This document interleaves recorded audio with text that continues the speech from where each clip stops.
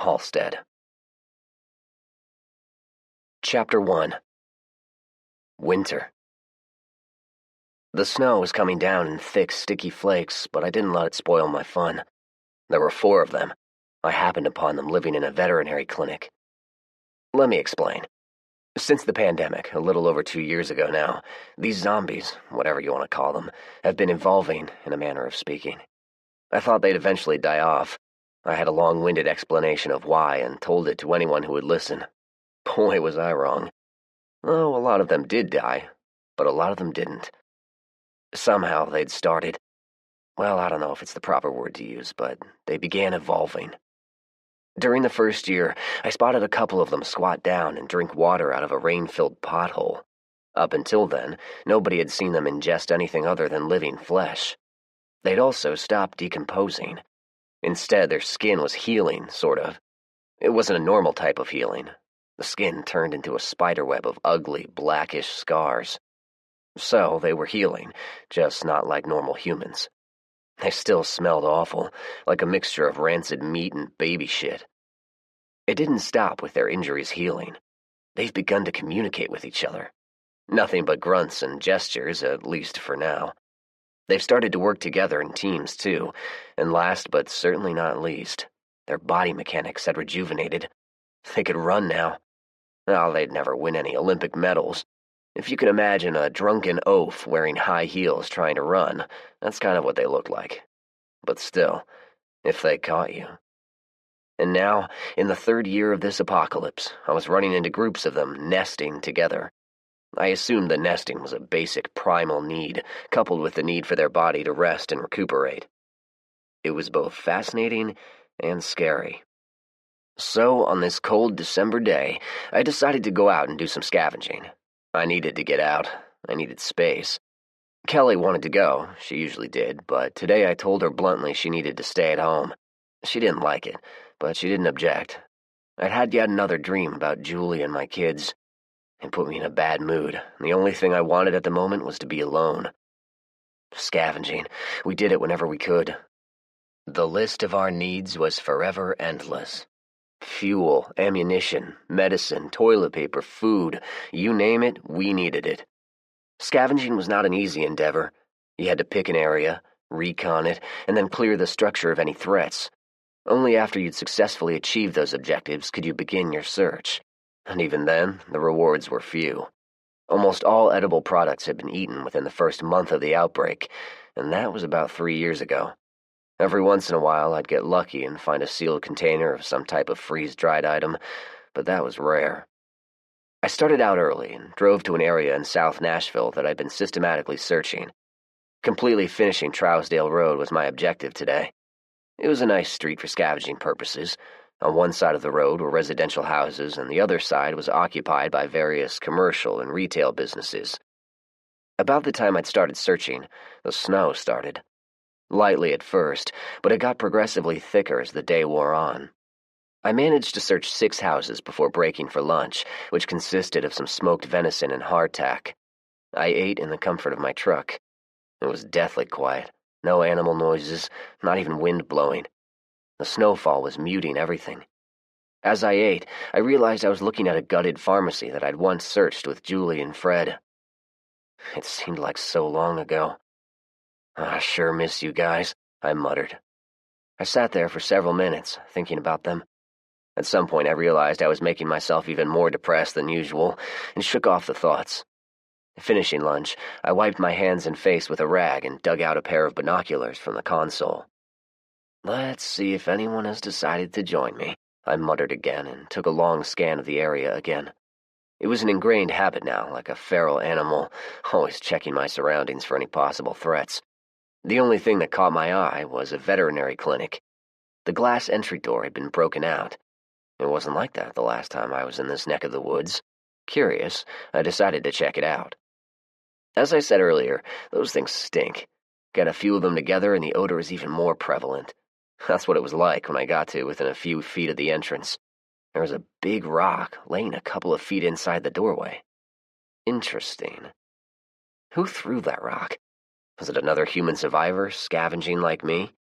Or there was another possibility. Have those things relearned the rudimentary use of tools? I didn't know. Maybe it was time to capture another one and do some tests. Whoever or whatever had done it, I considered them a threat and exercised due caution. I was well armed.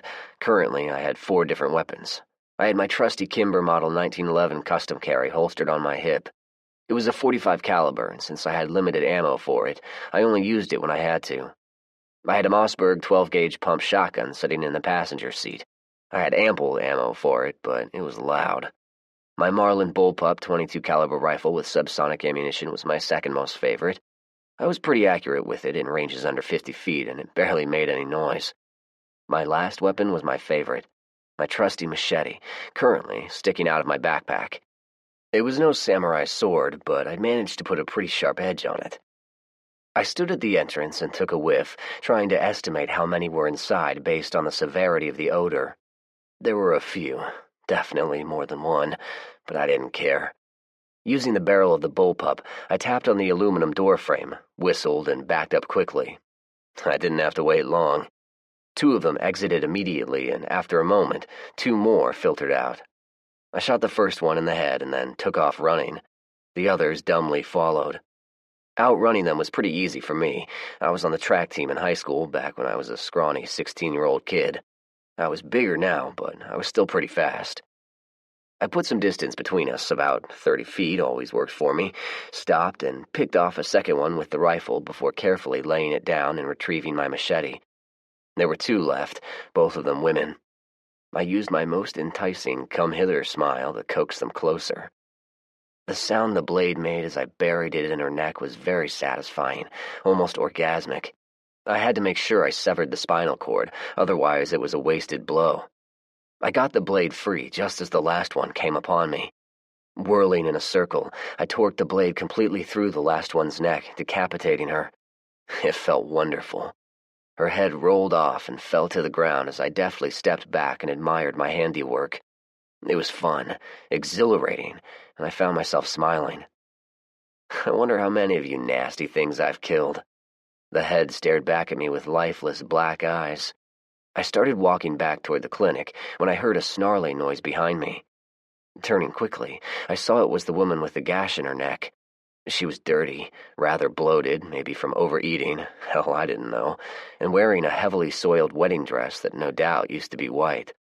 She hissed like a snake and even wiggled her black tongue at me as she feebly tried to move. I walked over to her and squatted, just out of her reach. "Well, my pleasantly plump wanton bride, it looks like it's just the 2 of us." Her limbs flailed as she tried to crawl. I looked up at the dull, dreary sky and stood there, letting the heavy snowfall hit me on my face. "I've got to tell you how I love you always. I think of it on gray mornings with death." She stared at me blankly. "It's the beginning of a beautiful poem called Morning. Have you ever heard of it?" She stopped snarling now and looked at me with those zombie black eyes. There was no emotion there, only a primal hostility. "No? How about a little Emily Dickinson? A little snow was here and there, disseminated in her hair."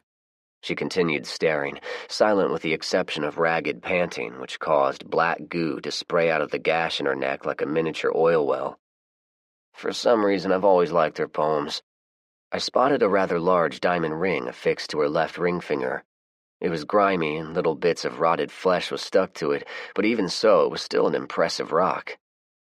"I see you have your wedding ring, so at least you got married before turning. Was it everything you'd hoped for? Did you know, unlike you, Emily was a spinster when she died?" Only one of her arms seemed to be working. Even so, she managed to wiggle her fat body toward me. I took a step back. "So, how did you turn, darling? Was it your husband who infected you? Was one of your bridesmaids sick but attended the wedding anyway so as not to let you down? Maybe it was the lecherous uncle who stuck his tongue down your throat when he gave you a kiss." I squatted down and held her in place with my machete as I looked closer at her ring. "Did you know the belief that a diamond is a rare gem and a symbol of wealth and esteem is nothing more than a successful advertising strategy created by a corporation who happened to have owned most of the diamond mines in Africa?" The zombie bride retorted with a snarl that sounded like wood grating against rough sandpaper. In fact, there is no religious basis for a diamond whatsoever. Furthermore, there's a dirty little secret about the diamond industry that's often ignored. She gave me another blank look. I nodded as if she'd begged me to explain. They're called conflict diamonds, and the profits derived were used to fund civil wars and contributed to various forms of human rights abuse. I can see by your expression you're thinking about the Kimberley process, which supposedly solved the problem with the distribution and sale of conflict diamonds. But it didn't work. I received yet another raspy snarl, and she tried to grab me again. Yeah, I understand what you're saying. Nobody likes a Mr. Know-It-All. It's a character flaw I have. I've been doing better, but sometimes I can't help myself. I looked around again at her friends, who were now truly dead. Do you know how much I enjoy killing you infected shitbirds? It's become an outlet for me, a way of venting my frustrations and the rage I have for how life has turned out. Oh, I know what you're thinking. Why don't I do something more constructive, like maybe write some poetry? She snarled again, and I replied with a scoff. To tell you the truth, I'd rather do this. You see, I have no fear of dying anymore, and now that my wife and kids are gone. I didn't finish the sentence and stared at the bride. I bet you were a beautiful woman once. She wasn't beautiful anymore. Her lips had rotted away, or maybe they had been bitten off. Several teeth were chipped or missing. Her long blonde hair was matted and large chunks were missing, and her face was a patchwork of discolored scars and torn skin. I stood, put my boot on the back of her head to keep her steady, and brought the machete down. Satisfied she was really dead now, I used her soiled dress to clean the goo off of my blade. It was quiet once again. Nothing was stirring. I stood silently in the parking lot, alone with my feelings, looking at the dead, watching them slowly being covered by the snow, wondering if they had regained any human emotions. Did they have an understanding of what had happened to them? If so, were they outraged, sad, indifferent? Did they get angry or frightened? I didn't know. I started to walk away, but as an afterthought, I walked back and retrieved the ring. I had to use the serrated blade of my pocket knife to cut it off, but she didn't mind. She had no use for it anymore. I used some snow to clean most of the gore off and looked at it in admiration a moment before putting it in my pocket. Maybe Kelly will like it. Indeed she would, but I wasn't sure I'd ever give it to her. The implications of giving a woman a diamond ring were clear, even now. I walked back to the clinic and went inside. The building was empty, no additional zombies. Sadly, there was nothing left inside that could be put to use. No medicine, not even any dog food. I looked over their nest as long as I could without heaving chunks. They'd found blankets. Doggy blankets, I guess, and piled them on the floor in the kennel. As I suspected, their digestive systems were working again. There were piles of turds in every corner. It was disgusting. I painted the FEMA symbol on the front wall, and in the triangle where you were supposed to notate hazards, I wrote, "Zombie turds." I kept it up all day, moving from one business to the next.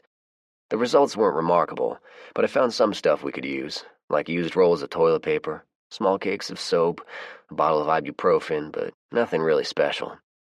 Well, in one business, a consignment store, there was a bunch of women's clothing.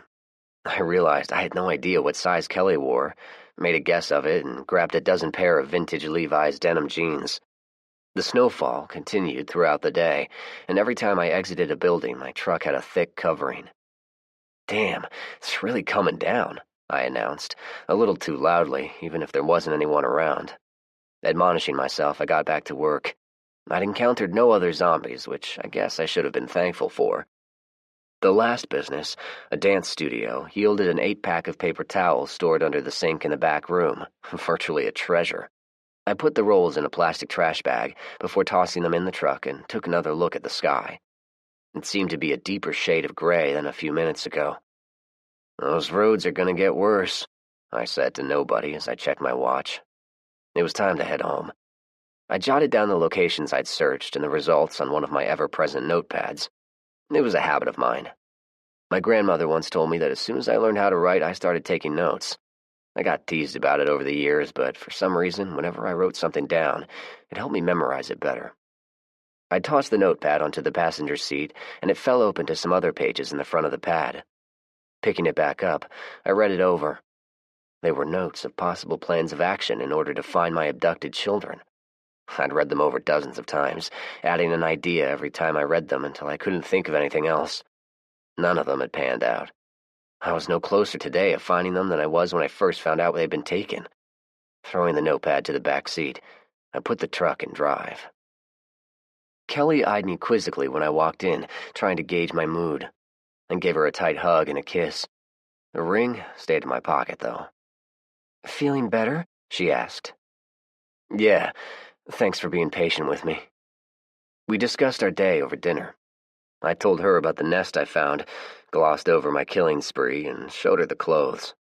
She, in turn, told me about the vegetables in the greenhouse that had ripened, the antics of the chickens in our coop, and how Shithead, our pet donkey, had followed her around all day. We chatted some more as we cleaned up the kitchen, and then she coyly laid out some blankets and pillows on the floor of the den. I threw a couple of logs in the fireplace, stoked it with the poker, and then we helped each other out of our clothes. I watched the shimmering firelight dance in her eyes as she locked her ankles around my waist, meeting my rhythmic thrusts. She liked eye contact, not that I'm complaining. There was nothing especially outrageous about our sex life. She liked to kiss, preferred missionary and intense eye contact when she orgasmed. It was perfectly fine with me. When we had worked ourselves into a near state of exhaustion, I kissed her passionately, rolled off, and lay on my back. We'd both worked up quite a sweat. The fireplace did a good job of keeping the den warm. Kelly rolled to her side and snuggled up against me. I stared at the ceiling quietly. "You look like you're deep in thought," she said. I didn't respond. "Are you thinking about Julie?" she asked. While I thought of Julie quite often, at this particular moment she was the furthest thing from my mind. I turned my head and glanced over at her. "No, of course not," I said. "But you still think about her?" Her tone wasn't accusatory, but it still sounded like it bothered her. "Yes, I do," I responded. I wasn't trying to hurt her feelings, but I saw no reason to lie about it. It had only been a couple of months since her death, and I missed her terribly. "Do you remember when we first met?" she asked. "Sure," I replied. "It was on March 6th, almost 2 years ago. I remember the exact date because it was the day before Julie's birthday. When we decided to leave Birmingham, I was scared to death. None of us really knew anything about guns or shooting, and then for the last 20 miles we somehow attracted that horde of zombies. I was convinced we were going to run out of gas and be trapped, but you guys killed them all. You saved our lives." "Yeah, that was a good day." "When I first saw you, I thought, oh my, you were this tall, muscular blonde with the cutest baby blue eyes, and that scar on the side of your face made you look ruggedly handsome." I certainly remember the next day. You gave me an extra-long hug right in front of Julie. Kelly giggled. "I couldn't help myself." She became quiet then and softly stroked my chest. It felt good, relaxing. "Do you regret being with me?" she suddenly asked. It came out quietly, almost a whisper, but still I could sense a note of apprehension. I rolled to my side and faced her. She looked at me questioningly with her dark, smoldering eyes. We'd never talked about this before, so I guess the conversation was overdue. Mark and Ward, our two psychologist buddies, might question the fact that Kelly and I had hooked up so soon after Julie's death. They probably would tell me I had not allowed myself time to grieve, but I had never asked for their opinion. "Not for a minute," I replied, and continued looking at her while I stroked her dark hair. We filled a void. Two lonely people who needed each other on cold, dark nights.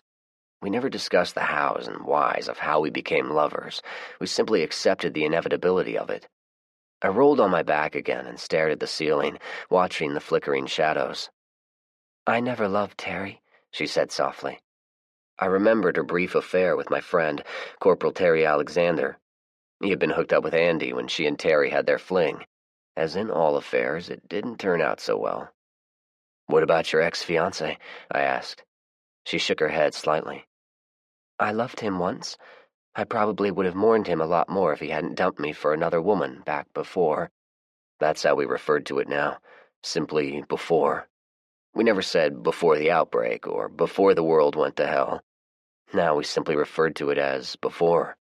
I put my arm around her and cupped one of her sweaty breasts as she wiggled closer to me. "I've not thought of him in a long time," she added, and paused a moment. "Halloween." "What?" "Halloween night. We got drunk on a bottle of wine we'd found, made love, and then you told me you loved me. Did you mean it?" I lay there quietly for a long minute. It was true, I said it. But did I really mean it? "I think so," I finally said. Kelly sighed. "Okay. It was a nice birthday present, by the way." "Your birthday's on Halloween?" I asked. She nodded. "I'm sorry, I had no idea.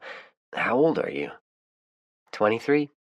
I sat there in silence, wondering if I could really love her if I had not even taken the time to learn when her birthday was.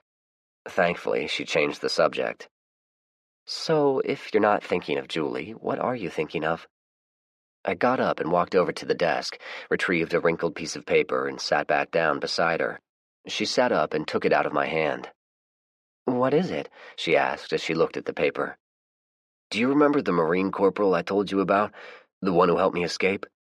"The bulldog? Yeah, what about her?" I pointed at the paper. "She wrote that." "So, what is it?" she repeated. "It's a series of chess moves, but they don't make much sense." "Why not?" "Bulldog was very good, but predictable. She was what you would call a traditional player. When she played white, she always used a particular opening style named after a famous chess master. But this," I pointed at the paper, "this is something totally different, and some of them aren't even valid chess moves." Kelly reached for the paper and looked it over. "Are you any good?" she asked. "Felix and I used to play all the time. His father taught us how when we were about 9 or 10. We would play for hours." At the mention of his name, Kelly grimaced. "That punk was a two-faced piece of shit. I still can't believe he was your best friend." "Yeah, well, he wasn't always a piece of shit," I replied quietly. I thought back to the days before, when he and I were thick as thieves. We were huge chess enthusiasts, until he got a PlayStation on his 12th birthday, which quickly took the place of chess. It reminded me Christmas was in 2 days. I'd not gotten any type of present for Kelly and had no idea if I should or what I should get her. Should I give her the ring? "I know how to play a little," she said, breaking me out of my reverie. "What?" "Oh, well, there used to be a chess set at the old homestead. If the snow's not too deep, we'll head over there tomorrow and get it. We need to check things out and feed the cows anyway."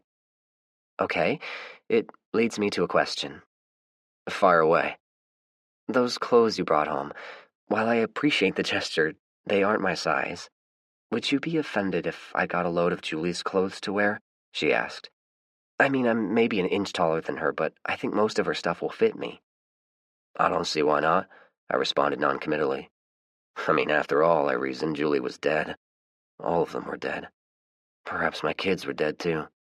Every time I thought of it, it was like someone was twisting a knife blade in my gut. I shook it off and set Bulldog's paper back on the desk. "Are you finished with it?" Kelly asked. I nodded. "Good. Now come here," she said huskily, and pulled me back on top of her. Chapter 2. Snow. The snow seemed deeper than this time last year.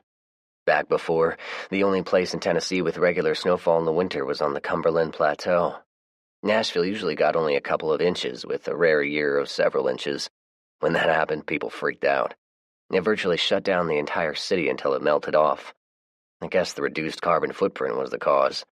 I had kept meticulous notes ever since moving in with Rick, but I'd neglected to record weather statistics. It didn't seem relevant somehow, but I vowed to start. Kelly watched as I stuck a yardstick in the snow. "How much?" she asked. 9 inches, I replied. "Wow, I think that's about what I got last night," she said. When she grinned mischievously, I realized she wasn't talking about the snow. I scoffed. "I'd say we need to work on your estimation of length." She giggled and groped me playfully. "So, how's your leg doing in this cold weather?" I asked. She subconsciously reached down and rubbed her thigh. She'd cut it pretty good a few months ago, and it wasn't yet fully healed. It was the only flaw in her long, sexy legs.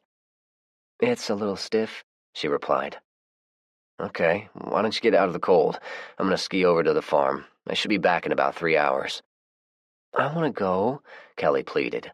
I gave her a sidelong look. Are you sure? It's about a half-mile away, including going uphill for the last part. She nodded defiantly, as if I were issuing a challenge. I wasn't. In fact, I was thinking she was going to be a burden, but I kept my opinion to myself. Okay, let's get the skis. The pristine snow blanketed everything. It was only broken up by an occasional animal track, but that was it. No vehicle tracks, no ski tracks, no two-legged tracks. That was a good sign. I'd never skied before until finding several sets in a house on Concord Road. The previous owners even had ski boots in my size. It took a little bit of practice to get it right, but since then I always looked forward to the winter and heavy snowfall. I took the lead and broke trail, keeping a nice slow pace so Kelly could keep up and I could keep an eye on our surroundings. Even so, we were both breathing heavily when we reached the crest of the hill where the old homestead stood.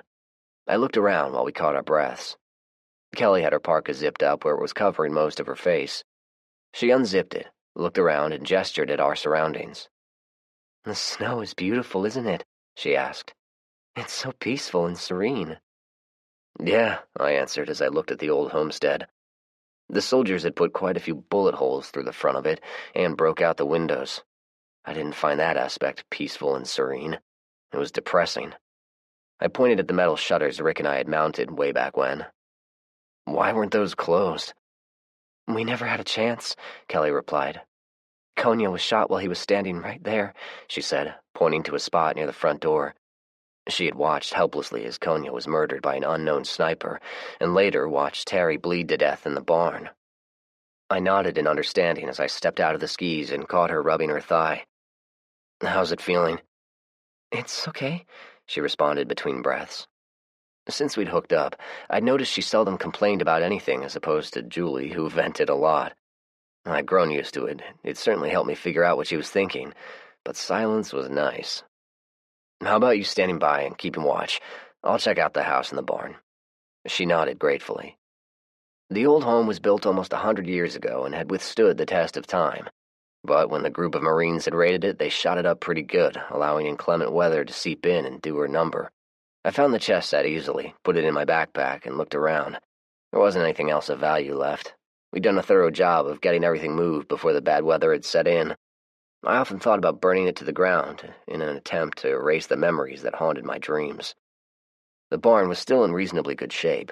Rowdy's tour bus was parked beside it. At the moment, it was nothing more than a large rectangular mound in the thick snow. I had plans for it, but it was going to wait until warmer weather. I motioned to Kelly, and we headed toward the main house. The main house was not far away, only a couple of 100 yards, sitting on another small hill. It was once owned by a married couple named Henry Riggins and his wife, Susan, whose maiden name was Parsons. The Parsons family had settled in this area at the turn of the 19th century, and the farm had been in the family ever since. The Riggins home was very nice once, a lot of square footage and luxurious amenities, but now it was in much poorer shape than the old homestead. The Marines had treated it like they were assaulting a Taliban bunker. There were holes everywhere, and they even used C4 to blow the heavy steel door. The resulting blast caused quite a bit of structural damage. Part of the roof had collapsed since the last time we were here. How'd that happen? Kelly asked. I'd say the heavy snowfall was the proverbial straw that broke the camel's back. Well, that sucks. Is it safe to go inside? From the way the roof fell in, I think we can get into some sections. All of Julie's clothes are in the master bedroom. I pointed. If the hallway is accessible, I think we can low crawl through the main entrance and get inside. I'll do it, Kelly said. You keep watch this time. I looked over at her questioningly. I'm smaller than you, she continued. It'll be easier for me to crawl around. Besides, I know what clothes to get, you don't. I think I must have frowned or something because she put her hands on her hips. Are you saying I can't do it? She asked. I shrugged and gestured toward the door. She stepped out of her skis and headed in. She made a couple of trips, but had to stop when our backpacks were stuffed. Her cheeks were a rosy red, and she was winded, but she was smiling cheerfully. I didn't realize she had so many clothes, she said. I grunted in agreement. Whenever Julie and I had gone scavenging, she'd always loaded up on clothing, more clothes than she could ever hope to wear. "We'll come back with a truck after the streets thaw out," I said, and pointed at the field. A herd of cows had spotted us and were making their way toward us as quickly as the deep snow would let them. "All right, we need to get some hay out." I hated to think how many calves had frozen to death already. Unfortunately, there was little I could do about it under the present circumstances. They followed us as I went over to one of the large round hay bales and removed the protective tarps. They didn't wait for me to finish, and the bull practically pushed me aside to get to it. "They've lost some weight, but they still have some fat on them. That's good." Kelly nodded in understanding. I looked around and surveyed everything I could see. There were so many things that needed to be done. I could think of a dozen right off the top of my head. Unfortunately, there was only so much Kelly and I could do in a day. "Oh well, I suppose we need to head back and take care of our home chores." Kelly agreed with me, and we started skiing back the way we'd came. When we reached the homestead, I stopped and gestured toward the bridge. "Go wait down there, please. I want to visit." Kelly looked at me in concern. "It'll only be a few minutes." She nodded and skied down the hill while I made my way over to the mound. Rick's mound. With the exception of my grandmother and my 2 kids, it was the place where everyone I had ever loved was buried. "Hi, everyone," I said quietly. "It's been a few days. Lots of snow and ice this winter, but I guess y'all already know that." I paused and glanced down the hill at Kelly. She was standing beside the bridge, leaning over the railing, staring down into the not-yet-frozen water, her hot breath forming a halo of fog around her head. "Andy, don't be mad, but I've been pretty neglectful with the journal. I promise I'll update it tonight." I paused again. Try as I might, I couldn't seem to think of anything meaningful to say. "Julie, don't think for a minute I've forgotten about the kids." I sighed deeply, and tears were coming. "But I don't know the first place to look for them." My voice was cracking now, and I had to take several deep breaths. "I've been thinking something over, and I'm going to give it a try. See what you guys think. Kelly doesn't know yet, but we're going to reestablish friendly relations with the school group. Now, I know what y'all are thinking. They're not worth it, but they may know something. If there's any possibility they have any involvement whatsoever with the Marines killing y'all, I'm going to find out. And trust me, if they were, I'll kill them all." I stood there patiently for a full 10 minutes, waiting to see if any of them would speak to me today. I was met with silence. Not even the crows were cawing. Nope. Nobody was going to speak to me today. When it gets warm, I'll see what I can do about some gravestones. With nothing else to say, I nodded a goodbye and skied down the hill toward Kelly. Chapter 3. Journal entry, February 21st, 3 AZ. Winter is proceeding with about as much excitement as rust eating through an old Detroit car. Though it hasn't been easy, Kelly and I are making do and not irritating each other too much. We've managed to keep the livestock fed and watered. I wasn't able to save all of the newborn calves, though. We lost 10 that I know of. And, thanks to our foresight, we have enough wood to keep the stoves in the greenhouse going and the plants from freezing. We, as in Kelly and I, spent Christmas by ourselves. I fixed up a small tree. We decorated it and then exchanged gifts. I gave her some scented bath oils and candles I'd found, and she gave me some disposable razor blades. Sitting here writing it down, it doesn't seem like much, but I was happy with it. At about the end of January, there was yet another huge snowstorm, and although it was nice and sunny today, we're going to need a few days of consistently warm weather to thaw everything out. I'm hoping March will have some warmer days. It'd certainly help. Kelly and I passed the time pretty much the same way Julie and I passed time back during our first winter together. We do as many chores as we can, train, read books, play cards, play chess, and play with each other. I took her hunting yesterday. I'd seen frequent deer tracks around the old homestead and thought it'd be a good training lesson. We headed out before daylight and set up in the barn's loft. It was an 8-point buck with thick, gnarly antlers. He had a scrape along his flank and was walking with a pretty bad limp. I don't know how he had survived this far into the winter. Kelly took careful aim and shot him squarely in the heart. I tried to tell her we had done the old boy a favor, but it didn't stop her from crying. I wasn't mad. She's a kind-hearted person, an admirable character trait. When it comes to food, water, livestock, ammo, fuel, and all the other basic items, we won't starve, but we don't have an abundant supply. This is due to the recent attack by those damn Marines and the looting by others that followed. Conservation is the rule, now more than ever. We compensate by sharing everything we can: food, bath water, the same dinner plate, you name it. It's hit or miss with fuel. Sometimes we find gas that's still good, sometimes it's contaminated with water or just plain bad. When that happens, it causes problems with our engines, which translates into a few hours of flushing the fuel lines and start all over again. All in all, we're surviving. I still remember the first winter, after Rick had died in his sleep. I was extremely lonely, at least until I found Julie. In that regard, Kelly has been great, and it's because of her that I've kept my sanity. We both have our nightmares, though, so I guess it's good we're there for each other. I must admit, though, the only time I'm really happy is when I'm killing zombies. I like to get up close and personal with them. When I'm in killing mode, I don't think about how much I miss my wife, my friends, my kids most of all. I anguish over them constantly. Are they still alive? And if they are they being treated well, or are they being treated like lab rats? It tears at my soul more than anything else ever has. I need to stop writing now. Zach. Chapter 4. Tanya's School. "You've never said what you thought of all of those zombies on the railroad tracks," Kelly said as we played a game of chess by candlelight. "I have an idea," I responded, "but I don't know how valid it is." She looked at me questioningly. "Well, it goes something like this. I think they were collectively migrating south for the winter." "Really?" she asked incredulously. I nodded. "But we've seen them frozen solid and then come back to life when they thaw out." I shrugged. "It doesn't mean they enjoy freezing. It might also mean they're searching for food. They're thinking again. Not at an advanced level, at least not yet, but they're thinking." I watched as she moved a pawn forward instead of moving her knight out of danger. I momentarily debated whether or not to cut her some slack before taking it with my bishop. "Shit," she muttered under her breath. "So, if they're thinking again, are they going to come back?" It was a good question. I don't know, but I'd say it's possible, especially if they're looking for new food sources. I watched in mild amusement as she advanced another pawn.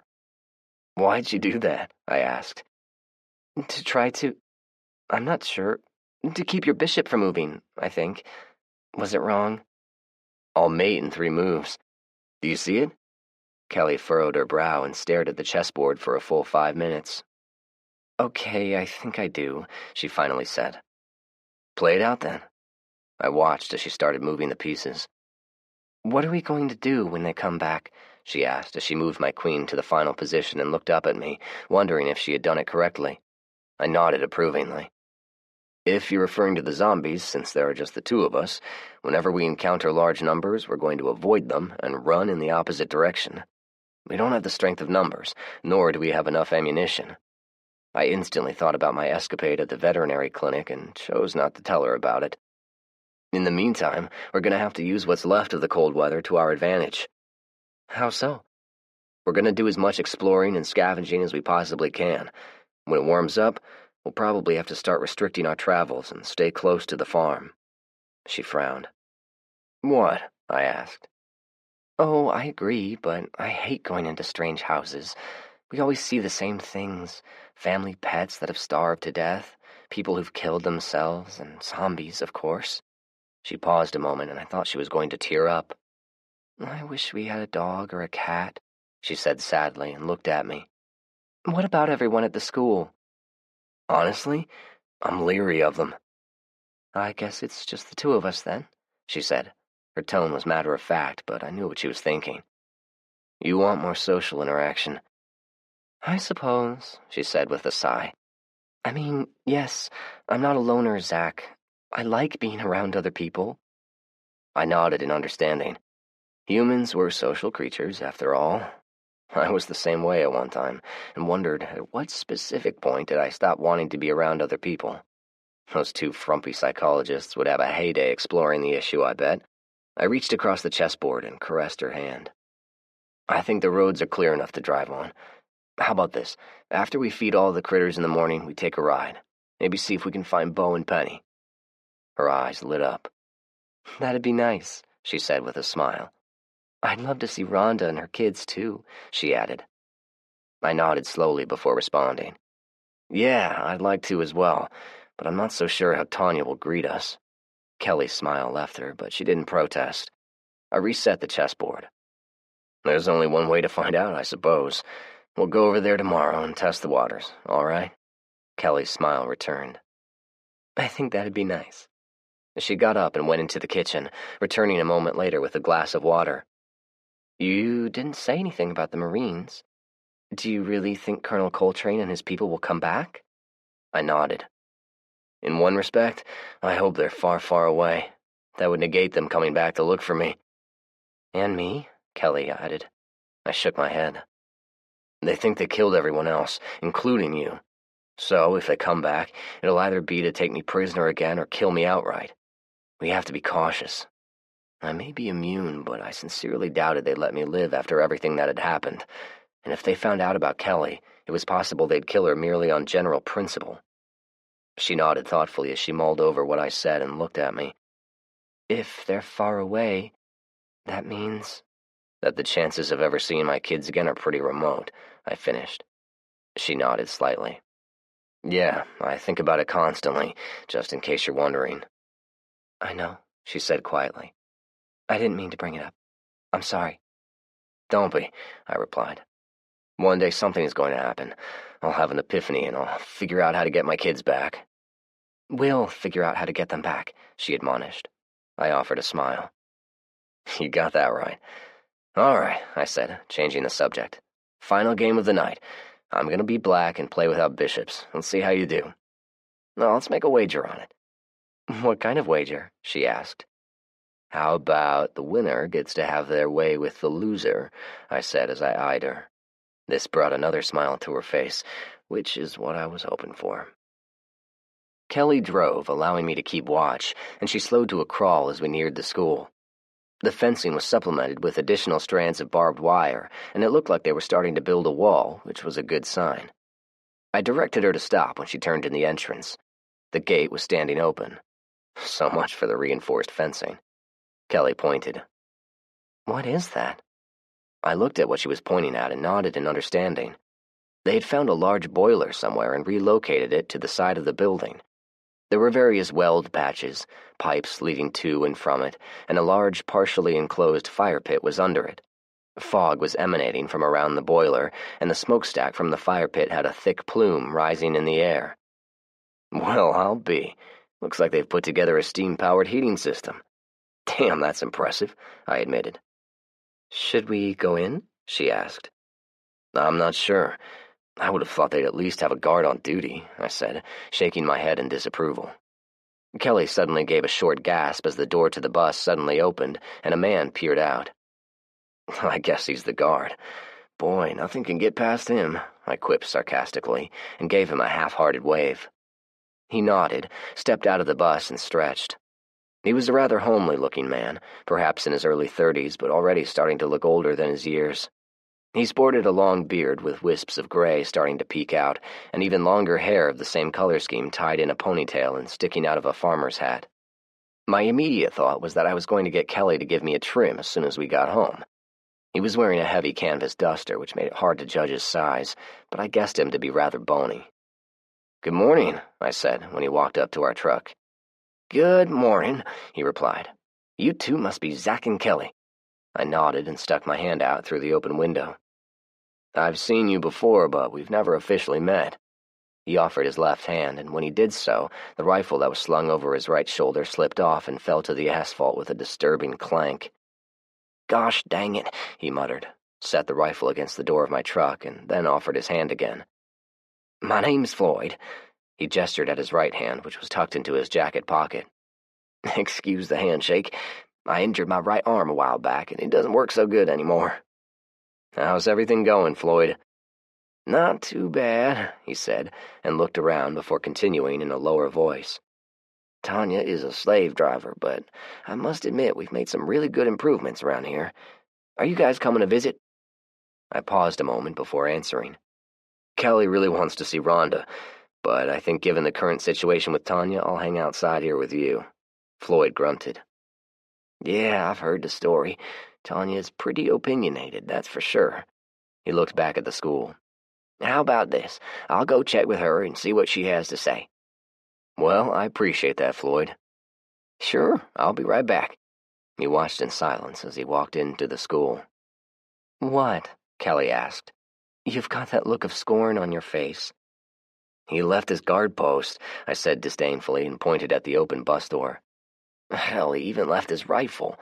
They should have some means of the guard being able to communicate with people inside the school. They either don't have it set up or Floyd was just looking for a reason to get out of the cold." Kelly snickered. "I take it you don't approve?" "You got that right," I said contemptuously. "Remember Terry relentlessly tutoring Tommy and Joe about a guard's general orders? The first general order is to never leave your post until you're properly relieved." "Yeah, I remember that. He's probably turning over in his grave right now." "Yup." Our conversation was cut short when one of the front entry doors swung open. Mark came jogging out as fast as his stubby little legs would allow him. "Hi, you two," he said exuberantly. His hair had gone without a trim as well, and he was even sporting a full beard. We got out of the truck, and Mark insisted on hugging each of us. Ward came outside at about that time and insisted on joining in. "How have you two been?" I asked. "It's been okay, Zach. It's been cold as everything, but we've been okay." I nodded in understanding. Our conversation was interrupted by Tanya walking out of the front door. The doc's mood changed abruptly, as if they'd been caught doing something wrong. Tanya and I eyed each other. Her hair was almost fully gray now. I guess she didn't bother with coloring it anymore, and it was cut in a short butch style. I actually think she'd gained weight since the last time I'd seen her, which was not easy to do nowadays. She stared for another second or two before speaking. "What's everyone doing standing out here in the cold? Come inside, for God's sake." She turned and walked back in without waiting for a reply. Kelly looked at me with a small, hopeful smile. "Well, if that wasn't an invitation, I don't know what is," Mark said with a big grin and led us into the cafeteria, which was where everyone invariably congregated. "I've got a kettle of water on the stove and was going to fix everyone some hot tea. Would you two like some?" Ward asked. "It sounds good," I responded. Kelly ignored him and ran to the far end of the cafeteria where Rhonda was. I watched as the two of them embraced. Rhonda's hair was still the same strawberry blonde color, but about an inch or two longer than the last time I saw her. Her weight was about the same, as was everyone else. I guess they were doing good, food-wise. I looked over the others. Everyone looked about the same, and there were two strangers sitting at the far end of the cafeteria, chatting with Gus, while Tanya sat across from them, her back to me. They appeared to be about my age, perhaps a year or two older. One of them eyed me curiously as he toyed with an empty coffee mug. They were probably telling them about me, and I could only imagine what the two of them were saying. The other one barely glanced at me, but instead had an intense interest in Kelly and ogled her shamelessly. I grabbed a chair and sat, watching them casually. It was difficult to believe my friends and family had been murdered, while these people sat here in the comfort of this school in blissful ignorance. Mark pulled up a chair and sat, patted my leg. "Damn, Zach, it's so good to see the two of you. How have you been?" he asked. "I miss my kids, Mark," I answered with equal quietness. My answer was guarded. I hoped that it would provoke some kind of informational response, but if Mark knew anything, he was keeping a good poker face. I kept at it.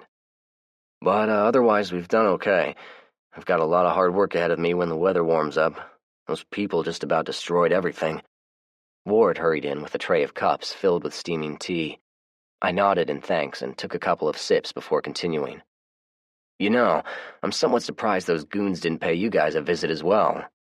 Ward had distributed the tea and came back to sit with us. I watched them casually but intensely as Mark repeated what I'd said. There was no outward reaction, but they also avoided making eye contact with me. The distant whistling of a tea kettle interrupted our conversation. Ward jumped up. "One day I'll find a big 2-gallon kettle," he said with a grin and hurried back into the kitchen. He came back a moment later with the kettle and held it up. "Who wants a refill?" he asked loudly. There was a chorus of responses. I nodded gratefully as he refilled my cup first. The tea bags were soggy now, but we reused them anyway. It was brackish and tasted like green tea about 3 years past the expiration date. As I took another sip, I looked up and saw Tanya standing. She purposely walked toward us and sat down on the other side of the table. Ward hurriedly placed a new tea bag in her cup and poured hot water in. "Have any of you seen Bo or Penny?" I asked. They all shook their heads.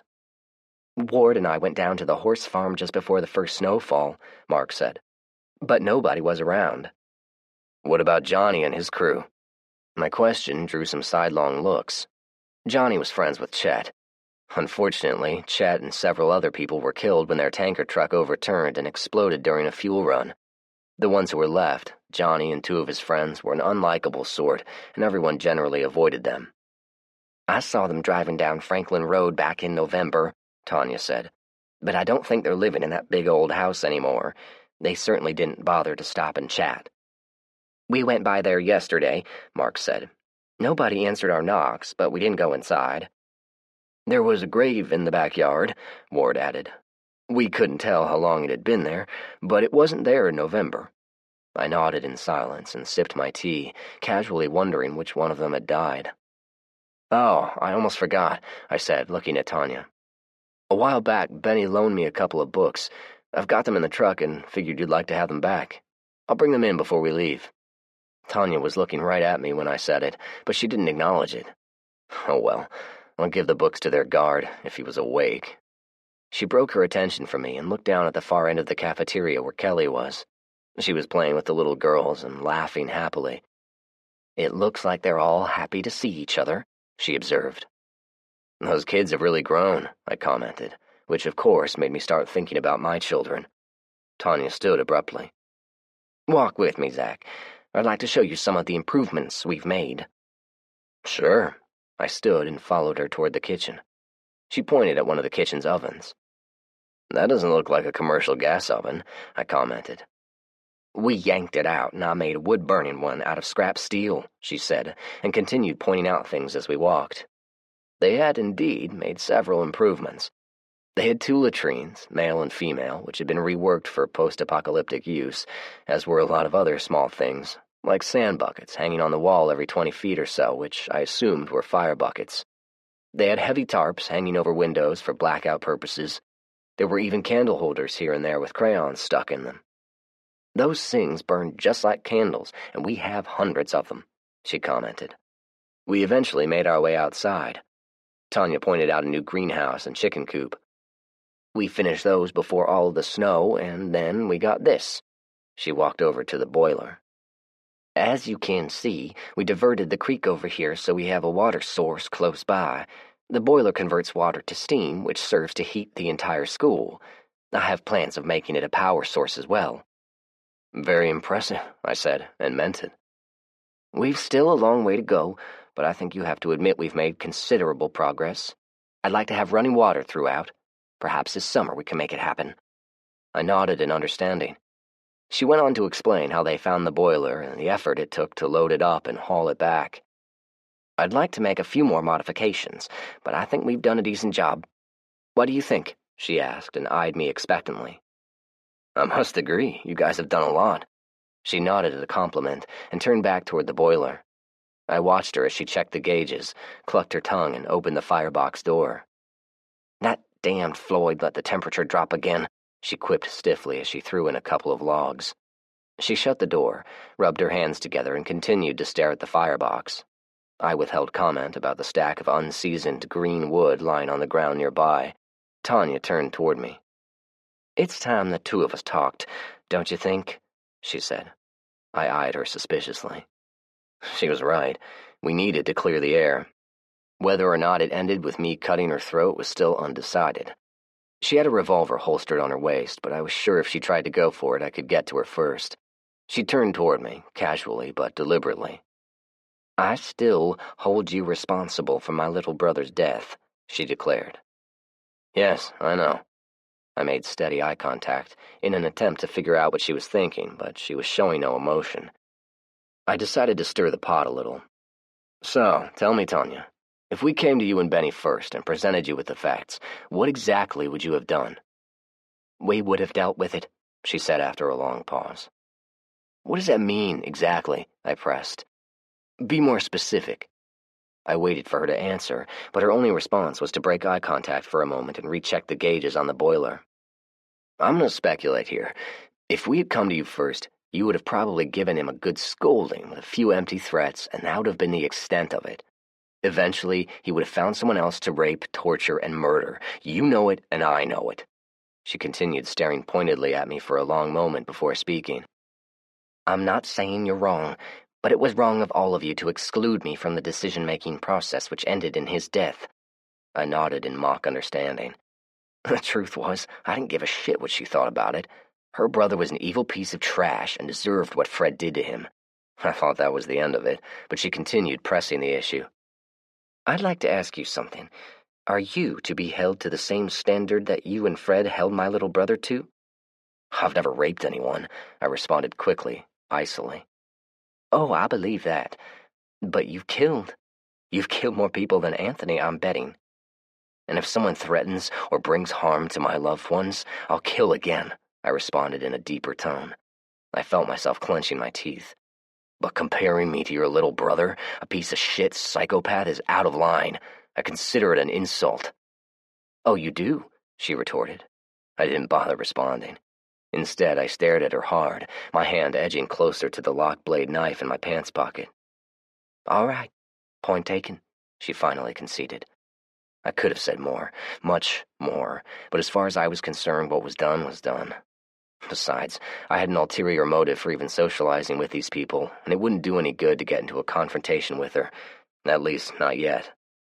"Do you think we were involved in the deaths of everyone?" she suddenly asked.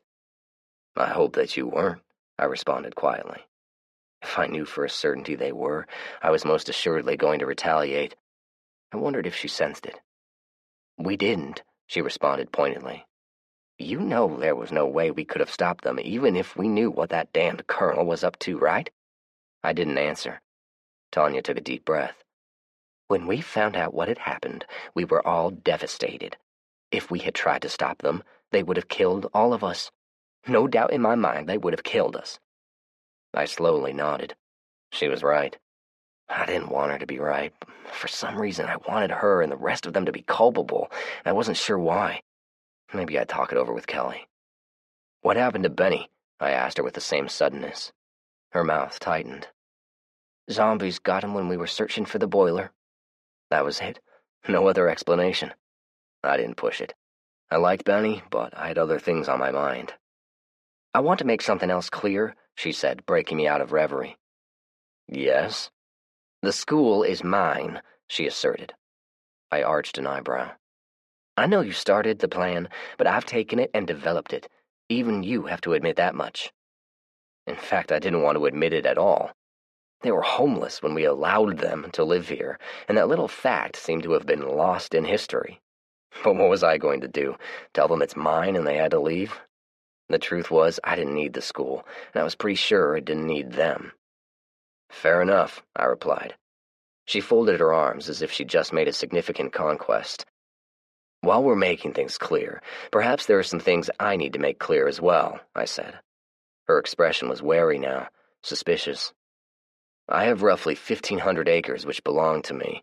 That includes everything on it. So if I see any of my cattle where they shouldn't be, I'll consider it rustling and will take appropriate measures." Her eyes narrowed. "What are you talking about?" I pointed across the street where the radio tower stood and the fields surrounding it. As we drove up, I saw 6 cows with yellow and orange-colored ear tags. Those are mine. The Parsons, those were the people who originally owned the farm. They've been using those tags for years. Nobody else around here uses that color scheme. Those are my cattle." Tanya frowned. "We got those when we thought you were dead." I scoffed. "And when you found out I was still alive, you didn't load them up and bring them back now, did you?"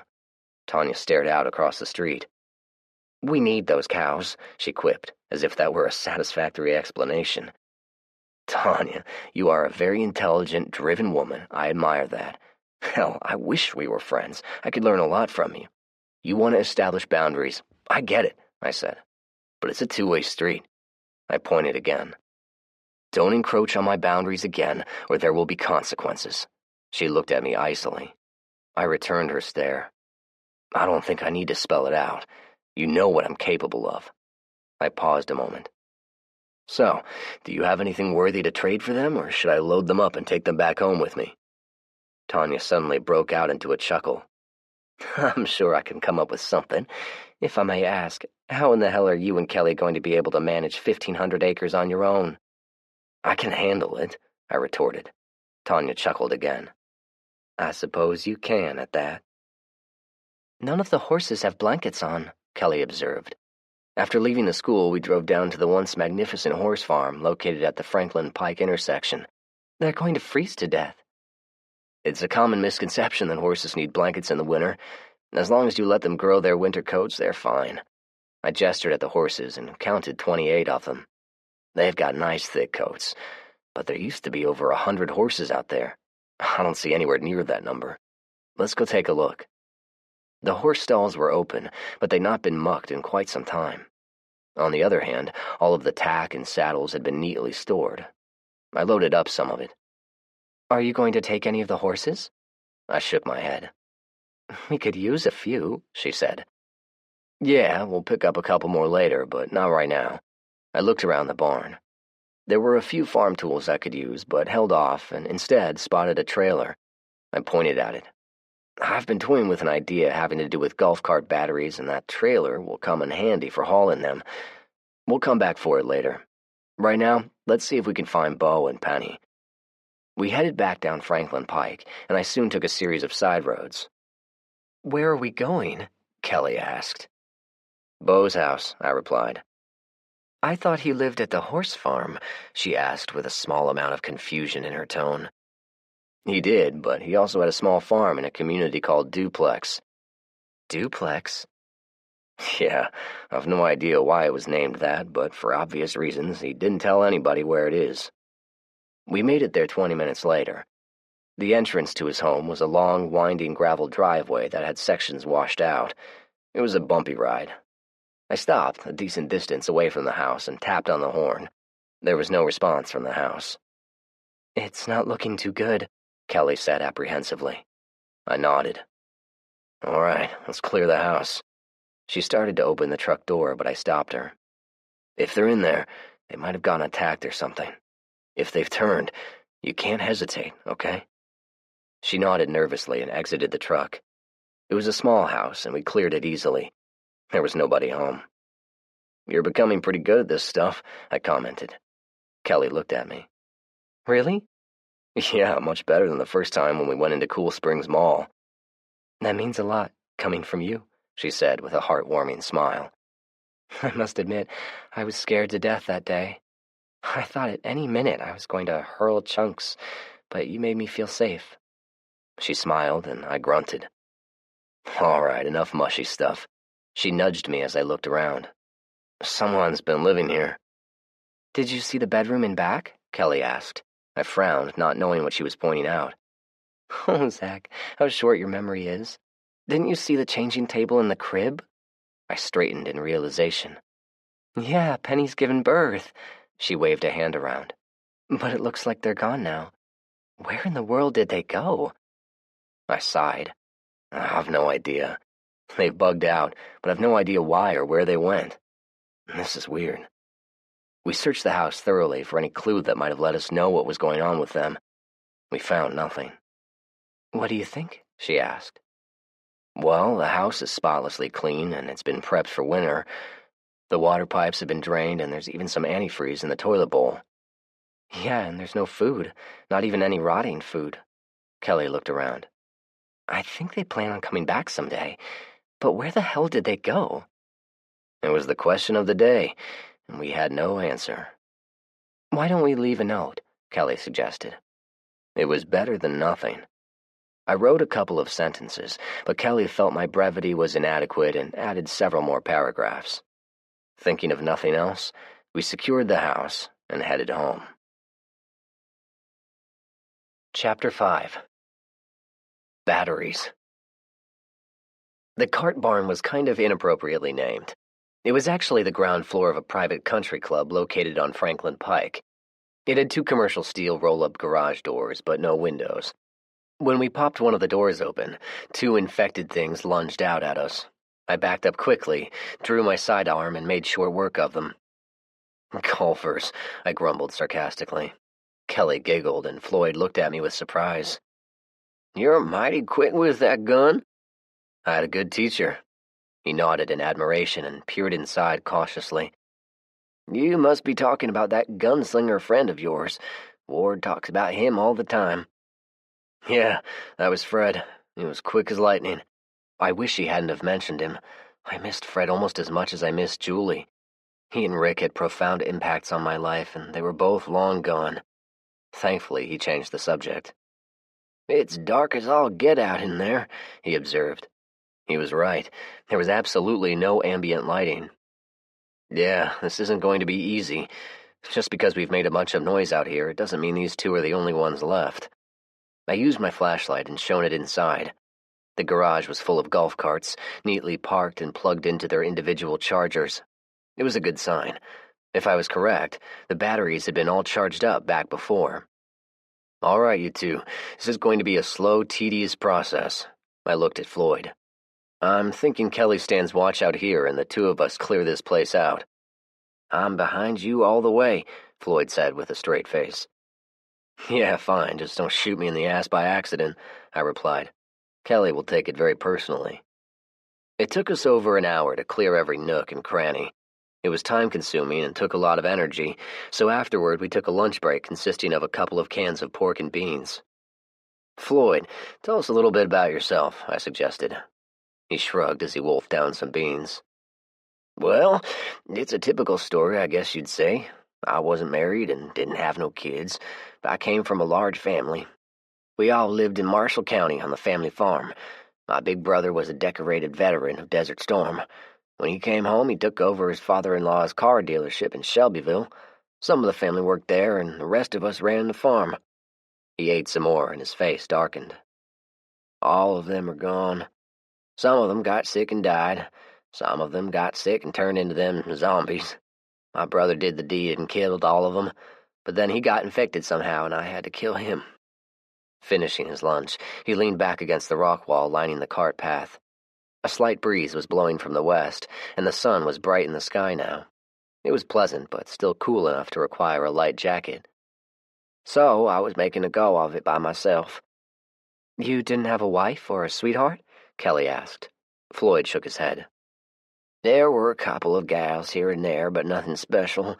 I ain't the most handsome guy out there, so I didn't ever attract very many women.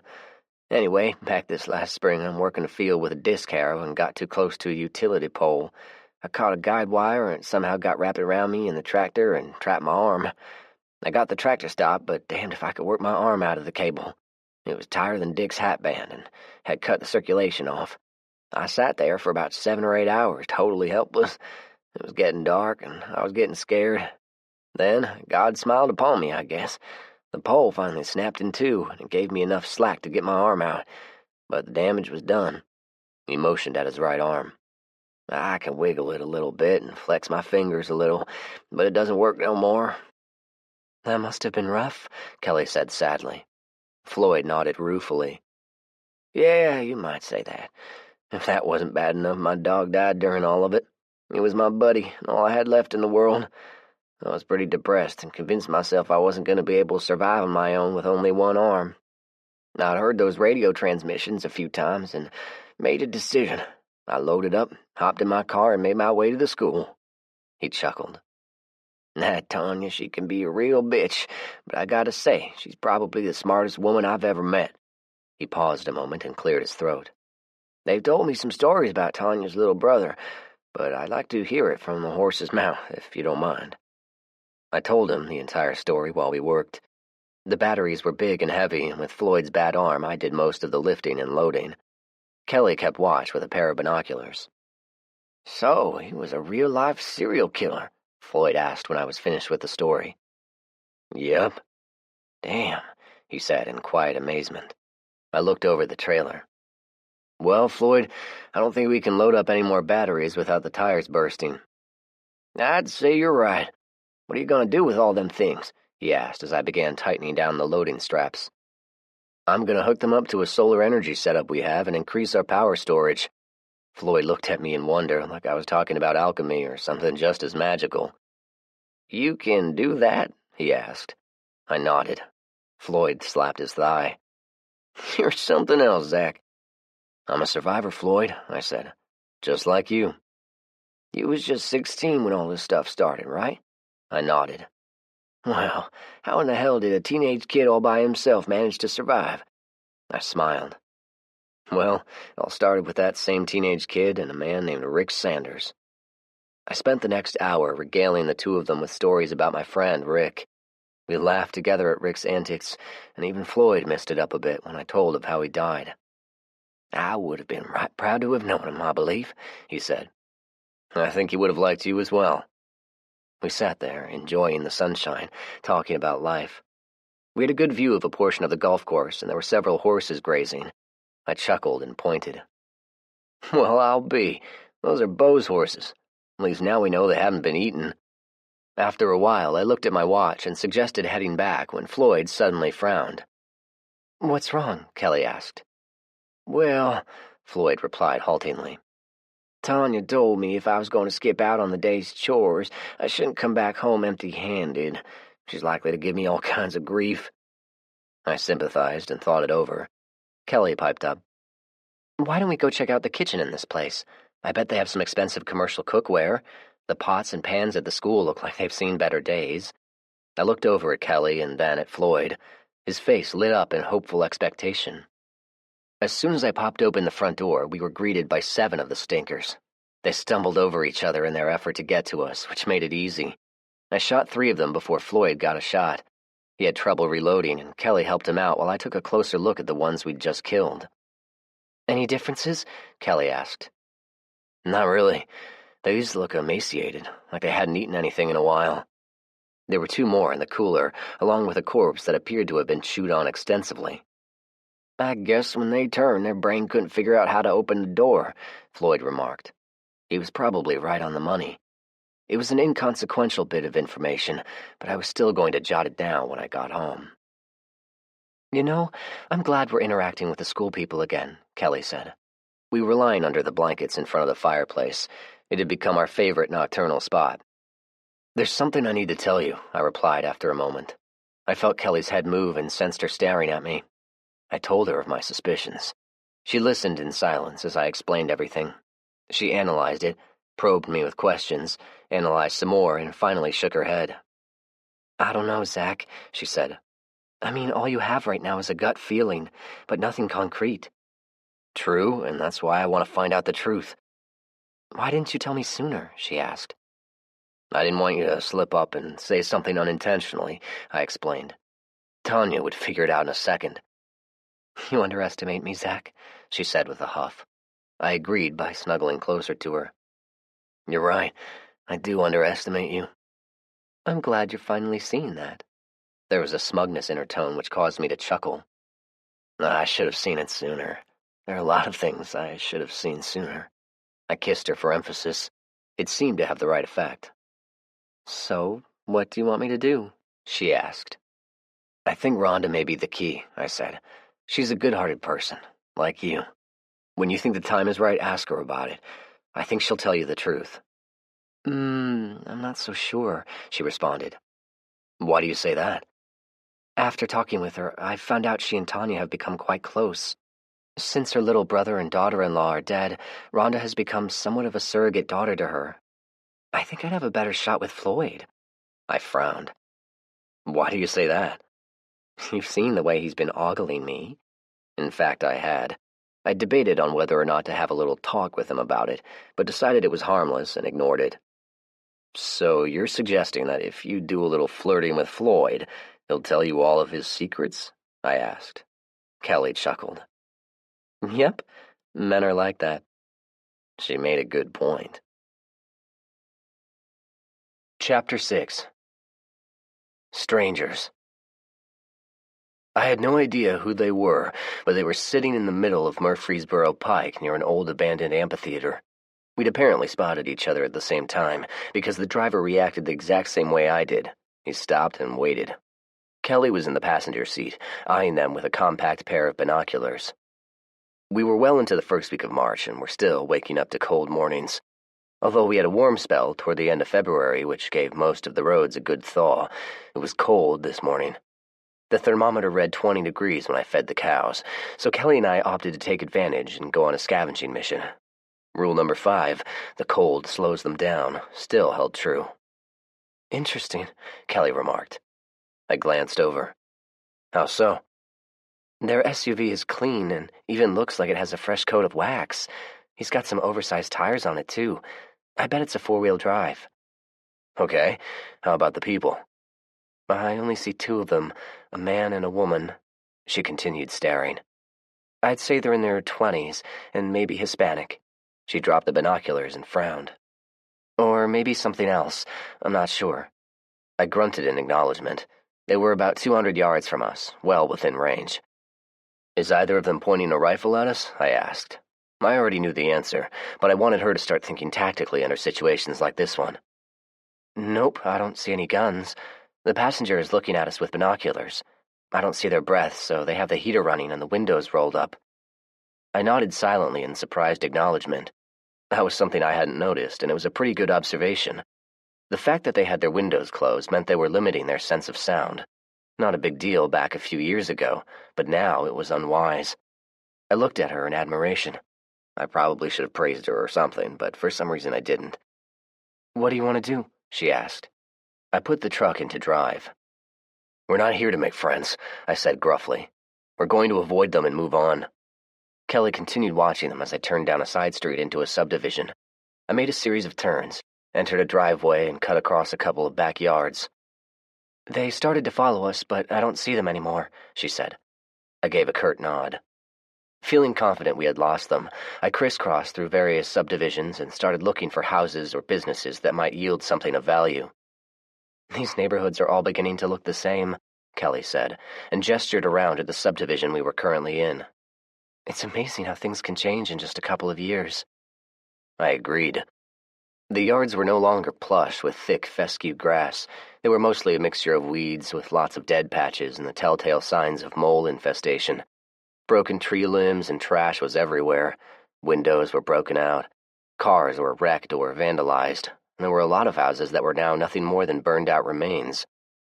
How in the world did all of these houses burn down? Did people do it? Kelly asked. People? A natural gas leak? Lightning strike? It could have been anything. Such a shame, she murmured. I agreed with a silent nod. We went through the routine all morning. Many of the homes had their front doors standing open. It was a good indicator they had already been searched. Nevertheless, we found a dead-end street where all of the houses appeared to be untouched. I pointed at the last house. Do you see how the driveway goes around to the back of the house and there's access to another street? Kelly nodded. That'll be our escape route if someone blocks the street. Okay. Kelly and I worked diligently, clearing each house. Most were either vacant or contained only corpses. After 3 years, the foul stench of decomposition was only a faint whiff now, unless we walked into a house with zombies still inside. It wasn't until one of the last houses we entered that we encountered one. Actually, it was 2, a man and a woman. They were trapped in a closet under the stairs and were easy to kill. I bet they've been stuck in that closet the whole time, Kelly opined, and eyed them curiously. Oh, that's so gross, she blurted. They've been eating off of each other. Yep, I believe you're right. It took her a second or two until the reality of it sunk in, and she started gagging. I shooed her outside and finished searching the house. Unfortunately, there was nothing of value in this house. In fact, the rewards were very few. The only big treasure we found was a footlocker filled with some nice woodworking tools and a 1-pound plastic container of Folgers coffee. Oh, it's still sealed, I exclaimed when I showed it to her. So it should still be fresh, sort of. Wonderful, she said, and then gestured at the tools. Those must be old. Do you know how to use them? I'm no expert, but I can learn. Maybe we can learn together, right? Of course. Not a bad haul, huh? Kelly asked. No, not bad at all, I responded. In addition to the tools and coffee, we'd found some toothpaste, a package of dental floss, and a couple of boxes of baking soda. Are you glad I'm with you? She asked. You mean here with me scavenging? I asked. You usually only do this yourself. I grabbed her by the waist and pulled her tight. Yes, I'm glad you're with me. No more Lone Ranger bullshit, then? No more Lone Ranger bullshit, I agreed. She smiled and kissed me. Okay, Kimosabe, let's drain some gas tanks and move on. Where to? She asked. I shrugged. I think we're going to need to concentrate more in the rural areas and country farmhouses. My gut tells me that's going to be the best chances of finding ammo. We have to be careful, though. Okay, let's do it, she said with a smile. We were able to siphon out somewhere around 10 gallons from a couple of cars. Kelly poured in a bottle of heat while I looked over a map and pointed out an area on Hobson Pike near the Wilson County line. This area is only a couple of miles away. I bet there's some farms around. We exited the neighborhood and back onto a main road. We'd only traveled maybe 20 yards when Kelly gasped and pointed. The black SUV was stopped down the road, the 2 occupants sitting there staring at us. They're starting to really irritate me, I muttered. Kelly retrieved the binoculars from the console and looked them over. They have binoculars now. The dude is checking us out and the woman just waved at me. Kelly suddenly inhaled. He's holding up a microphone. I frowned before turning on our CB radio. I had no idea what channel they'd be on, so opted for 19. I made a show of holding up the microphone and pushed the talk button. Can you hear me? Most definitely, man. The response was in a thickly accented voice. Why are you following us? I demanded. Perhaps it is you who is following us, he responded in a cheerful, almost mocking voice. Do you intend us harm? If you think we're following you, I'll put your mind at rest right now. Goodbye. I put the microphone back on the hook and drove away in the opposite direction. Kelly looked over her shoulder as I sped off, drove through some yards, and exited the subdivision on a back street. They're following. I glanced in the rearview mirror and felt my jaw muscles tightening. I sped up at about the same time he spoke on the radio again. Please stop, senor. I was only kidding with you. We want to talk with you. I spotted a small knot of cars piled together at an intersection. The way they were all jammed together reminded me of an incident a couple of years ago when Rick and I were being followed. There was a gap between a few of the cars, but you had to zigzag through it at a slow speed.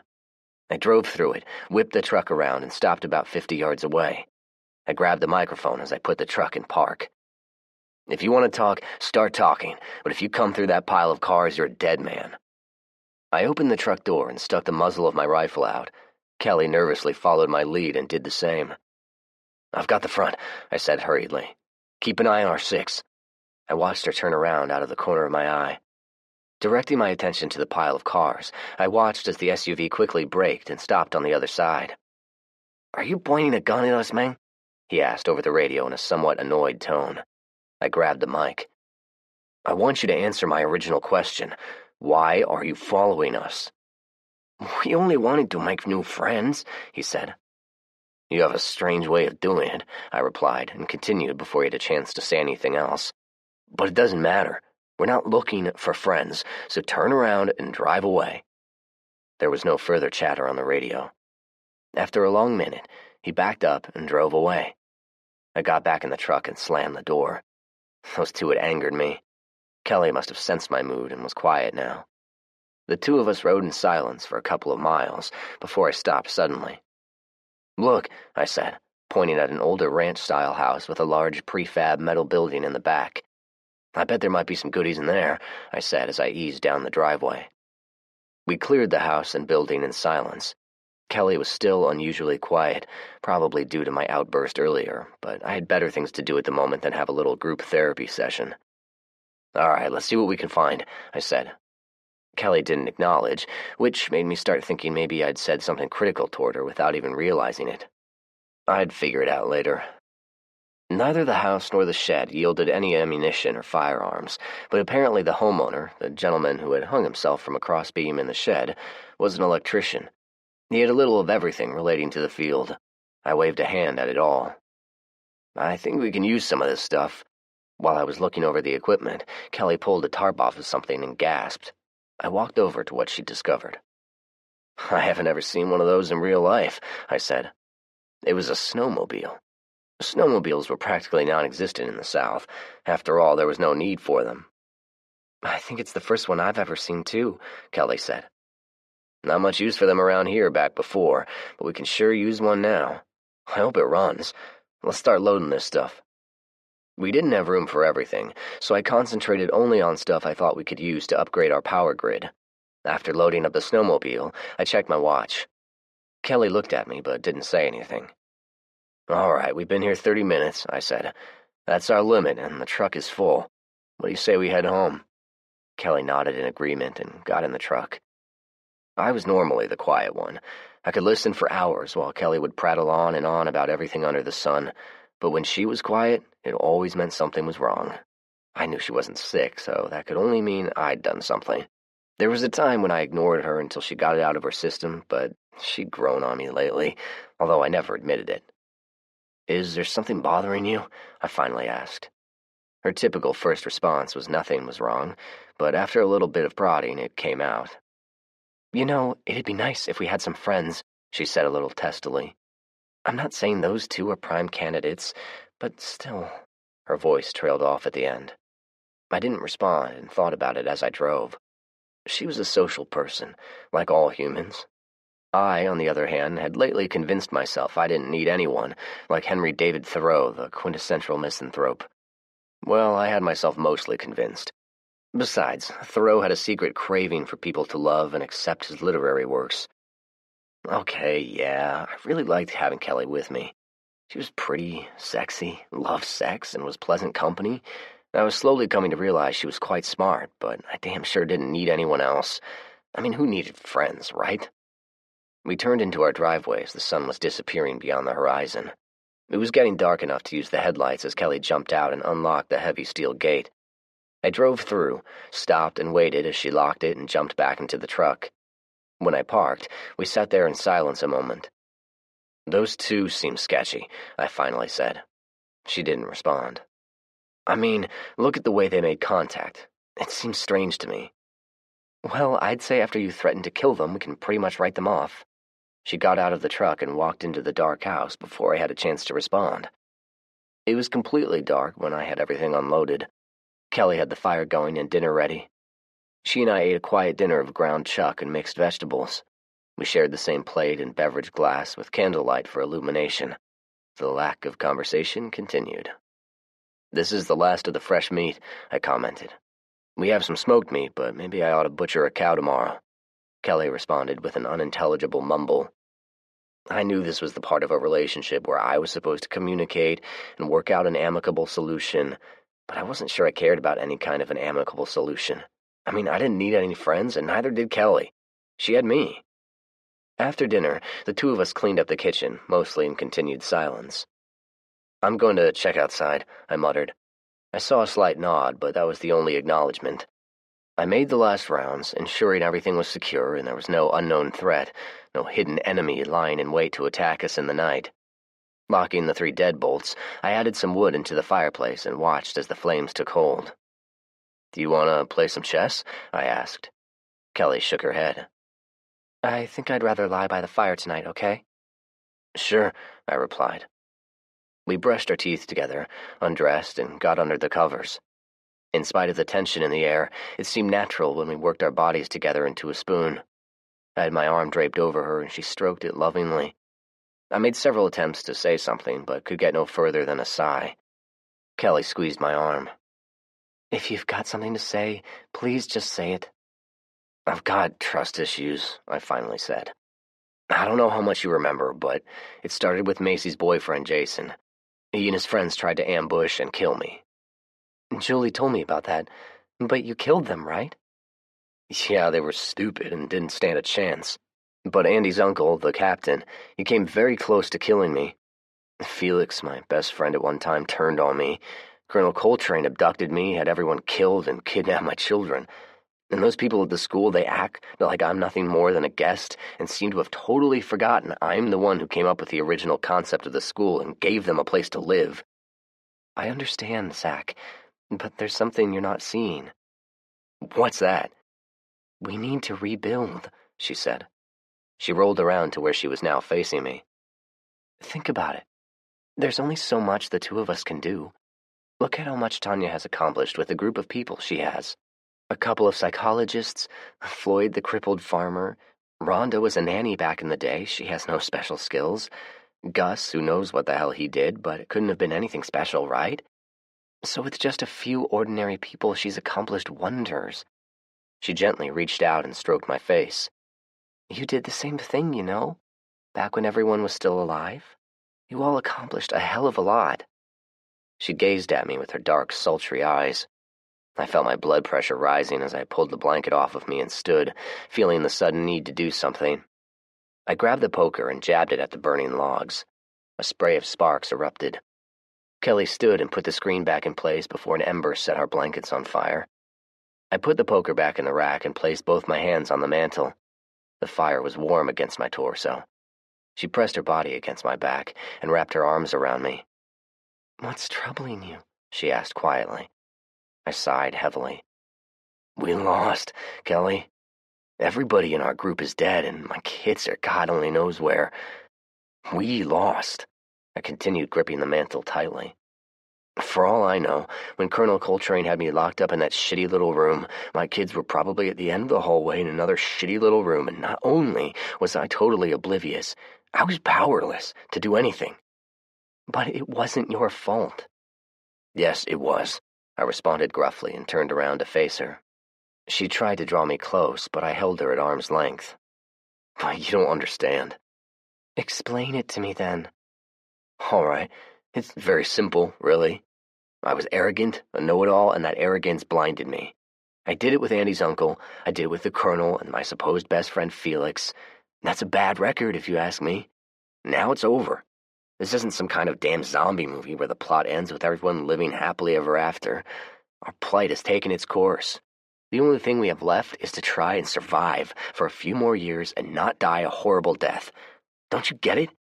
The only thing we're doing these days is existing. We're not living. What's our end game? Have you ever asked yourself that?" Kelly stared at me in silence. "I can answer for you. There is no end game. There is no win. There's nothing for us.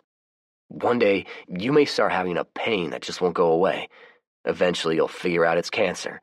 One day, I'll have a farming accident, or I'll be ambushed, or maybe while I'm tending to the crops, the zombies will get me.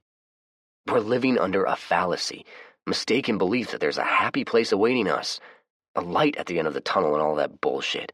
It doesn't exist." "Wow," Kelly said quietly. I turned back toward the fire. After a minute, Kelly pressed herself against me again. "Whether you think you can or you think you can't, you're probably right. Henry Ford said that, I think." She continued holding me, and we stood like that for several minutes.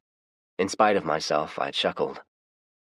"You amaze me sometimes with your insight," she responded with a tighter squeeze, and I sighed again.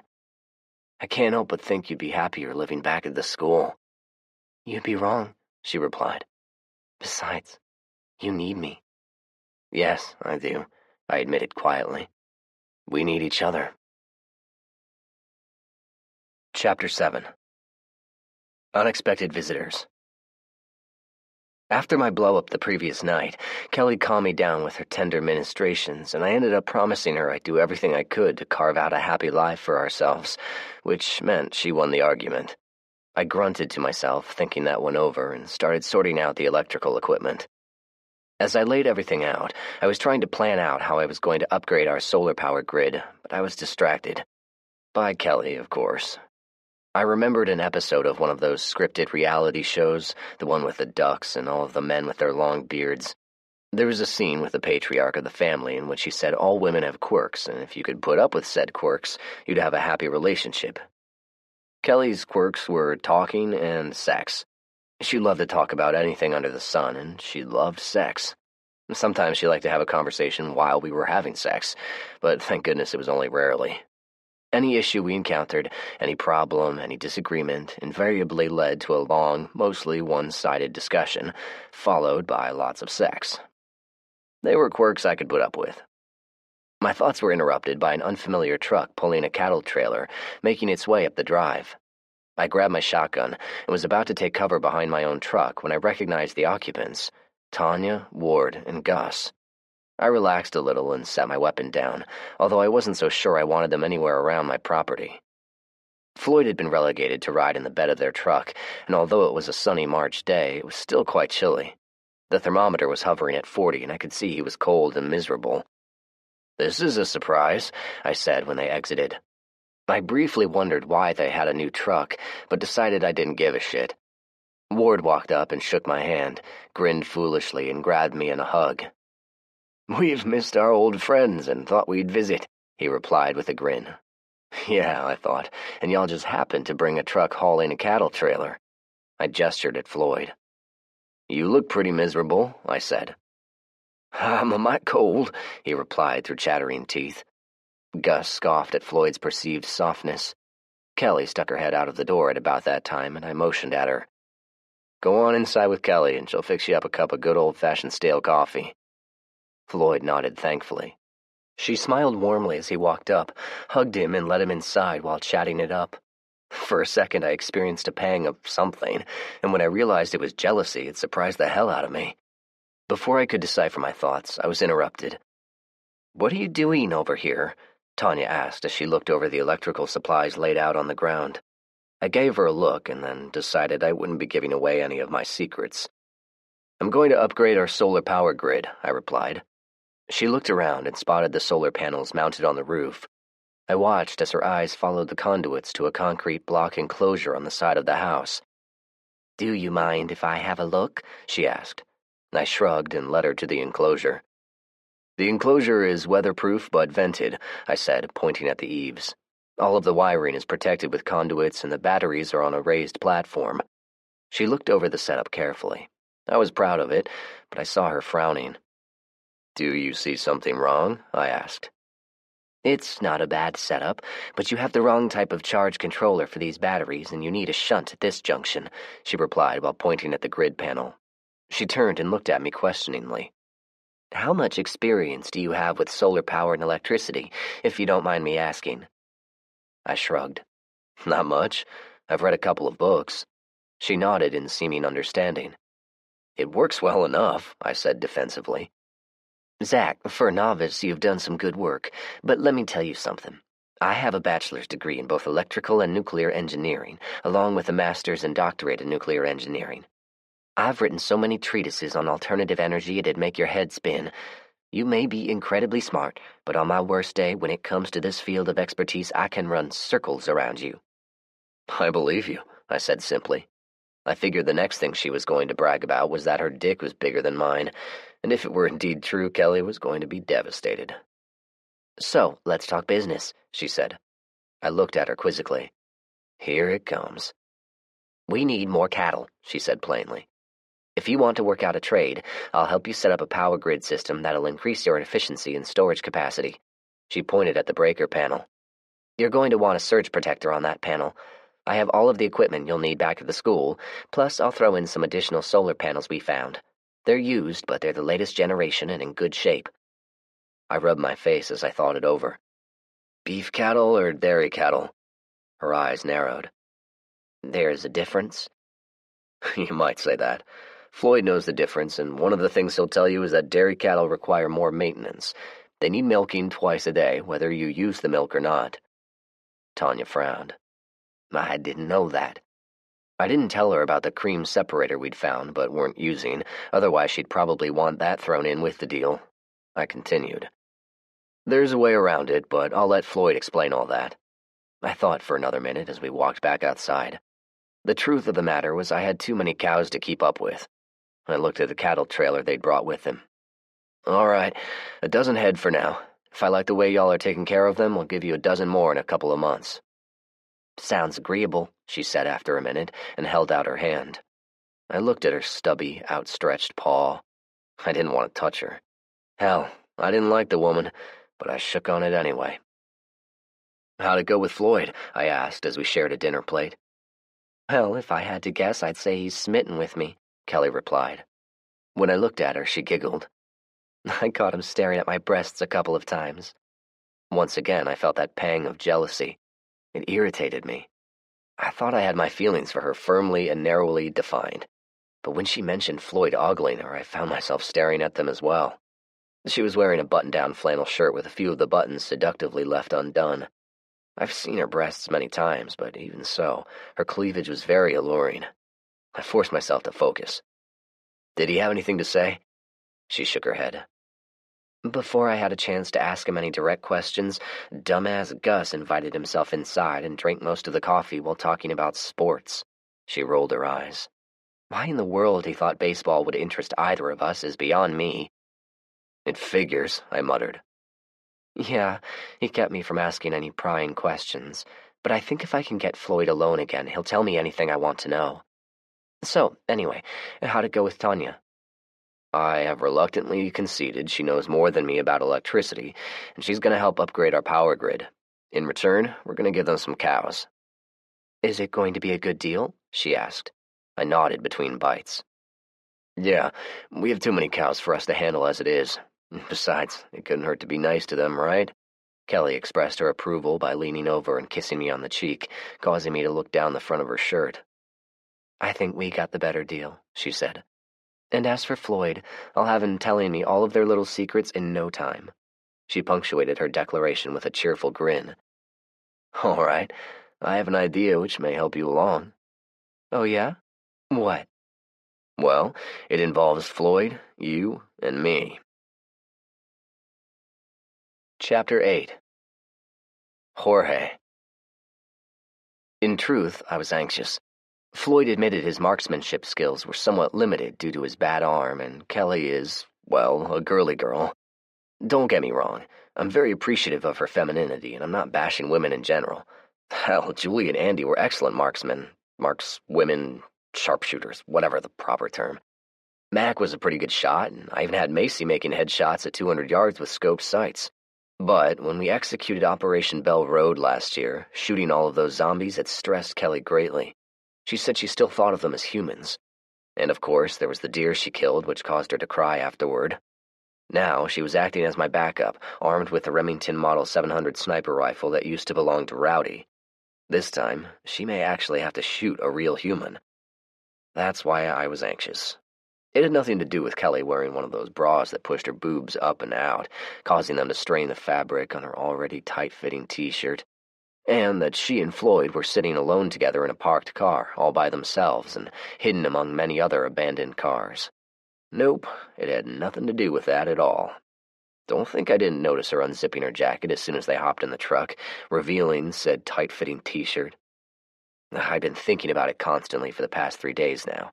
After burying Julie, it took perhaps 2 days before Kelly and I started sleeping together. It wasn't an act of love. It was nothing more than two lonely people sharing themselves on a cold, lonely night.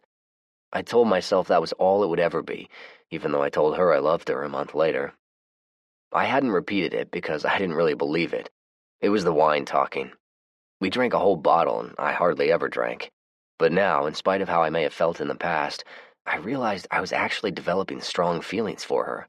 Much stronger than I thought was possible. Anybody else would have felt elation at having such an epiphany. All it did for me was confuse the hell out of me. I sighed heavily, scratched myself, and reached for the microphone. "Ready?" I asked curtly. I was answered by a microphone click. I responded with 2 clicks and switched to channel 19.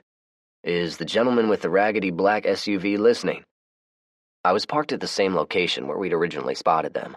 The odds of encountering them again weren't good, but I had no other idea of how to make contact with them.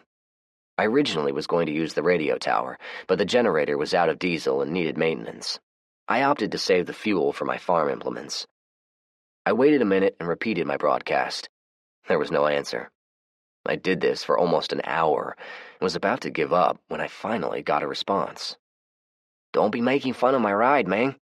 It was him. His accent was unmistakable. "How are you this morning?" I asked pleasantly. "Doing so-so, man. How about you?" "Pretty much the same," I replied. "I'm parked near the location where we first saw each other, and I've got a thermos of hot coffee. Why don't you join me and we can talk?" "Okay, man. Just don't be pointing a gun at me this time." It took about 10 minutes before the black SUV came into view, and I'll be damned if there wasn't a fresh coat of wax on it. Even the tires looked like they'd been wiped down and were glistening. I got out, leaving my rifle and shotgun sitting in the truck, and walked out carrying a thermos and 2 cups. Oh, I still had my beloved Kimber holstered on my hip. I wasn't totally trusting after all. He turned off his vehicle and exited a moment later. He wasn't a big guy, maybe 5'9", lean, dark black hair with accompanying eyes, clean-shaven. Hell, he was clean all over. Even his Chuck Taylors were pristine-looking. "Buenos dias," he said. "Hello," I replied. "My Spanish is limited." "No problem, man," he replied while holding out his hand. My name is Jorge, and my English is better than most Americans." I couldn't help but smile as I shook hands with him. His name's Jorge, but he prefers it to be pronounced George. After meeting George, Kelly and Floyd followed me back home. I glanced at them quite a bit in the rearview mirror and couldn't help but notice there was a lot of smiling and laughing going on between the two of them. When we got home, we had lunch together and even used separate plates for the occasion. "What's his girlfriend's name?" Kelly asked. I shook my head. "It's his little sister, Maria. He's 24 and she's 20. Their father is still alive too. The mother got infected. He had a girlfriend, but she was killed." I finished my lunch and pushed my plate away. "And, most importantly, he said Maria is still a virgin, and I should not get any ideas about her." Kelly burst out laughing, so Floyd immediately joined in. We sat at the table, enjoying our stale coffee, while I continued. "So there are 3 of them altogether: George, his father Josue, and Maria. They have a small farm consisting of 5 acres on a dead-end street near Smith Springs Road." "How did they survive?" Floyd asked. "They blocked the road by turning a couple of buses over at the end of the street. That kept the roaming gangs out, and for some reason, Josue had a lot of bear traps. They used them to trap zombies, making it easier to kill them. They've lived off of their gardening, hunting, and scavenging." I shrugged. "No different from the rest of us, I suppose, at least for some of us." For some reason, I thought of the cannibals I had encountered a while back. "Oh, George said there's a UPS hub a couple of miles from his house that he wants us to help clear it and salvage." "That sounds promising," Floyd remarked. "Yeah. Anyway," I continued, "it was a pleasant meeting, and to borrow a phrase from the late, great Bernie the beekeeper, I have opened the vestibule of barter by giving them a jug of honey." Floyd stared at me questioningly, but I didn't bother to explain. I was ready for him to leave, so I stood and stretched. "Well, Floyd, we have a lot to do before sundown. I bet Tonya has some work waiting for you as well." Floyd realized he was being kicked out and looked crestfallen. "Yeah, I guess I'd better get back." He stood slowly and struggled to put his jacket on. Kelly jumped up and helped him get his bad arm into the sleeve, glancing at me and winking. The 2 of us walked him outside. He stopped momentarily, turning toward us. "I appreciate you all inviting me to join in today," he said, glancing a little bashfully at Kelly. "I had a really nice time, and I'm glad we didn't have to shoot nobody." "We appreciate you helping us," I replied, and absently put an arm around Kelly's shoulders. "Oh, I meant to say something earlier," he said. "I spotted a group of zombies wandering down the interstate yesterday, about a dozen of them. We didn't do nothing with them. They didn't see us and kept on walking." I nodded. "I appreciate that. I guess with the temperatures beginning to warm up, they're starting to become active again." We waved at him cheerfully as he drove away. Kelly pressed against me as we waved. "You owe me big time," she exclaimed. Chapter 9. Code. "Well, it's official," Kelly said as we watched Floyd drive down the road and out of sight. "He's definitely got a crush on me." I eyed her. "Oh, yeah?" "Definitely." "Did you get anything out of him?" "Yep," she replied, but with a little hint of apprehension in her voice. "We should sit down first." She led the way as we went back inside and sat at the kitchen table. She took her time and refreshed our coffee. "Okay, they told him everything, and he believes they were being truthful because he was told the same story by different people at different times." "Sounds like he was testing them to see if he was being bullshitted or not," I reasoned. Kelly nodded. "Smart man." "Yep. He said he wanted to make sure he wasn't hitching his wagon on with a group of people who'd sell out their friends." "All right. Sounds reasonable. What else did he say?" "On that day back in September, they were visited by the Marines." "Oh, I knew it," I growled.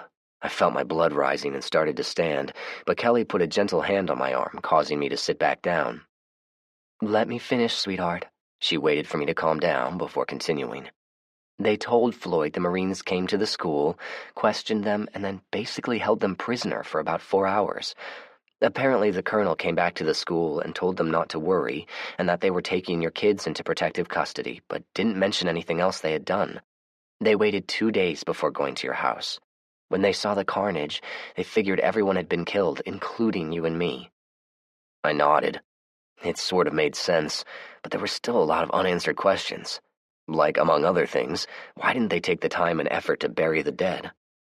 So, why did they keep it a big secret? I asked. Did Floyd say?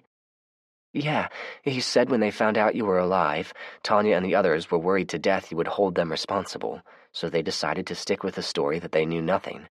She told everyone about the conversation the two of you had, and that she told you the truth. Some of them were worried you'd retaliate, but Mark and Ward told them you're an honorable man and wouldn't harm them. She paused, waiting to see my reaction. I drummed my fingers on the kitchen table, trying to keep my anger in check. Kelly kept stroking my arm, watching me with concern. I quickly finished my coffee, barely noticing that I'd burned my tongue. Kelly continued. For what it's worth, Floyd said they told him you were a cold-blooded killer and he should keep his distance from you, but once he met you, he knew it wasn't true. I looked at her. And Rhonda went along with this as well? She thinks I'm a cold-blooded killer, too? I asked. She nodded. I don't think she believes it, but she's always been a follower. After a couple of minutes, Kelly stopped stroking my arm and squeezed it gently. What do you think? Well, it's a lot to think about, I said. I must admit I never thought Rhonda would think so badly of me. If you want my opinion, I think they were caught in the middle, so to speak, and had to go along or suffer the consequences. Let's hope you're right. I paused for a moment before looking at her. Do you think I'm a cold-blooded killer? Be honest. She returned my stare with one of her own. I know you've killed people. I don't know how many, but I know you've killed. But I've never thought for a minute you're a cold-blooded psychopath. Thanks, I mumbled as I hugged her tightly. As I hugged her, I found myself hoping she never asked what the number was. After dinner, we opted to snuggle on the couch and read. I had the service manual for the snowmobile, while Kelly had a book of abridged Sherlock Holmes stories. After finishing with the manual, I stretched and kneaded the muscles in my neck. Which story are you reading? I asked her. The Sign of the Four. Yeah, I like that one. Yeah, I love how we can figure out puzzles with only a few clues. She stretched and yawned. But I think I'll finish it later. Do you want to go to bed? Certainly. I slept comfortably, but it didn't stop me from dreaming about Julie and the kids. I awoke the next morning with a wisp of a dream floating away. It disappeared before I could memorize it, saddening and frustrating me. Kelly had barely moved in the night. She was still snuggled up against me, breathing deeply.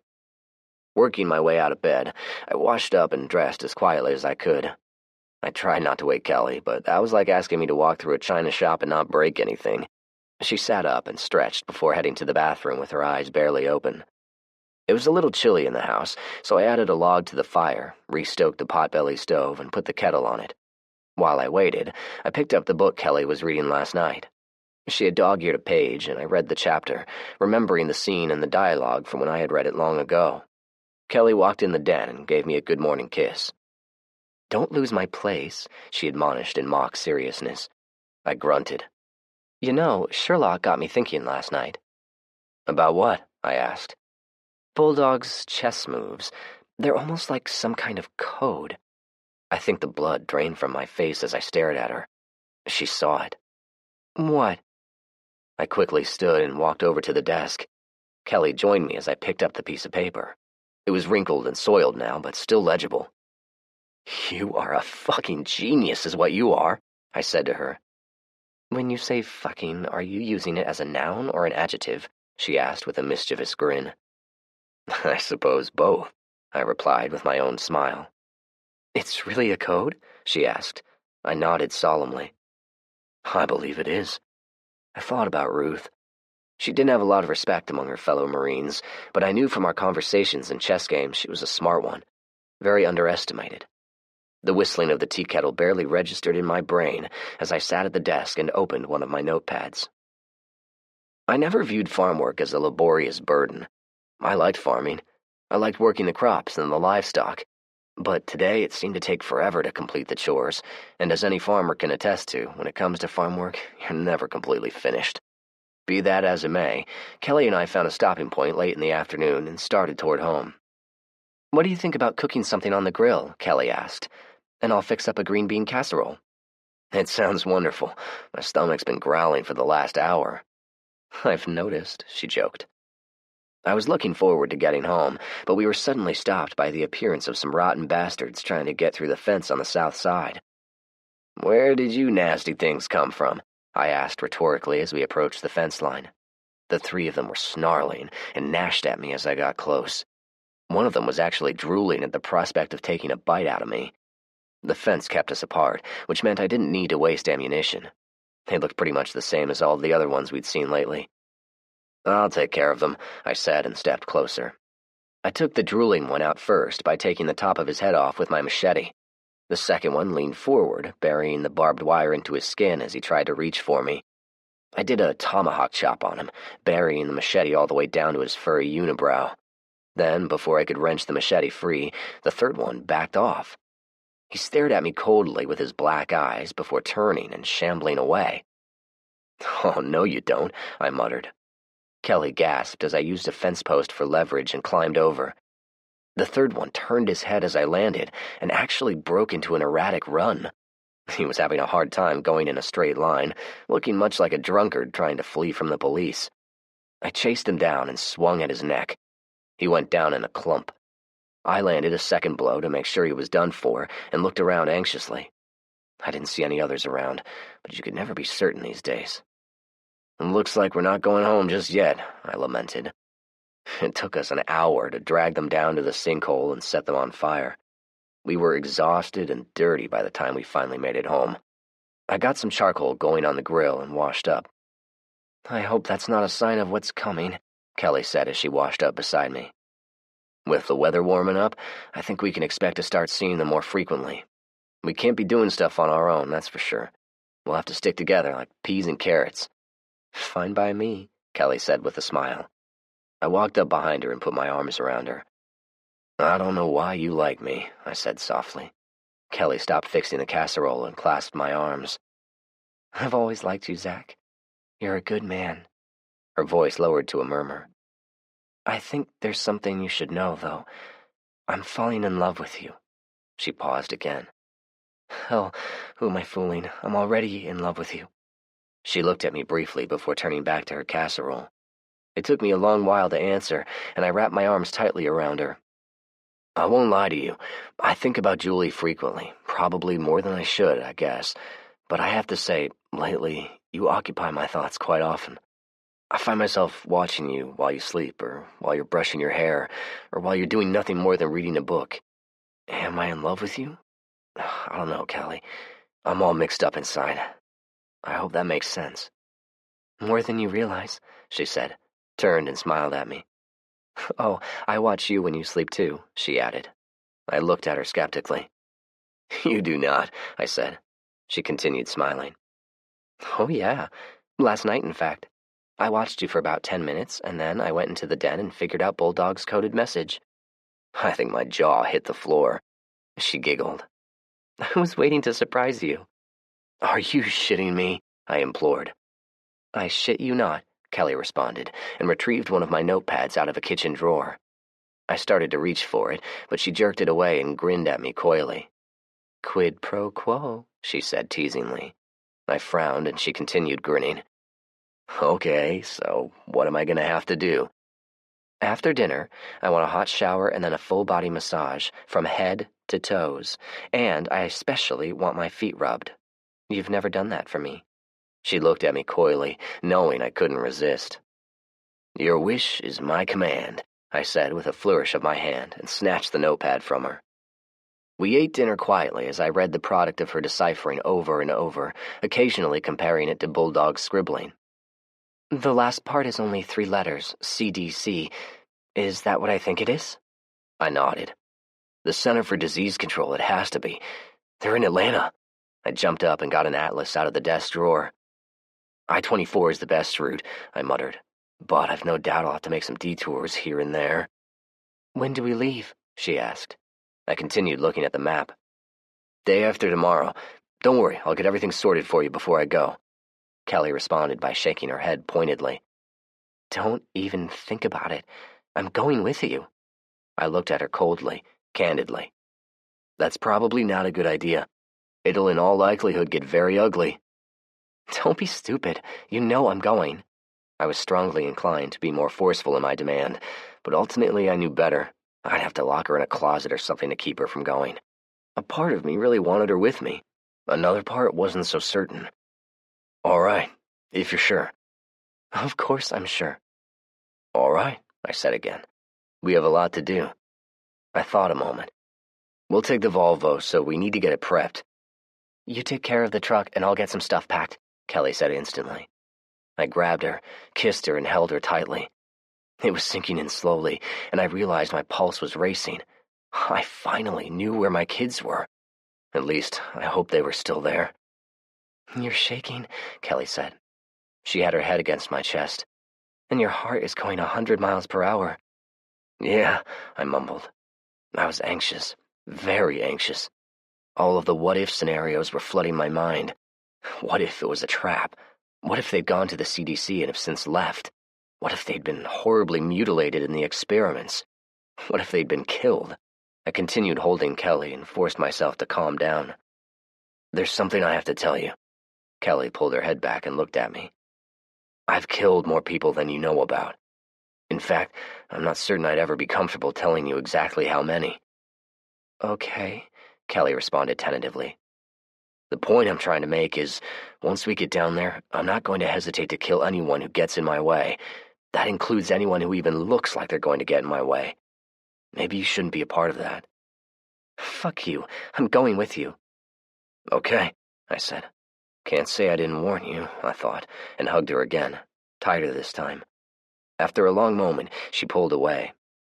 "We'll get everything ready tomorrow, but tonight I'm going to have my hot bath and massage." "Okay," I replied, knowing there was going to be more than a bath and massage involved, and no, I wasn't complaining. My thoughts were preoccupied, which normally would have been an indicator of insanity.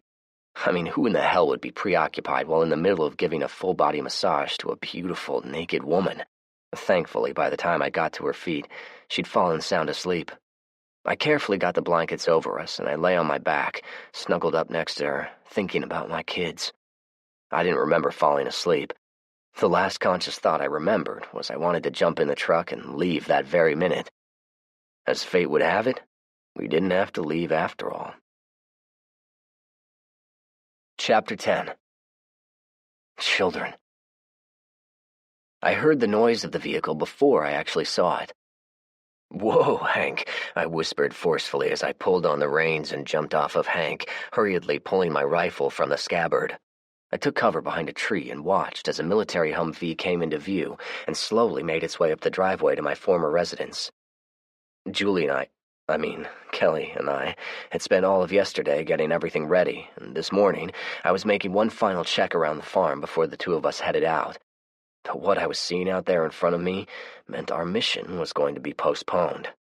They'd finally come back for me. The scene was like a surreal image in a movie. The vehicle, a dirty military Humvee, approached slowly, inexorably. I couldn't feel anything below my waist, but my legs were steady. I made a concerted effort to control my breathing and keep my heart rate steady. "I thought there'd be more," I muttered as I used the side of the tree as a brace to steady the forestock and take aim. This was it. I was going to take out as many as I could before they got me. There had to be more of them. I wondered if there was another group moving in on Fred's house at the same time, and hoped Kelly wasn't caught off guard. Jumping on Hank and hightailing it back to the house would have been futile. If that was their plan, they were already there. Whatever her fate, I was going to kill as many as I could, and if I lived through this, I'd see what I could do. They must have spotted me. The Humvee's tires barked in protest as the driver slammed on the brakes. There were definitely two of them sitting in the front seat, and the back seat had passengers as well. As I was about to shoot through the windshield, the driver got out and raised her hands. It was Ruth, a.k.a. Corporal Bulldog.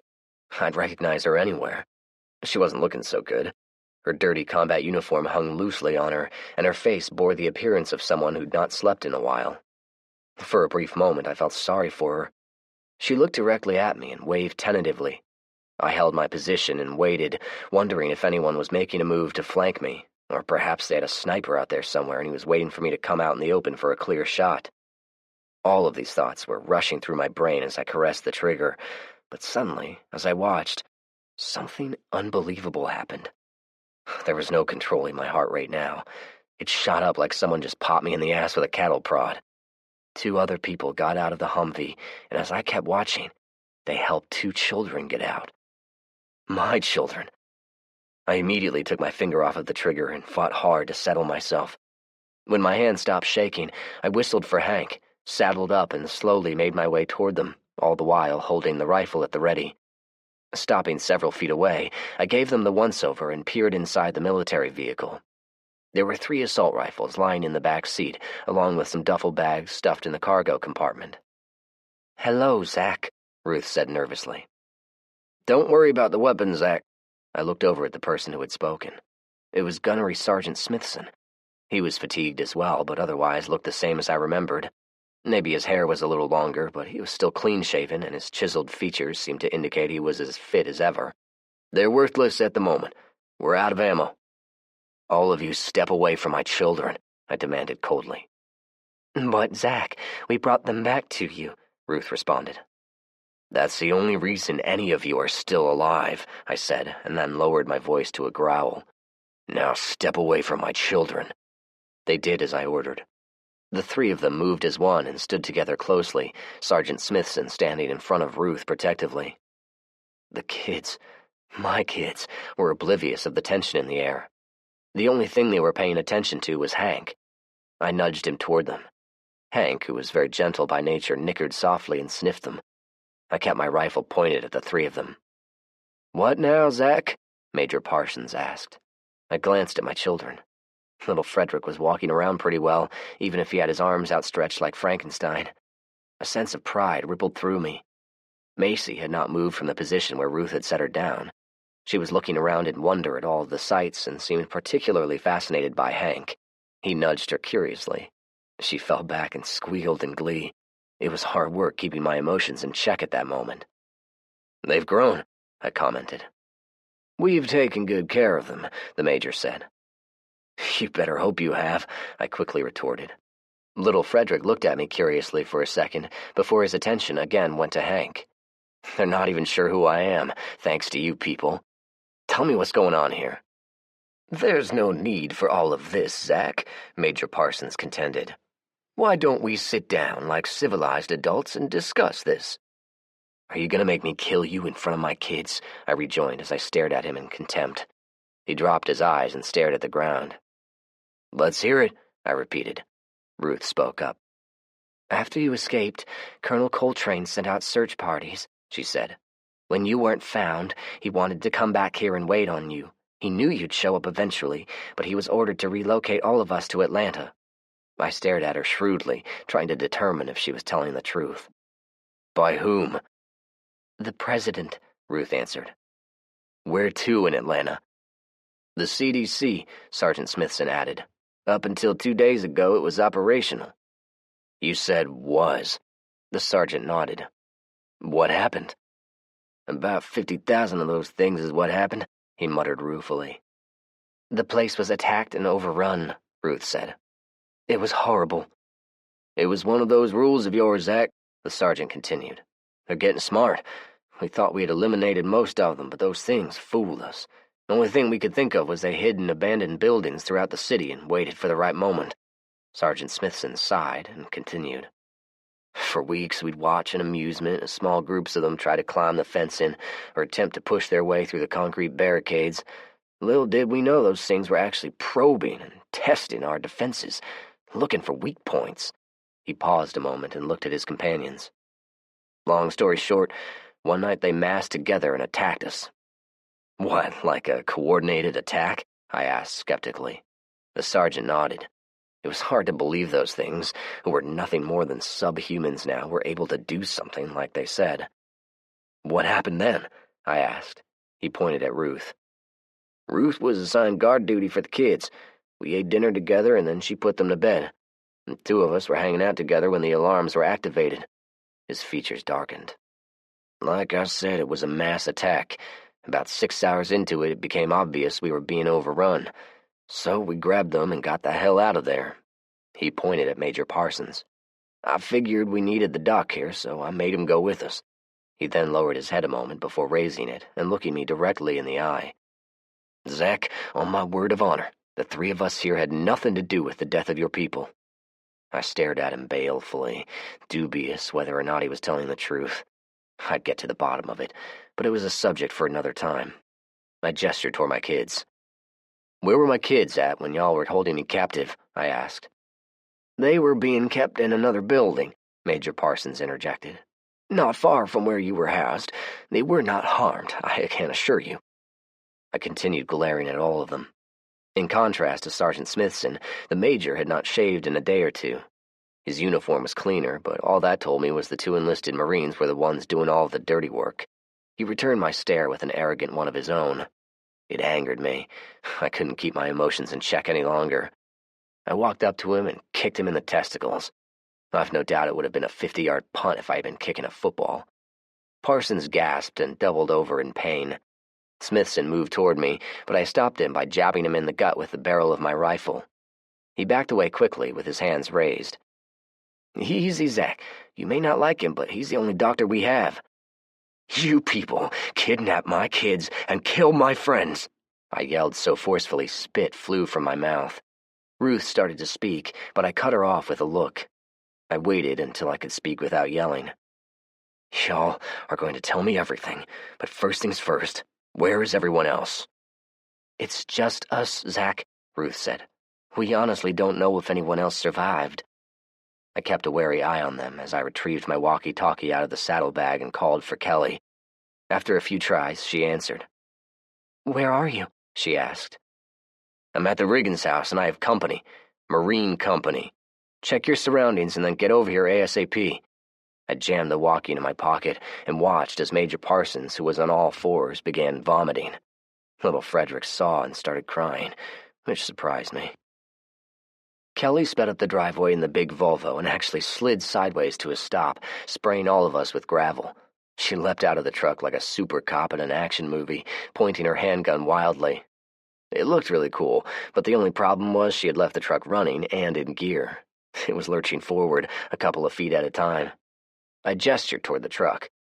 She hurriedly jumped back in, set the air brake, and shut it off. When she got herself sorted out, I had the three of them move away from the Major's vomit and sat them down on the cold ground. "Cover me a minute," I directed to Kelly, set my rifle down, and searched the three of them. There were no hidden weapons, but I couldn't help but notice when I was patting down Sergeant Smithson he was nothing but rock-hard muscle. I'd have to be careful with him. I then grabbed their assault rifles and put them in the Volvo. "So, tell us the whole story," I commanded, starting with the kidnapping. "Our original mission order was only to snatch you and carry you to Fort Campbell," Sergeant Smithson said. "I was the NCOIC. "What is NCOIC?" Kelly asked. "What does that mean?" "Non-commissioned officer in charge," Sergeant Smithson answered. Kelly nodded in seeming understanding. "Anyway, as you know, we pulled it off without a hitch, other than me having to pop you in the back of the head." "Yeah, I had a headache for 2 days. I owe you for that one," I retorted. "Keep going." "After we got back to Fort Campbell, we had a mission debriefing. That's when I found out you had kids and one of the other teams had grabbed them." He looked over at our dilapidated house. "And then, well, I guess you know what was talked about next. If that wasn't bad enough, we'd lost one of our own." I stared at them icily. I'm sure I didn't have to tell any of them I didn't care in the least that one of their fellow soldiers was killed. Hell, they all should have died. "Who ordered the use of lethal force?" I asked. "Colonel Coltrane?" They nodded solemnly. "Someone inside the house started shooting. That's how Lamance got it, and then it all went to hell," Ruth said quietly, almost in a whisper. She cautioned a glance at me. "It was a woman who started shooting. We found out later who it was." "Who?" I asked. The two of them glanced at each other uncomfortably. "We were told it was your wife." I didn't doubt them. It sounded like Julie. She wasn't timid to shoot if she felt threatened. I wondered who told them it was her, but decided to wait until later to ask. "What happened after I escaped?" Smithson looked at me and his jaw muscles tightened. "I won't sugarcoat it, Zach. Everyone was pissed that you killed Solinovsky and wanted some payback. Killing me would have defeated the whole purpose of abducting me in the first place, wouldn't it?" I asked. Smithson grunted. "Oh, we had orders to take you alive." I imagine if I were caught, I had a good beating waiting on me, Smithson replied with a tight smile.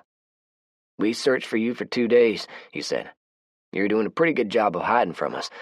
Anyway, on the evening of the second day, Colonel Coltrane recalled everyone and issued the orders to relocate.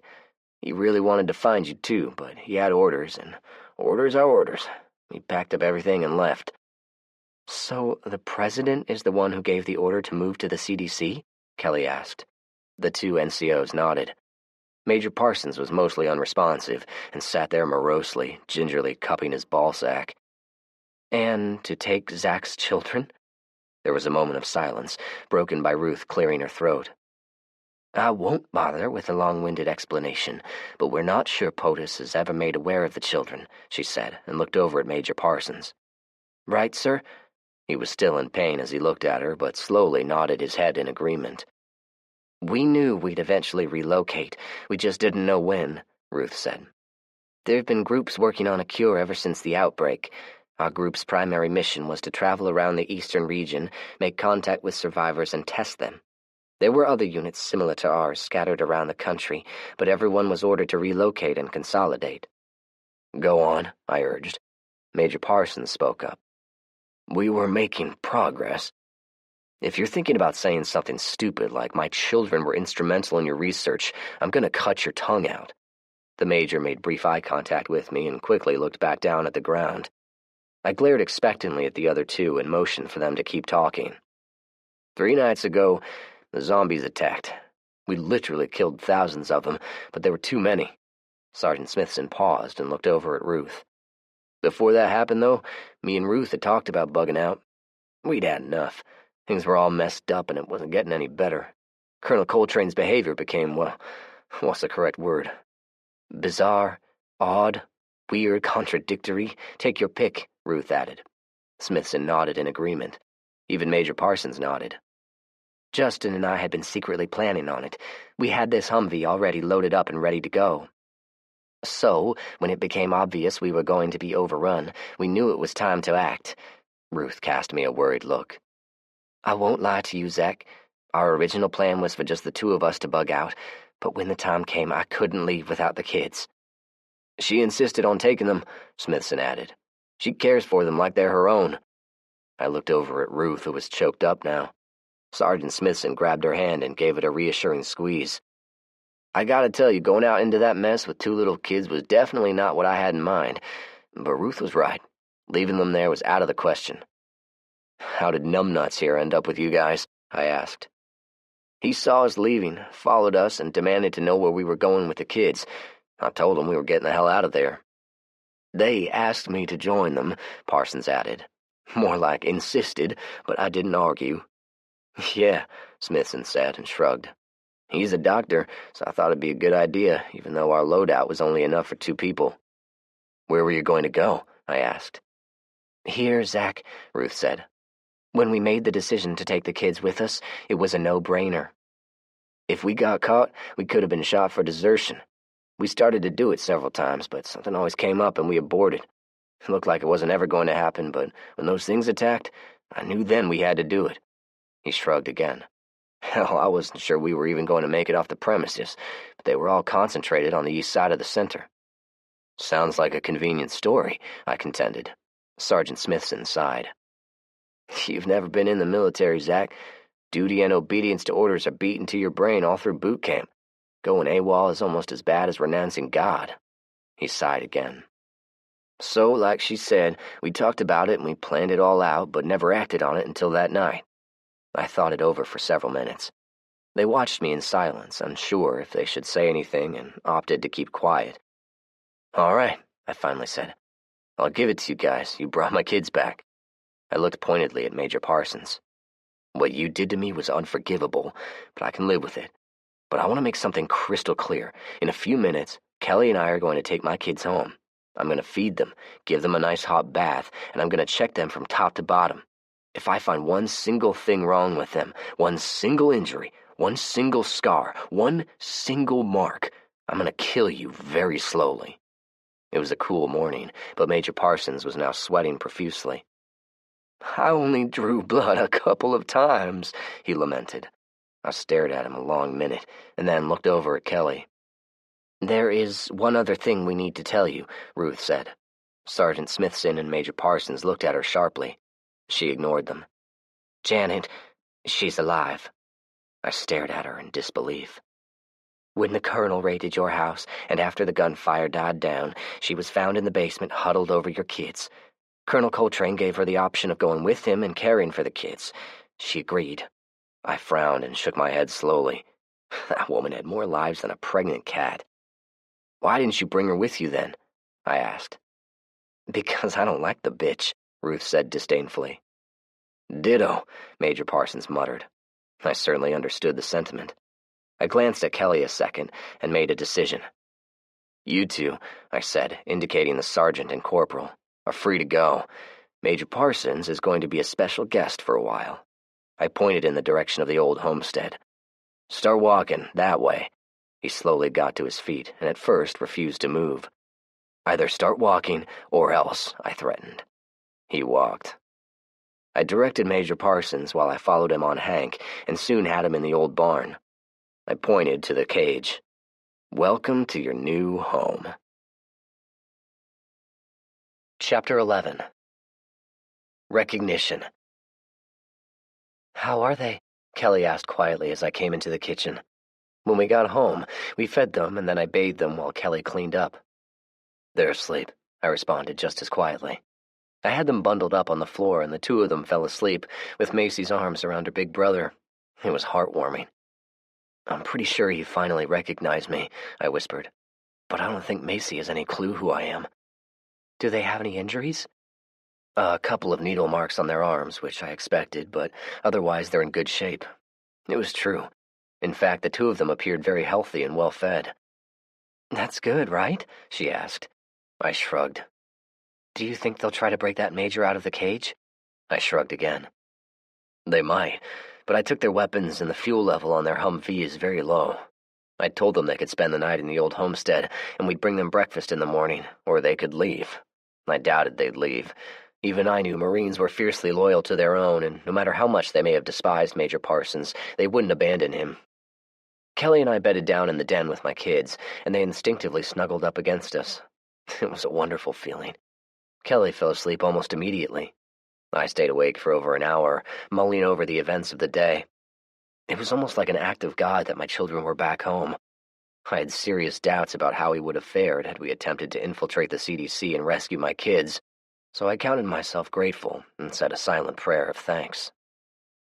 Major Parsons was still locked in the cage, and it didn't look like he slept very well. He sat up and looked at me sullenly as I entered the barn. I pulled up a bucket, the same bucket my buddy Rowdy Yates had sat on back when I was in that cage, and sat down. Opening my thermos, I poured myself a hot cup of coffee. It was stale. Hell, all coffee was stale these days, but even so, I made a display out of enjoying it immensely. "How was your night, Major?" "It could have been better," he replied sullenly. "I found needle marks on my children's arms." "It was necessary for us to draw blood samples," he said defensively. "I told you that." I suppressed the impulse to throw my coffee in his face and instead stared at him coldly. "I know what you're thinking," he continued, "but humanity depends on us finding a cure. I had orders." I didn't respond and instead continued staring at him while I drank. "What are you going to do to me?" he finally asked. I let the silence linger while I finished the coffee and poured some more in the plastic cup. It was a good question. Part of me wanted to take a knife to him and work on him nice and slow while he screamed in agony, but another part of me was indecisive. I pushed the thoughts aside for a moment and changed the subject.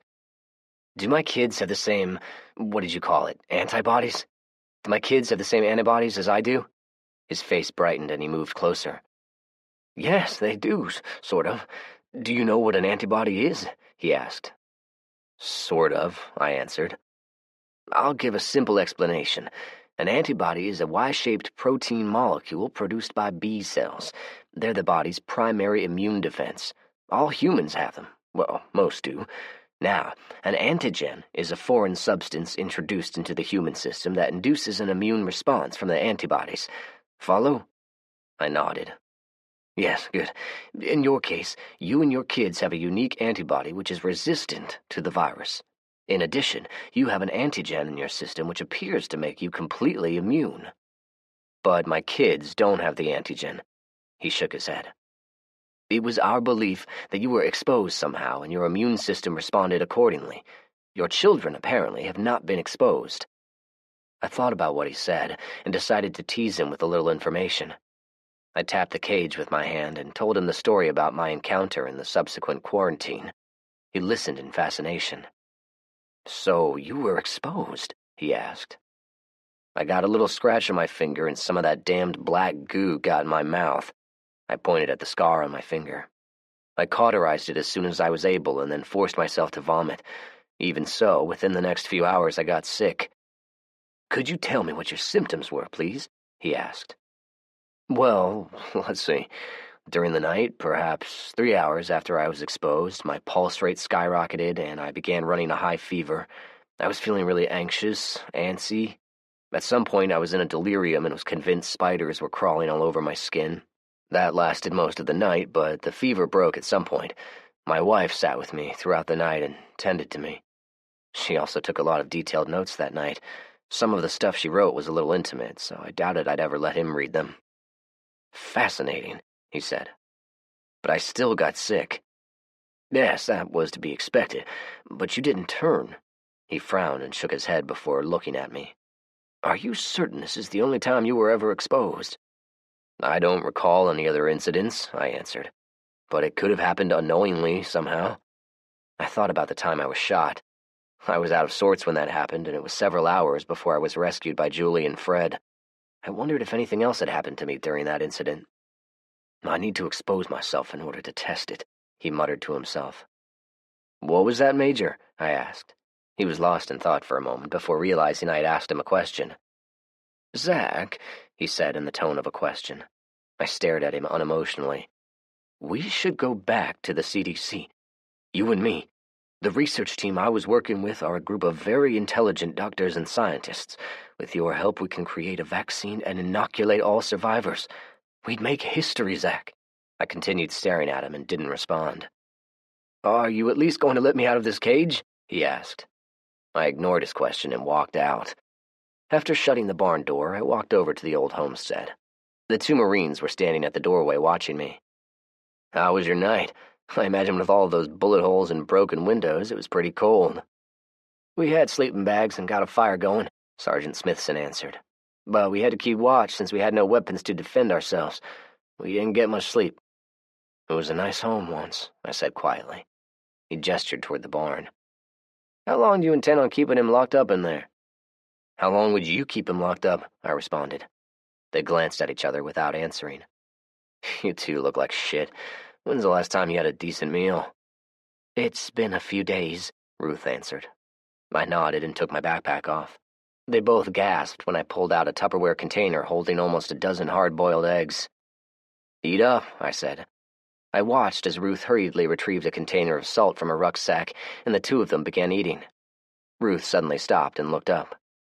Would you mind if I gave some of these to Major Parsons? She asked.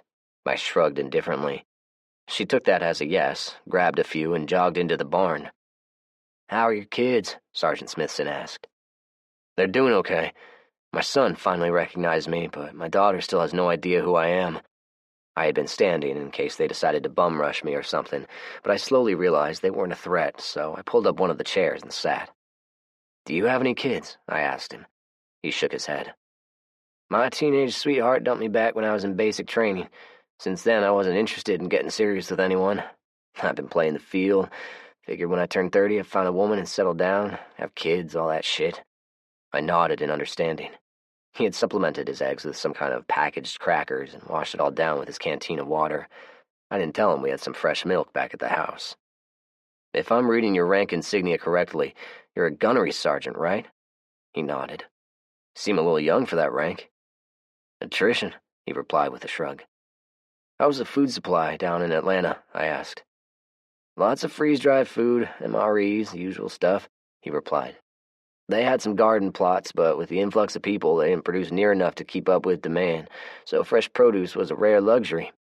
He pointed at the crumbled eggshells sitting on the floor of the porch. "So, you guys obviously have chickens?" I nodded and pointed at the chicken coop I'd built a couple of years ago. "After the house got shot up, we moved everything to our current location. We've got chickens, cattle, goats, rabbits, horses, jackasses, garden plots, a smokehouse, and a greenhouse. At one time we had 3 of them, but your buddies destroyed them for some reason. For what it's worth, I have no idea why he did it," he said while making a brief gesture at all of the bullet holes riddling the house.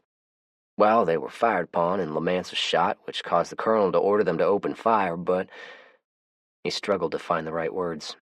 "It probably could have been handled differently." "Yeah," I replied.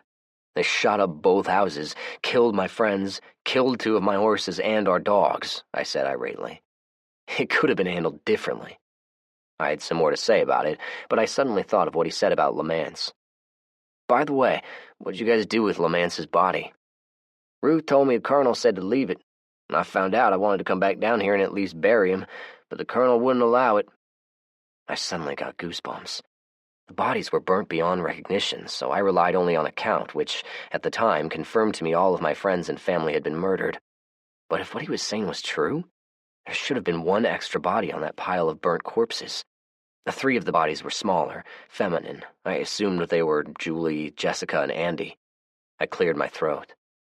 "What size was Lamance?" I asked. "He was about 6 foot on the lean side, maybe 170. Why?" "Just wondering," I replied evasively. My brain was churning, trying to remember the exact details of when I found the bodies and when I finally worked up the strength to bury them. Kelly said she'd watched Terry die and saw Konya get shot, and Konya was missing his left thumb, but I was too distraught at the time I buried them, never thinking to pay attention to such a detail. But nobody actually saw Fred get shot. Was he possibly still alive out there somewhere? Smithson was looking at me curiously. I'm sure my body language was all over the place. I tried to relax. "I want to know about you and Solinovsky. What happened?" he suddenly asked. I told him the story of how I goaded the hot-headed Marine into attacking me. I also told him of Ruth's involvement.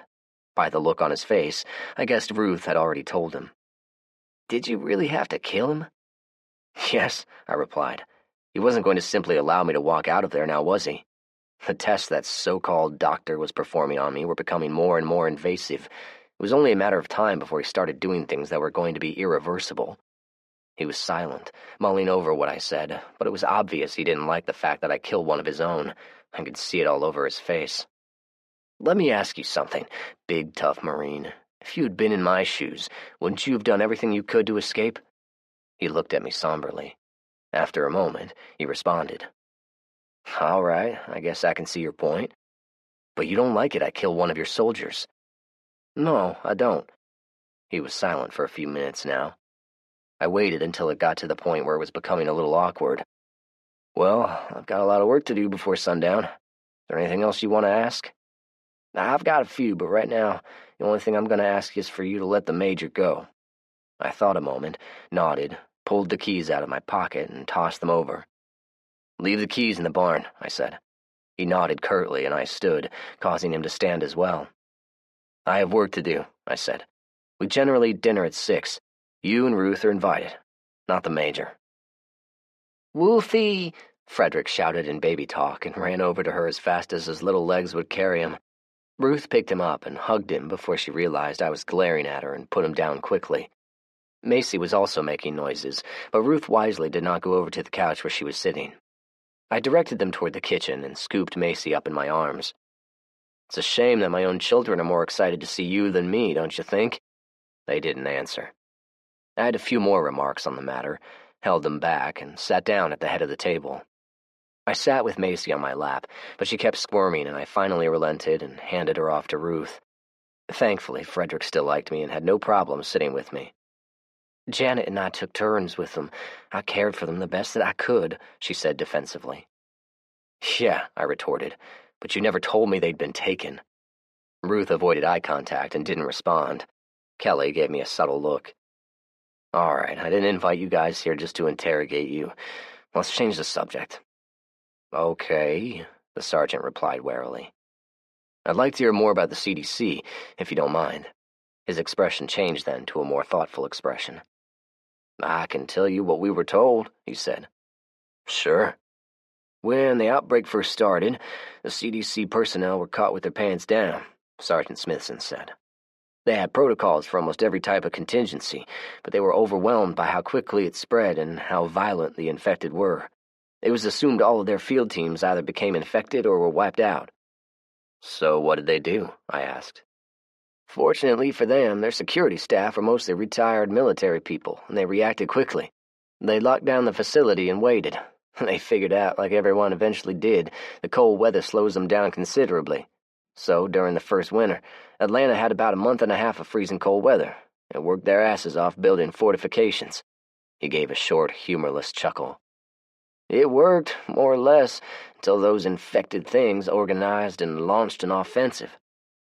"Yeah," I said as I grabbed a notepad. "Can you be more specific about that?" "Sure," he replied. "It started around sunset.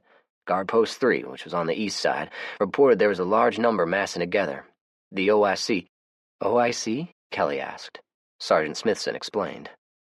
"The military uses acronyms for everything. The OIC is the officer in charge.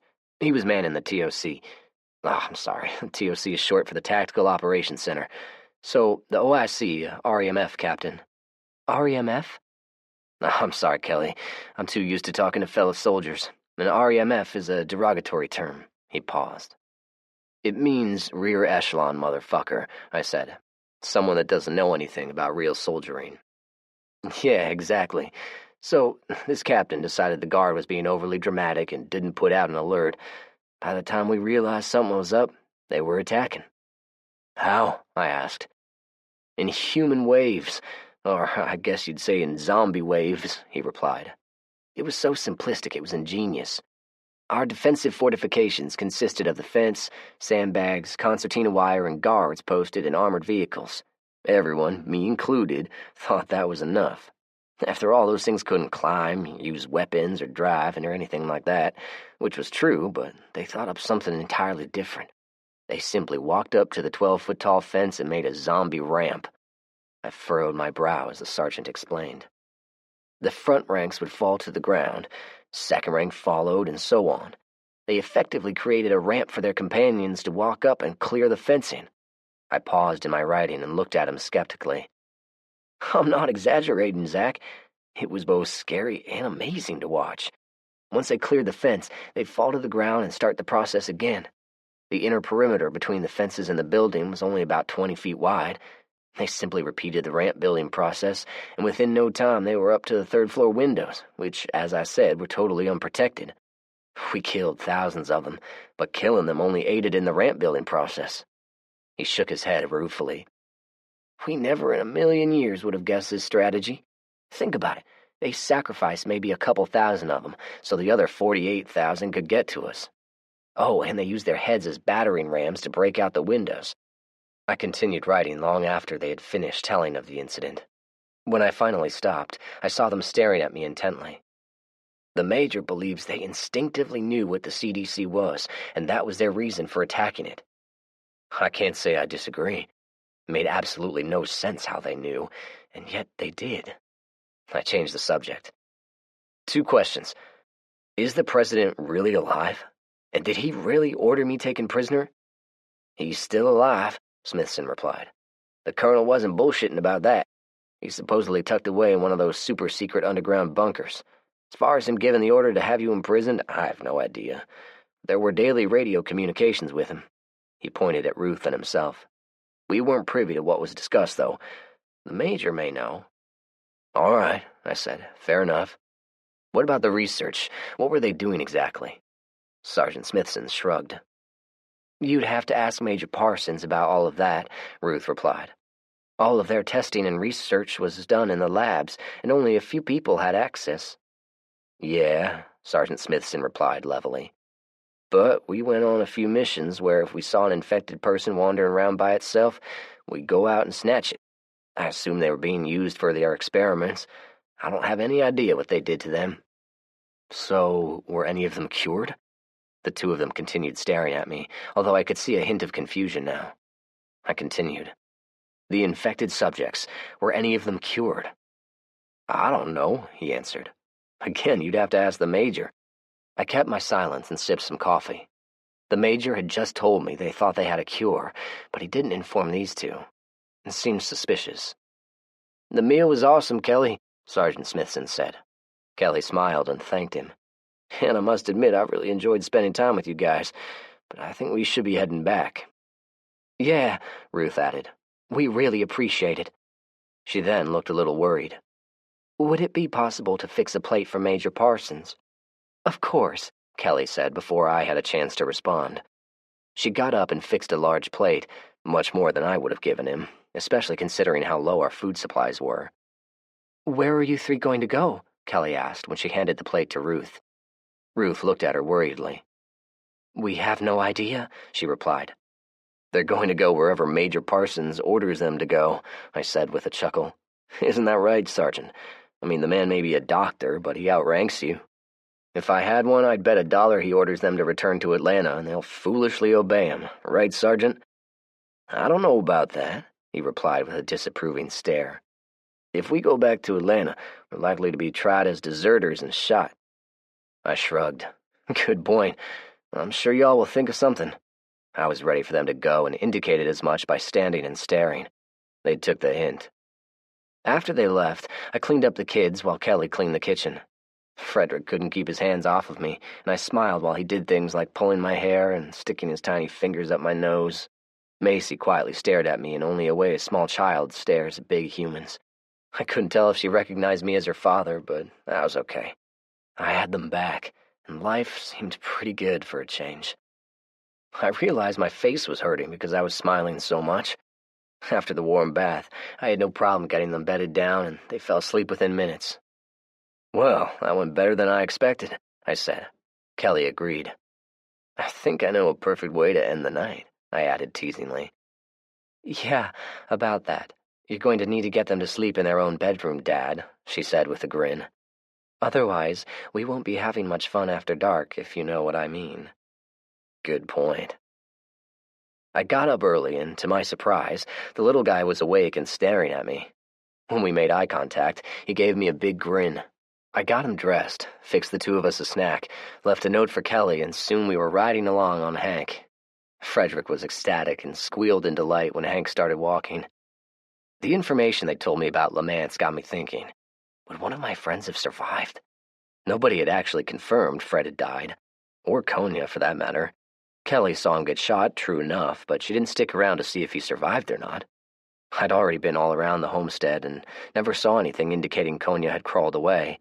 The only thing left of him was an old blood stain on the front porch. It was a large brown stain, indicating a lot of blood loss. I doubt he survived, I muttered. So I rode over to where Fred was supposed to have been shot, which was a field where we had a large potato plot growing. All right, big guy, if you'd been shot but didn't die, what would you have done? I looked around. Supposedly, he was in this field. If I were injured, I think I would have tried to hide, maybe crawl somewhere that offered concealment. I looked everywhere I could think of, but I found nothing. No lone boot lying in the weeds, no skeletal remains, nothing. That could have meant anything. Maybe he was one of the burnt corpses. Maybe coyotes dragged off the body. I simply didn't know, and it was killing me. Unfortunately, the farm work was pressing. The fair weather this past week was causing the grass to spring to life. The cows were happy for it, and soon it would lessen my workload, but right now it was still necessary to take the tarps off another large round hay bale. We're going to have a lot of hay to cut in a few months. You think you're ready to run a tractor? Little Frederick grunted and made some kind of unintelligible response. I grinned. The man you were named after would have had a lot of fun hanging out with you. We made our way over to the old homestead at a leisure pace. The three of them were still there, sitting in some chairs in front of the house, eating what appeared to be MREs. They watched expectantly as I rode up. I saw Ruth looking at the .45 I had holstered on my belt, but she didn't comment. I dismounted from Hank with Frederick in my arm. Before I could tether him, he walked over to the Marines to check them out and, more importantly, see if perhaps they'd share something tasty. When I set Frederick down, he started waddling over toward Major Parsons. The Major had squatted down and held his arms out expectantly. I caught my boy quickly. No, Frederick. That man is evil. I said, pointing at the Major, who actually looked hurt. I didn't care. Don't even think about touching him, I warned the man. He sat back down in his chair, crestfallen. Enjoying the morning sunshine? I asked the other two. They nodded. I pulled up one of the chairs and sat down. Why are you all still here? We were just discussing the situation when you rode up, Sergeant Smithson replied. I looked him over. He was freshly shaven again and saw me looking. Ruth is a master with a straight razor. You want her to give you a shave? I grunted and shook my head. What's your first name, Justin? I asked curiously. He nodded. Justin. What have y'all decided? Nothing yet, he replied while looking pointedly at Major Parsons. The Major looked quite haggard. I hoped his balls were still sore. Their combat utilities were still grimy, and I almost suggested they could use our washer, but stopped myself. Major, before you three head off into the wild blue yonder, I'd like to ask some more questions. You feel up to giving me some honest answers? He waved his hand flippantly. I'll take that as a maybe. Well, let's see. Did you try to infect my kids to see how they'd respond? He shook his head quickly and then looked at the ground. We were going to, though. You son of a bitch, I growled. He looked up quickly. I vigorously objected, Zach. I kept them out of danger. You have my word on it. He looked at me pleadingly. No, let me rephrase that. We've grown quite fond of your children, Zach. But you were in agreement to inject them with zombie juice, though. How in the hell did you rationalize that? He started to answer, but I cut him off and looked at the other two. Am I the only one who sees how warped this man's thinking is? They didn't respond and refused to make eye contact. I shook my head. All right, since you're so fond of them, did you administer any proper inoculations? The Major's face lit up then. Oh, yes, he responded. The CDC had a number of vaccinations stored. He looked around. All of the children at the facility were inoculated. Tetanus, polio, all of the childhood diseases. They were vaccinated. How many kids are there? I asked. 7 children under the age of 18, he answered. I hope they're still alive, he added. And none of the others were immune? I asked. Major Parsons shook his head. Other than the woman we had found in Kentucky, but she's dead now. I paused and thought a minute. Do you guys think anyone else at the CDC survived? My question was met by dour expressions. I don't think so, Zach, Justin replied slowly. But anything's possible, I guess.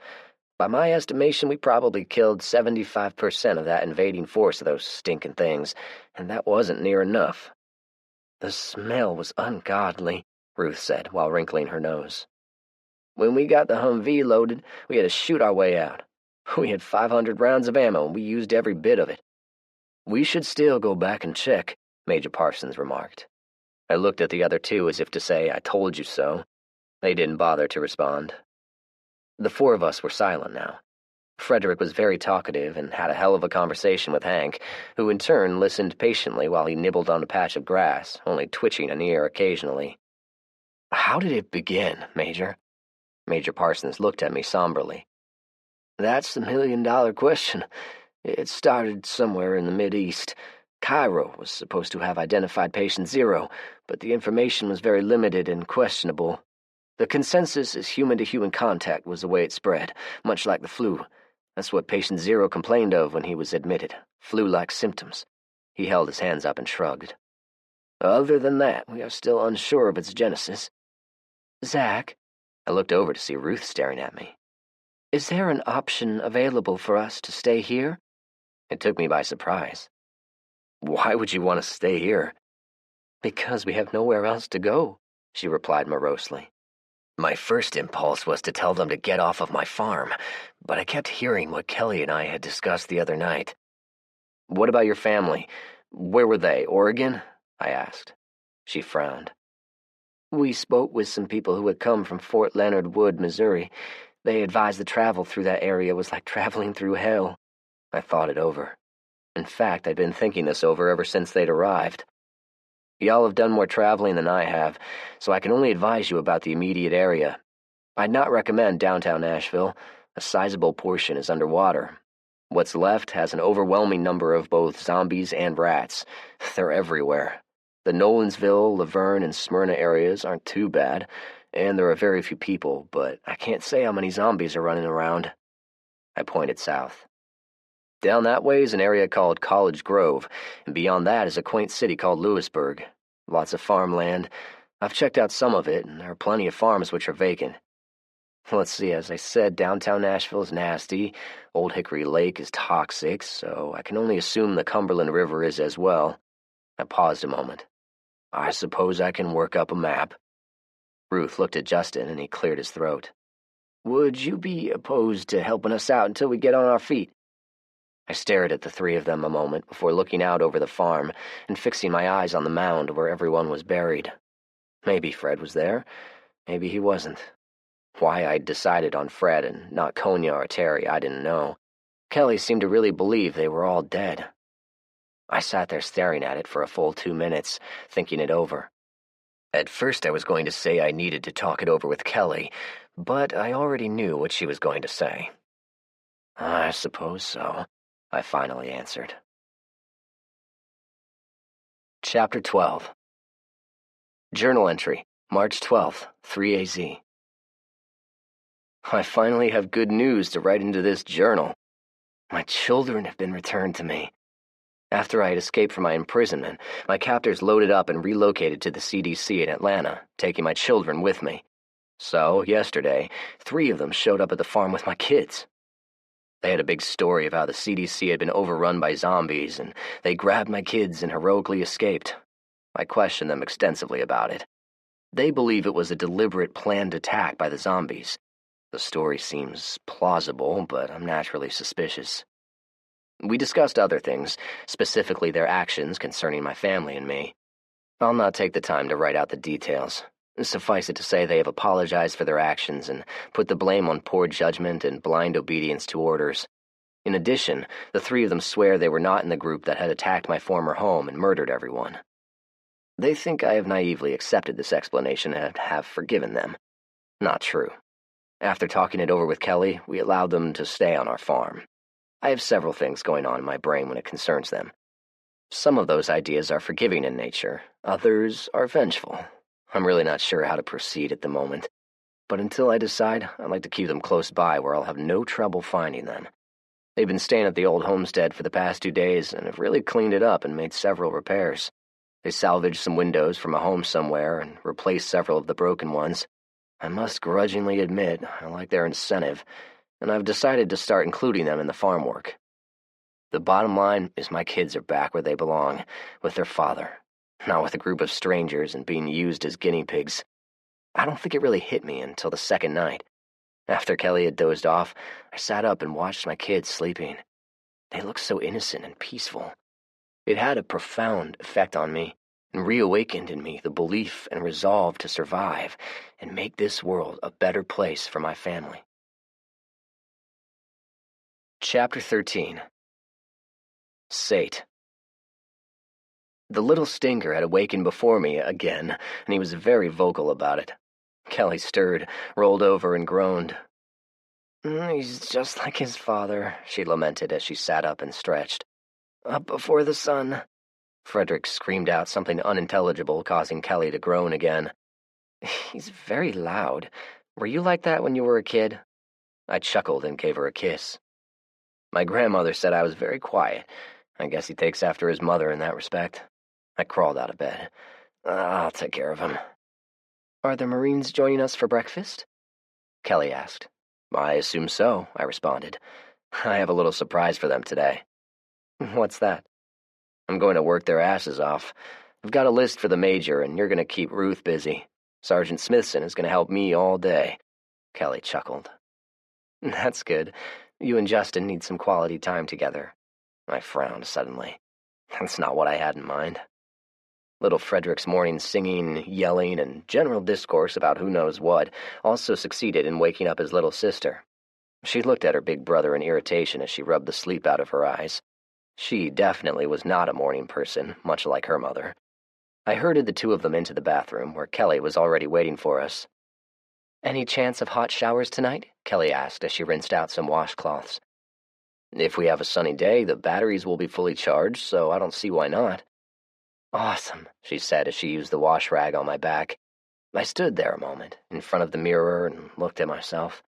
At 6 feet 3 inches and somewhere around 220, my physique was lean and toned without an ounce of fat.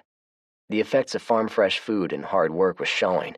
I vowed to make sure my kids never lacked and grow up to be healthy and strong. Kelly tossed a towel on my face, indicating I needed to stop gawking and help dry off the kids. All right, let's get breakfast going. I'm hungry. You know, after breakfast, they'll be needing a diaper change. Yeah, it's time to potty train him, I said, pointing to Frederick, who was inspecting our toilet and was about to stick his hand in it before Kelly grabbed him. She picked him up and handed him to me. Yeah, it's way past due. You would have thought those people who claimed to be so fond of them would have taken the time to do that, she remarked. She was right, of course. There were a lot of things they could have done differently, but I kept telling myself to focus on the here and now, and said as much. Yeah, there's been so much bad stuff in the past, we'll drive ourselves crazy if we dwell on it. She then grinned. So, why don't you focus on the present and start by bringing some firewood inside? Zach, we couldn't help but notice this house is a little bit different than most other houses, Ruth remarked. We had all gathered for breakfast, with the exception of Major Parsons. He was not allowed inside my house and was currently sitting in a chair outside, although Kelly had taken him a plate. It doesn't look like a typical home. We built it about a year after, I said. The thought process behind its style of construction was an emphasis on strength and practicality rather than aesthetics. I like the thick concrete walls, the sergeant said. Designed for protection against small arms fire, I replied. It was a little difficult fitting windows, but Fred and I figured it out. Where'd you find those metal shutters? He asked. We fabricated them. There's a factory in Laverne that has a pretty good machine shop. The bad part of that is we had to use a generator and only use one piece of machinery at a time. I gestured around. We've got a septic tank system, well water, solar power, and a fireplace, along with some other things. It's more or less zombie-proof. But that's about it, I thought. I didn't show them the basement or where I had started working on creating an escape tunnel. Unfortunately, the insulation values aren't as good as a regular house. During the winter, the bedrooms get a little chilly. It's something I need to work on. I also didn't tell them about all those nights Kelly and I slept naked in front of the fireplace. Kelly gave me a subtle, knowing smile. Did you build it?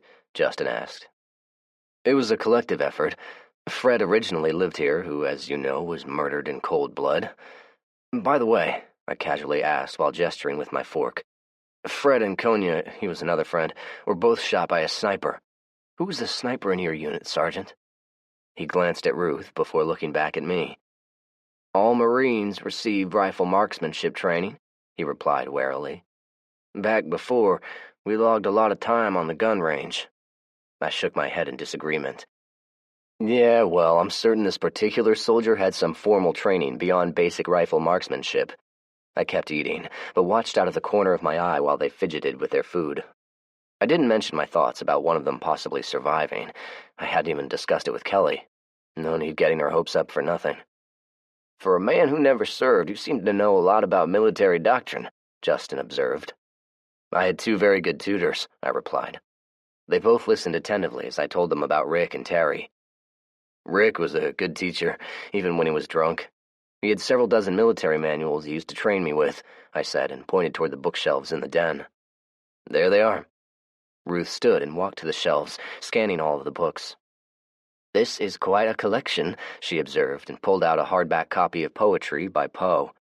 Very diverse. I've raided a few libraries. Something tells me you've read every one of them, she said with a smile.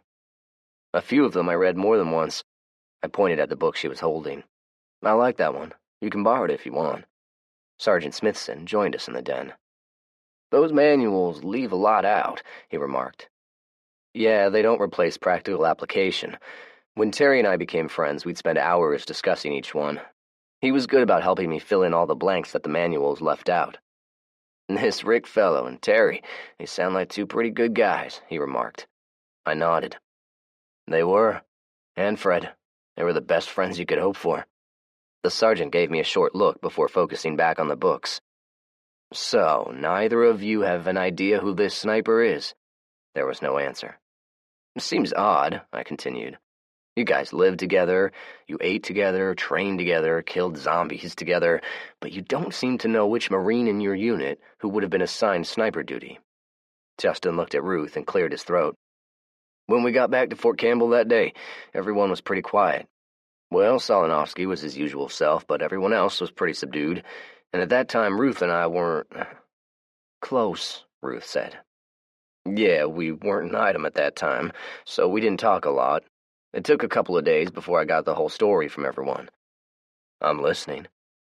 When we snatched you, one of those people who dropped a dime on you also told the colonel about your kids. So he made the decision to snatch them too and issued a frago. Well, they drove up to the house, and the colonel got on the loudspeaker. When he announced his intentions, someone fired a shot from inside the house, and went downhill from there. A corporal by the name of O'Neill was the team sniper. He advised us later he took out 2 men. He looked at me steadily. If you're looking for revenge, I'm not certain any of them who were directly involved are left alive. We think they were all killed when the CDC was overrun, although I can't be certain. You've said a few times there were no other survivors. Are you sure? I asked. It's hard to say, Zach. Have you ever been there or seen pictures of the place? He asked. I shook my head. It's a sprawling complex, and it's surrounded by other large office buildings. We were set up in the Arl Inspector headquarters, and although we had defensive fortifications, they were able to gain entry through the 3rd-floor windows. Tell them about the headbutting, Ruth said. Yeah, I didn't really give that one credit when I explained it before. One of the last radio transmissions from personnel on the 3rd floor was the zombies were breaking out the windows by headbutting them. It was amazing. One of them would butt the window like a ram. It'd bust his skull open and he'd die, but the window would be cracked, and another one would immediately take his place. It'd take 3 or 4 of them before they had the window smashed open. I see, I think. I paused a minute. Did y'all have any human contact on the way back up here? Justin nodded. Not coming back, Justin replied. But we did when we originally went. When we left Fort Campbell, we encountered a motley group of about a dozen people who had erected a roadblock on I-24 right at the top of that mountain. What's it called? Monteagle Mountain, I guessed. He nodded. Yeah, that's it. Anyway, they were trying to demand payment for allowing us to pass. Long story short, words were exchanged and they opened fire on us. I killed 2 of our Marines. What did y'all do? I asked, but I probably already knew the answer. What choice did we have? We shot back. I'd say we took most of them out, maybe all of them. On the way back, we were worried they might retaliate against us, but there was nobody and the roadblock seemed to be untouched from the time we cleared it. Some of the bodies were still there, but not all of them. He paused. There were zombies here and there. I guess the largest group we saw after we left Atlanta was about 100 of them just outside of Chattanooga. He looked at Ruth for confirmation. She nodded. Being totally out of ammo, we avoided them like the plague, no pun intended. Other than that, as we drove, we'd see an occasional column of smoke, but we didn't have any contact with anyone. Ah, yes, the telltale smoke. Columns of smoke were like a big arrow pointing out your location. When the world first went into turmoil, there were so many things on fire it wasn't an issue. Now it was. Try as I might, I couldn't figure out a way around it. I tried to be nonchalant as I reached for my notepad and began writing. I paused only long enough to ask a question here and there. Frederick, who loved to sit on my lap while we ate, became amused by my writing and started hitting my pencil with his little hand. The result was a lot of messed up penmanship, but I didn't mind. Zach, would you mind if the Major can come inside? Ruth asked. I shook my head. Justin chuckled. You don't like him very much, he commented. You're absolutely correct. I'm not so sure I like you either. Yeah, I'm aware of that. I was certain you'd try to kill us as soon as we made an appearance, but Ruth was confident you wouldn't, he remarked with a hint of questioning in his tone. I guess she knows me well enough, but truth be told, I was within a breath of opening up on y'all until I saw my kids. So that stopped you. Yeah. I'll admit, though, while we were standing there eyeballing each other, I was still considering it. As the 2 Marines stared at me, wondering how serious I was, I saw Kelly looking at me out of the corner of my eye. But I didn't do it. Let's just leave it at that. Besides, like you said, that man outside is the only doctor around here. I don't like it, but someone around here will eventually need his skills. But it would be wise advice if you told him to tread carefully. Fair enough, he said. I'll try not to make you regret your decision." He stood. "I guess we'll get out of your way." I stopped him by holding up a hand. "It's time the three of you started earning your keep." I stood up and motioned for them to follow me outside. Major Parsons stopped eating and looked up questioningly. "You three are going to do farm chores today," I said, and pulled a sheet of paper out of my pocket. "These are your chores," I said to Parsons, while handing the paper to him. "It mostly involves cleaning shit out of the chicken coop and barns." I gestured at Ruth. "You'll be helping Kelly." Ruth nodded in acceptance. "What about me?" Justin asked with a wry grin. "I'm going to be working my ass off doing farm chores, and you're going to be doing them right beside me." I waited for anyone to balk or argue, but the three of them nodded in silence. "All right, let's get to it." "You mean to tell me you've never ridden a horse?" I asked Justin. He grinned and shook his head. "Walk me through it. I'll catch on quick." "All right. The first step before putting a saddle on a horse is to brush and comb out any dirt, burrs, and whatever else." Justin watched as I brushed Sate. I gestured at the big stallion. "You have to watch this one close. He'll bite the hell out of you if you're not careful. His name is Sate, which is short for Satan. Bo named him after a horse in a Louis L'Amour novel. He's a mean one, but he's tough as nails and can run like the wind." I nodded at Hank as I handed him the curry comb. "Hank is a gelding. He's much more docile. You'll be riding him." "Why are we going to use horses?" Justin asked as he looked over at the two ATVs parked in the barn. "The name of the game is conservation. There used to be an ample supply of fuel around here, but no more." I told him the story about the tanker explosion. "There's another fuel reservoir near the old Titans football stadium, but when the Cumberland flooded, it caused a lot of damage. The last time I went down there, it looked like the reservoirs were foobarred. There's like 10 feet of mud piled up. It'd take a lot to get to them, and even then, the fuel's probably no good." "All of downtown is flooded?" he asked. "Not anymore. The water table has adjusted itself, but a lot of damage was done. So, fuel is at a premium, and it's hit or miss these days. Most storage tanks are empty. Some of them have fuel still in them, but you never know if it's going to be contaminated or not. Okay, now I'm going to check and clean the hooves. Normally, you wouldn't have to do this every time, but nowadays it's a necessity. Now, when you do this, you have to be careful you don't get kicked." I took my time and made sure Sate didn't try anything. He stood still and let me do my work up until the last hoof before he tried to bite me. I ducked out of the way while Justin chuckled. I showed him the proper way to put on the blanket, saddle, and attach the cinches. After showing him how to put on the bridle and bit, I grinned. "Now you get to mount Hank," I said and pointed. "Always mount a horse on the left side." The sergeant mounted Hank easily and grinned like a kid as I handed him the reins and gave him a rundown on how to steer a horse. Sate was a different story. He waited until I was barely in the saddle and then reared up. It took a little scolding before he settled down, but I could tell he was full of energy and wanted to go on a run. "Follow me," I said, and nudged Sate. He took off like someone had poked him in the ass with a cattle prod and shot out of the barn at a full gallop. I let him have his head and guided him toward the far end of the farm. When he started running out of steam, I slowed him to a trot and began checking the fence lines while I watched Justin bouncing up and down in the saddle as he finally caught up with us. "Man, that horse is as fast as hell," he exclaimed. "Yeah, he hasn't been gelded. That's what makes him so full of piss and vinegar. This is the routine for him if you ever ride him. Get the pent-up energy out of him with a quick run, and he's mostly fine the rest of the day." Hank is much calmer. Justin nodded thoughtfully. "Okay, first thing we're going to do is check the animal traps." "You trap for food?" Justin asked. I suppressed a derisive chortle and motioned for him to follow me. When we got within eyesight of the first trap, Justin gasped. I dismounted, secured Sate to a nearby tree, and directed Justin to do the same with Hank. "Okay, watch my back. Sometimes there's others lurking around." I walked over to the snarling zombie whose hand was gripped tightly by the trap and barely still attached. He lunged at me as I approached, causing his hand to finally separate from his arm.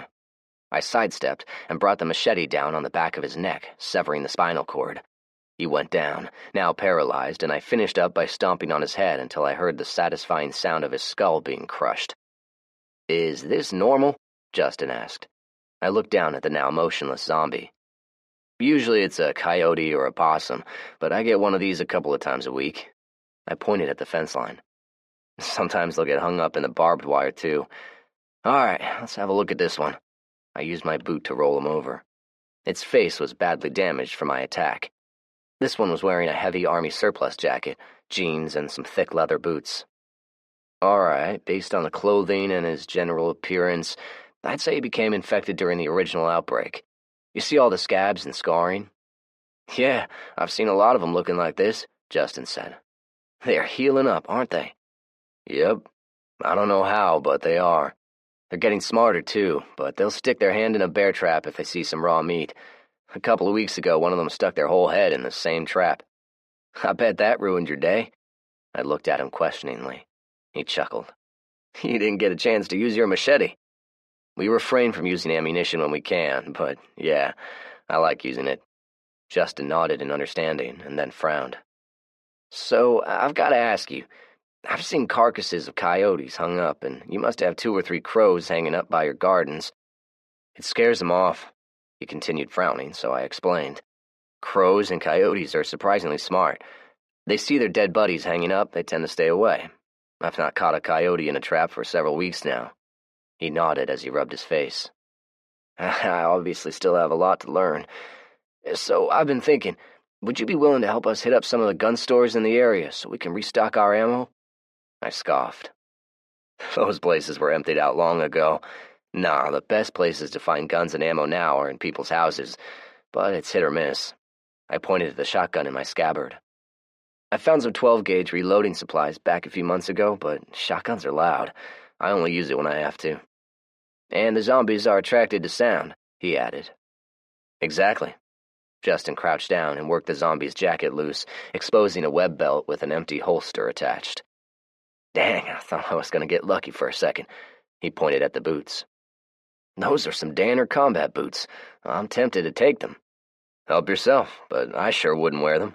Justin looked up at me before standing. Yeah, I guess you're right. So, what do you do with them? Drag them to a nearby sinkhole and burn them. Come on, let's check the rest of the traps and then we'll take care of him.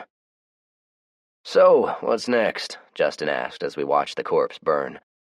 We need to check the fence lines, make a count of the cattle, and make sure none of them are injured, and then we're going to get the 2-man crosscut saw out of the barn and cut up a big old tree. I looked at the corpse and threw another old tire on top of him. Satisfied, we mounted up. As we rode, I pointed out various things on the farm. We had a little over 50 calves born this past winter. 10 of them died. Those aren't good odds. What'd they die of? Cold weather, mostly. Coyotes got a couple of them. Back when there was a full crew of us, we'd go out every morning, find the newborns, and get them into the barns. But it's just me and Kelly now. I pointed to a spot on the far side of the farm. I found one that looked like it had been eaten by zombies over there, but I never found the culprits, which was weird. Why's that? They usually hang around if there's a food source. I paused a minute and stopped Sate.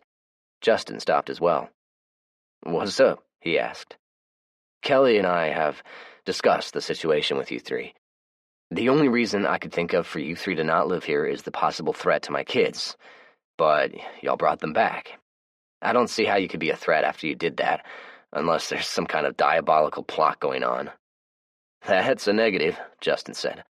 I'm just a gunnery sergeant. Hatching diabolical plots is beyond my pay grade. Yeah, figured as much. So, Kelly and I are not opposed to you guys staying here. You can stay in the homestead if you want.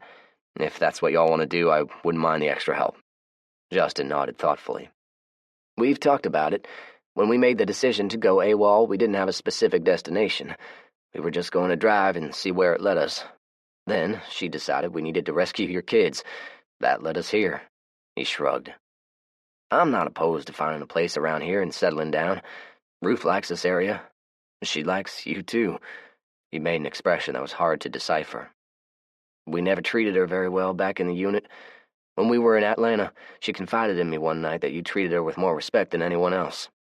She's a good person, I replied. It wasn't hard to see. Yeah, well, I ain't that smart. It took me a while to figure it out. I headed over to the large fallen tree and stopped. Let's break for lunch and talk about it. I've got some beef jerky, canned yams, and hardtack. The zombie population around here seems pretty sparse, Justin commented as he chewed on the hard jerky. That one in the trap is the only one I've seen in a couple of days now. We've managed to kill most of them off in this immediate area, but there are always the wanderers, not to mention evil humans. You can't ever let your guard down. I sat, watching the sergeant as he chewed his food. I'm curious, Justin. If you were in the team that raided the house instead of with the team that snatched me, would you have shot and killed everyone like they did? He took a long time to answer. I don't know, Zach. I honestly don't. He coughed and took a swig out of his canteen. All I ever wanted to be was a Marine. I enlisted right out of high school, and even when I was in basic getting my ass chewed out and pounding sand, I knew I'd found a home. I'd just re-upped when the shit started. The Marines are all about duty and honor, and especially obedience to orders. So, if I were with Team 1 instead of Team 2 on that day, and the order was given to open fire, I don't know. I would like to say that I would have refused, but I probably would have followed orders. I quietly digested what he said as I finished my lunch. Taking a long drink of water before putting my canteen away, I stood and pointed at the tree. Justin looked at it. It's a big one, he said. I bet it's at least 50 years old. Yep. Let's see if those marine muscles can handle some good old-fashioned farm work, I said with a challenge in my tone. Justin grinned and stood. We worked on the tree for the next 3 hours. We began with a steady pace on the two-man saw, but soon started trying to outdo the other. We were both winded within minutes, and I'm sure his arm muscles were burning as much as mine, but neither of us complained, and neither of us was going to be the first one to stop. You're pretty damn strong, Justin grudgingly said between breaths after the first hour. I grunted in acknowledgement, repositioned the saw for a new cut, and started again. When we finally had it cut up in 2-foot sections, we each sat on the ground, catching our breaths and rubbing our arms.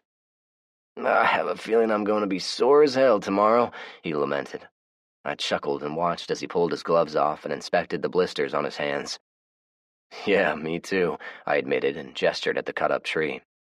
This tree fell back around December, so we'll stack it in one of the woodsheds and let it season for a year. You let wood season a whole year? He asked. Yeah, you can burn it sooner, but it's not as efficient. The bottom line is you plan a year ahead on your firewood. Those knuckleheads at the school don't seem to understand this. I gestured at the logs.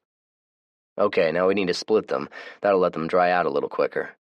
We didn't really need to. I could split them at a later time, but while I had the help, I was going to get as much labor out of them as I could.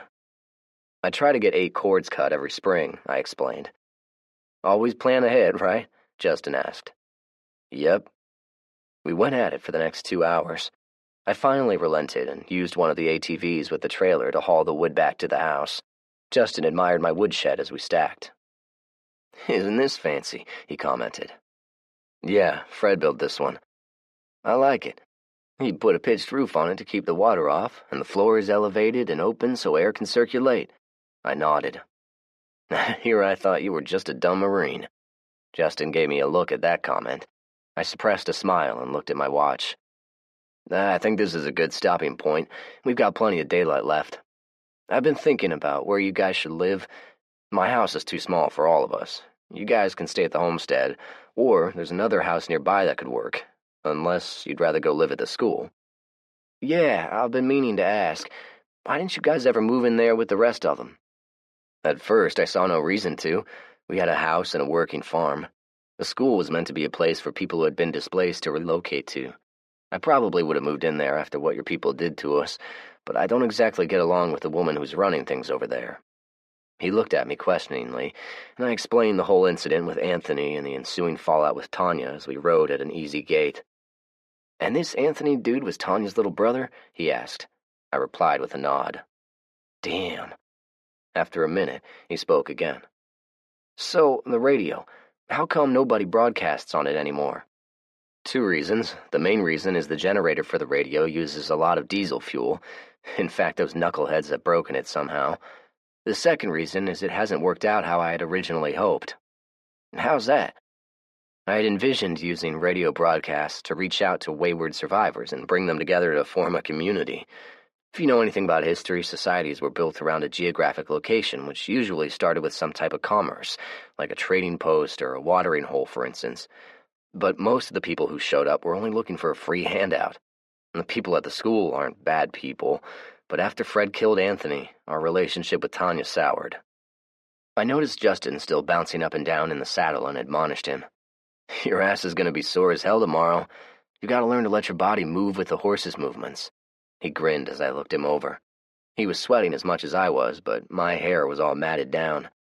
"It looks like you have a fresh haircut." "Yeah, Ruth does a good job. Besides," he said, gesturing at my ponytail, "a Marine can't be going around looking like a hippie now, can he?" He thought about what he said and frowned. "Male Marines, that is." "Well, I've been meaning to cut it. Hair and beards are a plethora for bacteria if you can't wash them every day. Not that I wanted Kelly to shave her head." "If you want, Ruth can give you a squared-away haircut and a shave. She's really good at it. She used to shave her dad." "Yeah, sounds good." "So, you're done with the school?" he asked as he tried to mimic my riding posture. "I suppose so. A couple of days ago, Tanya informed me that the school was hers now, and I had no say in how they ran things." "Well, I haven't seen everything they have going on, but you guys have a pretty decent operation going. I'd say you don't need them." "I don't, but Kelly is lonely. She's a people person. Having the kids back is definitely going to help, but I think she needs more human contact." I pointed as we made our way through the turnstile and the fence and gestured. "That's the Allen's house." It looked like the gutters were full of leaves, but otherwise there didn't appear to be any discernible damage. "The Parsons originally owned this house. They were the family who owned all of this property around here. The Riggins owned the other house. They were all related. Mrs. Riggins was the little sister of old man Parsons." "Parsons?" he asked. I nodded. "Do you think the Major is related to them?" Justin asked with a grin. I looked at him sourly. "I sincerely hope not. Anyway, they disappeared during the outbreak. Julie and I met a family named the Allens. They were good people and we moved them in, but they eventually relocated. The place seems to be in pretty good shape still. I winterized the place so none of the plumbing is busted." "Where'd they go?" "We'd encountered a group of soldiers from the Army. They informed us that they'd secured Fort Campbell and were relocating survivors. They worded it like it was an order and we had no choice in the matter.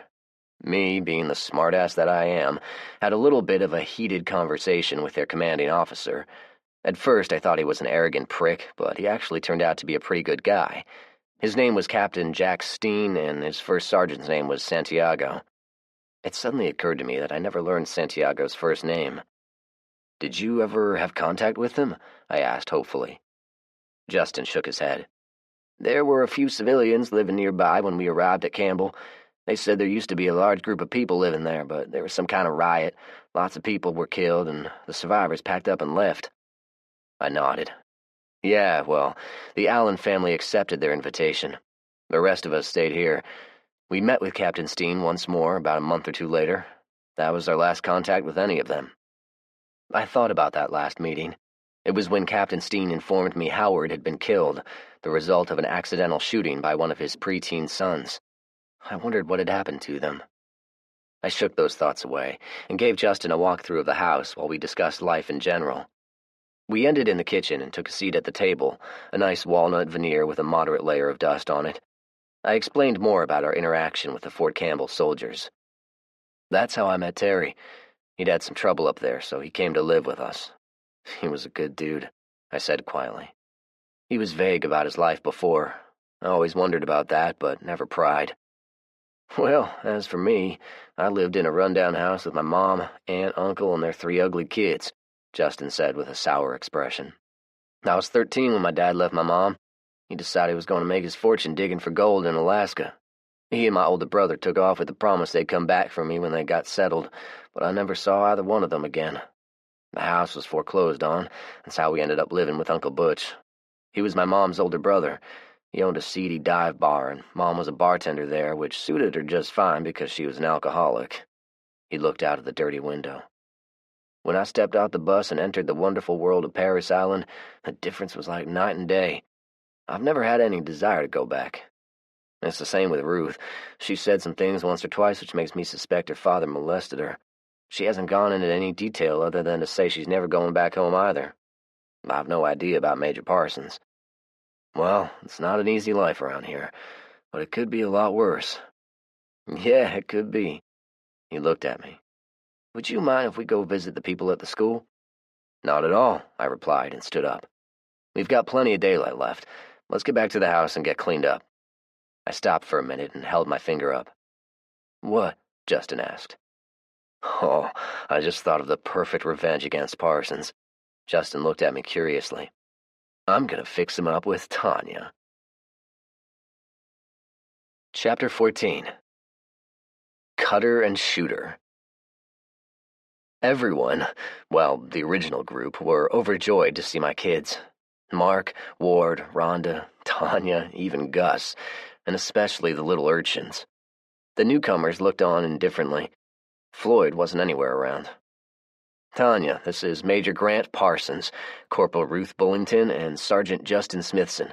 They were a part of Colonel Coltrane's Marines, I said plainly. She cut her eyes at me with sudden suspicion, kind of like a dog that suspects you slipped some medicine into the bowl of Alpo. She pointed at Parsons. I remember this one.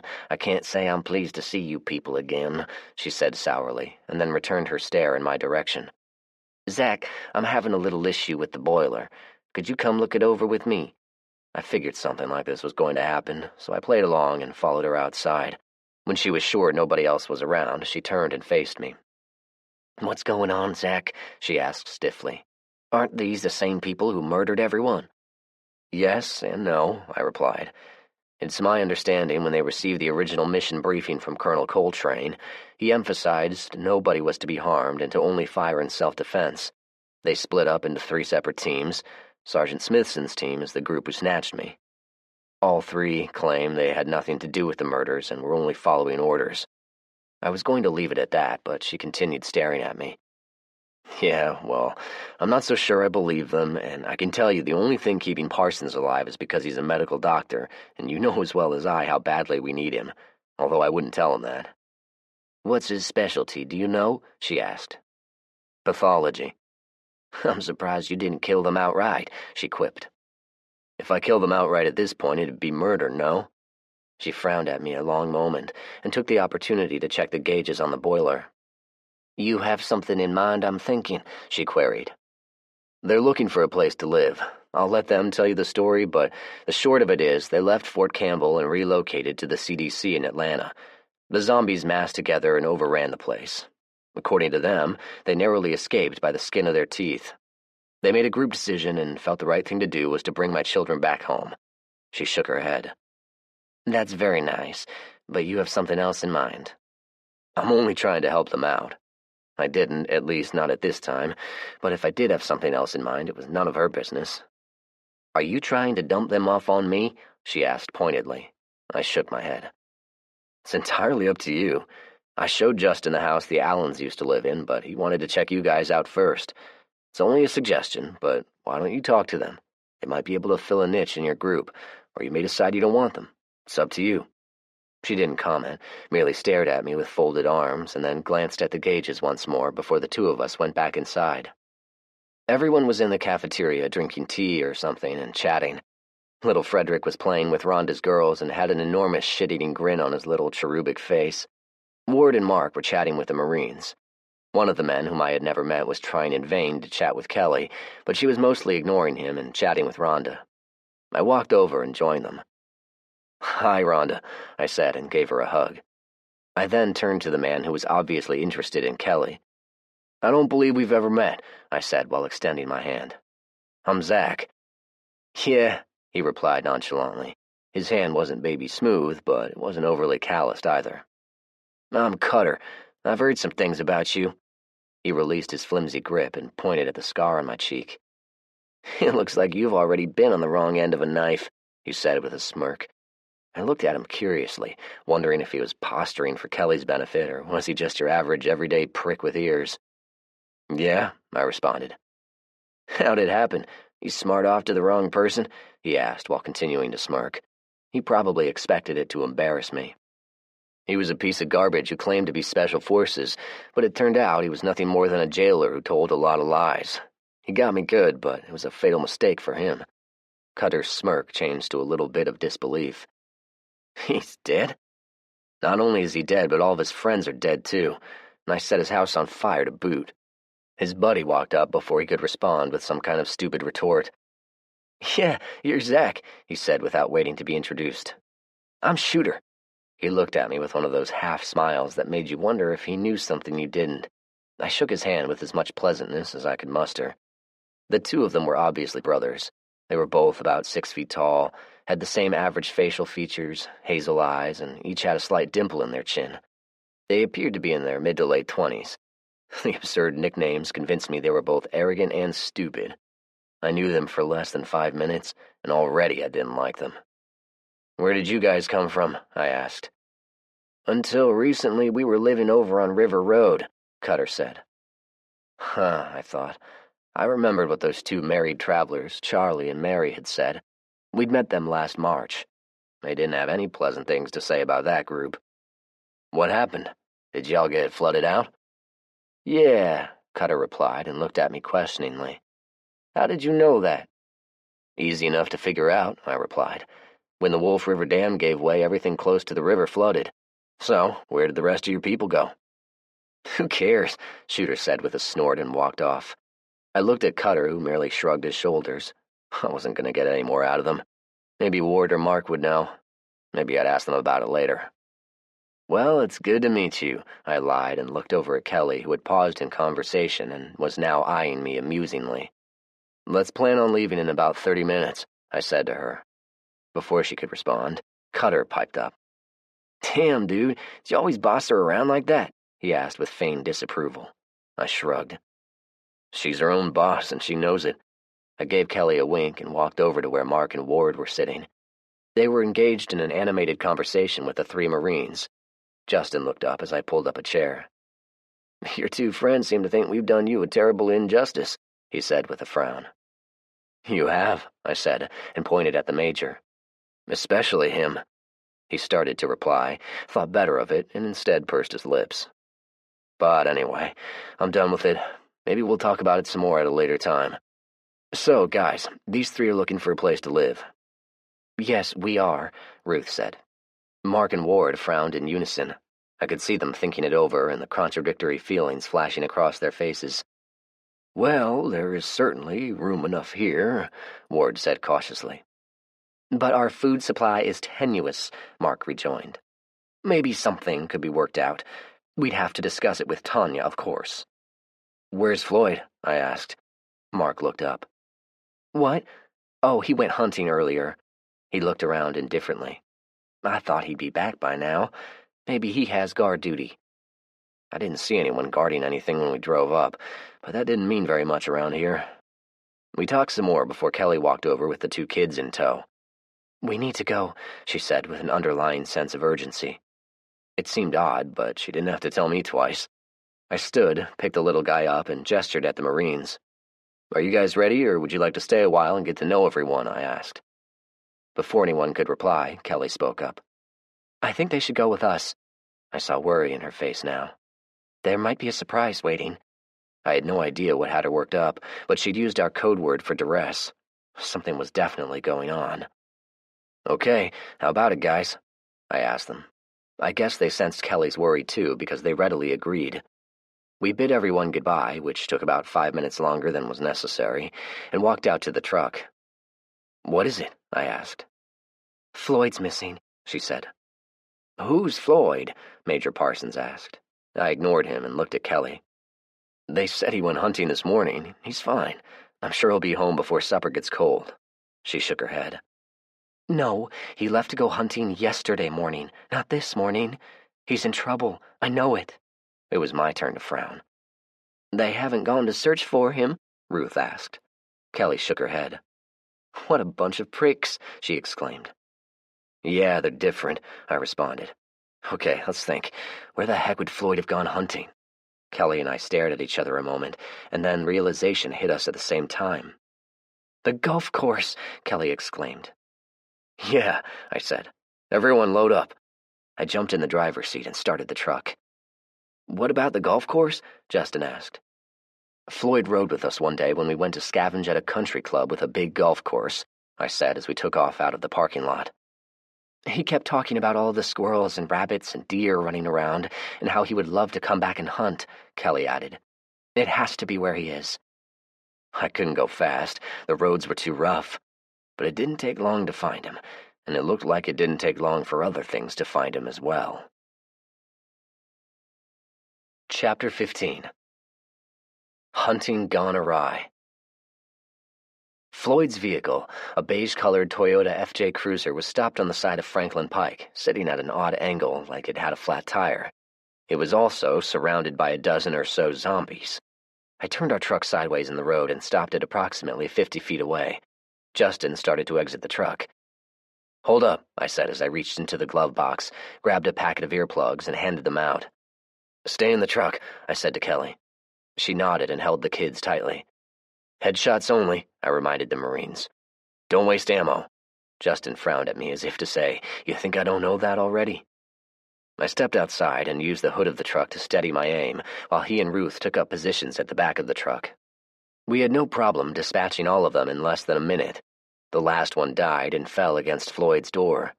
He struggled to push on the door before finally getting it open with a heavy one-armed heave. The dead zombie was knocked backwards, landing with a dull thud as its head hit the asphalt. Floyd gingerly stepped over it and jogged down to us. He looked tired and frazzled. "I sure appreciate y'all. I ran out of ammo about 8 hours ago."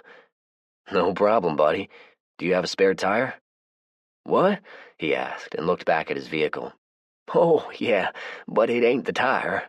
I think I broke one of the front struts," he started to explain, but stopped and gratefully accepted a canteen from Ruth. I waited as he drank from it sloppily. "What happened?" Kelly asked. He shrugged with a pained, apologetic expression. "I was going to go down there to that golf course to shoot a few rabbits and squirrels. I was excited about it. I guess I was going a mite too fast. I hit a pothole and messed up the front end." He pointed at the bodies lying in the roadway. "I started walking back home and them things came out of nowhere." He kept staring and shook his head ruefully. "I barely made it back to my car. It was a good thing I locked the doors because they was pulling on the handles and trying to open them. I ain't never seen them do that before. They was trying to smash out the windows too, but they was just too weak, I guess." I looked him over carefully to ensure he hadn't been bitten and waved a hand at the Marines. "I'll let them introduce themselves. Let's get you back to the school." I made the Major ride in the bed of the truck on the way back. He didn't like it. I guess he thought his rank dictated he be allowed to ride in front, but he wisely kept his mouth shut. "Floyd," Justin said with a little bit of harshness in his tone, "I just met you, but what in the hell were you doing out here by yourself? Your friends back at the school didn't even know where you were. They just said you went hunting somewhere." Floyd didn't say anything and looked down at his feet. I thought he was going to cry.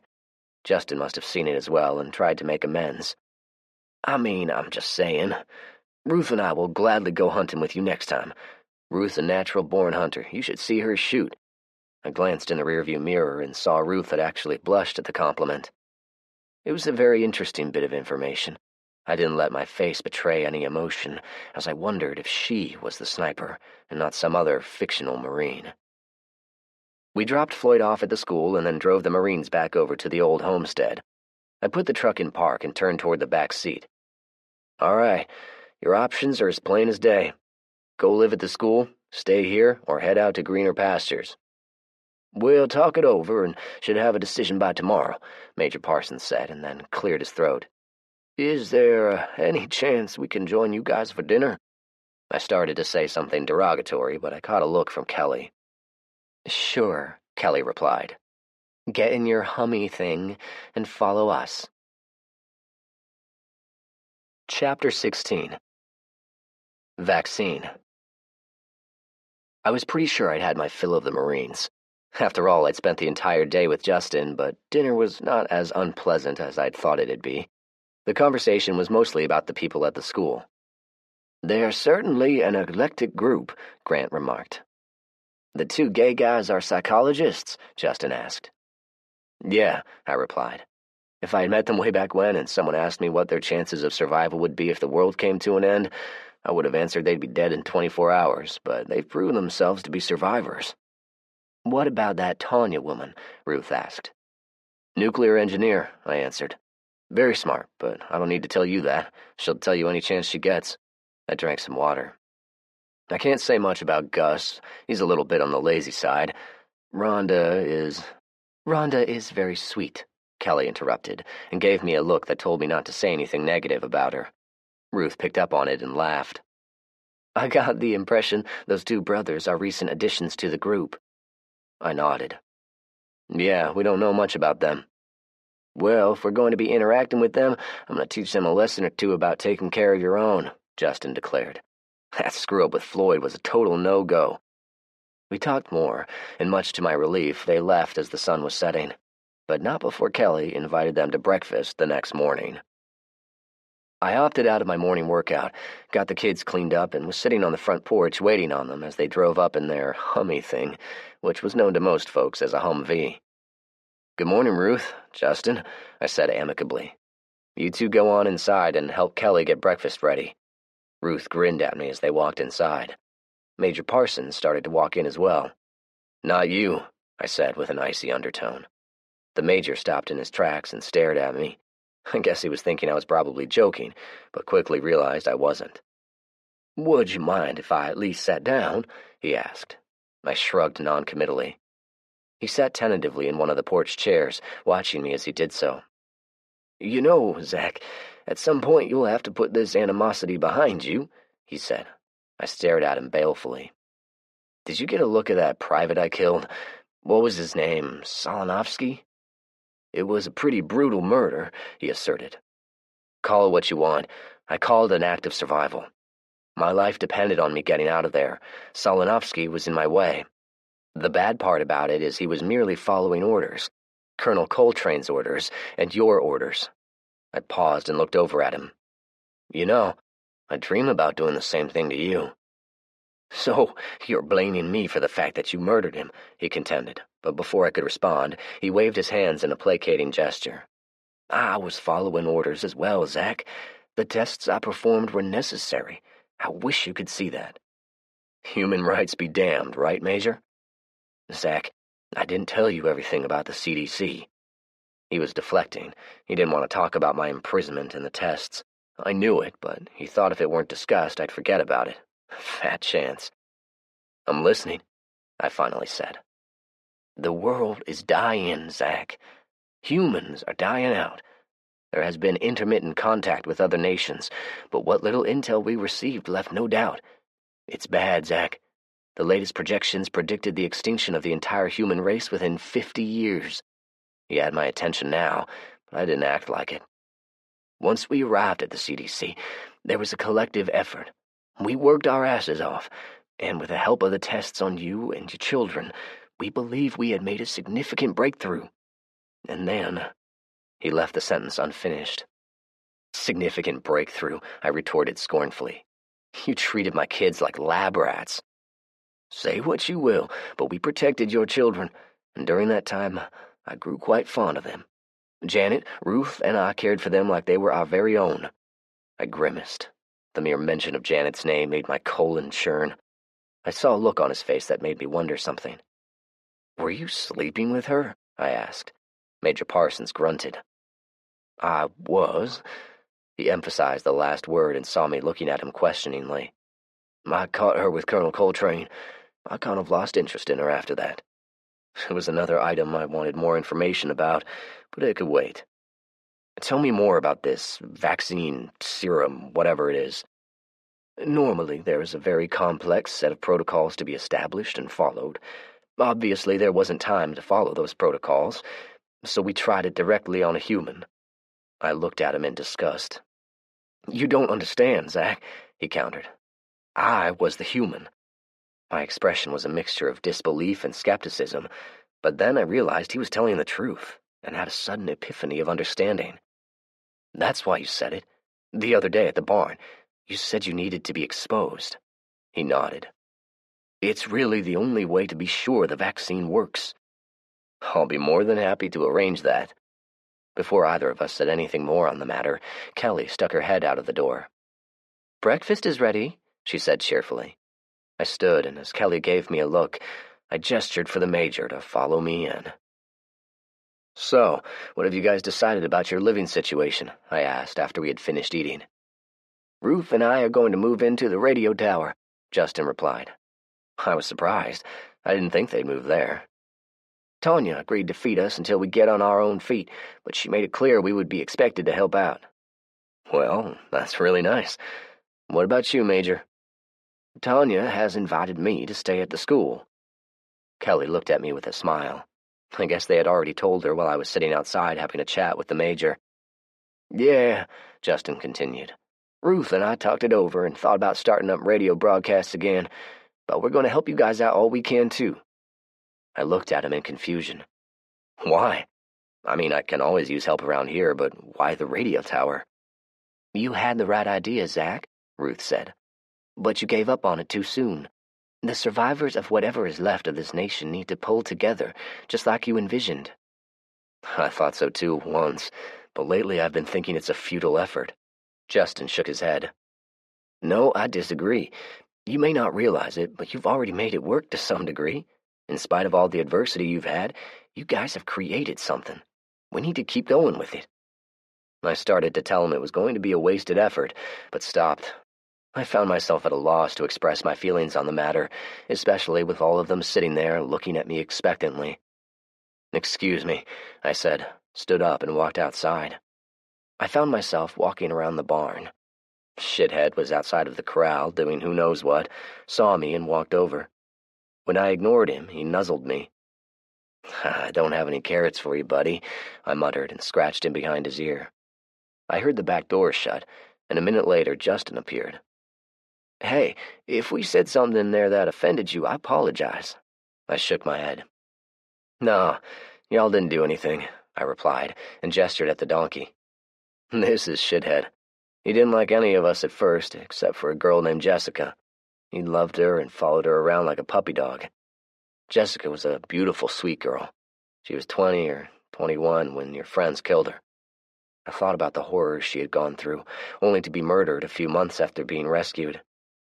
She never got a break, I said softly, and continued scratching Shithead while thinking of the right words to explain. Back when it all started, I went to live with my buddy Rick. You two lived in the old homestead, right? I nodded. Yeah, it was just the two of us at first. We talked for hours about what was happening in the world, and we wondered if anything would ever return to normal. It got me to thinking. About what? Justin asked. How life was going to be? Yeah, I chuckled without humor. I saw the need to recreate a society and thought I was the man to do it, even though I was only 16 at the time. I had such lofty ideals. I'm sure he heard the irony in my tone, but he said nothing. I had a grand plan.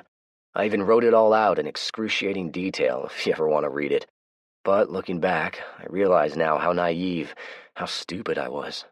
Very, very stupid. I had no clue. Justin shook his head again and started to speak. I cut him off. Oh, no? Let me put it to you this way. If I'd stuck to myself and left everyone alone, people like Jessica would still be alive. Julie would still be alive. Hell, there's so many others you don't even know about. Rowdy, Fred, Andy, Terry, Mac, Tommy, Joe, Wanda, Konya, Howard.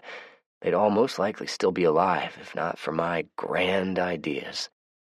Oh, and let's not forget about the people I've killed in the past 3 years. Let's see, how many? 12, 13. Did they deserve it? Well, at the time I certainly thought so, but there are many times, this particular moment being one of those times, when I wonder. I felt myself getting worked up, picked up a rock and threw it as hard as I could at nothing in particular. Justin listened quietly, neither offering an opinion or any other commentary. Shithead nuzzled me again before growing bored and slowly walking off. I decided to change the subject and pointed over at the semi parked near the barn. That Volvo is a tough truck. We found it at a dealership about 10 miles from here. We got a lot of repair work to do on it. Quite a few bullet holes, he observed. I nodded. Kelly was being chased and shot at by people I thought were friends. You met them, the ones who set me up.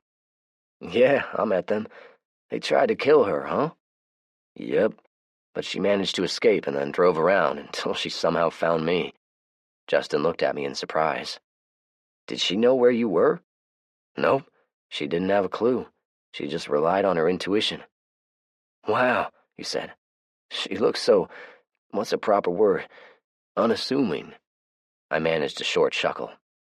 Yeah, I thought so too when I first met her, but I underestimated her. I tend to do that with all women. Julie, my wife, she was feisty as all get out. Andy was another girl in our group. She was a skinny little girl, but she was a stone-cold killer. There were some people who died in a tanker explosion. One of them was a pretty unique woman. Her name was Mackenzie, but everyone called her Big Mac. She could do everything, and I'm pretty sure she could have beaten any man in a fair fight. I have to tell you, these female survivors are as tough as any man. You got that right, Justin said. Ruth's a good example. He paused a moment. She's a good woman. After a minute or two of silence, I turned and looked at him. So, when are you guys going to tell me the truth? I asked pointedly. Justin, a.k.a. Gunnery Sergeant Smithson, faced me and looked me squarely in the eyes. Say what's on your mind, Zach. Ruth wasn't with your team. She was with the other team, the team that went to my house and killed everyone. Chapter 17. Accusations and Arrivals. Justin didn't flinch and instead continued staring at me, and even though his chiseled features gave him an air of rugged manliness, it also betrayed him when he was tense. The tightening of his jaw muscles were plain to see. He even had a vein that ran along the left side of his jawline would protrude noticeably. I doubt he was a very good poker player. What makes you think she didn't stay at Fort Campbell? He challenged. Let me tell you a bit about myself, Justin. I've got a very good memory, maybe even a photographic memory. If I read something, observe something, and especially if I write it down, I never forget it. You understand? Okay, Justin said warily. So I think you know where I'm going with this. I listened, observed, made mental notes. You said there were 2 teams, but that wasn't true. There were 3 teams. I counted off with my fingers. 1 team went to the school and kept them in check so they wouldn't interfere with the mission. A 2nd team snatched me, and a 3rd team raided my house, ultimately killing almost everyone. Ruth wasn't with the 1st or 2nd team. Ruth was with the team that went to my house. There was a long moment of the 2 of us staring at each other. The tension was palpable, as they say in those mystery thriller books. I think it would be best if you asked Ruth, he finally said. But I want to make something clear. If you decide she's committed a wrong against you, I'm not going to stand around and do nothing if you try to hurt her. I suppose I understand that. I'm guessing you've grown fond of her, I surmised. Justin nodded his head slowly. We've been through a lot together. The 2 of us stood there, continuing to stare at each other when I heard the back door to the house open and close. Ruth and Major Parsons saw us and walked over. I guess we should be going, Ruth said, oblivious to what was going on. We have a lot of work to do. Oh, she added with a grin. Kelly said the kids need some daddy attention. That usually meant a diaper change was in order. All right, I guess I'll see you guys later, I said, and continued staring at Justin as the 3 of them drove away. Just as I suspected, both kids had made very impressive boom-booms. Kelly and I had somewhat successfully potty-trained little Frederick, but only when one of us was paying close attention. When we didn't, he still felt the need to shit all over himself, so we still had him in diapers. I got them attended to and herded them back to the kitchen table, where I pulled one of my notepads close. I had Macy on my lap this time, while the little guy crawled around under the table. What are you writing? Kelly asked as she sat down across from me. The Major believes they may have formulated a vaccine derived from mine and the kid's blood, I said. I want to jot down what he had to say about it before I forget. They found a cure? Kelly asked incredulously. Sort of, a vaccine. Kind of like a flu shot, I guess. Do you believe him? I don't know, but he seems sincere. He claims he tested it on himself just a few hours before the invasion. He doesn't have any lab or equipment to monitor his progress, but he seems to be doing okay. He's asked me to go to Atlanta with him and see if anyone is left alive at the CDC, and if there is, continue with the testing. Are you going to do it? Kelly asked. I looked at her and could see she was a little worried. Nope, there's no way in hell I'm going to leave you and my kids, I declared. She smiled in relief. I went back to my notepad and wrote for about 20 minutes. When I stopped, I looked down and saw little Macy asleep in my lap and Frederick wrapped around my leg chewing on my bootlace. I managed to get it out of his mouth and looked up to see Kelly still sitting across from me with her chin resting in her hands. I offered her a smile. I guess you're going to be outside doing chores all day again, she said without smiling.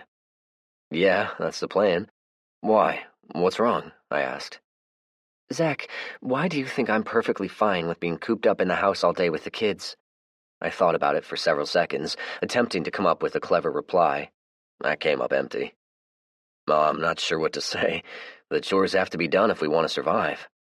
Well then, how about you stay home today and let me ride around in the fresh air and sunshine? She was messing with me now. She had to be. Don't you realize how hard I work every day? Oh, are you implying I'm lazy? Well, I stepped into that one. Not at all, I replied quickly. She stared at me pointedly. Seeing no logical way out of this, I threw up my hands in surrender. Fine, be my guest. She accepted gleefully. I waited for her to tell me she was kidding, but I knew it wasn't going to happen. So I tried another tack and went over what had to be done. Unfazed, she responded with her own requirements of what housework she expected to complete. Agreeing to terms, I put Macy on the couch, tucked a blanket around her, and wedged her in with the cushions so she wouldn't roll off. Satisfied, I hoisted Frederick on my shoulders and walked outside. Kelly was already in the barn and waited expectantly as I loaded up the ATV with an abundance of tools, hoping it would dissuade her. It didn't. She hopped on and started it with a smug grin. I pointed at the shotgun. She checked it and put the safety on before putting it back in the scabbard. All right, at the first sign of trouble, I want you to hightail it back here, and check in with me on the walkie-talkie every 30 minutes, okay? She nodded and kissed the two of us before hitting the throttle. I watched her ride off and sighed. All right, big guy, we're going to muck the barn while Macy's asleep. It took much longer than normal. I kept getting distracted by my exuberant and overly curious son. He was getting into everything, and at one point he decided to see what a horse apple tasted like before I could get to him. He scrunched up his face in disgust, causing me to chuckle. I bet you never do that again, right? He looked at me like he was thinking, don't count on it, Dad. After that, I decided it would be best to stick with the indoor chores. Macy woke up, and Frederick decided he wanted to rest his eyes, which made it a lot easier. She was a perfect angel, and watched me quietly with her big blue eyes while I mopped the floors. She kept her promise and called me on the radio promptly at 30-minute intervals. She sounded like she was having fun, which of course irritated me. Nevertheless, I had no intention of not upholding my end of the bargain and worked diligently on the house cleaning. Promptly at 5, Kelly called me with her walkie and advised she was on her way back. Oh, and be advised I'm bringing company, she said cryptically. I started and tried to get her to explain, but all she said was wait until she got home. She didn't use any of our prearranged code words, which hopefully meant everything was okay.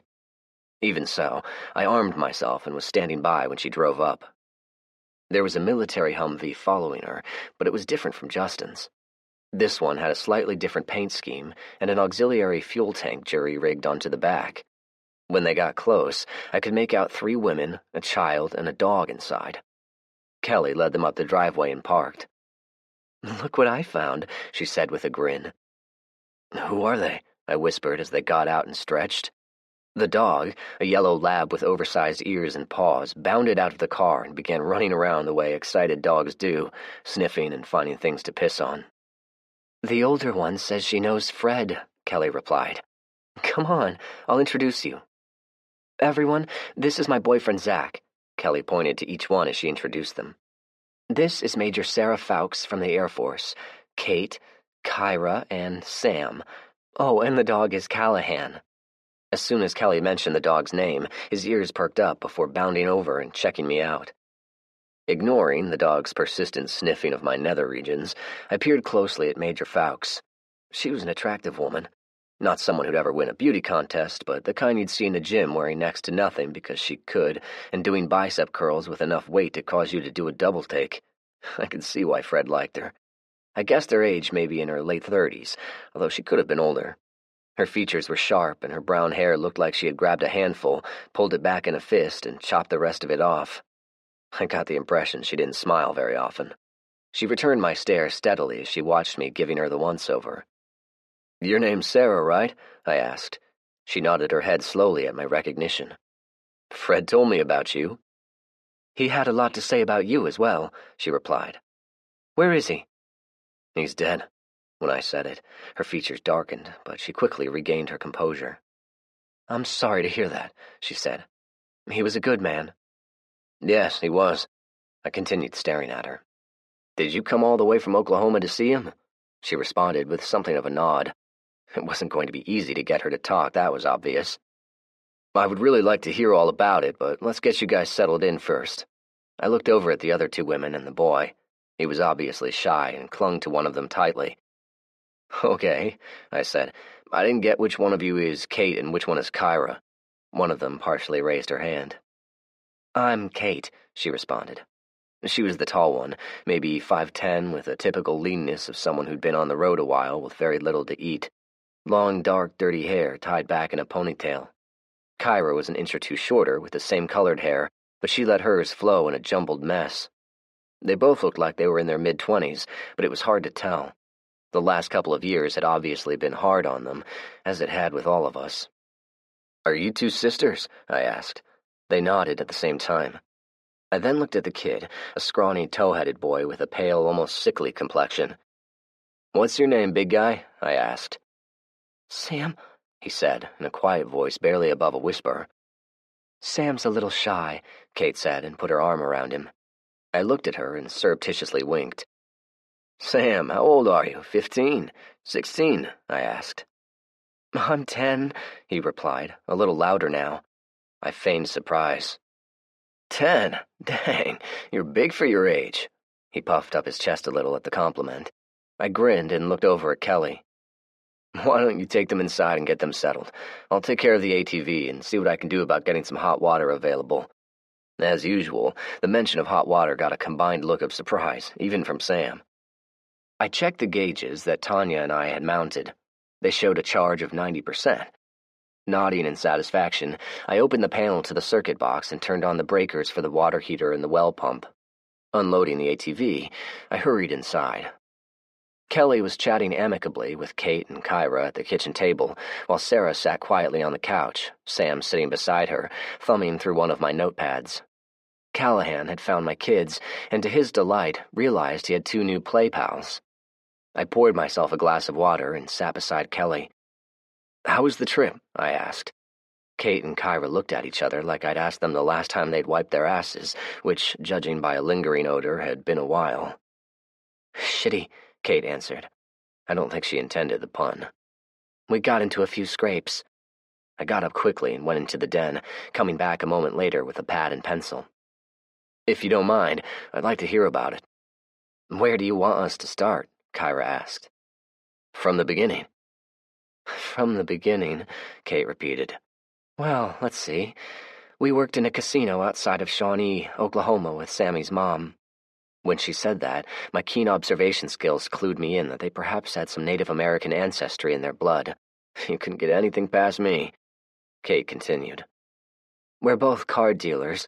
We'd watched the news reports of everyone getting sick, but nobody thought very much about it, and work went on as usual. One night, I guess it was Thanksgiving, November 30th, Kyra added. Yeah, it seemed to happen quickly. We had about 1/10 of the usual number of customers. Kyra and I were dealing at the blackjack tables that night, and let me tell you, our tips sucked. Sammy's mom had gotten off work earlier, but she came back with Sammy to eat dinner. Employees got to eat for half price, Kyra explained. Kate nodded and continued. We all went on dinner break together, and all of a sudden we started hearing a lot of screaming out in the main casino area. We figured some drunks were fighting or something. We were going to see what was happening, but one of the security guards ran into the back room and locked the door. He had his gun out and he looked scared, really scared. And then the gunfire started, Kyra said. Kate nodded again as she brushed a loose tuft of hair out of her face. Yeah, the only people that are supposed to be armed are our security, so we didn't know what the hell was going on.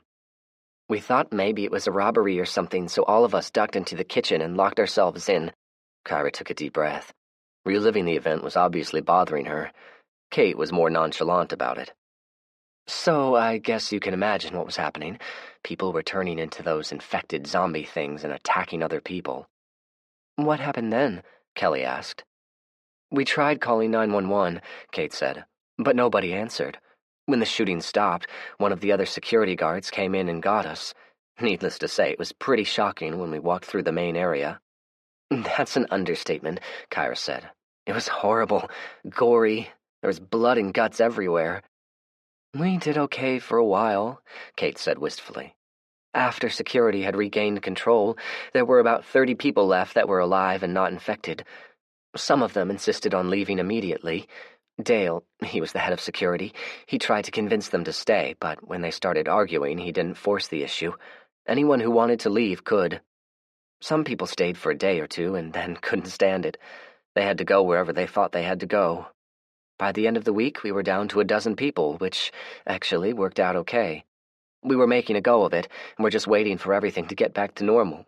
It wasn't easy, but we actually were doing okay for a couple of years, all things considered. Then it all went to hell, Kyra said. How? I asked. It was over a cunt, Kate said. Kyra stared at her sister in consternation. Kate! S-A-M, she scolded. I can spell, Sam said from the den. I'm not stupid.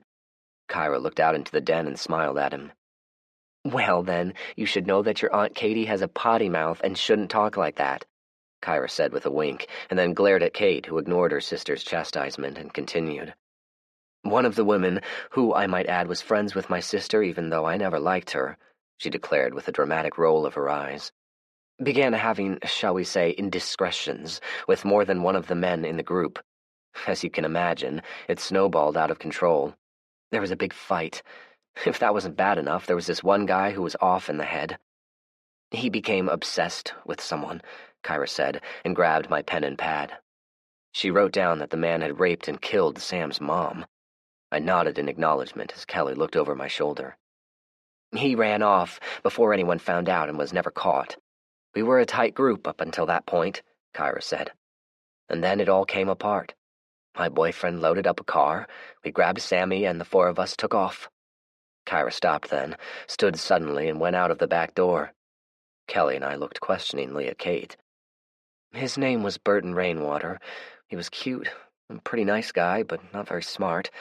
He said he had some relatives that lived near Fort Smith, so we jumped in the car and headed out. We were running on fumes when Burton spotted a truck stop. He was convinced we could siphon gas from some of the cars in the parking lot. Her face darkened. There were some people there. Burton tried the friendly approach, but they weren't buying it. So he got the bright idea of pulling a gun on them. It was a big mistake. He was shot. They let us drive off, but we only made it about another 10 miles before we ran out of gas. Burton died somewhere along the way. We didn't even have a shovel to bury him. We wrapped him in a blanket and had to leave him on the side of the road. As you can imagine, Kyra didn't handle it very well. I nodded and wrote quickly. Kate waited until I caught up.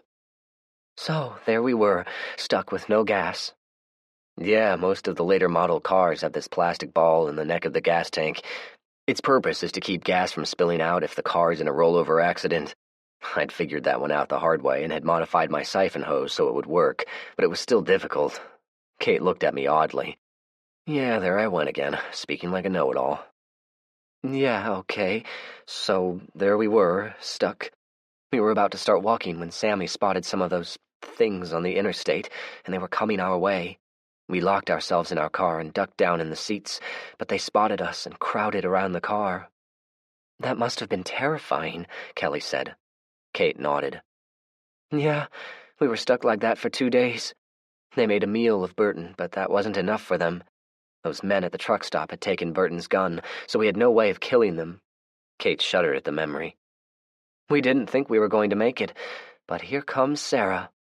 Sarah briefly looked up at the mention of her name, and then went back to reading the notepad. I wasn't sure which one she had, but she apparently found it very interesting. So, have you ever heard the expression, badass bitch? There were 10 or 15 of those things, and Sarah killed them all in a little under a minute. She shot them all in the head, Sammy said loudly from the den. Yeah, she did. And then she asked us if we wanted to join her. And here we are. Did you guys encounter any other live people? I asked. Yeah, outside of Little Rock. They seemed like nice people, but Sarah was having none of it. She only wanted to reunite with Fred. I looked through the doorway into the den. Sarah acted like she wasn't listening. She gave us the option of staying with them or going with her. We chose to go with her. Same thing in Memphis. Some people tried to wave us down, but Sarah never even slowed down. I looked into the den again. Sarah must have sensed it. There was no reason to stop, she said without looking up. You guys don't happen to have any cigarettes, do you? Kate asked hopefully. Kelly stood and fished out a carton from a drawer. We found these a while back. Neither of us smoke, so you're welcome to them, but not inside, please. Kate looked at Kelly like she'd just bestowed manna from heaven. Kelly motioned toward the door. Let's go outside and let Zach fix us dinner, she said with a facetious grin. They walked out, but Sarah elected to stay with me and help me struggle with preparing something edible.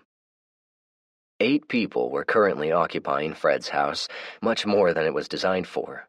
Kelly and I were snug in our bed with the kids. The rest were either in the spare bedroom or laid out in the den. I fear my superb house cleaning is going to be negated, I commented. Kelly laughed quietly. I'll have to admit, it was spotless, at least for 30 minutes. Maybe you should be the full-time maid. Yeah, you should have seen me. I cleaned from top to bottom. I even emptied all the kitchen drawers and wiped them down. I felt Kelly involuntarily flinch. Yep, I found them. I don't know where she got them from, but she had enough to last for at least 5 years. Why were you hiding them? Because I don't want to get pregnant, and I wasn't sure how you were going to react if I said as much, she said plainly. I sighed. I thought you knew me better than that. I would have, and do respect your decision. Kelly snuggled close. I'm sorry, Zach. I just thought, well, with your kids missing and not knowing if you'd ever see them again, you might have wanted to get me pregnant. I was about to object, but then thought it over.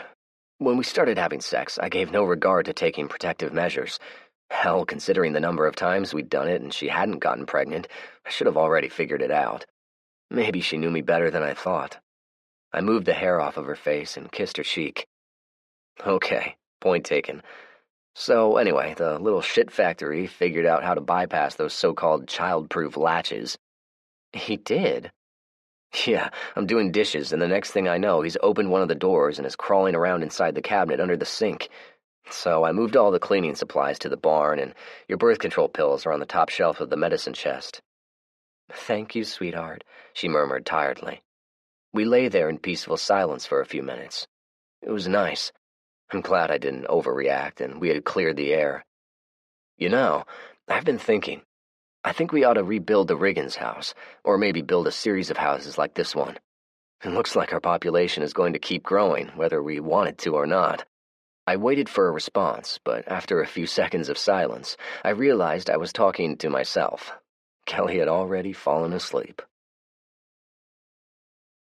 Chapter 18. Sarah. I woke at my usual time. The house was quiet, nothing but the rhythm of breathing from Kelly and the kids.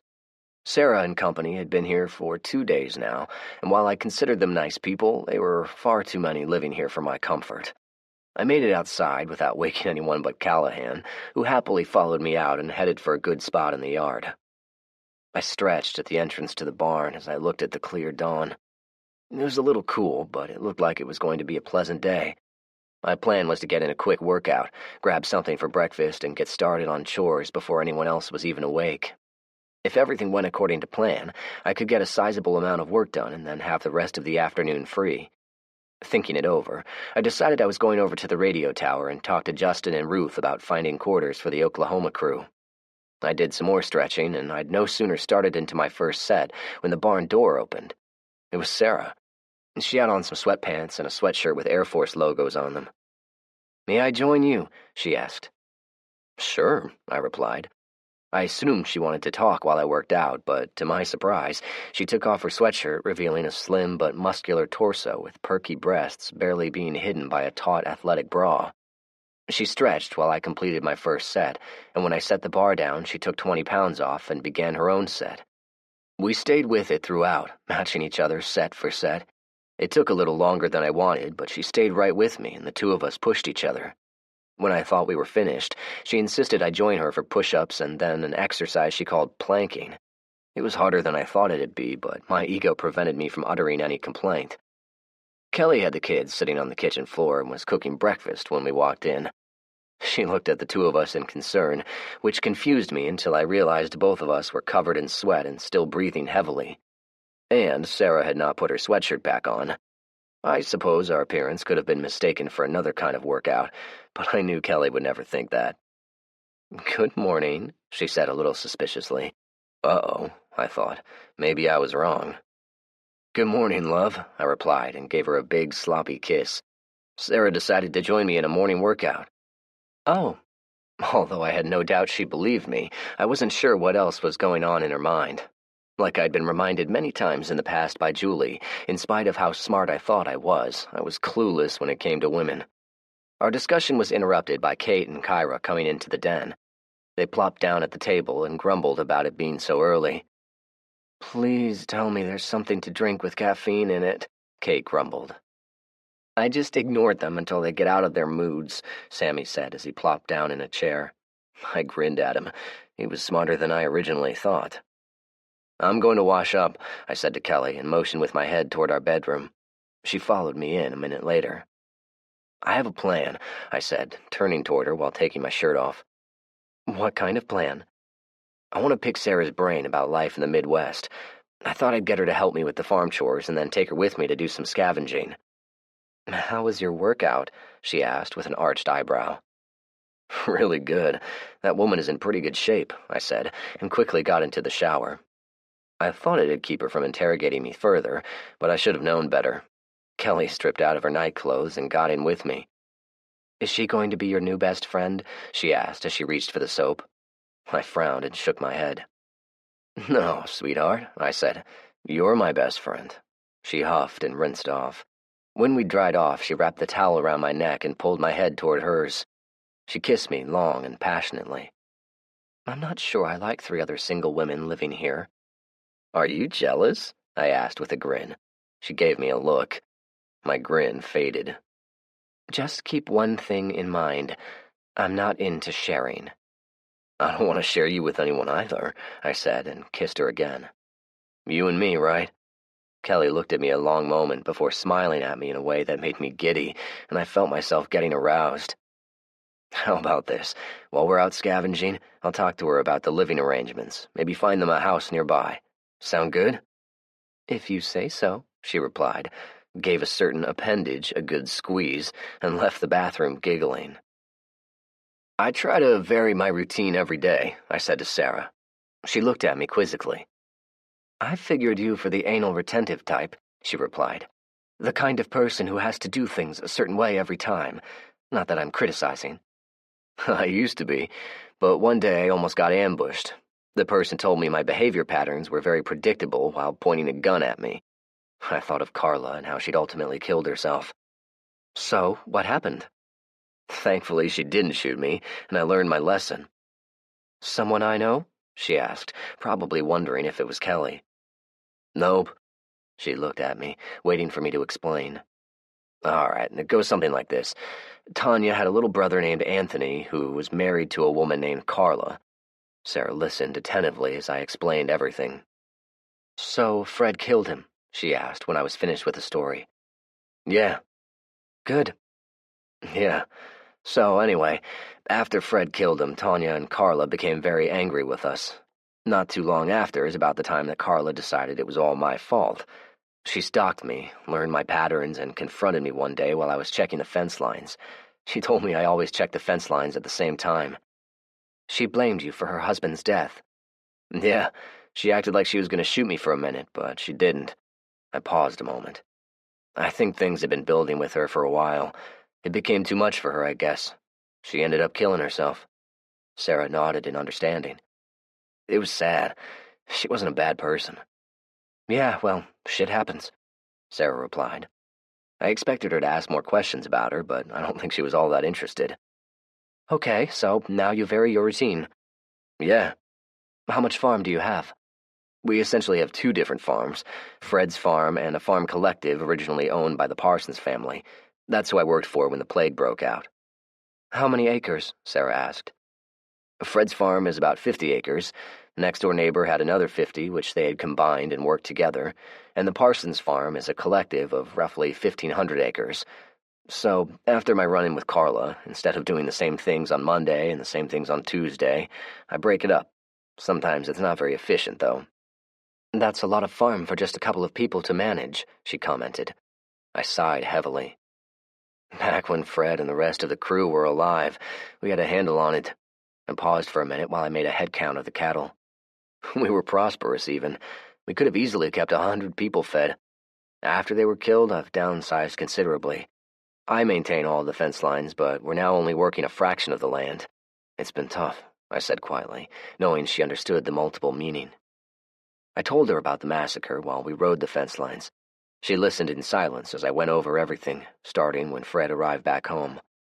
I found a couple of places that needed some mending, and then showed her the old houses and the resulting damage. "So, those 3 Marines were with the same group that did all of this?" "Yes." "And killed Fred and your wife?" I nodded. "And they're the same Marines who abducted you and your kids and conducted tests on you and your kids like you were lab rats?" I nodded again. I expected her to say something derogatory, something insulting, something supportive, anything, but she had no further commentary on the matter. "The only thing left for now is to feed the chickens and clean out the coop. Kelly did it last time, so it's my turn. Once we get that done, I thought I'd head out and do some scavenging. Kelly usually goes with me, but now that we have the kids back, someone needs to watch them. What I didn't say was that there was no way in hell I was going to leave my kids in the care of Kate and Kyra, people I barely knew. I think Sarah sensed it and understood. "Are you asking me to join you, Zach?" "If you want to," I answered. "It's always good to have backup, especially when scavenging, but if you say yes, I'll have to insist on making sure you're knowledgeable about guns, and we rehearse room-clearing tactics before heading out." She stretched a kink out of her back and brushed herself off. "Let's get to it," she said, and walked to the chicken coop. "All right," I said as we drove down Trousdale Drive. "I've been working this area on and off for over a year now, and there are still plenty of houses and businesses to check out." "Why this area?" Sarah asked. "Are you asking why am I driving all the way over here when there are so many houses and businesses all around the Nolansville area, which is so much closer to my house?" I asked sarcastically. Sarah caught the tone. "Let me guess, it has something to do with the people at the school." "Bingo," I replied. Tanya and her buds are either too scared or too lazy to venture out more than a 5-mile radius of the school, and they get all butthurt if I work the same area. "So, instead of causing conflict, you chose instead to scavenge other areas," she concluded. "Very considerate of you." I shrugged. "It seemed more prudent," I said, and gestured. "I've been all over Nashville, but this particular area seems bereft of humans. I haven't seen one around here in quite a while, and only a few infected here and there." I pointed at one of the side streets. "I've not been down this street. Let's try it out." We started at the house on the corner. I drove into the yard and backed up to the front door. After a minute of not seeing anyone peeking out of the windows, I went to the door and did the standard knock and announce. "Do you do that every time?" Sarah asked. "More or less. There's always a chance that survivors still live here. I don't want to get into a shootout with someone who's merely protecting their property." I gestured at the door. I give it a good listen and then try to make entry without making too much noise. I demonstrated by putting my ear close to the door before forcing it open with a pry bar. "Hello?" I stood there a minute, waiting for any human to challenge us. There was nothing, and I got the distinct musty odor of a home that had not been occupied in a while. "Okay, let's clear it." "I look for telltale signs," I said as I pointed out various things. "There's a lot of undisturbed dust on the furniture, and some of the water pipes have busted. Those are indicators no human has lived here in a while, which is good. But you've got to watch out for any zombies that have been trapped in a closet or bedroom." She nodded in understanding, and we began rummaging through drawers and closets. We worked through 4 different houses with minimal results, and then took a break for lunch. "Tell me about Oklahoma," I suggested. She took a long drink of water. "I guess you know how Fred and I met," she started. I nodded. I got a brief summation. "You know Fred, he was never one for a lot of prattle." Sarah grinned for the first time since I'd met her. "Yeah, that's Fred. Well, let's see. He shows up out of nowhere driving a vintage, bright yellow Volkswagen Beetle, says he's going to L.A. in search of his daughter, and then asked if I would be kind enough to fly him the rest of the way. She smiled wistfully at the memory. I looked at him like he had lost his ever-loving mind, and said as much. "But you flew him there." "Yes, I did," she said. "He had that effect on me." Anyway, after landing, we went to the address where she had lived. She was still there. Unfortunately, she'd become infected. She'd apparently been trapped inside her apartment the entire time.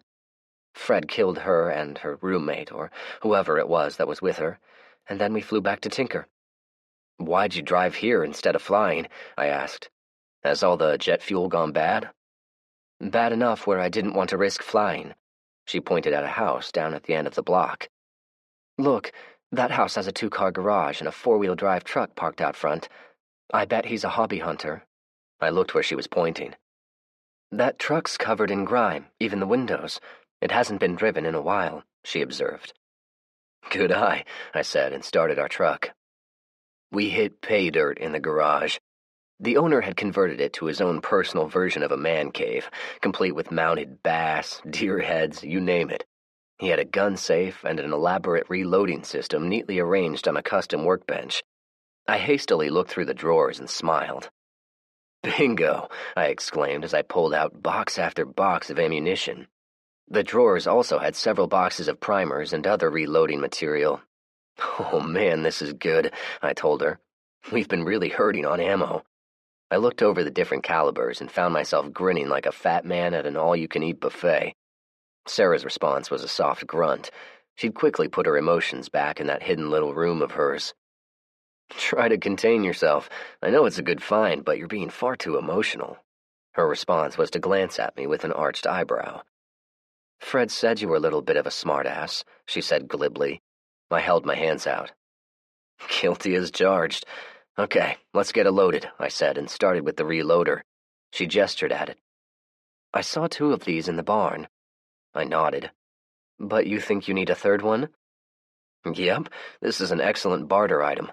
Or maybe we'll give it to Josue. That man is constantly tinkering with stuff."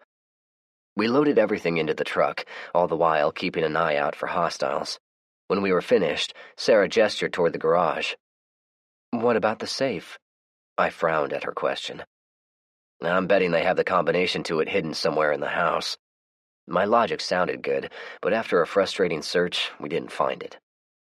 "We can come back later and try to cut it open," I said, but didn't have much hope. Sarah started to say something, but we were interrupted by a soft yet distinct sound of something scraping along the asphalt driveway. Sarah looked at me questioningly.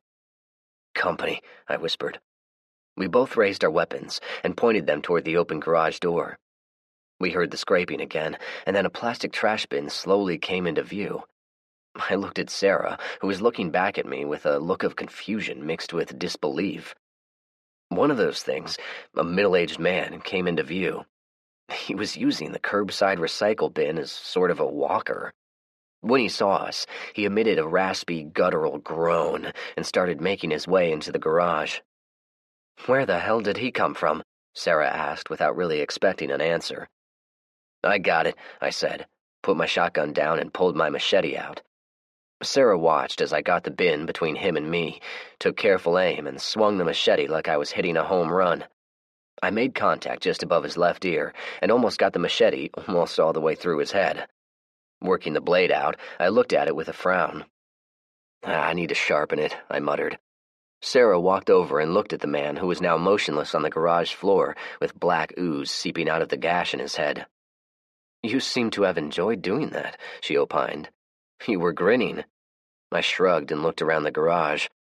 When I found a scrap of rag, I used it to go through the man's pockets, finding his wallet in a back pocket. When I pulled it out, it was covered in God only knows what. "What are you doing now?" "I think this old dude lived here. Let's see if there's anything in his wallet, like a safe combination."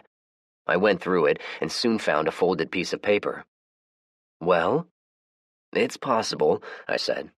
"There are several numbers and other writing. I think it's a list of usernames and passwords." The paper was heavily soiled, and a lot of it was hard to read. Short answer, after several attempts, we struck out. All right, I said as I doused our hands with sanitizer. We'll come back to it later. Let's finish up and get out of here. We pulled down the garage door, and she watched as I took a can of spray paint and applied the standard FEMA marking with an abbreviated notation of the safe. I saw these markings during the Hurricane Katrina debacle. Is it a FEMA symbol? I nodded. Yeah, it's probably a wasted effort now, but I do it anyway. What exactly does it denote? She asked. I pointed at it. You start with a big X. The top quadrant of the X is the date the structure was searched. 3/14/03? She asked. March 14th, third year of the apocalypse.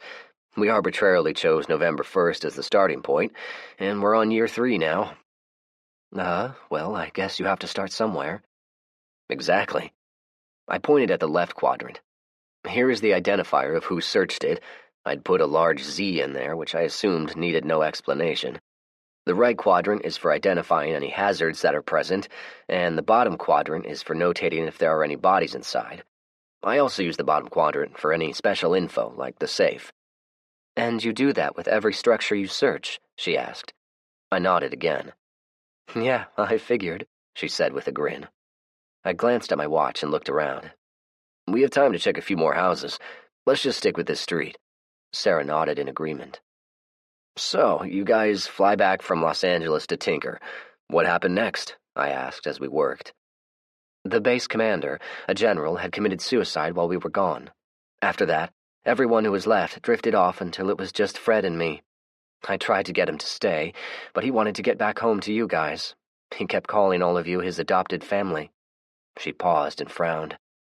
I was the one responsible for him staying away for so long. I used every feminine trick I could think of, but one day he announced he was going home, and I couldn't stop him. Was it a fond goodbye? I asked, already knowing the answer. Sarah shook her head. He asked me to come with him, but I threw a hissy fit and acted pretty badly toward him. I regretted it, of course. We all do things in the heat of the moment that we later regret. I agreed. Thinking back to some of the things I'd done in the past, I wish I could have changed. We finished with the last house, and were now sitting on the tailgate. Sarah appeared lost in her own memories, before realizing I was still there, waiting to listen to the rest of the story. I believed I had a duty to stay at Tinker and maintain the base and equipment. I honestly thought I was up to the challenge, but it was too much for just one person. A windstorm swept through one day and destroyed a lot of assets. It was the final straw, I guess. I'd been alone for almost 2 years, and found myself missing Fred more and more. She looked over at me. I was so stubborn, opinionated, and hot-headed. I never realized what a good man he was. Being totally alone, I had a lot of time to think. Maybe I romanticized him and our relationship a little too much, but no matter. I think if I were totally alone for 2 years, I would have gone crazy. Yeah, she replied, but didn't elaborate. The storm was most likely a tornado, and it did a considerable amount of damage. I hid out in the basement of one of the buildings until the next day. As I walked around surveying everything that had been damaged, I came across an abandoned car. You see, before Fred left, he took a Sharpie and wrote down his home address and a note saying, "I hope you change your mind." I ignored it for a couple of months, but one day I walked by that car and saw that the writing was fading, so I wrote it down. I carried that scrap of paper in my pocket, and I can't tell you how many times I pulled it out and looked at it. She wiped at her eyes before continuing. So, even though it had been almost 2 years after that storm, I decided to pack up and find him. She paused again, and this time a single tear rolled down her cheek. Anyway, I fixed up a Humvee and headed out. You know the rest. I nodded in understanding and looked around while she wiped her face. After a couple of minutes, I checked my watch again and noticed she checked hers at the same time. Let's head back, I suggested. Affirmative, but I'd like to meet those Marines first and have a little talk with them, she said stiffly. I shrugged and began driving us toward the school. You two are part of the unit who murdered a group of innocent people. Is that correct, Sergeant? I had driven Major Fawkes, Sarah, to the radio tower first. Justin and Ruth were outside when we drove up, working a garden plot. They were a little unsettled when I introduced her. Sarah skipped all pretense at niceties. I asked you a direct question, Sergeant. Yes, ma'am, but as we explained to Zach, we didn't murder anyone. Yes, Zach said as much, But you two and this Major Parsons have pertinent information about the incident, correct? Well, Sarah turned toward me.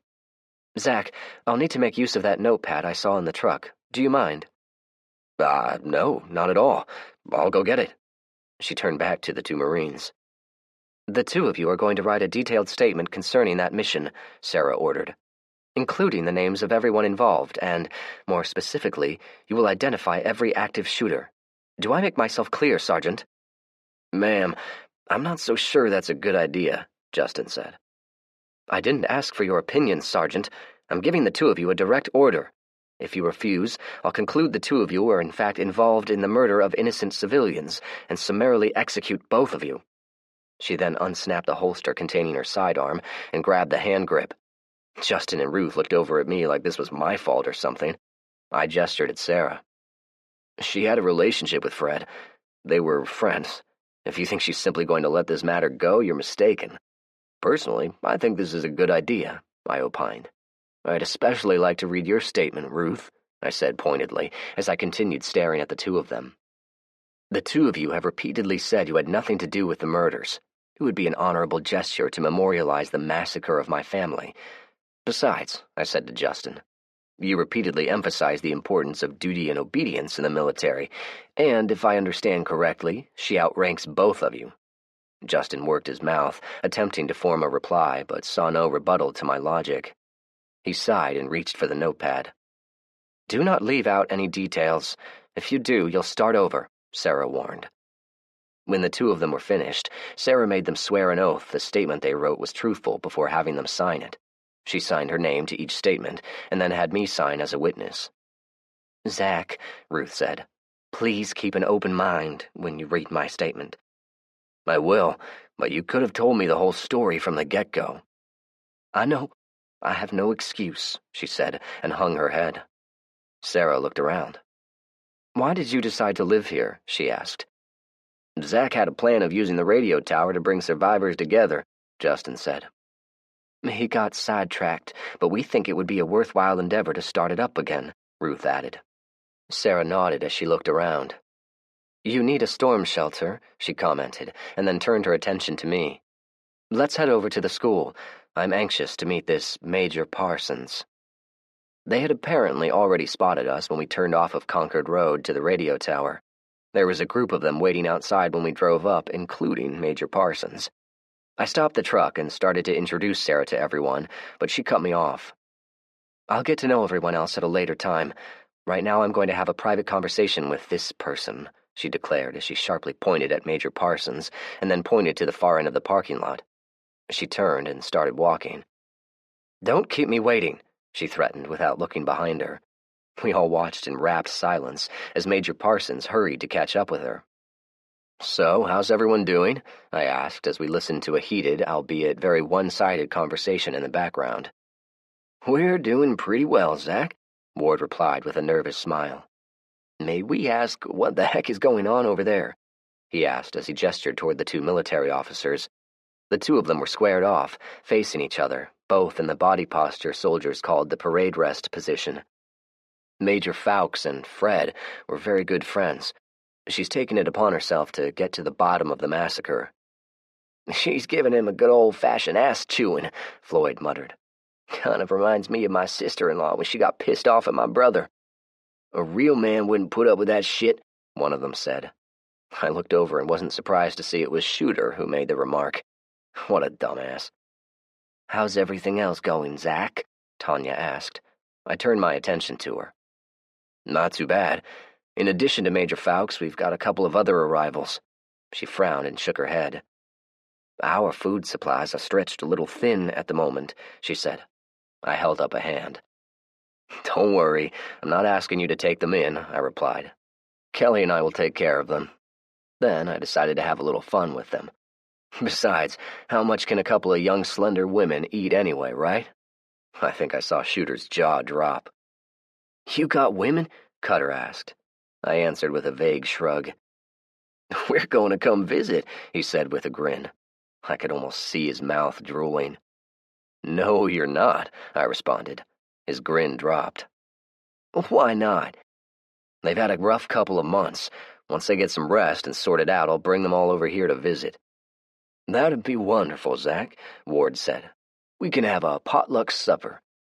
"That's a great idea," Mark added excitedly. "We haven't had one of those in a long time." I thought about it. I didn't much care for the prospect of breaking bread with these people, but I knew Kelly would enjoy it, and unlike Shooter, I knew it was always best to have a happy significant other. I looked at the date on my watch. "Okay, I'm game. Ward, how about 3 days from now? What do you think, Tanya?" "Sounds agreeable," she replied. "I certainly hope you'll be bringing steaks." We agreed and then acted like we weren't listening to the conversation taking place at the other end of the parking lot while we chatted about unimportant things. The only bit of information that caught my attention was when Floyd reported seeing a couple of zombies ambling down Franklin Pike the day before. About 15 minutes later, the two majors walked back and rejoined us. Sarah reached inside the truck, removed the other two written statements, and handed Major Parsons the clean notepad. She directed him to sit on the ground.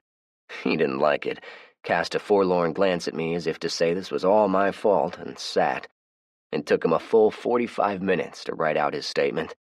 Sarah had everyone sign as witnesses. Chapter 19. Sworn. This is the sworn statement of Lance Corporal Ruth Ann Bullington. On 12 September of last year, my commanding officer, Colonel Almos Coltrane, called the unit together and issued an OPORD.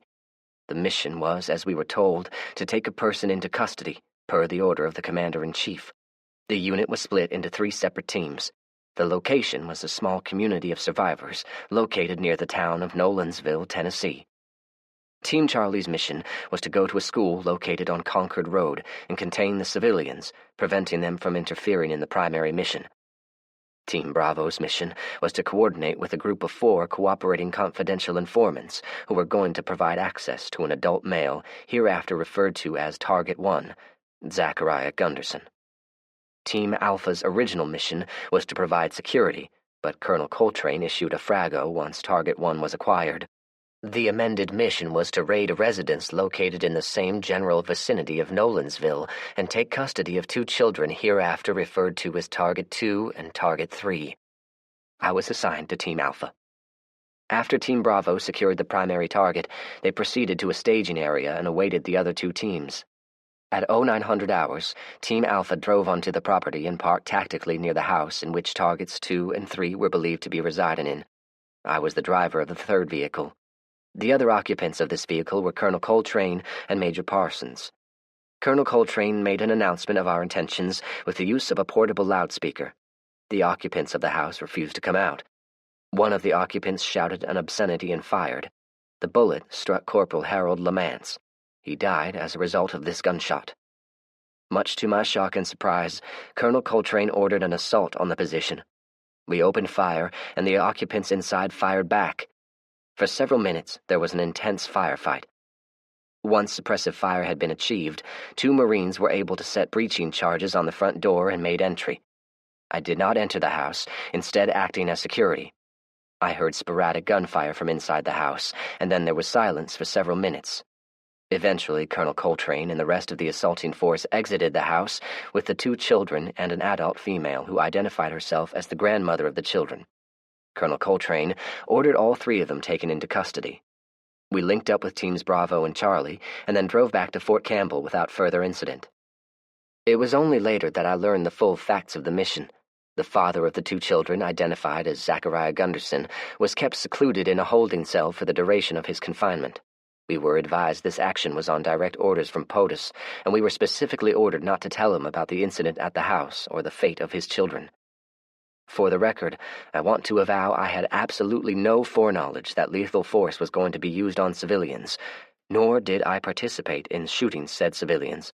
Instead of stopping it, I sat in the protection of my vehicle like the coward that I am. I swear this statement is true and accurate to the best of my knowledge. Lance Corporal Ruth Bullington. She detached an extra sheet of paper with the ranks and names of everyone on her team, along with a brief physical description of each one. I read the other 2 statements, and there were no surprises. The other 2 also denied any foreknowledge there was going to be lethal force used. I sealed the statements in a large manila envelope, quietly walked into the den where everyone was laid out, and placed it in the bookshelf. I was skeptical, but it was better than nothing. Kelly was still awake, the kids snuggled up together on one side of the bed, sound asleep. "I've been waiting for you," she whispered. "Yeah, I'm sorry. I wanted to read the statements again." I stripped down to my underwear and carefully crawled in and snuggled up beside her.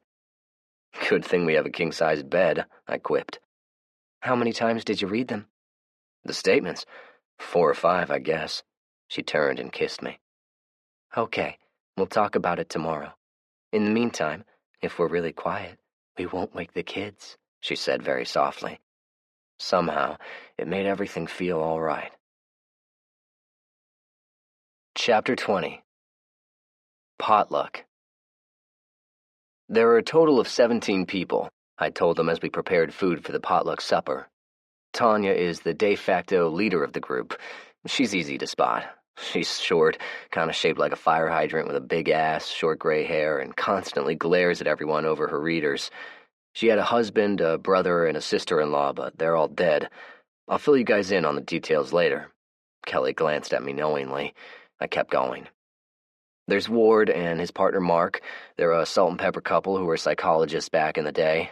They can be bothersome at times with their let's all hold hands and sing campfire songs attitude, but otherwise they're good people. There's Floyd. He's a little bit on the countryside with a bad arm and has a raging crush on Kelly. There's Rhonda. She's close to my age with strawberry hair and has become the mother figure for 3 orphan girls. I thought for a minute and realized I still had not learned the names of those little girls, even though they pestered me nonstop whenever I was around. There's Gus. He's easy to spot. He's usually sitting on his ass and complaining about something. He has 3 kids, too. 2 twin girls and his little boy, Vincent. "Vincent is a little brat who could use a spanking or 2, Kelly commented with her nose wrinkled, like she caught a whiff of something offensive. There's Grant. He's a doctor and a major in the Marines. Justin and Ruth are the other 2 Marines, and they live across the street at the radio tower. Y'all will see it when we get there. And then there are 2 brothers about the same age as you 2 who call themselves Cutter and Shooter." "Rhonda calls them Butter and Pooter," Kelly said. The women broke out in laughter. I smiled. The 2 brothers reminded me of boys in high school who desperately wanted to be known as uber cool, craved attention, and would do almost anything to get it. They irritated me, and I didn't like either one of them, but kept it to myself. After all, I was hoping Kate and Kyra would develop an interest in them. It'd cause 2 things to happen. First, that one idiot, Cutter, would stop lusting after Kelly, and second, they would feel like they owed me because I hooked them up. Besides, being in the same house with all of these women was getting bothersome. Anyway, I don't think they're bad guys, otherwise Tanya would have booted them long ago. "Are you trying to play matchmaker?" Kate asked teasingly. Her intuition was spot on, but I shrugged innocently. "So there are 6 kids, not counting your 2 kids?" Sarah asked. I nodded. "Well, there may be hope for humanity yet." "Will George and his family be coming?" Kelly asked. "I hope so," I said, and then looked at the women. "A while back, we met a man named George and his sister Maria. They seem like good people." We chatted for several more minutes before Sarah stood. "I believe I'm going to jump in the shower," she said. "Good," I said, and looked at my watch. "Let's plan on heading out in 3 hours." I waited patiently for my turn, which was last. Even Kelly went before me. Another thing about having 4 women in the house, by the time I got to the shower, all of the hot water was gone, and it looked like 4 of my disposable razors had been used. All things considered, I didn't complain. I had a particular fondness for Kelly's silky smooth legs, and I hoped the 2 sisters were fixing themselves up for the butter-pooter boys. Not surprisingly, the school's cafeteria was decked out with the same colorful crepe paper streamers, balloons, and 3D figures made out of paper scraps they used every time they had an event. The 2 docks were limited with what they had to work with, so I'm not certain they achieved the look they were hoping for, but it was still colorful. "What the hell?" Sarah muttered when we walked in. "Mark and Ward love to decorate," Kelly replied with a grin. "It kind of looks like they hit the crack pipe before putting it up," Kate said with a laugh. I shrugged. "You work with what you got, I suppose." I looked around and spotted them back in the corner. Ward was on a stepladder, sticking one last streamer on the acoustic tile ceiling while Mark held it steadily and chided his mate to be careful. When he finished, he spotted us and waved merrily. Since my hands were full, I responded with a nod. Sarah scowled as she surveyed the rest of the room. "All right, everyone," Kelly said and gestured. "Let's take the food over to those tables." We followed Kelly to the tables where Rhonda was busily arranging all of the pots and bowls. I heard a gasp behind me and turned to see Gus fast-stepping our way and his son trying hard to keep up. "Oh, my Lord," he exclaimed and sniffed the Tupperware bin I was carrying. "Do I smell bread?" "Yep, bread and biscuits," I replied. "Fresh hand-ground wheat and not-so-fresh yeast, but the ladies added some lard to the ingredients and it all turned out delicious. I didn't mention our wheat stores were now almost depleted, no need being a Debbie Downer." Gus helped me unload and stack the loaves on one of the tables. His eyes widened even further when he saw Sarah heading into the kitchen with my large igloo cooler. "Please tell me those are some fresh steaks in that cooler," Gus begged. I nodded and he grinned like I just told him he'd won the lottery. He grabbed a serrated knife and started slicing up a loaf. "I remember Mac trying to bake some biscuits that time we were clearing out all those houses on Concord Road. They tasted awful," he said. I arched an eyebrow at him. Gus chuckled. "You didn't care much for how I acted back then?" "No, I didn't." "Well, don't worry," he said with a reassuring smile. "I won't say one single derogatory comment today. My mouth is watering too much." I chuckled at him and looked around. Where are Cutter and Shooter?" I asked. Gus hooked a thumb over his shoulder as he ate a biscuit. "They're still in the locker room primping. Man, this bread is awesome." "Try to save some for the others," I said, patted him on the shoulder and headed down the hallway. I found the two brothers admiring themselves in the mirror. One of them was shaving around his goatee, the other one looked like he'd shaved his chest and was now flexing his muscles. "How's it going, guys?" I asked. "Fine as wine," Shooter replied, and then popped a double biceps pose. "Are these guns the shit or what?" he boasted. I nodded as if I cared. Besides, my arms were bigger. "Did you bring the girls?" Cutter asked as he stroked his face with the razor. I nodded again. "They're anxious to meet you two, but you men need to play it cool." "Don't you worry, my man," Shooter replied with that same ever-present smile. "We'll have them wrapped around our fingers in no time." "All right, I'll see you out front. Their names are Kate and Kyra. Kate is the taller one. Good luck." They're gonna need it, I thought as I headed back to the cafeteria. To my surprise, the Pooter-Butter duo were polite and mostly minded their manners. Now, they may have overplayed it a little with their macho behavior and telling tall stories about themselves, but I think the two sisters were more amused than annoyed. Sarah, however, dismissed them as idiots within seconds of meeting them and refused to acknowledge them for the rest of the dinner. Everyone seemed to be enjoying themselves, even me. Kelly made sure of it by occasionally groping me under the table. Or maybe it was Callahan nudging me for food scraps. I wasn't sure. It didn't matter. Unfortunately, our festivities were interrupted about 30 minutes into dinner when Floyd burst into the cafeteria. Somehow he'd drawn guard duty again. His face was flushed and he was breathing hard. "Someone's coming up the road," he shouted. Sarah started to jump up, but I caught her by the hand and put my mouth close to her ear. "I want to see them in action," I whispered. She gave an understanding nod, while Kelly looked at me in confusion. I continued eating as I watched how the school group reacted to this supposed threat. Mark and Ward busied themselves with gathering up dirty plates. The Pooter-Butter duo jumped up like we were being invaded by Martians and ran to a closet, whereupon they took out handguns. So, that's where they were keeping their weapons. They left the closet door open, which allowed me to do a visual inventory. I only saw less than a dozen weapons, which seemed a little low, all things considering. I continued watching with mild amusement as they sprinted toward the doors like it was a race, and wondered if they thought they were impressing the women. Unlike the Pooter-Butter duo, the three Marines moved with discipline and purpose. I would never admit it, but Justin's mannerisms and coolness made me wish I could have been a Marine. Wiping my face with one of the cloth napkins that looked like it may have been a piece of curtain once, I stood and walked toward the front entrance. Kelly and Sarah followed close behind. When we made it outside, the dynamic duo had their weapons drawn on the occupants of 2 vehicles and were yelling at them. One of those vehicles was very familiar looking, and my gut tensed. "Stand down," I yelled. "Those are friendlies." "Who are they?" Tanya asked. Unsurprisingly, she'd waited until everyone had gone outside before venturing out. I made a note to remember that, too. "That's George and his family. I told you about him." She nodded in understanding, and we walked over to the 2 SUVs. Pooter and Butter were still aiming their weapons at George and his family and shouting orders at the top of their lungs. George was looking at me plaintively, like I had invited him into a trap. "Guys, these are friends," I insisted. "Lower your weapons."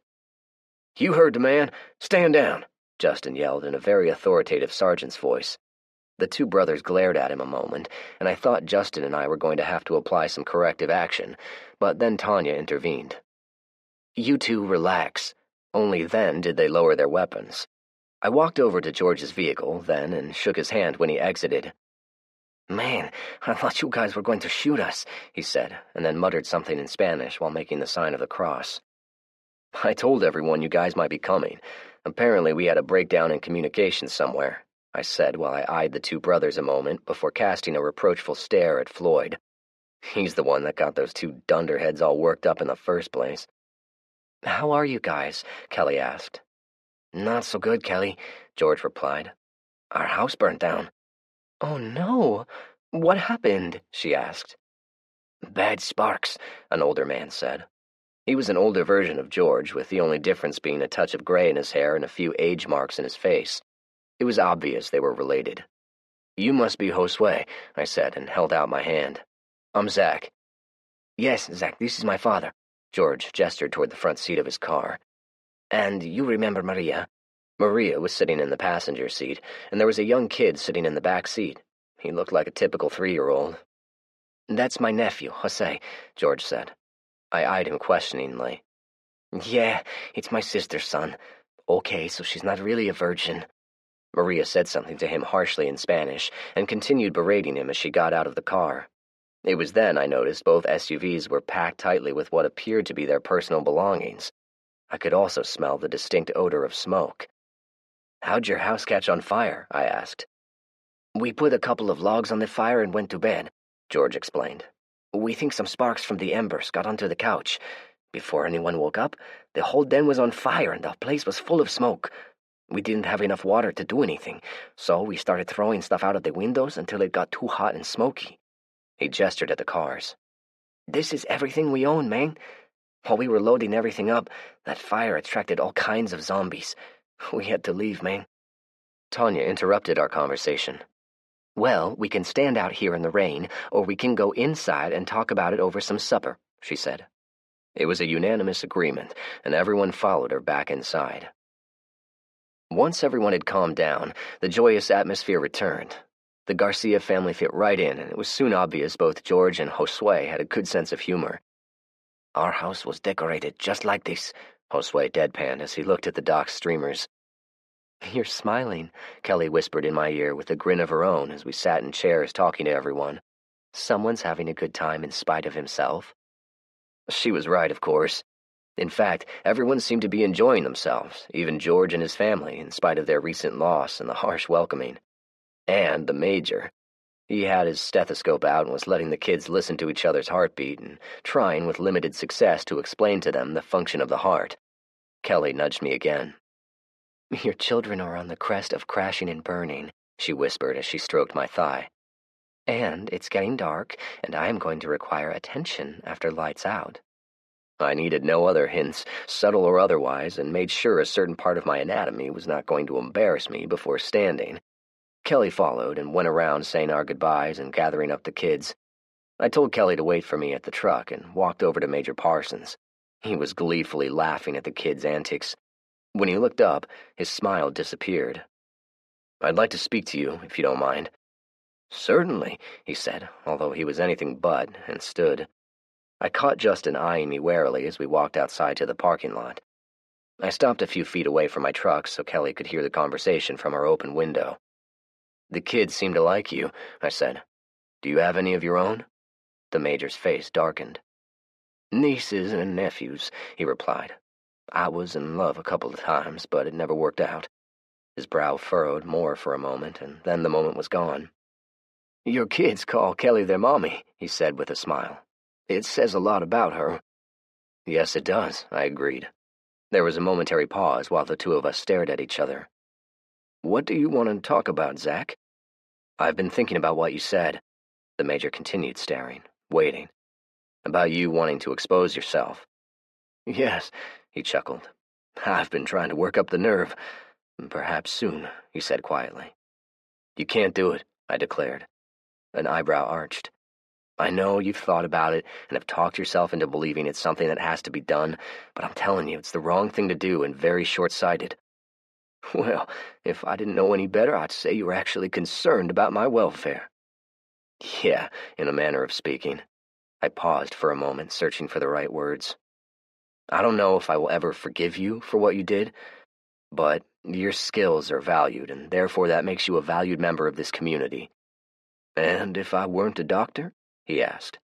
I started not to answer and turned toward my truck, but stopped.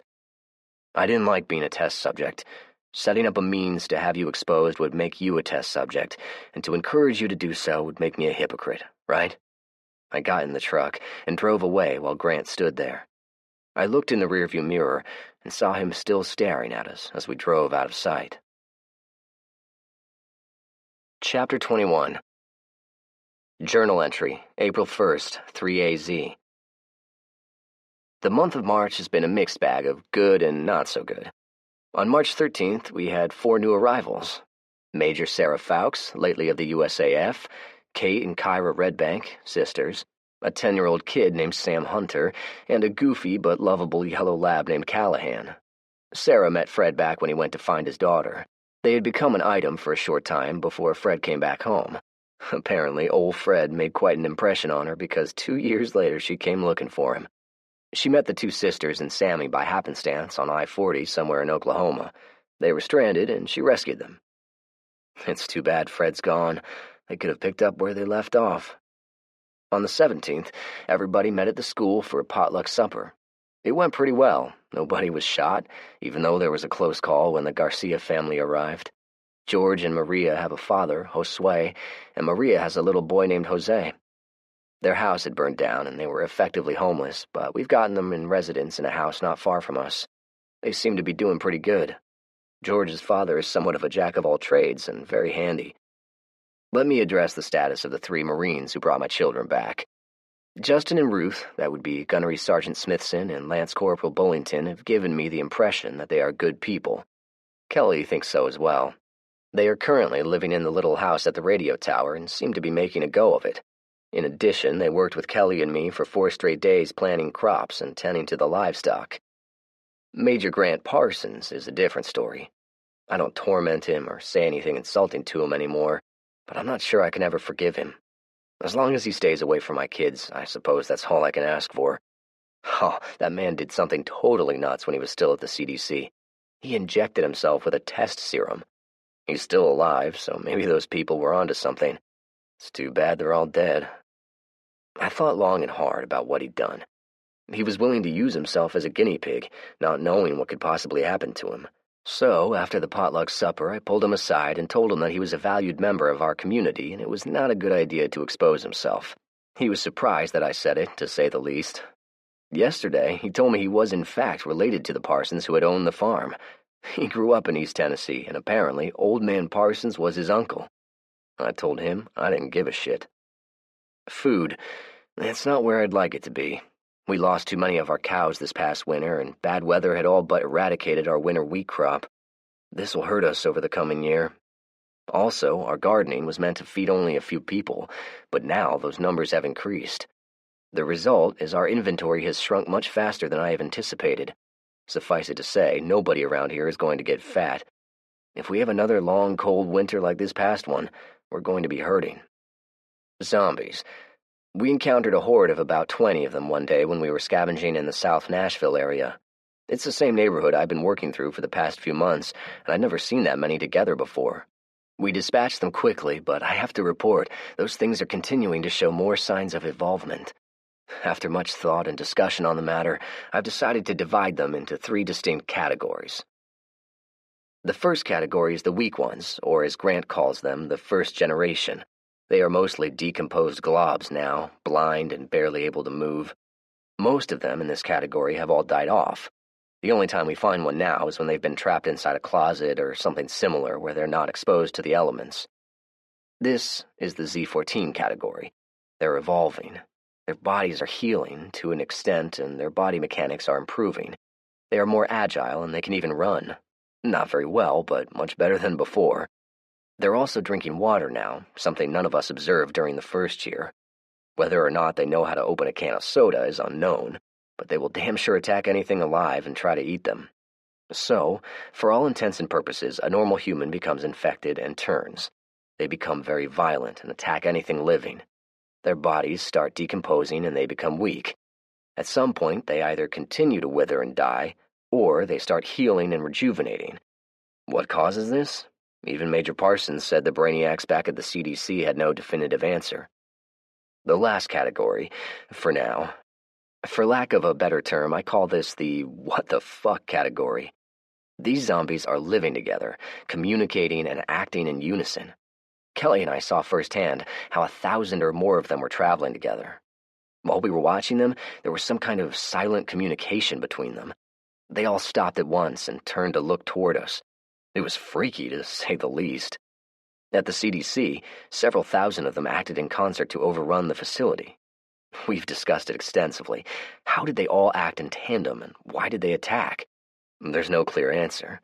It could have been simply assaulting a food source, or they might have even possibly figured out what the CDC is. The thing is, this behavior is downright bizarre. Is the WTF category worthy of another rule? C15, watch out for the what the fucks. Maybe so, I don't know. Back a couple of years ago when I was a goofy kid, I thought the rules were important. But I view my priorities a little bit differently now. Going around spray painting them everywhere doesn't seem to be all that important anymore. Speaking of important things in my life, I must now write about my children. They're doing great and growing like weeds. They're healthy, a handful, and a complete joy. Rick, my first real father figure, never had any kids and said more than once that he never wanted any. Now that I'm a dad, it seems strange he felt that way. I love my kids and wouldn't trade anything in the world for them. As for myself, I'm doing okay. I have my kids and I have Kelly. I love them all dearly. It seems kind of odd that I've been in love 3 times now and I'm only 19. I'm sure the docs would just love to sit me down for some therapy sessions to analyze that, among other things. That isn't going to happen, but if it did, I know exactly what I'd say. I'd say Macy was my first love. Pure adoration, puppy love. I literally ached when I thought of her. After her was Julie, my first true soulmate. I remember the first time she and I met, how we disliked each other at first, and how we later fell in love. Our relationship was a little unconventional by pre-apocalyptic standards. The thing I had with her and Macy at the same time. But it somehow worked for us. Things were a little rocky toward the end, but I have no doubt we would have worked it out had she lived. What can I say about Kelly? I've thought about it a lot. The best way I can explain it is she has been my saving grace, my rock, my friend. She's like the first warm day of spring after a cold and turbulent winter. I love her deeply, count myself lucky, and pray that I never lose her. Chapter 22. Python. The sound of an insistent horn honking interrupted our breakfast. I'll check it out, I told them. I picked Macy up off of my lap and handed her off to Kelly, grabbed a rifle and made my way toward the gate. I recognized George's SUV immediately and broke into a run. Something had to be wrong for George to be making so much damned noise. "Jose's missing, man," George said breathlessly. "Have you seen him?" I looked at the 2 men. Both of them were visibly upset, even Josue, who I'd never seen out of sorts. "What happened? I mean, no, we haven't seen him. Do you know what happened?" "When we got up this morning, he wasn't in bed. The back door was standing open." He wiped the sweat off of his brow. We've looked all over. This is bad, man, this is bad. Maria is... what is the word? Josue asked his son. Hysterical. George nodded his head vigorously. Yeah, man, she's about to go loco. She's back at the house. Okay, let me think, I said. I took a deep breath to clear my brain. Okay, I said again after a moment. Josue, take the SUV and go grab Sarah. Tell her what's going on and that George and I will be out searching east of the farm. She'll know what to do. I'll have Kelly contact Justin and they'll join in. I pointed at George. Can you ride a horse? Yeah, man. Why? While they're searching in vehicles, we're going to search on horseback. If he's hurt or stuck somewhere, we'll be able to hear him crying out. George seemed a little confused by this. We won't be able to cover as much ground, he lamented. I explained my logic. We'll have your father and the others searching in vehicles. We have to have someone going slow and be able to hear sounds you wouldn't be able to hear over the auto's noises. Yeah, okay, that makes sense. I hurried back to the house, told Kelly what was going on, and then rushed to the barn. George followed. He tried to help me saddle the horses, but I waved him off. You better let me do it. You're a stranger to them, and they might try to kick you. He nodded, and I got them saddled quickly. How long has he been gone? I asked as I watched him get into the saddle. He looked at his wrist, realized he hadn't put his watch on, and looked over at mine. About 2 hours now. I frowned. When was the last time any of you actually put eyes on him? I asked. He looked at me ruefully. Maria put him to bed about 7 or 8. Last night. I caught myself from letting out an expletive or two and pointed. All right, the first thing we should do is check our traps. George's face paled when he realized what I was suggesting, but he nodded and we headed out. We kept the horses at a fast walk, even though Sate was dying for a good long run.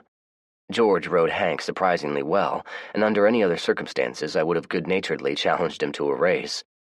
It took another 2 hours before we spotted anything. The back of their property sloped down to a small creek, which was a tributary to Mill Creek. It was where we had set multiple traps.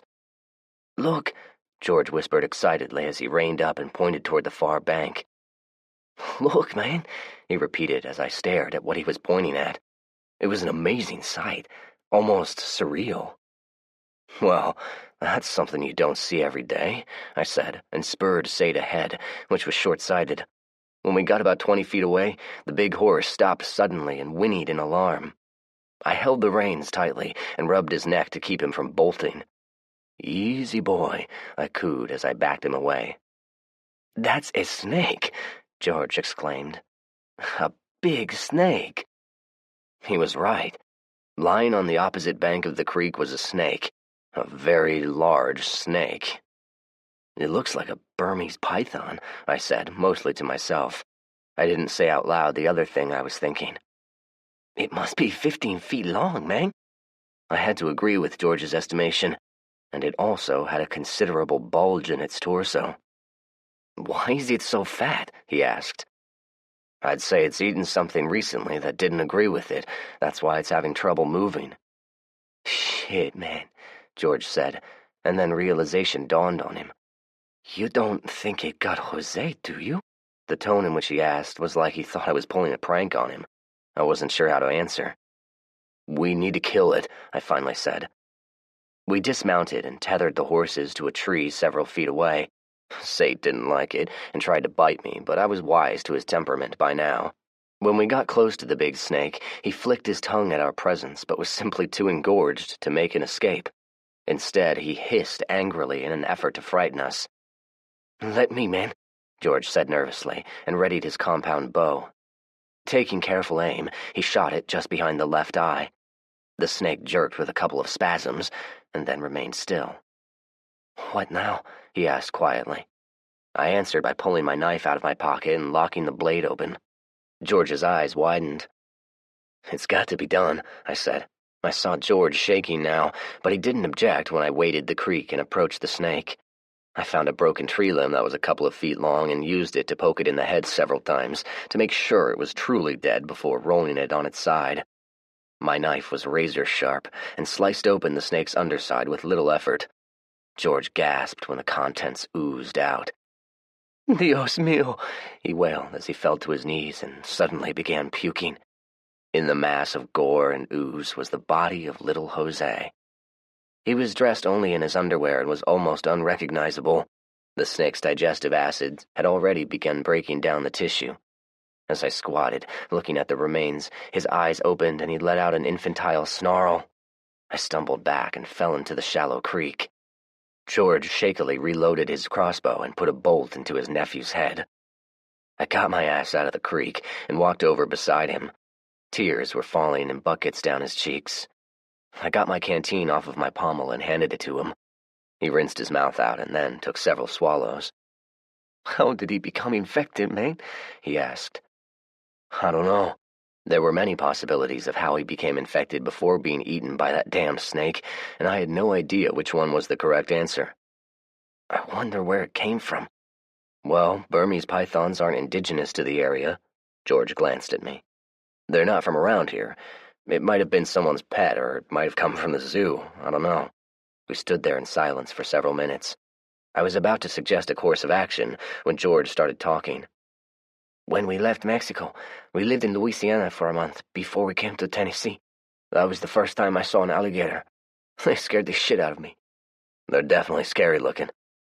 "I bet those sons of bitches are eating better than ever these days. They love to eat dead stuff." I nodded my head in agreement. "We tried to go back to our old house the other day," he said. "We had Jose with us. There were zombies everywhere. We hightailed back here and told each other how we did a good job of protecting the little man." "Yeah." I paused a moment. "Where's Jose's father?" "He disappeared shortly after he was born." "That was sometime around when it started, right?" He nodded. "About a month before. Jose was born in October." "He might have gotten killed or something." "Yeah, maybe." It didn't seem like something he wanted to talk about, so I remained quiet. We sat there for several minutes while George sobbed. When he got most of it out of his system, he turned to me. "I want you to do me a favor, Zach." "You name it." "I want you to leave me alone with my nephew. Go find my father and tell him, but don't tell him where we're at. I don't want him to see his nieto like this." "Okay. And don't tell Maria." "He and I have to do that. I'll clean him up and bring him home. Tell that to my father. He'll understand." He started sobbing again. I nodded and left without a word. Chapter 23. Jose. Justin picked me up at the crack of dawn, and the two of us prepared a grave on the grounds of a Catholic church nearby. Everyone else showed up about noon, and Josue conducted a somber yet simple service, mostly in Spanish. Maria sobbed loudly the entire time and was literally too weak to stand. Afterward, I asked them to come spend time with us. George shook his head. "We thank you, Zach, but we're going to spend some time alone." He leaned closer and lowered his voice to barely above a whisper. "We've got to watch Maria and make sure she doesn't do something to herself. She's feeling very guilty about her hijo's death." "I understand," I said. "Just remember, Mark and Ward are psychologists. They may be able to help her cope." George nodded in understanding. "Maybe in a few days," he said. "We'll see how it goes." His father nodded in agreement. My arms and back were already aching from digging the grave. We dared not use precious fuel hauling a backhoe to the church, but Kelly wanted to spend the afternoon tending our garden plots. She called it therapeutic. All I could think of was how sore I was going to be when I rolled out of bed in the morning. "So, what I don't understand is how, and at what point, did little Jose turn into a zombie?" "I've no idea," I answered. "Zach, that's awful. I don't know what I'd do if something like that happened to our kids." She caught her breath. "I mean, your kids." I stopped hoeing and put an arm around her. "I liked it better when you said they're our kids." She dropped her hoe and grabbed me in a hug. "They call you Mommy, after all." "What about you?" she asked. "How do you feel about me?" "You know I love you. You're my girl, right?" She responded by hugging me tighter. "I knew you'd come round," she finally said. "But since I'm older than you, I think that means you're my boy." I had to laugh. After an extra long hug, I held her at arm's length. "It's only 1600. Let's get the horses out and take a ride around the property. Make sure nothing is going on. I'm sure Sarah won't mind watching the kids a couple more hours." Sarah didn't mind at all and told us to have a good time with a small, knowing smile. I hurriedly saddled the horses, and Kelly pulled out some extra blankets and tied them to the saddles. It didn't take long for us to end up at my favorite oak tree. "Which one of you two picked this spot?" Kelly asked as we laid the blankets out. I did. There was a full moon that night. "Ooh, you're so romantic." I chuckled as I used my binoculars to check the area. "All good?" "Yeah," I replied, and sat beside her. "So, tell me about her." "Macy?" I asked. "Yeah." "Well, let's see. We had a few classes together during our freshman year and started dating not too long after I got my driver's license. You know the rest." "And she was your first love." I nodded. "And you lost your virginity to her." "Right on this very spot." I leaned forward and kissed her. "I think I'm jealous," she said huskily. "You like this spot," I replied. "For some kinky reason, I really do." She pulled me close and we kissed again. It was dark by the time we rode the horses into the barn. Sarah met us at the door. She gave us a look, but didn't have any smart-ass remark. Chapter 24. Dreams. "I want to talk to you about something and get your opinion," I said to Sarah. She had joined me on a sunrise run, each of us carrying assault weapons at port arms while we ran, and were now walking down the driveway getting our wind back. She looked over at me questioningly. I pointed at the scar that ran along the side of my head. Now that I was wearing my hair-cropped marine close, it was clearly visible. "About 2 years ago, I was shot upside the head." "I wondered how you got that scar. Did it happen the same time you got the scar on your cheek?" "No, that came later." I briefly recapped each incident. "The bullet didn't enter my skull, it only grazed the side of my head. Even so, it messed me up, but I lived through it." "Are you sure?" she asked with a sarcastic grin. "Okay, smartass. Anyway, as you can imagine, I had some cognitive issues for a while after that, but I eventually healed up." We stopped at the corral fence and used the top rail to stretch our hamstrings. "Alright, so the point I'm getting at is about a month afterward, I started having some very vivid dreams." "Nightmares?" Sarah asked. "Sometimes." "PTSD," she declared. "Post-traumatic stress disorder. It happens. You don't seem any the worse for wear." "No, it's not that. Well, I mean, yeah, I probably have a little of that stuff going on up here," I said, tapping at my head. "Mark and Ward definitely think so. But the thing I'm trying to tell you is that sometimes I'd have dreams that would come true." Sarah paused in her stretching and looked at me quizzically. Or maybe she was looking for indicators I'd gone off the deep end. I wasn't sure which. I continued anyway. "At first it was very confusing, but after a while I was able to mostly figure out which ones were going to come true and which ones were just bullshit dreams." "Do you have them often?" she asked with that look still on her face. I shook my head. "Nope. In fact, I hadn't had one in a long time, and I thought they'd stopped altogether. But recently I've had the same dream about 3 times now." "All right, I'm game. What have you been dreaming?" "Colonel Coltrane is alive and well, and he's coming back." Sarah took her leg off of the fence rail and replaced it with the other one. "Oh, yeah?" She said it in a deadpan tone, and for a second I thought I was talking to Fred. "He's not going to be alone, and I already know it's going to be an unpleasant encounter." Sarah cast a glance over at me. "Okay, let's pretend for a moment that you're not, off the deep end, cray-cray, loco, psychotic Looney Tunes." Okay, I interrupted. "Forget it." "No, wait. Let's pretend your dreams are perfectly normal. What's going to happen, and what should we do?" "Somehow, he knows my kids are here and he's coming back for them. He'll either try to take me too or kill me outright. What do I think I should do? Kill the son of a bitch, that's what I should do." She was now quiet for a couple of minutes. I couldn't tell if she was seriously thinking over what I said or trying to figure out the best way to placate the crazy guy. She stopped stretching and leaned against the fence. "He'll most likely have the same armored vehicles he used last time, and although they may not like him, any soldiers he has with him will instinctively obey him and protect him." I nodded in agreement.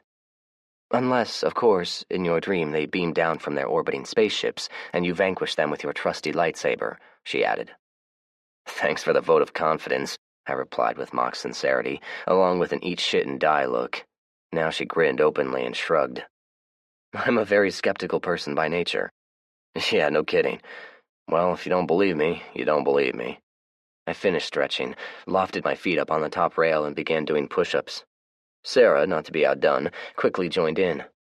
When we finished, Sarah wiped the sweat off her brow and looked at me inquisitively. "Why did you tell me about this dream of yours? I mean, you had to know I'd be skeptical." I shrugged, a little self-conscious now. I'm not real sure.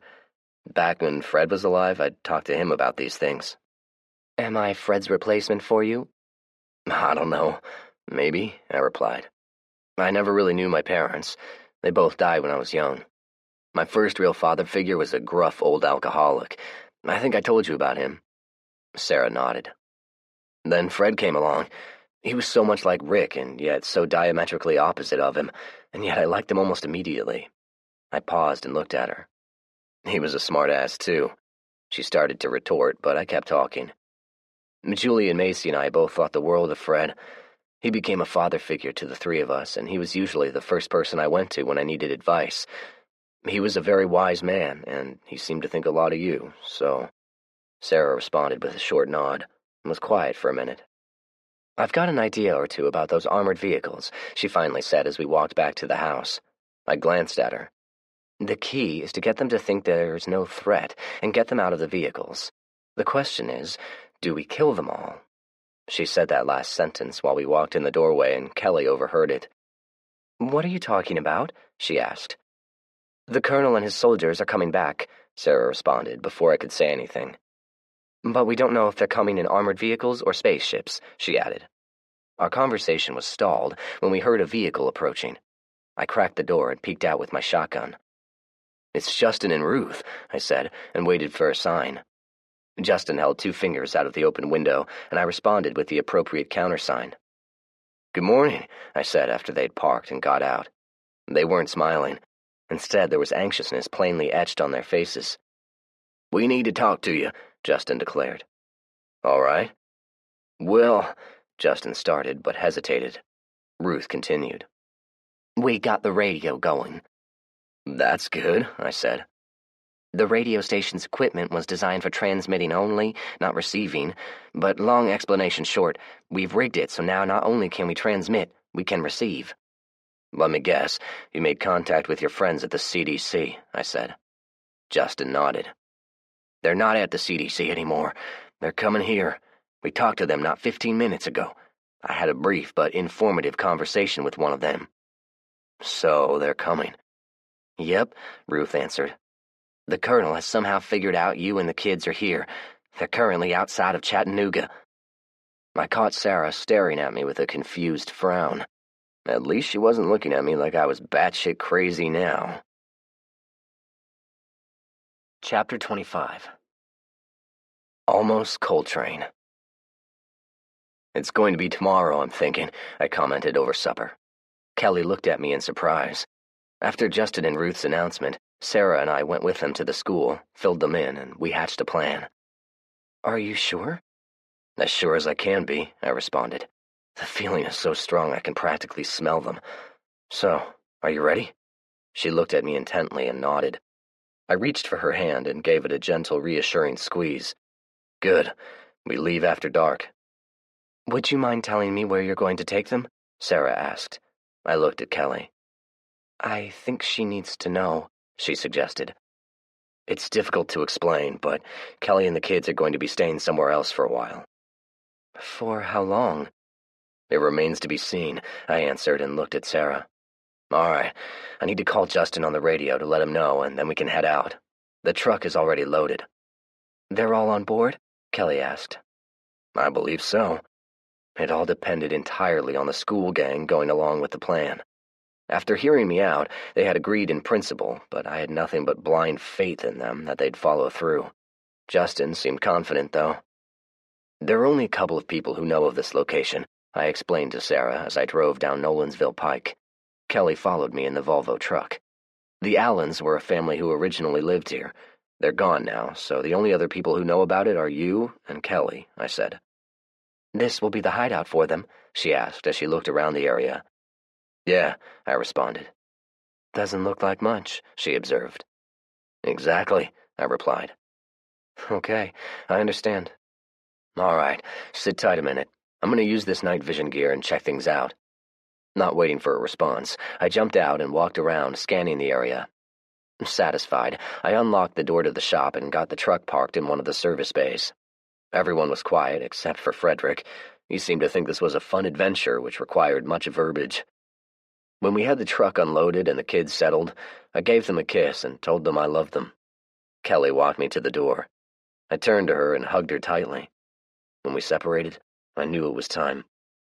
I have a present I've been meaning to give you. I started to over Christmas, but chickened out. Ever since then, I never seemed to find the appropriate time. I was going to do it the other day under the tree, but I forgot. I reached into my pocket and pulled out the diamond ring. I'd given it a meticulous cleaning, and it sparkled from the candlelight. Kelly gasped when she saw it. I gently put it on her finger, kissed her, and hurriedly got in the truck before I ruined it by saying something stupid. "How long are you going to keep them there?" Sarah asked as I drove the two of us back home. I thought I'd already explained everything and wasn't much in a talking mood, but I went over it again. The plan is, if everything works out, I'll come back and get them as soon as possible. And if it doesn't?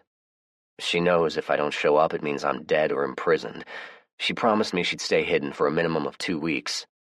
2 weeks? She asked. Zach, that's far too long for a woman to be pent up with 2 rambunctious kids. She was right, but it didn't stop me from frowning at her in the dark. I tried to explain. Hypothetically, if the Colonel kills me, I believe he'll stay in the area for a few days trying to find the kids. I don't know his current state of mind, but a worst-case scenario is he'll torture people in an effort to find out where they are. That's one of the reasons why nobody knows of this place. I watched her as I said this, trying to gauge her reaction, which was hard to do while wearing the night vision gear. I suppose that could be possible, she finally replied. She knows it's going to be tough, but she also knows it's for the best. Okay, I can see the rationale. So, after 2 weeks, I left it up to her to decide the best course of action. She's gotten pretty good at driving that Volvo. She'll either go back to the school or go elsewhere. We've discussed a few possible alternative locations. I shrugged in the dark. It'll be up to her. If she comes to you, I hope you'll take care of them. Of course I will, assuming that I haven't been killed as well. You're convinced it's going to happen tomorrow? Yeah, I'm pretty sure they're only about 80 or 90 miles from here. I figure they'll be moving somewhere between 10 to 20 miles per hour, which puts them arriving in about 8 hours. I don't believe they'll travel at night, but make no mistake, they're on their way. We drove the rest of the way back home in silence. I went straight to bed, but sleeping was not easy. I awoke several times during the night, reaching out a hand in the dark, only to find an empty space on the bed beside me. After a dozen or so of these episodes, I finally decided sleep was a futile effort and got up well before sunup. It was a beautiful May sunrise filled with streaks of crimson and violet hues, and although the morning air was cool, it was nothing a light windbreaker couldn't offset. Everyone was busy setting up tables we'd put in the parking lot of the school. Plus, Sarah's perch on the radio tower offered her an excellent field of fire. When we were finished with our preparations, we waited impatiently. I paced nervously for a while until Tanya finally had enough and motioned toward a chair. You're irritating the hell out of me. Sit down and try to relax. She was right, although I didn't say it. I reluctantly sat. She lit one of those things that looked like a cigarette, but you filled it with marijuana and offered it to me. I shook my head. I wanted my wits about me, nervous or not. I can't tell you how many times I rolled a joint out of toilet tissue or newspaper before I found one of these things. I take it you didn't smoke weed until after everything went bad. Nope. I thought only idiots smoked it. She gave a lazy chuckle. If only I knew. She puffed on it for a minute until she'd burned off its contents. This should more than redeem ourselves in your eyes, she said as she gestured at everything. I cleared my throat. Whatever happens, I want you to know how much I appreciate it. She was silent, but finally responded with a small nod. The odds are I may be killed. If that happens, Kelly will most likely come back here. Sarah said she'd look after her, but I'd be most grateful if you'd help her out, if she needs it. You're assuming they don't kill all of us along with you. There's only one reason that bastard is coming back here, for me and my kids. As long as you guys sit out here doing nothing more than feeding them, he won't perceive you as a threat. Tanya grunted. I hope you're right. Me too, I thought. If this didn't work out the way we'd planned, I'd be killed, and these people were going to suffer. Oh, Sarah could probably kill a few of them, but any decent M60 gunner would be able to take her out once they zeroed in on her. They arrived just after noon. I was surprised. There were only 8 of them, and instead of riding in those armored vehicles, they were in 2 dirty Humvees. They turned off of Concord and into the parking lot slowly, almost casually. We all waved cheerfully as they nosed their vehicles toward us and parked. I stood so they'd have no problem spotting me. "Only 8 people out of over 200, Ruth muttered questioningly. "And no children," I added. "Not good." We waited expectantly. As rehearsed, none of us had weapons visible. They were instead hidden under the picnic tables, held by makeshift brackets that Justin had hurriedly assembled last night. While 2 soldiers manned machine guns mounted on the top of the Humvees, Colonel Coltrane sat in the passenger seat, staring. He somehow looked older, leaner, darker. His coal-colored eyes fixated on me like a malevolent demon. This was not the same man I'd met almost a year ago. It was like he'd transformed, mutated. He eyeballed all of us for a minute, opened the door to the Humvee, and stepped out. He stood there then, square-shouldered, gazing intensely, like a Caesar among the plebeians. Janet stepped out next. I wasn't surprised. She looked no worse for wear. In fact, for a woman in her 40s, she actually looked pretty good. It looked like she'd even colored and styled her hair, not a gray strand in sight. She made eye contact, and if I didn't know better, I'd swear she was happy to see me. Sergeant Smithson was the first to meet him. He too was wearing a clean uniform. He stood at attention and saluted. The colonel returned his salute before catching himself, causing him to glare balefully at the sergeant. "So, my suspicions were right," he growled. "Sir, when the CDC was in danger of being overrun, we secured the 2 Gunderson children and escaped." "And you took it upon yourselves to bring them back here?" he said calmly, but there was an underlying anger in his voice. "Why?" he asked. "Because it was the right thing to do, sir," Ruth answered. "I must agree," Major Parsons added. The colonel stared hard at his 3 Marines for a moment, and then a slow, hard smile crept across his face. He then turned to me and placed his hand on his sidearm, which at the moment was secure in his holster. I tried to return his smile, but it probably looked like I was straining to pass a kidney stone. I held out my hands in a placating gesture, hoping he couldn't see through my deception. "As you can see, Colonel, I'm not armed. Nobody is armed. So there's no cause for violence. In fact, we welcome your presence." I hoped I sounded convincing. For all I knew, he'd probably order his soldiers to open fire at any second. None of them were smirking or making any threatening gestures, but just the same, they all looked very tense. "We shall see, Mr. Gunderson. We shall see," Colonel Coltrane said, almost under his breath. He slowly looked around, like a snake looking for prey, and spotted the picnic tables topped with trays of food. Rhonda, Kate, and Kyra were busily waving homemade fans to keep the flies off. We'd taken all of the kids and locked them in one of the school rooms. "What the hell have you people got going on here?" "Lunch," I answered. "Are you people expecting company?" "Indeed we are," I replied. "You?" The colonel now looked surprised. "You were expecting us?" he asked. I nodded with my best used car salesman smile. "I bet your people are hungry, Colonel. Why don't y'all have a seat and dig in before the flies eat it all?" I suggested. He now smiled smugly. "I believe we will, Mr. Gunderson." He turned toward his group and ordered them to exit their vehicles. Based on their clothing, it looked like they were a loose mixture of civilians and soldiers. One of the soldiers, a Marine, didn't dismount. Instead, he stayed put and manned one of the M60s. He was pretty scrawny and looked worried. His finger was not currently on the trigger, and I hoped it stayed that way. "So, you were expecting us," Coltrane repeated again. "How could you stay away, Colonel? After all, you have only one purpose in this world now, and it involves me. Am I right?" "You and your children," he said in a low, menacing baritone. Janet, who was standing beside him, glanced at him before returning her gaze at me. Her expression was unreadable now. "Where are they?" he demanded. "They're gone, sir," Ruth exclaimed suddenly. "And you'll never see them again," I added. His stare was unflinching. It was a cold, evil stare, and he smiled without humor. "I'll deal with you later," he replied menacingly to Ruth, and focused back on me. "You will turn over your children immediately, or I will kill everyone here, one by one."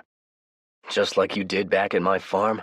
Just like you killed my wife and friends?" I asked. He smiled again. He was smiling too much, and the more he smiled, the harder it was for me to keep up the facade. "So, I see we understand each other," he replied almost boisterously. "When we arrived at your quaint little home back last September, I tried to deal with them in a reasonable manner. If I understand correctly, you ordered my children be handed over or else. I see Corporal Bullington has told you what happened. Did she tell you your petulant little wife had the audacity to call me a vulgar name before firing a shot at me?" he asked. He made it sound like Julie had committed a heinous sin and scoffed in contempt. "There was nothing more to do but eliminate the obstacle, and as with all obstacles, I remove them and complete the mission." He stared at me dispassionately. "In the end, I will win again, and we will pick up where we left off." Our plan was working, sort of. He had just admitted to his responsibility for the massacre. He said it loud and clear. Everyone heard him. Everyone except Sarah, who was 300 yards away staring at us through the scope of her sniper rifle, waiting for the signal. Once I raised my hand, she was going to put a bullet in his head. And then, before any of us could say or do anything, Janet did something that was totally unexpected. Standing close beside the colonel, a rather small piece of a rectangular metal object appeared in her hand from nowhere. It was seemingly a graceful, innocent act. One might have thought she was wiping a smudge from her lover's face as she reached up to him. The edge of the straight razor caught a sliver of sunlight as it glided across the colonel's neck. He instinctively grabbed his throat and looked at Janet in confusion. "That's for murdering my daughter, you son of a bitch," she icily declared. He held his throat with one hand and tried grabbing for her with the other, but he was too slow. She deftly stepped back and watched dispassionately as he slowly fell to the ground, the pulsing blood squirting out between his fingers. Everyone was in shock. The lone Marine manning the machine gun was the first to react and turned it toward her. "Wait!" I shouted. It was too late, but he was lucky. The bullet hit the Marine's machine gun right at the feed tray. He jerked back in surprise as shrapnel spewed out from the impact.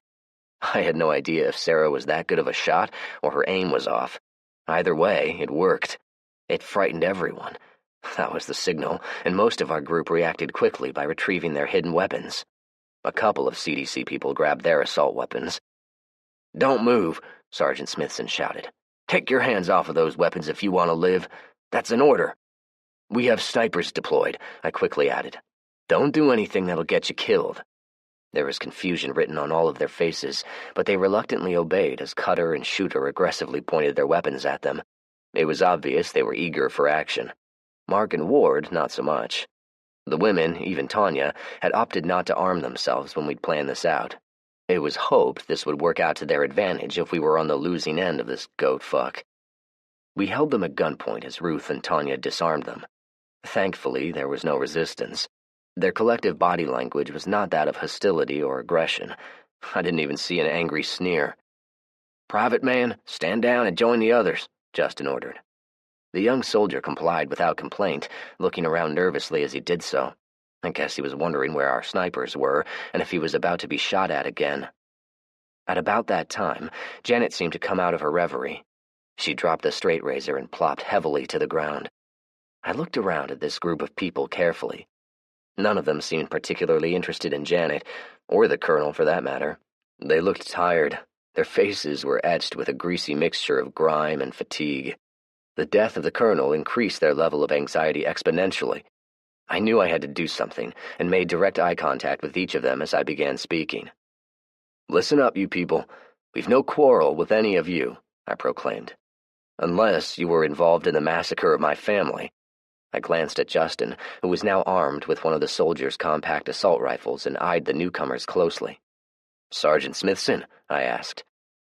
Zach, with the exception of Private Man here, all of these people are from the CDC. Private Man was on guard duty back at Fort Campbell on that particular day in question. I looked over at the young enlisted man. If he enlisted right out of high school, he was probably around 20 or 21, well under 6 feet, as dirty as the rest, maybe even more so, and skinny as a rail. I wondered why he was still a private. Mark spoke up. Zach, I don't recognize any of these people either, he said. Ward and Tanya voiced their agreement. None of them came to the school that day. Justin walked over and stood in front of one of the soldiers, looking him up and down. He was wearing combat utilities that had a different pattern than Justin's, and his name tag said Caswell. "Do you know that one?" I asked. Justin nodded. "He's regular Army, somehow ended up at the CDC. How are you, Caswell?" Justin asked. "Not so good, Gunny," he replied. "It's been a long, rough road lately, even more than usual."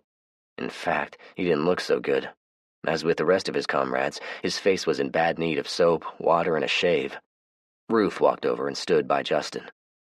"What happened after we left?" she asked. He shook his head tiredly.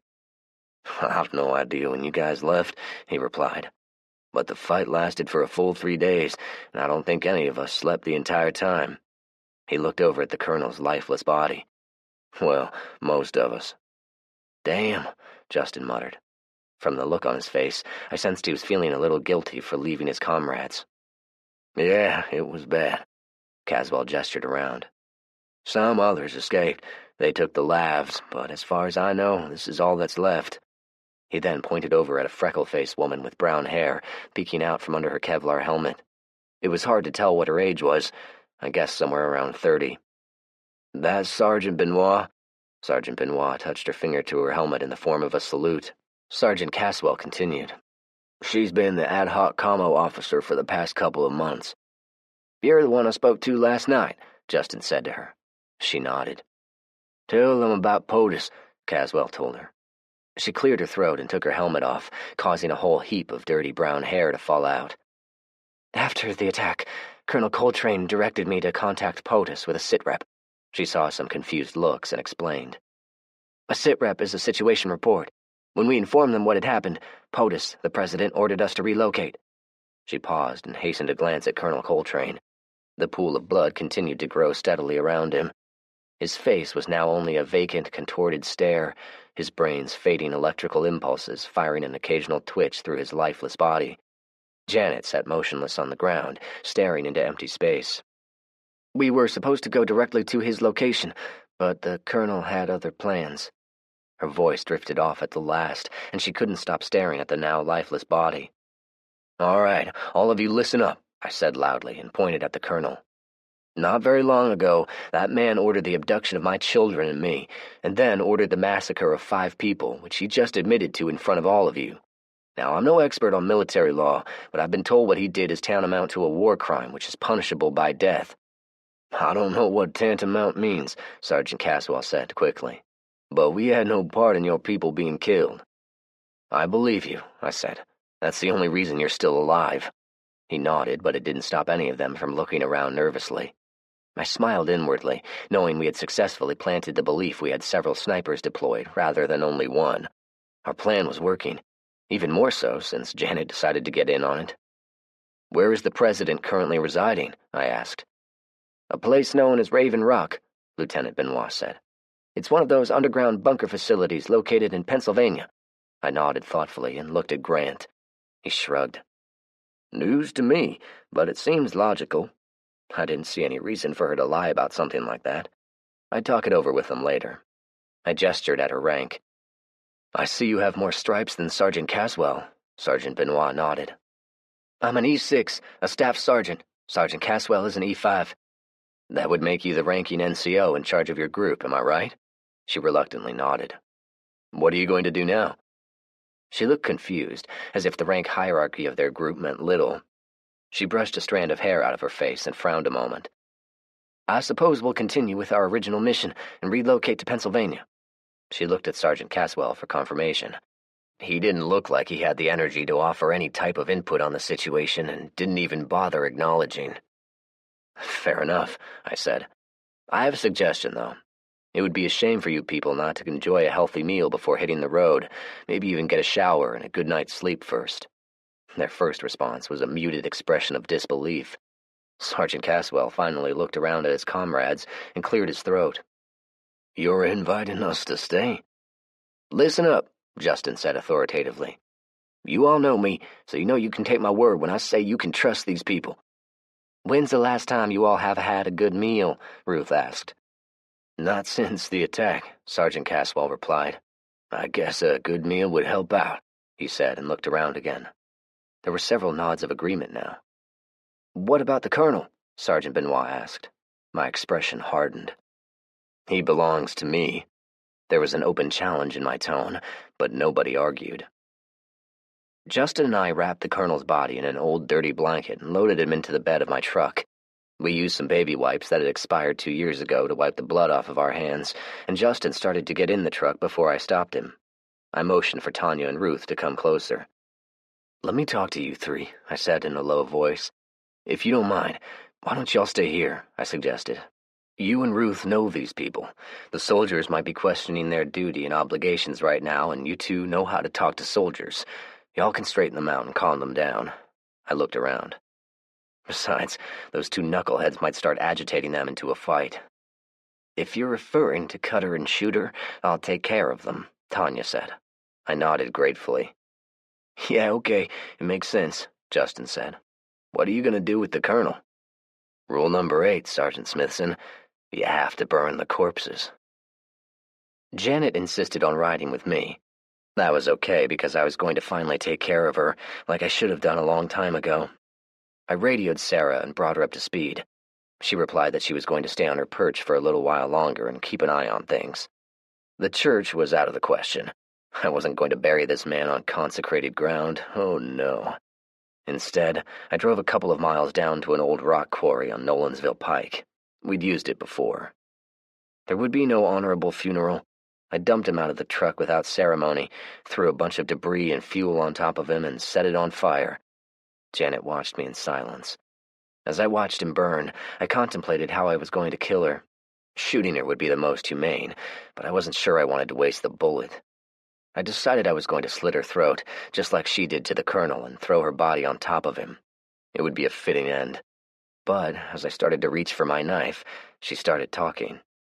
"When those armored vehicles drove up the road back on that day, Julie had ordered me to take the kids down into the basement. I hid like a coward while she tried to protect us. When they killed everyone and found us, I begged him for my life," she said. "He was going to kill me anyway until I told him I was the kids' grandmother and I could care for them. He seemed to find something funny about it, but it worked and he took me with him. All I wanted to do was protect the babies, but I also wanted revenge. At first, I thought the key was the major. I thought I could recruit him as an ally and he'd help me, so I seduced him." She was staring straight ahead, but hastened a brief glance at me. "It's not hard to seduce men like him, but it was a wasted effort. It took me a week before I realized Major Parsons was nothing more than a lamb. He was a follower, one doctor among other doctors." She gave a short, humorless scoff. "Realizing he couldn't help me, I intended to kill him one night in his sleep, but he really isn't a bad person. I thought about it endlessly. I knew the only way to save the kids was to kill Coltrane, and I'd have to do it on my own. So, the first thing I did was seduce him." She gave another short, humorless laugh. "I was successful the first time I flirted with him, and that was about an hour after I'd slept with the major. You see, I did it because I wanted to gain his trust. At first he just used me as his own personal whore and would throw me out of his room after he had his way with me. But I stuck with it, and he soon became comfortable with me. But every time I had the opportunity, I lost my nerve. Plus, I knew I'd be killed afterward, and I still wasn't sure how the kids would be treated." I listened quietly. Tears were running down her cheeks, but I don't think it was because her recently deceased lover was sizzling and crackling not 10 feet from us. She waited as I drug a log over and tossed it on top of the pyre before continuing. "It was pretty chaotic when those things attacked us. We were trapped for a little over 2 days. When we made it down to the ground floor, one of those soldiers told the colonel he saw Grant and the other 2 leaving with the kids. When he heard that, he went nuts." "So, I was right about him," I said, mostly to myself. Janet nodded. "You were planning on killing him all along?" She nodded again. The kids were the only obstacle at that point. I could have done him any number of times while he lay there asleep beside me, but I didn't chance it. I had no idea who was with Grant at that time, but my intuition told me they were going to come back here. You decided to wait, I surmised. She let out a long sigh. Yes, I didn't know what to do at first, and then I hatched a plan. An ingenious, evil plan that even you would admire. You're the one who talked him into coming back here, I exclaimed suddenly. Her lips stretched into a tight, thin line. Perhaps it was supposed to be a smile. Yes, I had to be certain they were okay. When we drove up and I saw you, that's when I finally knew. See, I thought you were dead too. That's what they told me. When I saw you, I knew you had the kids, and I knew it was time. When you brought up Julie's murder and he... Her voice cracked and she started sobbing. He smiled. The bastard smiled about her death.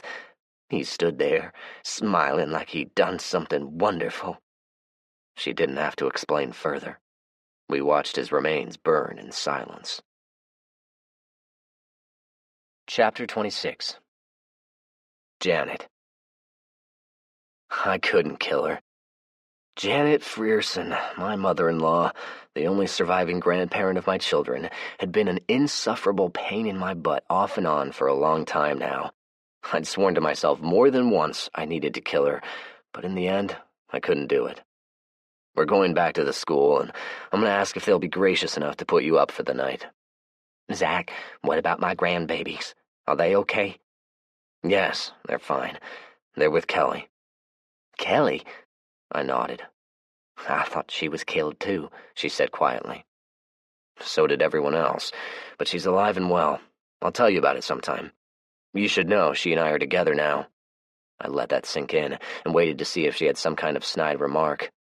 If she did, I was going to kick her out of the truck right then and there. Thankfully for her, she kept any opinion she may have had in the matter to herself. Can I please see the kids? She asked pleadingly. Not today. Tomorrow, perhaps. And then what happens? Yeah, it was a good question. I sighed deeply as I thought it over. I'm going to discuss it with Kelly, and I'll ask her if it would be okay if you lived with us. I couldn't believe the words that were coming out of my mouth, nor could I imagine this bitch living under my roof. With my grandbabies? She asked. I nodded. I'd really like that, she said quietly. If she says no, I'm going to respect her decision and I'll get you located somewhere else. I stopped the truck and stared at her. I want you to understand this next part very clearly. If she agrees, I expect you to be a positive influence in the family, especially with your grandkids. You can count on it, Zach. And I don't want to see any of that old Janet Frierson crap. She looked confused at this statement, so I jogged her memory. Like the time you plotted to kill Rick and me? Remember that? Her face paled a bit, and she looked at the floorboards. That kind of bullshit is over with. Do I make myself clear? She swallowed heavily before responding.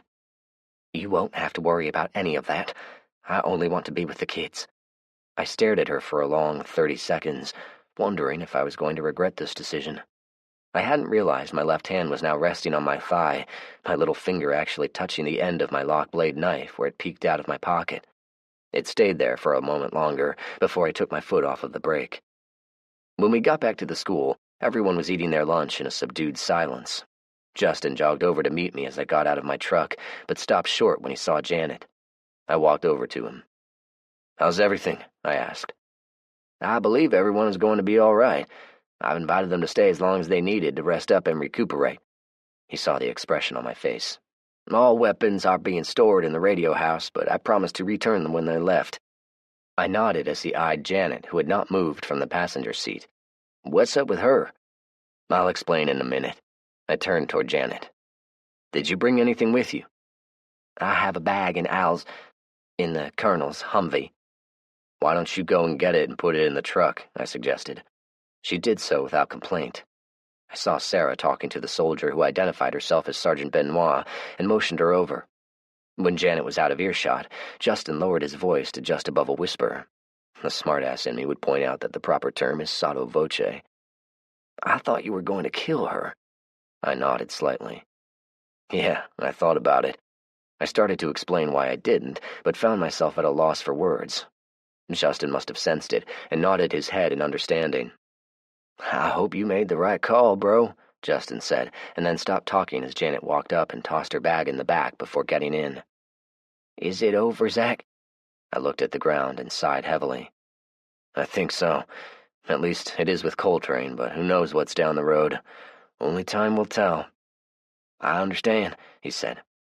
I wasn't going to go on and on about the soldiers who went to my house and killed everyone. Maybe they were all dead. Maybe some or all of them were still alive. I'd deal with it if I ever found them. "What's going on?" Sarah asked when she joined us. I briefly filled her in. "So, I have a favor to ask you. Here it goes. Would you mind if Janet stayed in the tour bus with you for the night? I'm not so sure it'd be safe for her to stay here with these soldiers. They might take it personally." She stared at me pointedly. "It's your bus, Zach. Your call." "It'll just be for one night. I'd like some quality time with Kelly, and I'm going to ask her if it'd be okay if Janet lives with us."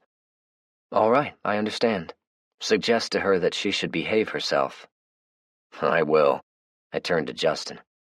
"I'm going to get my family." Justin grinned. "You do that. I'll take care of everything around here." He reached out his hand, and we shook, which turned into a hug. "We won, Zach," he said as he slapped me on the back. "I thought for certain we were all dead." "Nah, we had an angel watching over us," I said, and quickly grabbed Sarah in a hug. She smiled in spite of herself. "All right, I'm going home. I'll see you guys first thing in the morning, say about 7. "We're living at Fred's house now," I explained as I drove. "I'm going to drop you at Rowdy's bus for the night. Sarah, that's the Air Force officer I was talking to, has been staying there, and she agreed to let you stay there for the night." "Oh, she's going to allow me to stay there?" Janet asked with a little bit of a haughty tone. "Yes, she is. I thought it was very nice of her, considering. Now, let me tell you something. Things have changed since you've been gone. You should consider yourself a guest and treat your hosts graciously." She didn't answer, and instead pursed her lips. "Right?" I admonished. "Okay, I will." "I hope so. Sarah has a low tolerance level." A few minutes later, I drove up to the tour bus. "I'll come by and get you in the morning and have an answer for you." "Please bring the kids with you." "I will." In spite of my anxiousness to see my loved ones, I took a roundabout route back to the old tire shop. I turned onto Old Hickory Boulevard a couple of miles west of the shop and started working my way toward it when I came upon 3 zombies aimlessly wandering down the road. "Fuckers," I muttered as I stopped the truck. They were all young men, maybe even my age. I stared at them a moment, trying to see if I recognized any of them, before remembering I had 3 very important people I was on my way to pick up. All 3 pressed their ugly faces up against the protective wiring, and one of them attempted to open the door. They made it easy. I used the little Marlin 22 and quickly put some rounds into their brain pans.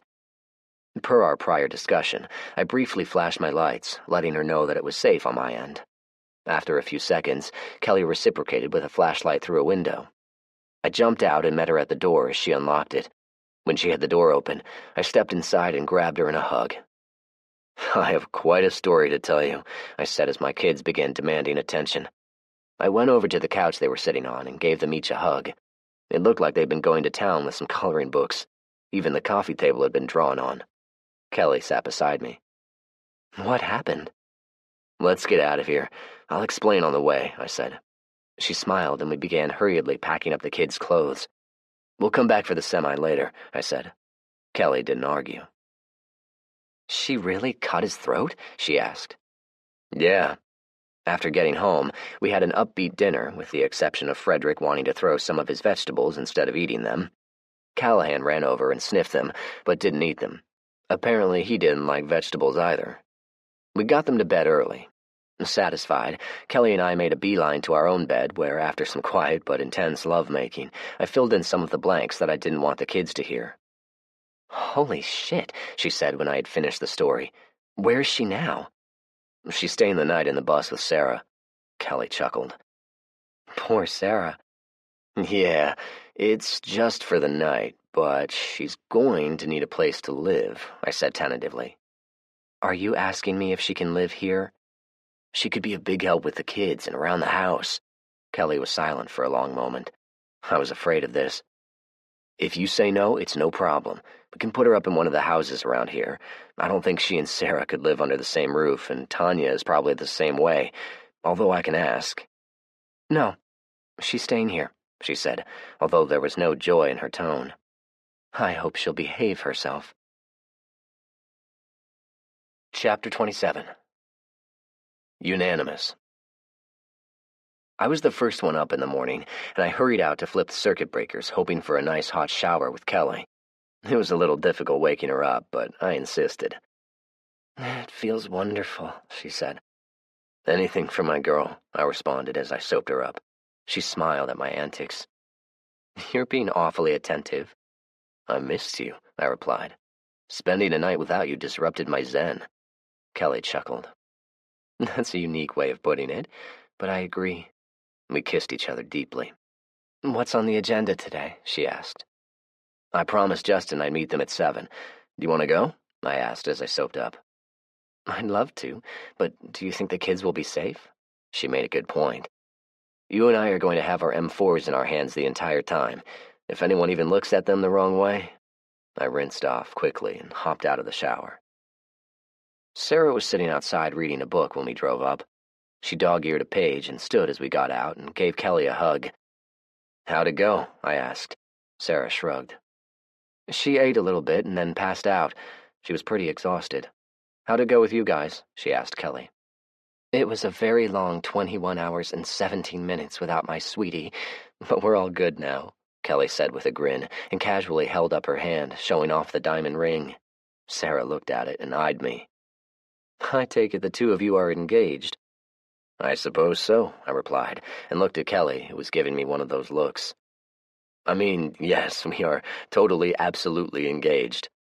Sarah smiled and tousled my short hair. "Oh, and we talked last night. Janet's going to move in with us. I'm going to find another bed and move it into the kids' room." "I think she'll like that," Sarah said. "She talked about it a little last night and was worried you two would reject her." Janet must have heard us. She stepped out of the bus and tried to put on a cheerful smile. "How'd you sleep?" I asked. She started to answer, and then saw the kids sitting in the truck. This time, her cheerful smile was genuine as she opened the door and hugged them both. Kelly nudged me. "Okay, I didn't like it, but maybe it's a good idea after all," she whispered. "Time will tell," I whispered back and then spoke up. "We're heading over to the school." Janet's smile immediately disappeared. "I don't think I can do that," she said worriedly. "Can't I go home?" I felt Kelly touch my shoulder. "I'll take her home." "Yeah," Sarah added. "Ride with me, Zach, and I'll bring you home after." We arrived at the school promptly at 7. Surprisingly, there were 2 guards on duty. One of them was Private Mann. The other one was Gus. I looked at the Marine warily. He'd cleaned up since yesterday. I suppose Tanya allowed them to shower. He saw me studying him. "I'm thinking you're not so sure you care for me," he said. "Yeah, I guess you could say that." "I don't want any trouble," he said. "Gunny's given us the rundown and told us the rules." I nodded slowly, not having much to say on the matter. I looked around and saw some stakes in the ground off to the side of the drive. It looked like someone was planning on building something. "I don't believe I've ever seen 2 guards on duty at one time," I commented. "Sergeant Smithson is making changes," Gus said with a disapproving frown while the private looked at us curiously. "What is this?" I asked. "We measured it all out about an hour ago. Gunny is going to build a guard tower here," the private replied and pointed. "He said we're also going to dig a trench along the road all the way to the interstate and have an LP, too." "Yeah, whatever that is," Gus said sarcastically. The private eyed him before speaking. "Everyone is inside waiting on you two." I nodded and found a place to park. The aromas of a freshly prepared breakfast permeated the school and made my mouth water as soon as we walked inside, and even the atmosphere seemed upbeat. Everyone was chatting between mouthfuls. Ruth saw us as we walked in and fast-stepped our way. "We have some big news, but first I want to introduce you two to the rest of the group." She walked us over to a table where all of them were sitting off to the side. "For all of you who didn't meet them yesterday, this is Zach and Sarah." She pointed at a couple who were sitting together. "That's Mike and Mary Wagner. They're nurses." Both stood and smiled nervously as they shook our hands. They were a pleasant-looking couple, dark-skinned, friendly expressions. Ruth continued and pointed to each as she named them. I think you guys met Sergeant Benoit yesterday. Her first name is Rachel. Sergeant Caswell's first name is Brandon, and that's Specialist Gentry Franks. All three of them are regular Army. Call me Goober, Specialist Franks said as he stood with a grin. If everyone else does. He shook our hands exuberantly. He was lanky with an overly long neck, which he attempted to abrogate by keeping his head dipped low. I sure appreciate y'all not killing us. You sound like you're a Southern boy, I said. Goober nodded. Born and raised in a little town outside of Raleigh, North Carolina. It wasn't called Mayberry, though, he said, laughing at his own joke. And you saw Private Mann outside with Gus, Justin said. I'm going to go relieve them in a minute. But first, we have some news, Ruth said. We talked long into the night, and a vote was taken. Oh? And it was unanimous. What was unanimous? Sarah asked. All of them want to stay here, Ruth proclaimed. I looked at Justin in surprise. We're tired, Zach, Mike the nurse said. All of us have been working on a tight wire for the past few years, and when the colonel arrived, it got even worse. We just want a place to live in peace and quiet, his wife added. We want a place we can call home. The rest of them nodded in agreement. I woke up this morning to children laughing and playing, she continued. It was a pleasant way to wake up. That's wonderful, Sarah said as she eyed Rachel. Kelly agreed. When I didn't reply immediately, she goosed me in the ribs. Yeah, sounds good. I know it didn't sound very welcoming, but it was the only thing I could think of at the moment. So, counting the Colonel and Janet, only 8 of you got out? I asked. I'd chosen to sit with the newcomers, hurriedly ate a plate, and now had my notepad out and asking questions as quickly as I could write. There may have been some others who escaped, Mary, a buxom woman with a distinct Jamaican accent, said. There were some of those big military vehicles missing when we made it down to the garage. And the labs were gone, Goober added and looked at me. That stands for light armored vehicles. I already knew that, but I smiled and nodded politely. There might have been others on the upper floors, Mike said, but we had no way of getting to them. We were communicating with handheld radios, but when the generators died, we had no way of recharging them. Yeah, when the generators ran out of fuel, everything went dark except for the battery-operated emergency lights, but that just seemed to add to the eeriness of the whole thing, Mike said. It was pretty chaotic, Mary emphasized. We could hear gunfire on the other floors, Brandon added and looked around. But it eventually stopped. We didn't know if that meant they'd killed off the zombies or they'd been overrun. What was the issue with the generators? I asked. Damn doctors insisted on running those generators all day, Goober said. Me and a couple others tried to tell them we only had a limited amount of fuel, but they wouldn't listen to us, so they dried up right at the worst time. He shook his head and rubbed his face. The generators were set up in the parking garage, Goober continued. A group was told to go down there and use the diesel from the vehicles to refill the tanks and get them restarted. They never got them restarted, and they never came back. We think they're the ones who took the labs, Brandon said. You know, sinking ship and rats and all that stuff. He then realized he was also speaking about Justin, Ruth, and Grant. No offense. Can't say I blame them, Goober muttered. Gunny was smart. They left right when it all started, Brandon continued. We waited a little over 3 days before the colonel finally gave the order to evacuate. He shook his head in disgust. A lot of good people died in those 3 days. That must have been around the time Janet planted the seed, I thought. What was the plan? I asked. Work our way to the parking garage, load up the labs, and bug out. Getting down to the parking garage was fairly easy, but once we got there, we lost 10 people. They'd found a way in and were waiting on us, Goober said. I looked at Brandon, who shrugged. I don't know if they were expecting us, but there was a bunch of them massed around the doors. I'd say there were about 100 or more. What happened? We took them out, but like I said, it cost us 10 in the exchange. He looked sidelong at his companions. The colonel seemed to think that was perfectly okay. Anyway, the plan was to take the labs, but obviously they were gone, so we took the Humvees, which don't offer much protection. The only saving grace was Goober and Mann. They manned the M60s and cleared us a path. It wasn't until we were clear of Atlanta that Colonel Coltrane told us of our actual destination. What about the other doctors? They were all trapped on the 3rd floor, Brandon said. There were a few attempts to rescue them, but the stairwells were jam-packed after the first day. No other survivors? They all looked at me sadly. None that we know of, Mike said. And the rest of Atlanta? Gunny can answer that best, Brandon said. He led most of the patrols around the area. In fact, Justin and I had already talked about it. He advised all he ever saw was zombies and dead bodies. So, in all probability, any survivors had bugged out of Atlanta long ago. I continued peppering them with questions and wrote down everything they said. We were more or less in siege mode, Brandon said. There were simply too many of those things wandering around the city to do much of anything. We should have gotten out of that place a long time ago, he lamented. But they wouldn't leave because of the labs.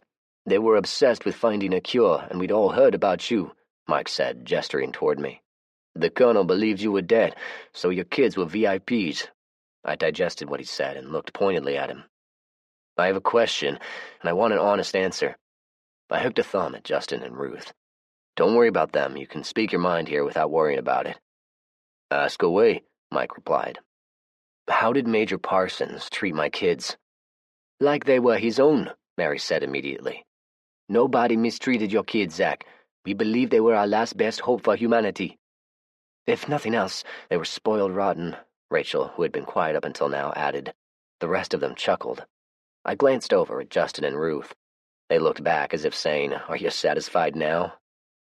I caught Tanya eyeing me. I excused myself and walked over to her. Are you really going to let these newcomers live in the school? I asked. I think it's a good idea, Zach, but we're going to need more beef cattle. A dairy cow or two would be nice also. I eyed her. Well, you practically dumped those two sisters and that kid on me. I didn't dump them. They made the choice on their own, but I didn't argue the point. I was frowning, but I nodded. We should be able to work something out. Tanya smiled in victory. I sat on the den floor and played with my kids until they could hardly keep their eyes open. They didn't want to go to bed, but when I tucked them in and lay down beside them, their heavy eyelids slammed shut within a minute. I quietly left the bedroom and joined the women in the kitchen. Kelly gestured at the wind-up clock on the kitchen counter. What? I asked. It's only 6. That son of yours is going to be raring to go at about 4 a.m. You're on your own with that, she said while smiling sweetly. I chuckled. I understand. What are y'all talking about? While you watch the kids tomorrow, we're going to find Janet a bed. I smiled. Yeah, okay. I'm gonna go check around outside before it gets too dark out. Shit, I muttered. I saw them as I approached the gate. There were 3 of them, and it looked like one of them was actually trying to climb over the gate. I took no chances and dispatched them with my shotgun. Kelly met me at the door, and I explained. I'll burn them tomorrow, but I think tonight I'm going to keep watch and make sure there aren't more lurking around. You think there are more out there? She asked. Remember the attack on the house? I was referring to back in April of last year. The zombie I'd captured had somehow led an attack on our house after he'd escaped. Rowdy was bitten as a result and had to be killed. Kelly nodded her head at the memory. I'll stay up with you, she said. No, I replied. I'll be all right. No more Lone Ranger bullshit, remember? She chided. Fine, I said. You better fix us a pot of coffee. I'll see if I can raise Justin and give him a sit rep. I let Kelly use the night vision goggles. They still gave me headaches if I used them for more than 10 minutes. Nothing, she whispered after she'd made a sweeping scan. Are we staying up all night? It was a good question. I looked at the luminescent dials on my watch. They read a little before 2. I think we should. I've never seen any of them get this close before, and I can't stop thinking about that night they attacked the house. Kelly replied with a yawn. You can go to bed if you want. I stopped in mid-sentence when Kelly put a finger to my lips. She'd cocked her head like she heard something before quickly raising the goggles to her face. Zach, she whispered urgently. There's about 10 of them walking up the road. All right, go wake up Janet and let her know what's going on. Then get back here and watch my back. I didn't wait for her to respond and made my way toward the edge of the van where I had it parked facing the gate. There was a partial moon out with plenty of stars, so I could make out a few of them.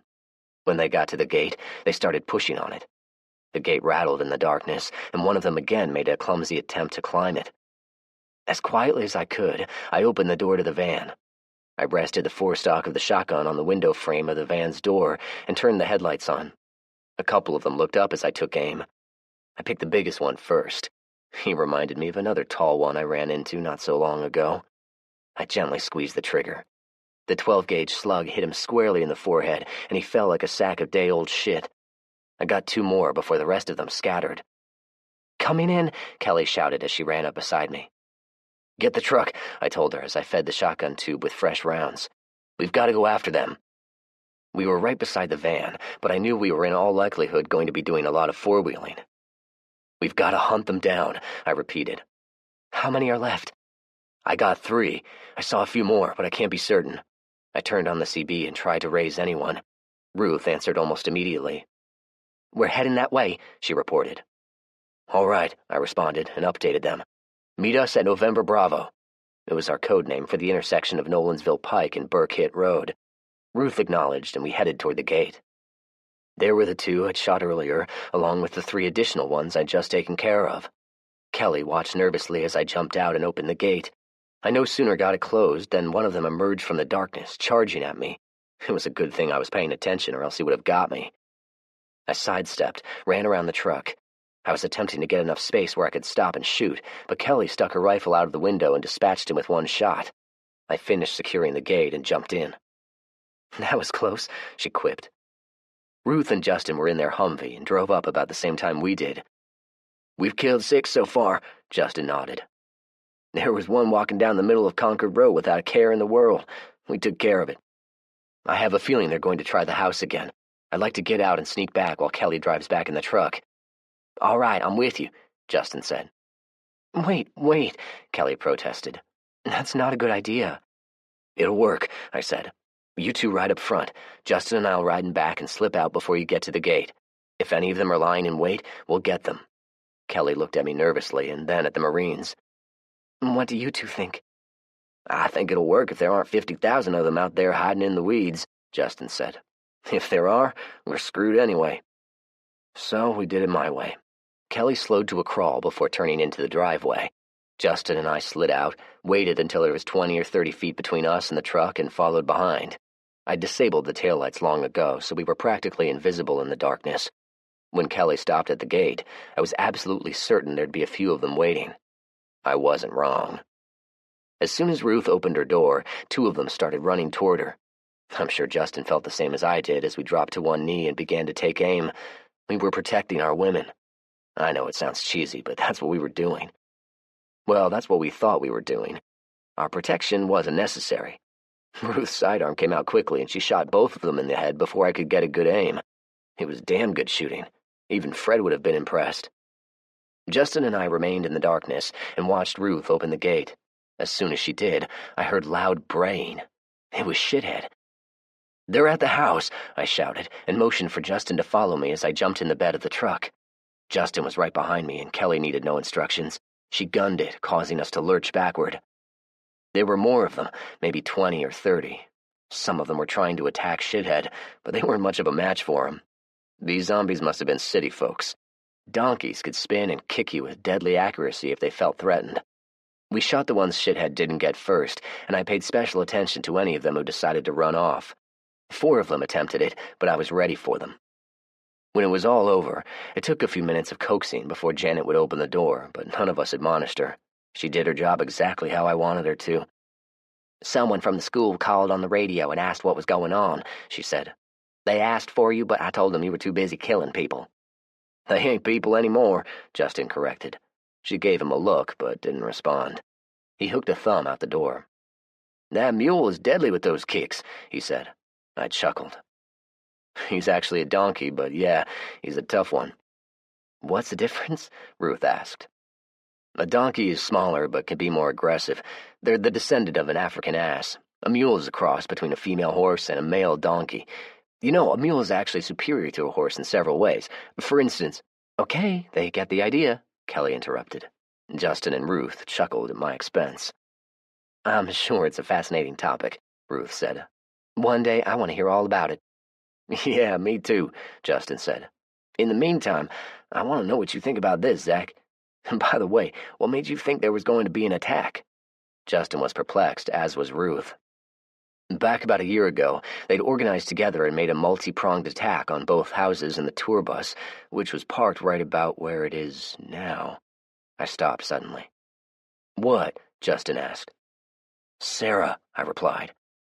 "Oh, shit," Kelly said. "I tried to call her," Janet said. "She didn't answer." "Okay, Justin and I will go check on them. You all stay here. We'll keep in contact with the radio." Kelly started to object, but this time I held a finger up. "The kids," I said pointedly. She understood. It was quiet and dark when we drove up. I flashed the high beams at the bus and even dared tap the horn.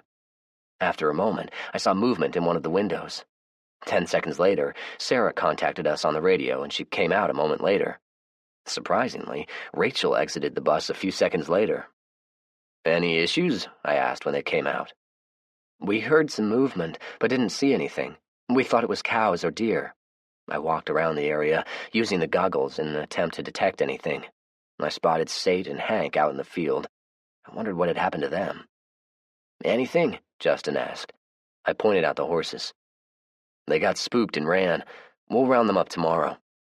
"So, they pulled a night attack on you guys a year ago?" he asked. I nodded. "April of last year." "Damn," he muttered, and was silent for a minute or two before speaking again. "This is an enemy force where you can never let your guard down," he finally said. "You and your people killed over 2,000 of them in this immediate area, and yet they still turn up like roaches." "Yeah, I was convinced they would have all died off by now." "At least they're not procreating," Sarah said. "We just have to outlive them." Yeah, she was right. They both were. We could never let our guard down, and we had to survive. We had to outlive them. Chapter 28. Firewood. In the spirit of camaraderie, everyone joined together for a day of cutting firewood. A mixture of men and women joined in with the axes and saws, and whoever was left over was either assigned guard duty or was back at the school with the kids and the chores. Tanya had even joined us, but mostly she walked around and watched everyone working, like she was our overseer or something. I made no smart-ass remarks. After all, I owed her big time, and the extra manpower assured us all of an abundance of firewood. We stopped for a lunch break and sat around in the shade, enjoying some fresh food. "Cutting firewood is every bit as hard as it sounds," Ward said with a huff. I chuckled. "You two are doing fine. You know, it wasn't so long ago when the two of you looked like a couple of powder puffs. Now y'all have calloused hands and hard muscles." I lowered my voice to barely above a whisper. "Those two brothers are having a hard time keeping up." I gestured over to them, who were several yards away, lying prone on the bare ground. "Y'all are in better shape, I'm thinking." The two of them looked over at the much younger, more muscular brothers before looking back at me and beamed at my compliment. "Well, I for one can say, as a 19-year-old, you're quite strong, Zach," Ward replied. "Thank you, sir." "Were you always athletic?" Mark asked. "No, I had to work at it. I didn't bother telling them what had motivated me to get this way. Nah, the only people who knew about all of that were long dead. Not even Kelly knew." I smiled pleasantly as I listened to the conversation segue into complaints of blisters and sore muscles. Tanya, Ruth, and Justin walked over during the middle of it.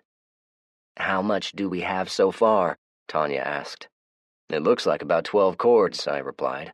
"That's plenty, but while we have everyone together and pleasant weather on our side, we should keep going until sundown." Tanya nodded thoughtfully. Ruth was looking at me like she wanted to say something. "We have an idea we'd like to run by you," she said, and looked over at Justin. "Well, yeah," Justin continued. "We've been talking about it, and think your trading post idea needs to be dusted off and revisited." "Justin has an idea that's a variation of the theme," Tanya added. "Oh yeah? Like a rendezvous or something?" Justin clapped his hands together. "Exactly," he said excitedly.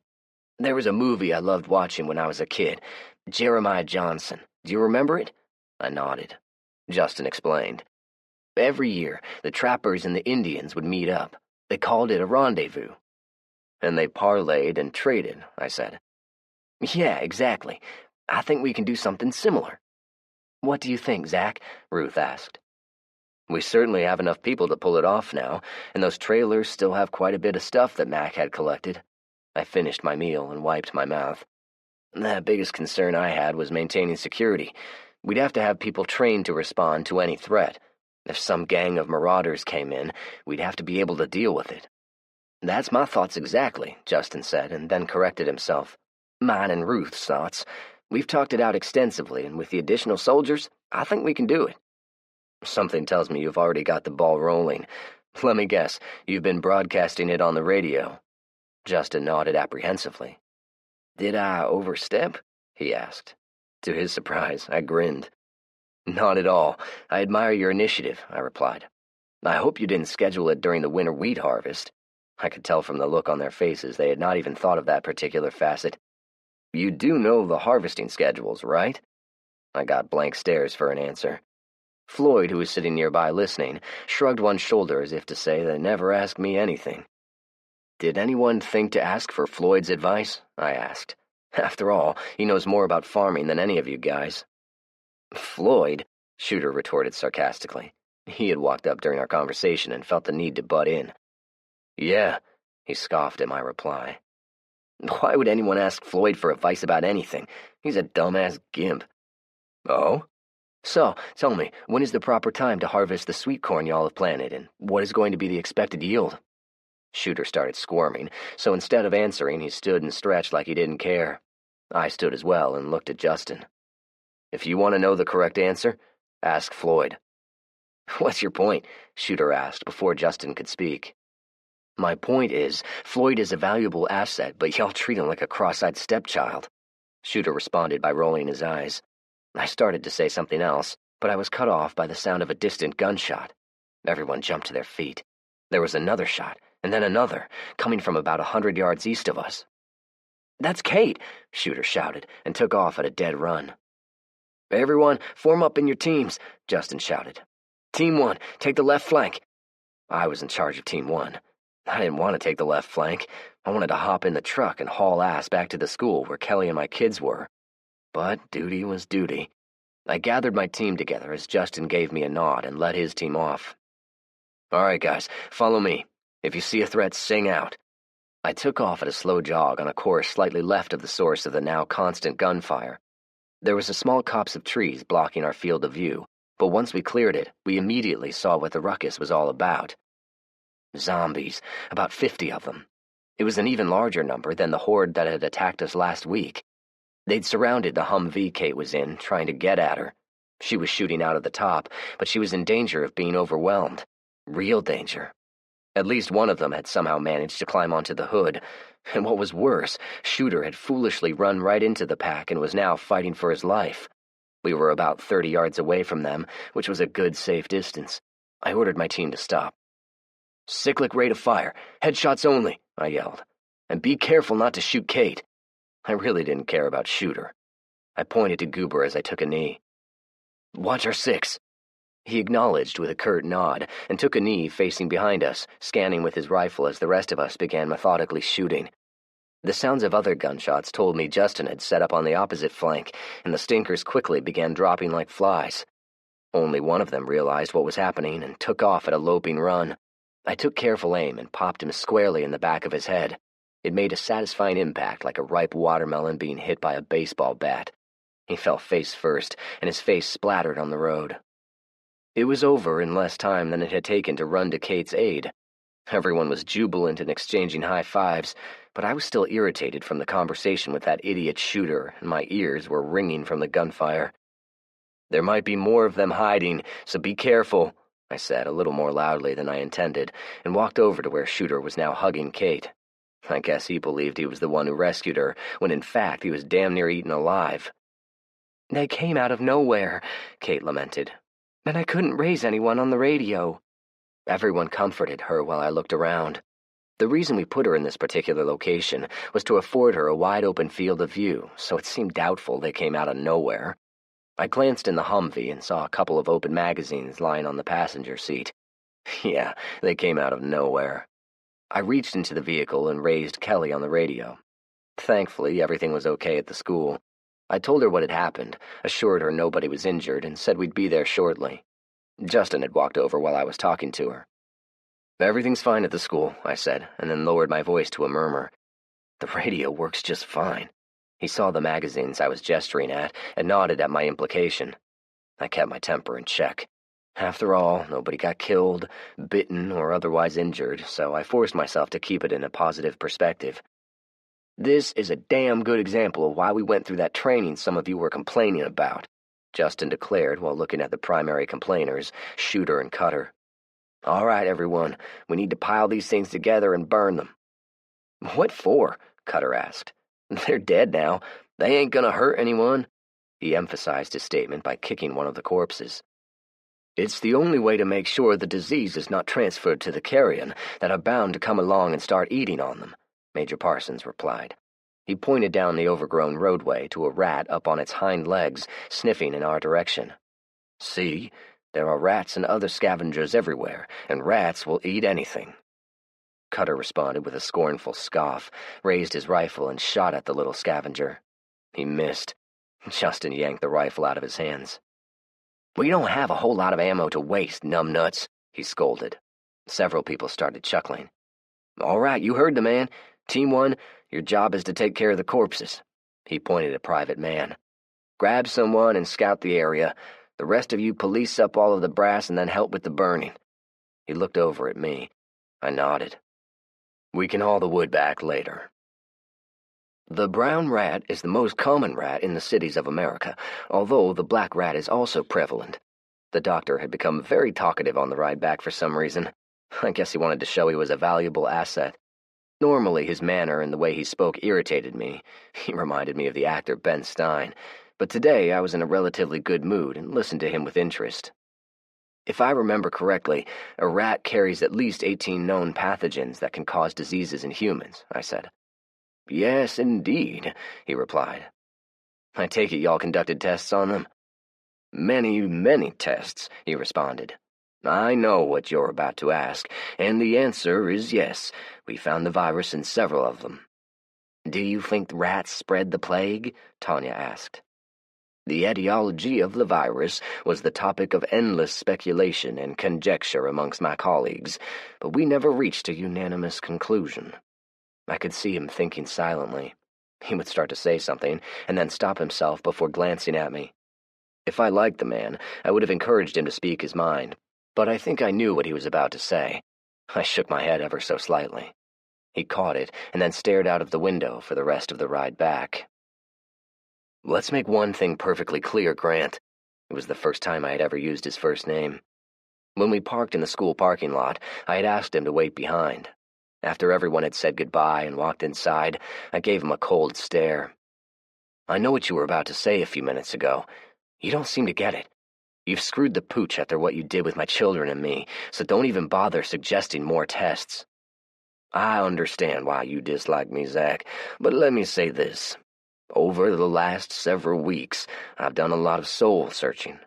In hindsight, I realize how easy it was for me, to rationalize my actions, and I know you'll probably never forgive me. But you're a smart man, Zach. You know that your blood holds the cure, and I don't think for a moment that you're selfish enough to keep it to yourself." "Maybe so, but you don't have the facility nor the equipment to do anything about it, so it's a moot point." "That could change if you help," he rejoined. I stared at him questioningly. "We can go back to the CDC and either make use of the labs or retrieve the necessary equipment and bring it back here. There is more than one mobile lab parked down there in the basement gathering dust." I frowned and shook my head. "Out of the question. I'm not leaving my children, and before you even think about it, we're not going to take them back down there under any circumstances." "Fair enough, I understand, but I want to ask you a candid question." When he hesitated, I motioned for him to go ahead and ask. "If I were to talk a few people into going back and bringing back the mobile lab, would you be willing to resume experiments?" Kelly came out of the school, kids in tow. She was smiling, but it looked like the kids had worn her out. I kissed the three of them and got the kids in the truck. "What are you two talking about?" Kelly asked. "The good doctor here wants to recruit people to go back to the CDC and bring testing equipment back here." I motioned for her to get in the truck, and I did the same. I thought for a moment, and then spoke to him through the open window. "If you want to get yourself killed going back down there, be my guest. If you're successful and make it back, we'll have a long talk."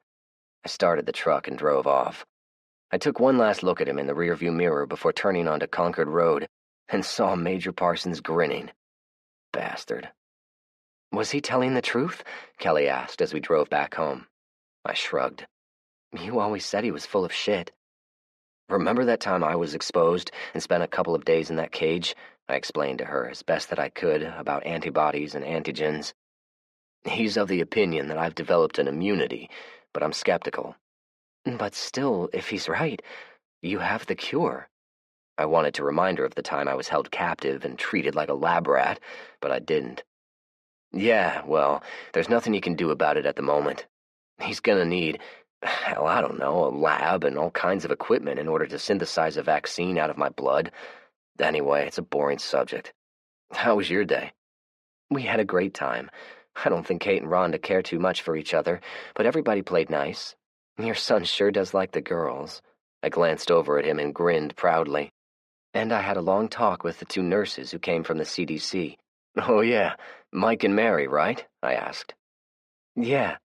The woman sounds Jamaican. The dude talks like he's from up north somewhere. Kelly laughed. Yeah, they met while doing missionary work. They're really nice people, but that hasn't stopped Cutter and Shooter from making a few snide remarks. That figures, I muttered. Anyway, they confirmed what Grant had said earlier about the vaccinations. All of the kids were inoculated. What about the other kids down there? Did any of them survive? Kelly shook her head sadly. They said the zombies had cut off the upper floors from the lower floors. They'd killed so many the stairwells were completely blocked. She shuddered. It sounded horrible.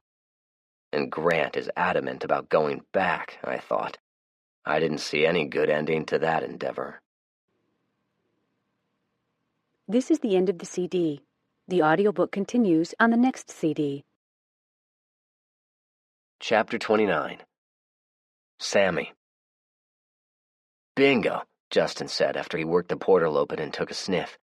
I jogged over to the opening of the underground fuel storage tank he was inspecting.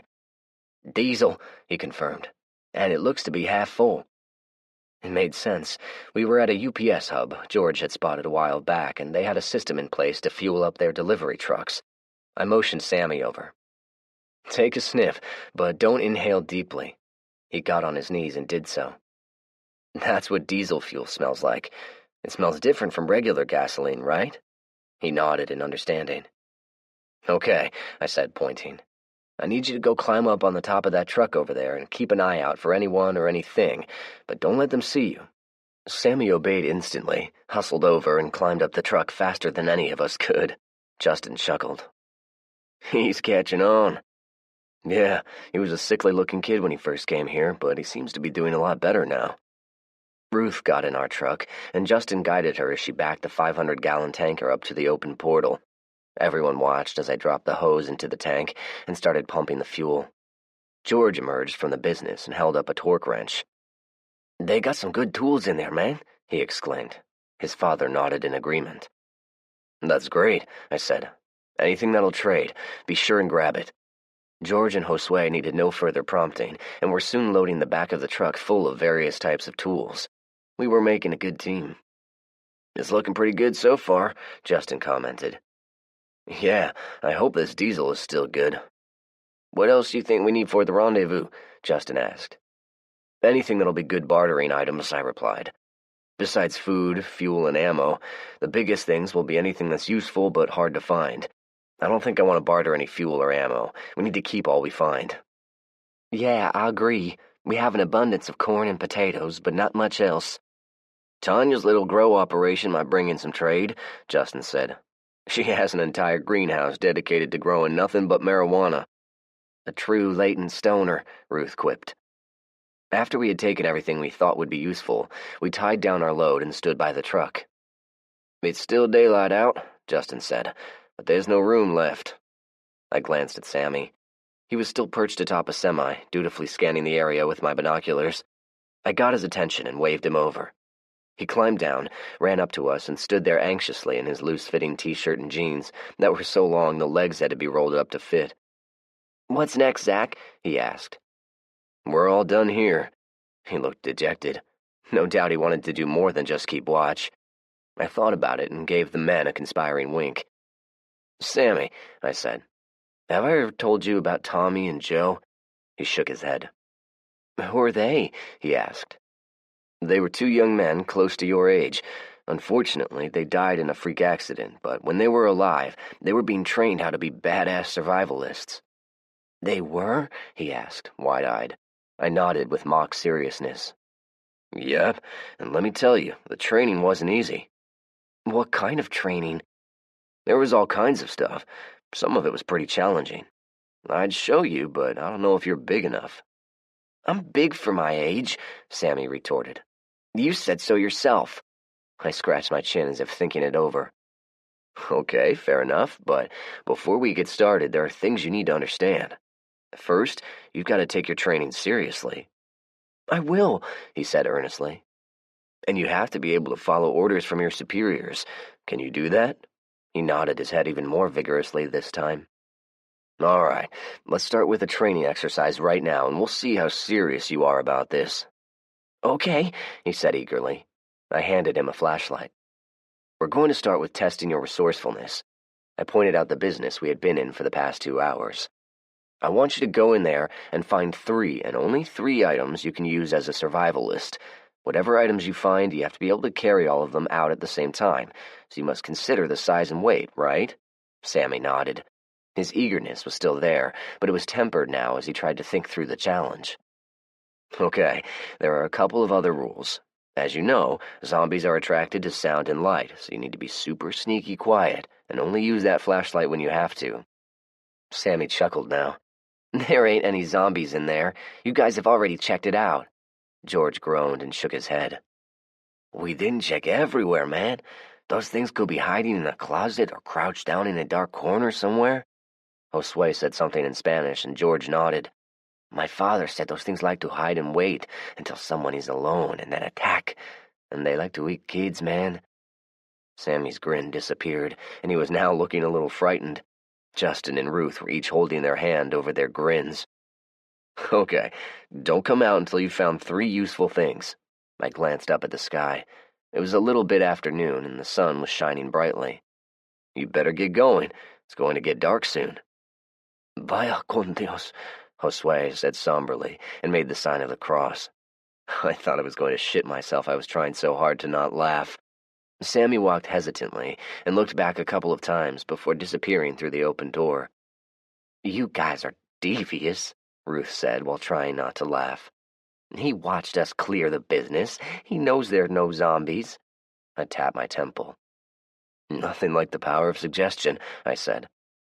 "Did you do this with those 2 boys you mentioned?" Justin asked. "Oh, yeah. We all had a hand in their training. Corporal Alexander was training them in soldier skills. Would you be interested in doing something like that with Sammy and the other kids?" "Sure, when they get old enough." He looked over at the door Sammy had gone into. "I suppose 10 is about the right age to start, depending on the kid. My dad taught me and my brother to shoot a little .22 rifle when we were about his age." "Yeah," he said, thinking. "Yeah, I think I'd really like doing that. We've got to teach the kids how to survive." We chit-chatted casually, mostly about the upcoming rendezvous. George and Josue listened attentively. "How's the progress going?" I asked Justin. "I think we're ready to go." "So, this rendezvous, it is going to be good?" George asked. "I hope so," I answered. Justin nodded in agreement. "You think any women will show up?" "There might be a few. It's hard to say." "I hope so, man. Kate has a thing for Shooter. Kyra doesn't want anything to do with me, and my balls are about to explode." "Kyra no bueno," Josue said, and held his hands out as if measuring something. "Pequeño trasero." "What'd he say?" Justin asked. "He said her ass is too small," George replied, and shrugged a shoulder. "He likes women with big rear ends." Justin and I laughed, while Ruth shook her head in exasperation. "Well, all I have to say is be wary of Janet. She's no bueno." Both George and Jose nodded in understanding. "He's been in there a long time," Justin finally remarked. I looked at my watch. It had been about 40 minutes. I thought he would have been out of there long before now. "Yeah, maybe so. I'll go in and get him." However, before I could act, the door burst open and Sammy emerged. He ran over and stood in front of us with his hands full and breathing heavily. "All right, show us what you got," I said. Sammy held out his possessions. "I got a hammer, a Bic lighter, and a water bottle." Sammy held out his possessions tentatively. The hammer was a standard machinist's ball-peen hammer. The Bic lighter was almost completely full, and the water bottle was one of those plastic ones you bought at a Target store and put in your school backpack. I nodded thoughtfully, somberly, as if making a serious evaluation of his treasures. "Explain why you picked those 3 particular items." "The hammer is for protection, and hammering nails and stuff. The water bottle is so I can carry water around with me. And the lighter is for starting fires, and for Aunt Kate and Aunt Kyra to smoke their cigarettes." Everyone laughed. "All right, good job." "I passed?" Sammy asked. I looked around. "Let's see a show of hands of those who think Sammy passed his first training lesson." Everyone raised their hand. Sammy grinned proudly as we slapped him on the back. I had to drive slowly. We were heavily laden and the roads were rough. "Roads are shit," Josue commented from the back seat. "Yeah," I answered. "Unfortunately, they're not going to get any better either unless we start repaving them ourselves." I found myself chuckling at the memory of Big Mac driving one of those huge paving machines home one day. Justin glanced at me but didn't say anything, which was good. George broke me out of my reverie. "I have a motorcycle back at the barn in our old house," he said. "I'd have no problem riding around on these roads." "Oh yeah? What kind?" "It's a Suzuki dirt bike. It's a 2-cycle, so it's a little loud." "Still, it'd be good to have around. Let's go get it." I started to make a detour toward their old home, but was stymied by the sudden appearance of over a dozen infected standing in the road. I stopped suddenly. They were about 300 yards away, not walking, just standing in a huddled mass in the middle of the roadway. Justin grabbed the binoculars and scanned them over. "They're looking this way," he says. "But I'm not sure they know what they're looking at." He stared at them another 10 seconds. "They look terrible. I'm actually seeing exposed portions of their skulls on some of them." "Any kids?" I asked while squinting at them. "Maybe 1 or 2. Hard to tell without getting any closer." "They're too far away to catch up to us, but I don't want to get any closer." I looked at everyone to see what they had to say. "I don't want to mess with those things, man," George exclaimed. Sammy, who was sitting beside him, nodded in wide-eyed agreement. "No bueno," Josue added.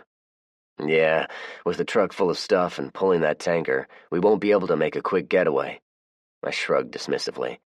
"We'll try for it later, then." I steered the truck toward home. "Maria is really sweet," Kelly said. "What did you guys do all day?" I asked. Kelly pointed over at the full clothesline. Judging by the amount of clothing hanging, they'd been doing laundry all day. And I doubted they did them all by hand, so the batteries were probably drained. "She's going to come back tomorrow and pick up all of their clothes." "That's great," I replied. "How are the kids?" "They played together and even napped together. Little Jose really likes Macy. Maybe they'll get married one day," she said with a mischievous grin. "You never know," I replied with a chuckle. "Where's Janet?" I asked. "She rode with Sarah to find a bed." She let out a small sigh. "The woman is a little hard to get along with." "Yeah, that's for sure. I'll keep her in line." Anyway, the girls stopped by. "How are they fitting in over there?" Kelly grinned. "Kyra told me Kate and Shooter have their own room now. His real name is Simon, by the way." "That's great. One less mouth to feed," I thought. "What about Kyra?" Kelly shook her head. "She can't stand Cutter. By the way, his real name is Theodore." I chuckled. "Cutter," I said derisively. "Theodore is a better name than Cutter. Heck, one of the best presidents we ever had was named Theodore." "She doesn't seem interested in George either. Maybe this rendezvous will bring in some single men who'll catch her eye," she added. "Anyway, she has her own room, which she likes, but Tanya micromanages and keeps assigning her latrine duty, which she hates. She's already said she'd like to move back in with us." "Oh?" "Yeah, she said while everyone else is working their asses off, Tanya walks around under the pretense of supervising." I laughed. "That sounds about right." I gave her a rundown of our adventures of the day, Sammy's little test, and about the finding of the diesel fuel. "What are we going to do when we can't use fuel anymore?" she asked. I shrugged. "We're almost at that point now," I replied. "That's why we need more horses. We're going to need to go back to that golf course soon and round up a dozen or so." I snapped my fingers.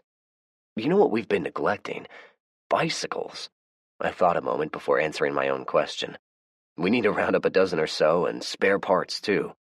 "Maybe us women can all go out scavenging in the next day or so while you stay home and watch the kids."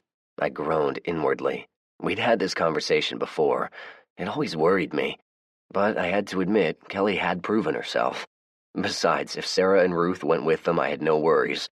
I nodded amicably and changed the subject. "I'm going to run up to the Riggins house and check on things and then take Sammy home. I won't be any longer than an hour or so." "Okay, sweetie. The laundry should be dry by the time you get back," she said with a look. I acknowledged the hint with a grunt. "Why don't you go get the truck ready, Sammy?" Kelly said. "Zach will be out in a second." "What's up?" I asked when Sammy shut the door. "Shooter doesn't want Sammy around, and I think the two sisters feel like they're being burdened with motherhood." "That's stupid," I retorted. "He's a good kid." "Yeah, I agree. Kyra was kind of implying that maybe Sammy would be better off living here with us." "What do you think?" I asked. "You're a good father figure," she responded with a small smile. "And besides, he's an orphan, just like you." I smiled back. "Well, I've never considered myself a father figure. In fact, I always thought someone like Fred was the epitome of a father figure. Rick, too, to a lesser extent." Kelly kissed me on the cheek and squeezed my butt as I walked out. We found Sarah, Rachel, and Janet sitting at a picnic table in back of our old damaged home. There were 2 dead zombies at their feet. "They followed us," she said simply. I didn't bother asking the circumstances. They were dead and nobody had been bitten. That's all that mattered. One of them had a backpack on. I searched it and found a roll of toilet paper stored in a plastic Folgers coffee container and a small rechargeable flashlight. I tossed them to Sarah. "To the victor goes the spoils," I said with a grin. "What does that mean?" Sammy asked. "It's an expression used by a politician a long time ago. It basically means the winner gets the prize." "Oh." "I'll explain it in more detail one day. In the meantime, let's clean up Aunt Sarah's mess." I instructed Sammy how to loop the rope around their ankles and tie it off on the bumper hooks of the truck. The 4 of us then slowly dragged the corpses over to the sinkhole. I pointed to a tarp covering stuff and held down by rocks. "I keep a 5-gallon can of fuel here and some old tires. Once you get a couple of them burning, they'll go for hours. Just dump the bodies on top of them, and it'll burn them to a crisp." I instructed Sammy how to do it, and he excitedly lit the pyre with his brand-new Bic lighter. We talked as we watched them burn. He was standing close, and I guided him backwards as I pointed toward the thick black smoke. "Burning rubber releases a bunch of toxins, so don't breathe any of the smoke." Sammy looked up at me and nodded. "I see a lot of darkened bones," Sarah commented. "Yeah, we've had a few unwanted visitors over the past couple of years. The first one was Susan Riggins, the woman who originally lived at the big house. The second one was Fred's little brother. His name was Franklin." Sarah looked at me questioningly. "He'd gotten sick and turned. He killed Fred's wife and mother-in-law before wandering off. He came up to the old homestead one night. Julie and I managed to kill him and drug him down here the next morning. A few days later, we met Fred. He wanted to give his baby brother a Christian burial. It was hell getting the remains out of there." "I remember Julie telling me about that," Janet said and looked at me quizzically. "Do you miss her?" "Every day," I replied evenly. I expected more, but she had nothing more to say on the matter. We watched the fire in silence for a few minutes. "How'd it go with the house hunting?" I asked.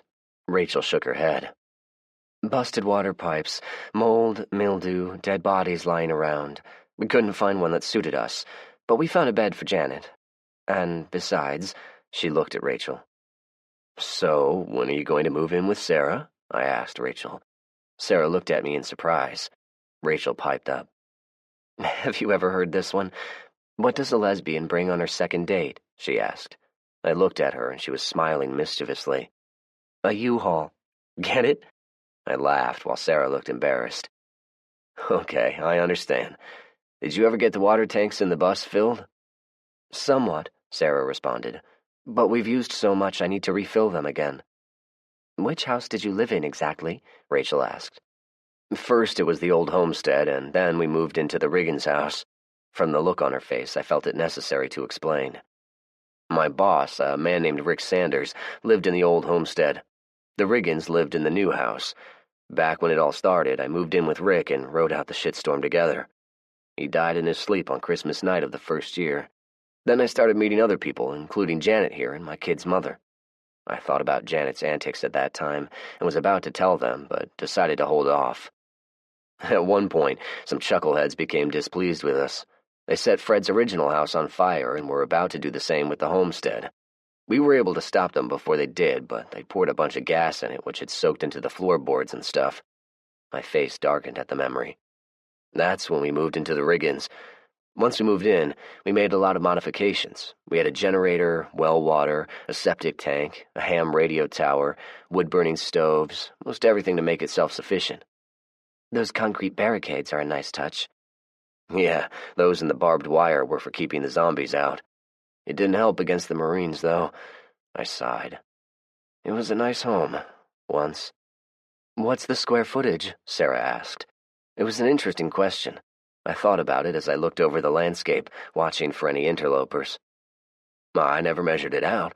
Let's see, 5 bedrooms, 3.5 bathrooms, den, kitchen, dining room, plus a basement. I'd guess around 4,000, give or take. That's a decent-sized house, she mused. Are the well and septic tanks still working? I nodded.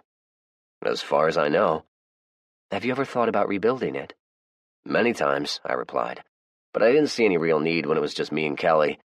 I saw where she was going. I think Fred's house is plenty for the two of us and the kids. I think it would be safer as a whole if more of us lived together under one roof, instead of being spread out, Sarah opined. I looked at her. Like at the school. Yeah, but I think I understand why you never moved in with them. Between the different personalities and Tanya's abrasiveness, I could never live there. Yeah, I replied. I could never live with that group. So, what are you thinking? We should rebuild it, perhaps even make it larger. The old homestead would be easier to rebuild, but the square footage of the foundation is rather small, and the cellar couldn't hold a great deal. You're going to need more room. I must have made a face or something. Think about it. You've got 5 of you living in Fred's house currently. Rachel and I would like to stay close, so that's 7 people. There are likely to be new arrivals we'd be willing to bring into the fold, and you're forgetting one very important thing. What's that? I asked. Do you really think a brother and sister will want to share the same bedroom when they become teenagers, especially with their grandmother? Your kids aren't going to be little forever. You make a good point, I conceded. I think it could work, she said, and then lowered her voice to almost a whisper. Plus, I think Sammy would be better off living with you and Kelly. You two make far better parental figures. I looked over at Sammy, who had circled around to the far side of the sinkhole and was looking around. He's a good kid, Janet said. I nodded in understanding. I got the distinct impression the women got together and hatched a plan to get me convinced Sammy would be better off under my roof. Hell, they didn't need to go through the motions. I was already on board. I think you should seriously consider it, Sarah said. In the meantime, Rachel and I are going to stay in the bus. All right. You women have certainly been doing a lot of planning and conspiring. I guess I shouldn't be surprised. Sarah thinks you have a cute butt, too, but she likes mine better, Rachel said, and then giggled at her own joke. Now Sarah was plainly blushing. I rounded up Sammy, and the 5 of us headed back. I waited until dinner. Sam, I have a business proposition for you. You do? He asked, wide-eyed. I gestured toward Kelly and Janet. We'd like to offer you a job. What kind of job? I need an extra farmhand. It'll be hard work, and it will require you to live here full-time. You'll be fed and clothed, and I'll personally see to it that your training continues. What kind of work will I be doing? Everything, I answered plainly. Will you teach me to hunt? Yep, I'm going to be teaching you many things, including how to hunt. What do you say? Would this interest you? He nodded his head up and down vigorously. Kelly and even Janet were grinning from ear to ear. It's settled then. After dinner, we're going to the school and give Aunt Kate and Aunt Kyra the news. I'm not sure they'll want you to leave, but don't worry. I'll explain it to them. Okay. Then we'll get all of your gear and set you up a living area in the den. But I don't have any gear, he lamented. I gave a somber nod. Well then, I think that's the first thing we're going to work on. He has a grand total of 2 pairs of underwear, Kelly said after we'd gone to bed. And he didn't know what dental floss was until I showed him. Yeah, well, we'll get him squared away in no time. I hope he doesn't have any cavities. So, what's next? She asked. We've got to get ready for the rendezvous. And then what? We're going to need to move into a bigger house. Sarah suggested rebuilding the Riggins home. I think the idea has merit, and with Tanya's input, we can build something bigger and stronger. It sounds like a lot of work. It will be. Our only alternative is to move into a pre-existing structure that's already hardened, to an extent. A parking garage is a good example, but the problem with that is we'd be too far away from the farm itself. So, we rebuild then. There was a long pause, and then Kelly started giggling. What? Maria said the other day she walked in on George masturbating. Oh, TMI, I exclaimed. I sure hope there's some single women who show up, I muttered after a minute, which caused Kelly to start giggling again. Chapter 30. Rendezvous prepping. What do you think? I asked Justin. The two of us were in one of the tree houses. Justin preferred to call them sniper towers, but Sammy called them tree houses, and it stuck. Justin jumped up and down, testing the strength of the floor. Sturdy, he commented. Yeah, it has a good field of fire as well. With the second one on the other side of the church, the shooters will have a good cross projection. I wish we could have more than 2, Justin commented. I did too, but we didn't have enough personnel to man them all day, and attend to the rendezvous duties as well. All right. Hey, Sammy, explain why we built these. They're to protect our people during the rendezvous in case someone tries anything. I nodded.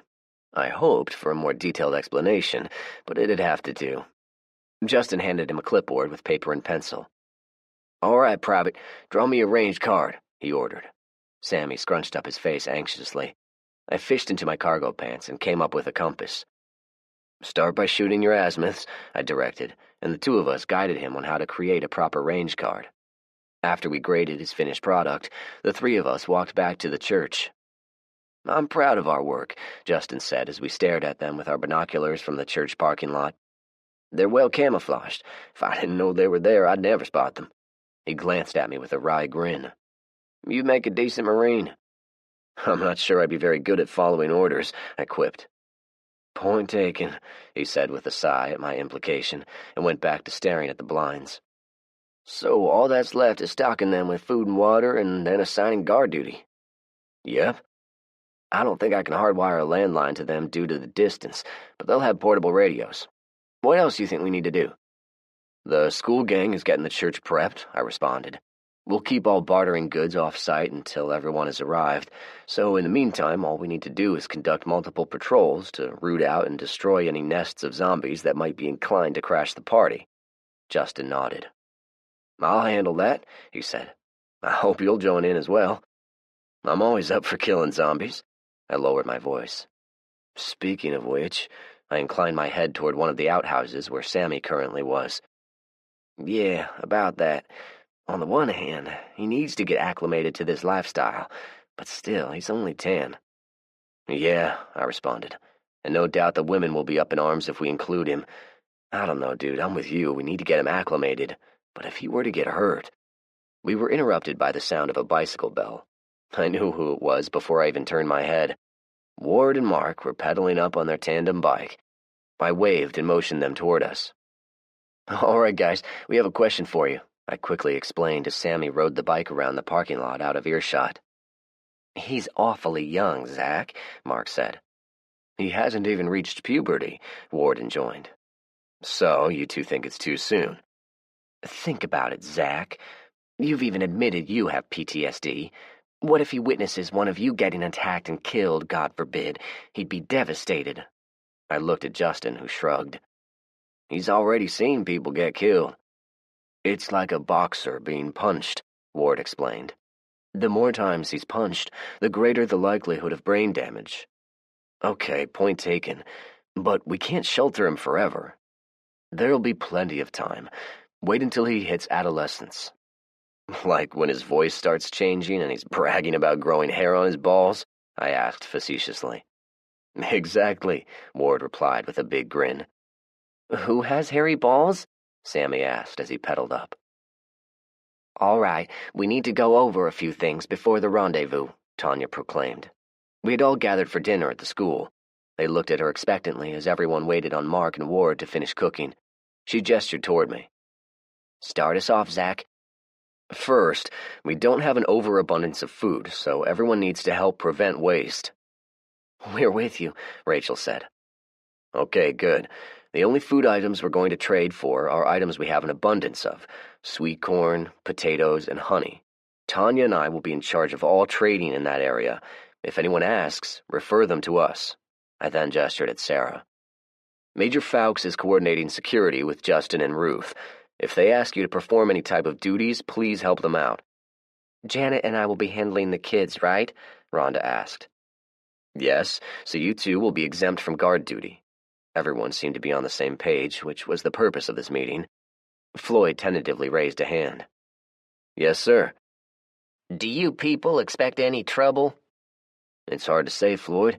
We've had trouble in the past with some unsavory folks, but we think the plan we have in place will deal with it if that happens. There was a lot of murmuring. I bet all of you have been wondering if this is worth the risk. I won't try to throw out a line of... I glanced over at the kids who were listening attentively and changed my response. I won't make any false promises, but we believe it'll work. And if it doesn't, Gus pressed. We have contingency plans in place to deal with it, Justin answered. I seem to recall you bowing out when I asked for volunteers for a reactionary squad. Are you wanting in now? Oh, no. I'm sure you soldier boys and soldier girls have it covered. Justin gave him a cold stare. All right, moving on to legitimate matters. Tomorrow at 0700 hours, we'll be conducting the first of several search and destroy patrols. It'll be yours truly and Zach leading it off. I'm taking volunteers of who wants to join. To my surprise, Kelly raised her hand. You want to kill zombies? I asked. I thought you hated killing them. Kelly wouldn't look at me. I glanced at Justin and shrugged. Okay, Justin replied. Kelly, Sarah, Rachel, Cutter, Shooter, Floyd, Sarah, Rachel, George, Josue. That'll work. I'll see all of you right here in the morning. I waited until the two of us were snug in bed before talking about it. Why the turnaround? What do you mean? You've never liked killing anything. You know that's what we'll be doing on these patrols, right? Yes, I know, she said quietly. It's something I've got to get used to doing. We might encounter unfriendly humans, too, I said in the same quiet voice. You'll be expected to pull your weight if things get hairy. I know. She turned and kissed me. You're being overly protective. I can't help it. You know the attack the other night? Yeah? What if it happens again? And what if you're not here, or maybe you're injured? I need to do this. I need more confidence. Something tells me you've been talking with Sarah and Rachel. Well, you keep going on and on about what a badass she is. I sighed, knowing I wasn't going to prevail in this discussion. I gave her a kiss and held her closely. Chapter 31. Ambushing 101. We dismounted from the school bus immediately. Our mission objective for the day was to clear Interstate 65 from Concord Road to Old Hickory Boulevard. Floyd kept the bus a half-mile back, and when the mission was complete, Justin would give him the word and he'd pick us up. It was roughly 4 miles, but by the time we'd finished exploring every nook and cranny, I expected we'd have put a good 10 miles on our boots.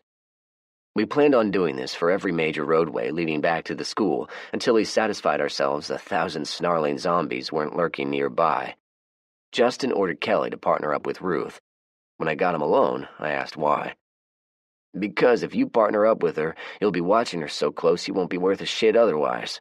I glared at him. You know I'm right.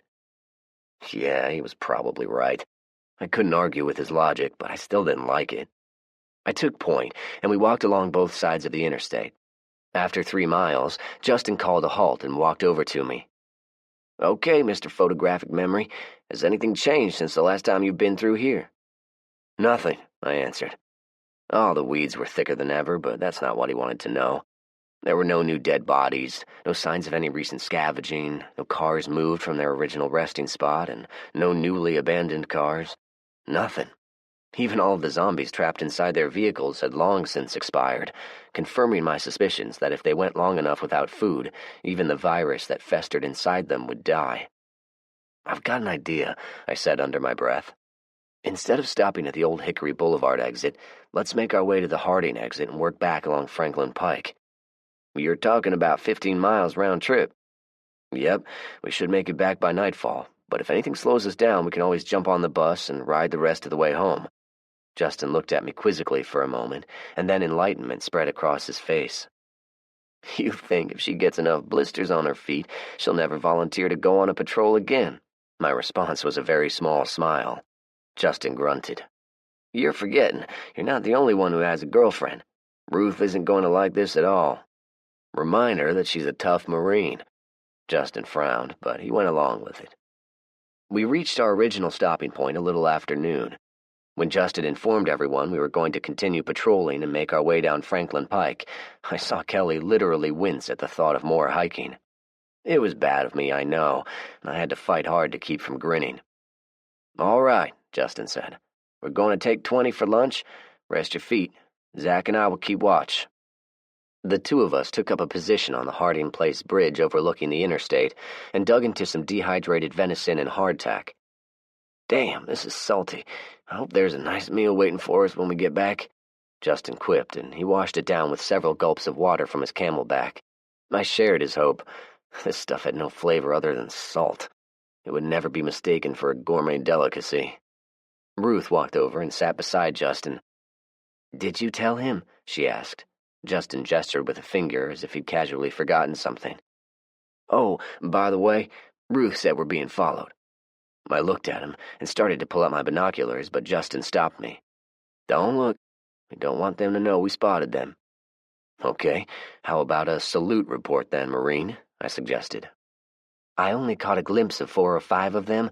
I think they came from the railroad tracks. When we exited the interstate, they moved a little bit closer, but right now they're hiding," Ruth answered.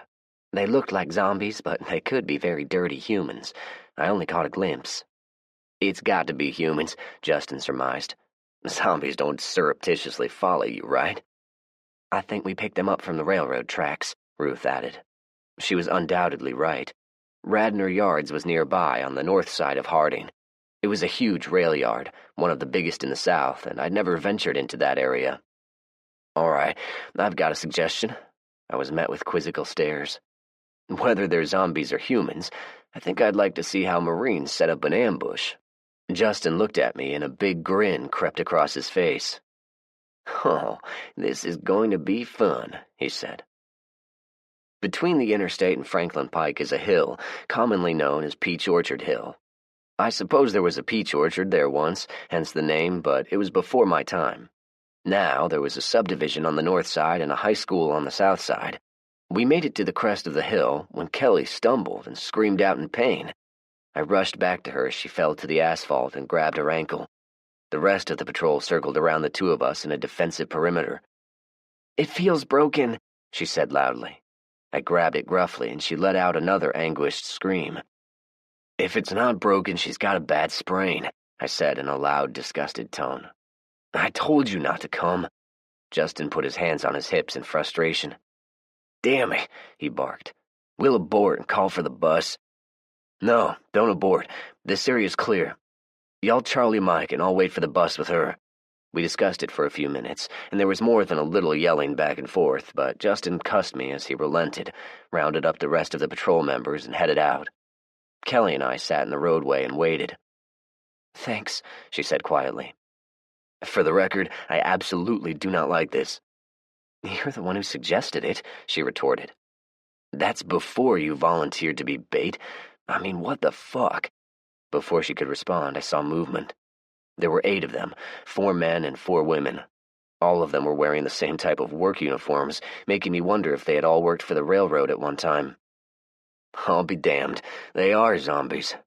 I would have bet $1 if I had one. Our stalkers were going to be nefarious humans looking for easy prey, rather than zombies that hadn't the state of mind to do anything other than mindlessly charge us.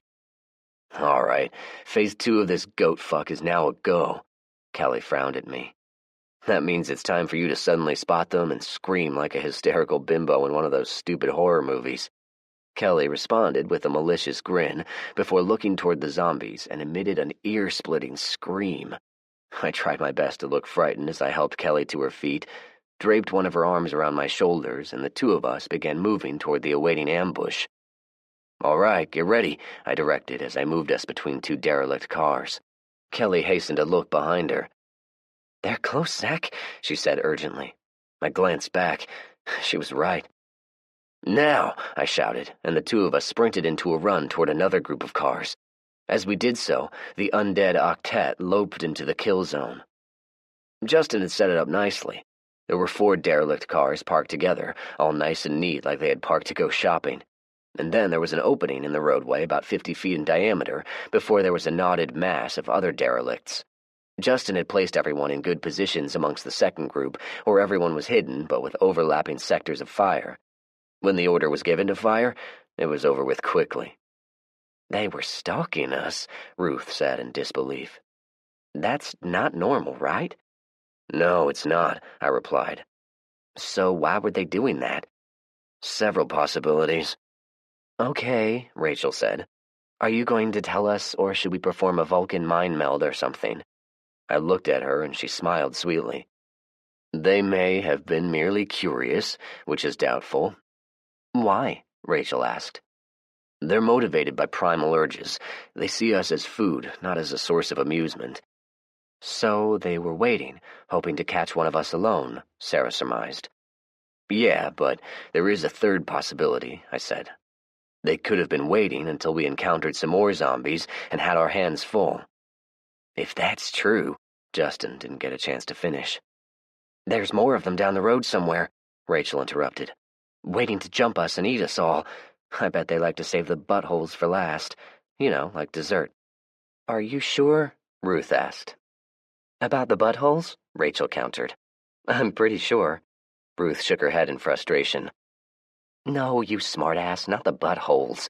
Ruth started to say more but couldn't because Kelly's giggling became infectious. Soon all of us were laughing. As soon as it died down, Sarah decided to join in. So, where are these butthole eaters, Zach? She asked. I looked at her curiously. She was grinning along with Rachel. You realize you 2 are starting to act more alike every day, I said. Rachel responded by sticking out her tongue and making lurid motions with it. I couldn't help but laugh. All right, if I were to guess, I bet there's a bunch of them right over there, I said as I pointed at the nearby high school. Everyone looked at the school as I took a moment to check my weapon. Let's go check it out, I said. Looks like you're spot on again, Justin commented as we stood at the front entrance. There were obvious signs, animal remains, dirty footprints, dried blood. Should we clear the school? Ruth asked. We have to, Justin replied with a tight smile. That's what we're here for. I looked pointedly at Kelly. I'd like for you to provide rear security, I suggested.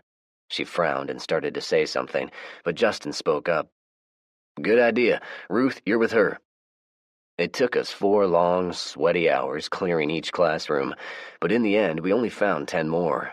Everyone, with the exception of yours truly, hurled chunks at least once due to the rancid odor. We were all sitting outside under some shade trees after we had finished, waiting for Floyd to arrive. I think I've hurled everything I've eaten for the past 3 days, Rachel moaned and stared at me. Why doesn't this shit bother you? I've grown used to it, I answered. She looked at me questioningly, and I hooked a thumb toward the school. I've seen a lot of this during the past year. They're nasty fuckers is what they are, Cutter said.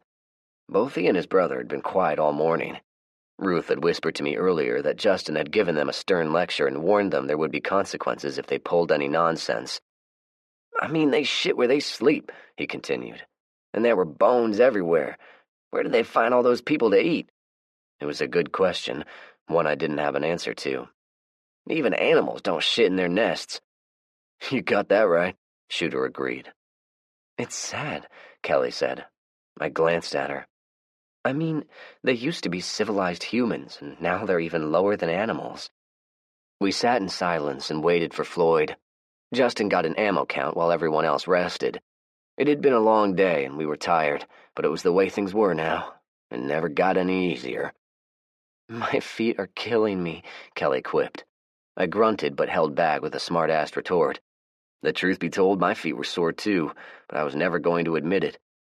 I have to pee, she whispered, stood, and coaxed the women to join her. I watched disinterestedly as they walked to a small copse of trees, dropped their pants, and squatted. They weren't hidden very well, and their skinny white asses were plain to see, but it certainly wasn't arousing. I was too weary, and it smelled too bad for anything to be arousing at the moment. I glanced over and spotted Shooter. He was about 20 feet from me, leering unabashedly. Picking up a rock the size of my big toe, I hurled it at him, striking him squarely on the side of the head. He yelped in pain as he grabbed his head. Looking around for the source, he spotted me and fixed me with an angry glare, like he wanted to fight about it. I wagged a finger in warning. What makes you think you're so fucking tough? He challenged. Feel free to find out, I replied as I got to my feet. To my surprise, he actually started to stand, and he had his assault rifle in one hand. Like I said, it surprised me, but it also excited me. I was finally going to address this issue once and for all. I was going to have to make it quick, though. Once the women saw what was going on, they would most assuredly intervene. I didn't have to worry about Justin. He was lying on the ground with his boonie hat pulled down over his eyes. Suddenly, Cutter reached out and grabbed his brother by the arm, pulling him back down and whispered to him forcefully. They traded hushed words back and forth, but after a moment, Shooter slumped back to the ground in acquiescence. He glared at me briefly, and then pointedly ignored me. Justin seemed to have magically awakened at the sound of the approaching bus, jumped to his feet, and policed everyone up. He winked as he walked past me. Zach? Kelly said, just about the moment I was drifting off to sleep. I muttered a response. Don't you ever get upset when you kill those things? I guess I did a little bit at one time, but not anymore. Why not? Because they're not people anymore. They're inhuman. Killing them is the right thing to do. She was silent for a minute or two, and I thought that was the end of it, but then she let out a long sigh. What's wrong, sweetheart? I asked. After the ambush, everyone was cutting up and laughing, even me. It doesn't seem right. Well, let me tell you a story. Okay. Back when Rick was alive, we killed a few zombies, and I was all stressed about it, but Rick was cutting up and joking. He said back when he was in Vietnam, they behaved the same way, and that it was a way of relieving stress. So, sometimes people will behave that way after a stressful event. Kind of a defense mechanism so you don't go crazy. Does that make sense? Yeah, I guess so. Good. Now go to sleep. I was just about to drift off again when I felt her snuggling closer. You know, she said huskily, sex is a good stress reliever, too. You're insatiable, I muttered. She responded with a giggle and a roving hand. Chapter 32. The Rendezvous. Do you think anyone will show up? Kelly asked. We'd awakened early and hurried to the school. Everything was ready except for some of the last-minute arrangements, and then we hauled it all to the church. Now most of us were sitting on the Concord Road Bridge over the interstate, waiting for any arrivals. I wonder how many, Kelly questioned again. It was about the fourth or fifth time she'd said it. It was a habit when she was anxious. I responded with the same answer. Hard to say. Maybe a few. They won't all come at once. They'll be trickling in a few at a time. Yep, same answer as the last 4 times. Surprisingly, the first arrivals appear not from the interstate, but driving down Concord Road. It was a dually truck, much like Rick's truck, but blue in color, and it was hauling a horse trailer. They drove right up to us and stopped. And then, a very, very large man stepped out. Damn, Ruth muttered under her breath. The man, who had skin the color of coffee with a dash of cream, had to be almost 7 feet tall and well over 300 pounds. He reminded me of some of the big pro wrestlers I watched on TV back when I was a kid. He stretched as a fair-skinned, ginger-haired woman exited from the passenger side. Although not as big as the behemoth standing beside her, she was no small sack of potatoes. A smaller, prettier woman with brown hair braided in pigtails exited from the rear. I walked over to them. "Welcome," I said. "My name's Zach." The man extended his hand, a very large, calloused hand. "My name is Garland, but everyone calls me Big Country." He eyed me curiously. "I've heard of you." "You have?" "Yep." He looked around some more. "I had a nice conversation on the CB radio a while back with a man named Fred. He told me about you. Is he around?" My facial expression must have answered for him. "Oh, I'm terribly sorry." He looked uncomfortable at his imagined transgression. One of the women cleared her throat. "Oh, I got the manners of a hog-eating slop," he said, and gestured toward the two women. "This is my sister, Gigi, and my wife, Julie." Gigi was the big one. Julie was the pretty one. All three of them were wearing overalls, but somehow Big Country's wife made it look sexy. I caught Kelly looking at me out of the corner of my eye. "I know what you're thinking," he said affably. "Gigi and I have the same mama, but different daddies." Well, that explained it, I guess. I tried not to imagine how big their mother was. "I'm very pleased to meet all of you," I said, and introduced the others without mentioning anything about Big Country's wife having the same name as my late wife. "You guys are the first arrivals," Kelly proclaimed. "Oh, yeah?" Big Country responded, and then lowered his head close to mine. "Are there any single men around here?" he asked in a whisper that probably could be heard for several blocks. He made a subtle motion toward Gigi. "I'm trying to find a husband for my little sis." I glanced over and caught Gigi looking at me with a hopeful smile. I reached up and patted the big man on the back. "We have one or two wandering around here. I'll do my best to make it happen. Let's head on over to the church, and I'll introduce y'all to everyone." Other groups trickled in throughout the day. We'd greet them and then guide them toward the church. "I count 12, Kelly commented. "Me too." "I didn't catch the name of the people who brought their kid along." "Larry and Alma. They're from Spring Hill. And I'm betting there are groups out there who won't be coming." "Why not?" she asked. "Various reasons," I answered. "They don't have the means to get here, they're paranoid about being set up, or they just don't care. Big Country said they had a group of 8 people, but nobody else wanted to come. George and his family arrived shortly after the last group. They parked beside our truck and scanned the crowd milling about. "Not a bad turnout, man," he said. "I didn't think anybody would show up." "Yeah. Oh, by the way," I said, and subtly pointed out Gigi. "She's single and looking for a husband. I told her all about you." I watched as George looked. It took about 1 second for his eyes to widen and his jaw to drop. "Holy shit, man, she's huge," he whispered in exasperation. "I thought you and me were friends, man." "Wide hips," Josue, his father, said while holding up his hands, much wider than when he was showing us the width of Kyra's backside. "She make a good wife." George shook his head violently in disagreement. "You two are loco if you think I'm going to hook up with her." I chuckled as I looked at Josue, who winked at me. Everyone was milling around in the parking lot. There were some friendly conversations going on, but it seemed a little tense, like everyone was wary of each other. Justin had so far avoided any prolonged conversations with anyone. He kept his distance and watched them warily.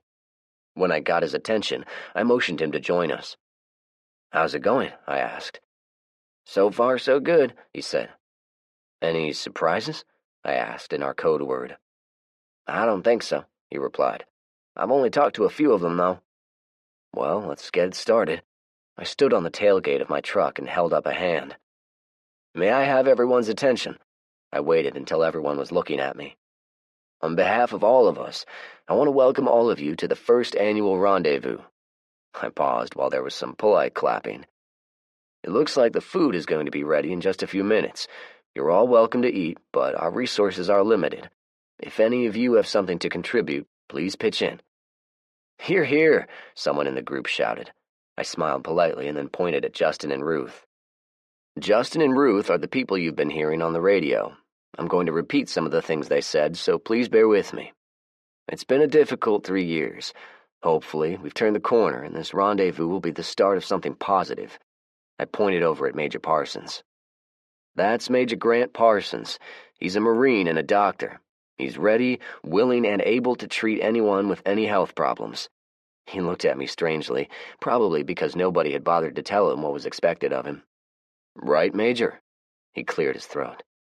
That's right. I'm here to help. I'm betting there are several of you who brought trade items, or maybe you have a unique skill set. I caught Rhonda waving at me from the open door and gave me the universal OK sign. So, why don't we talk about it over dinner? What do you say?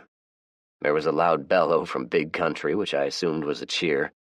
A path was cleared for him as he made his way toward the church entrance, much like one of my bulls when I was throwing out hay this past winter. For a big man, he moved pretty quickly. Dinner was quiet at first, but Big Country had a loud and jovial nature which seemed to lighten the atmosphere. Soon everyone was conversing with each other. "Where's Sarah?" Kelly asked me. Justin answered. She and Sergeant Benoit had volunteered for guard duty while everyone ate. He nudged me and lowered his voice. "I think they may have something going on," he said. I looked at him in confusion. "You know, something romantic?" "You just now noticed?" I asked while Ruth and Kelly giggled. Justin looked at the three of us. "Y'all knew?" We each nodded our heads at him. "Speaking of romantic connections, look," Kelly subtly pointed across the room. Floyd was sitting beside Gigi, and the two of them were merrily chatting away. "Anyway," Justin continued, "I got a couple of volunteers to relieve them after they have a full belly, and," he glanced at Ruth, "we have a surprise for everyone, and it's going to happen promptly at 2000 hours. I started to ask what the surprise was, but he cut me off with an upraised hand. "Ask me no questions, and I'll tell you no lies, but y'all going to be in for a mighty big surprise." "That was very poetic," I responded. "It doesn't tell me anything, though." Justin merely grinned. "Just be sure to have everyone in the church or they'll miss out. Sergeant Benoit is going to handle the communications on this end." Before I could pepper him with questions, he patted me on the shoulder and walked out. Ruth shrugged with her hands up in a poorly contrived expression of ignorance and quickly hurried after her lover. "What do you think they're up to?" Kelly asked me. "I'm not sure, but they have a radio rigged up to the choir speaker system, and those two are going to the radio tower. I have a feeling he's going to speak to someone, and he wants everyone to hear it." "What do you have going on here?" Julie and her husband had walked over and were looking at the large dry erase board we had mounted on the back wall. I should have mentioned it earlier. Anything you have to trade, write it up here on one of the boards." I pointed. "Here's our list. Also, if you're looking for something in particular, or maybe you have some kind of special post-apocalyptic skill, write that down too." I pointed at a large sheet of plywood mounted on another wall. "That one is for posting notes or messages." Big Country frowned in confusion. I explained loudly as other people gathered around. "You may have friends or loved ones who you've lost contact with. Maybe they're no longer with us. Maybe they're simply displaced. The board is for posting notes, messages, anything for communication. We'll leave them up forever. However, I want to tell all of you now, it's not for posting notes to people who are deceased. I hope that makes sense." "That's a wonderful idea, Zach," Julie said with a smile. She then elbowed her husband. "Your handwriting sucks donkey dicks. I'll take care of it." Big Country looked at me apologetically as he handed her the dry erase pen. "She's got a special way of saying things," he said. I chuckled. She reminded me a lot of my Julie. Big Country nudged me. "Is that your son with your wife?" "Yeah, I mean, that's my son, but Kelly and I aren't married. We hooked up after my wife was killed. She's been great with my kids. If a preacher shows up, maybe we'll do something about it. Oh, I forgot to mention, I named my boy after Fred. His name is Frederick Zachariah Gunderson." He looked out into space and mouthed the name a couple of times. "That's a damn good name," he finally declared. I nodded in gratitude. Big Country and I chatted amicably while we watched the dry erase boards quickly fill up. Soon, the haggling began in earnest. The chatting stopped when there was some sudden feedback from the speaker system. Rach quickly adjusted some controls and looked around. "All right, everyone," she said loudly. "Any second now, we're going to be receiving a radio broadcast." At precisely 2000 hours, Justin's voice could be plainly heard. "This is Tennessee calling. Do you have a copy?" Justin said. After a moment, he got a response. "Stand by, please," a woman's voice replied, which was shortly followed by a man's voice. "Hello, Tennessee." "Good evening, Mr. President," Justin responded. There was a collective gasp in the crowd. Chapter 33. The Politician. "I trust all is going well at the rendezvous?" the president asked. "Yes, Mr. President," Justin replied. "Everyone present is listening to you." I eased over to where Rachel was standing. "We're on a low-band frequency," she said in answer to my unasked question, "so the conversation will frequently have long gaps in it." "That is excellent, Sergeant Smithson," the president replied, and there was a long gap before he started speaking again. "My fellow Americans down there in Tennessee, and anyone else who may be listening, the cataclysm has happened, and we are now among the ruins." "Oh my God," Rachel whispered with a chuckle. "The man just stole a line from Lady Chatterley's lover. Does he really think we're all just a bunch of illiterate rednecks?" I agreed with her sentiment, but remained silent.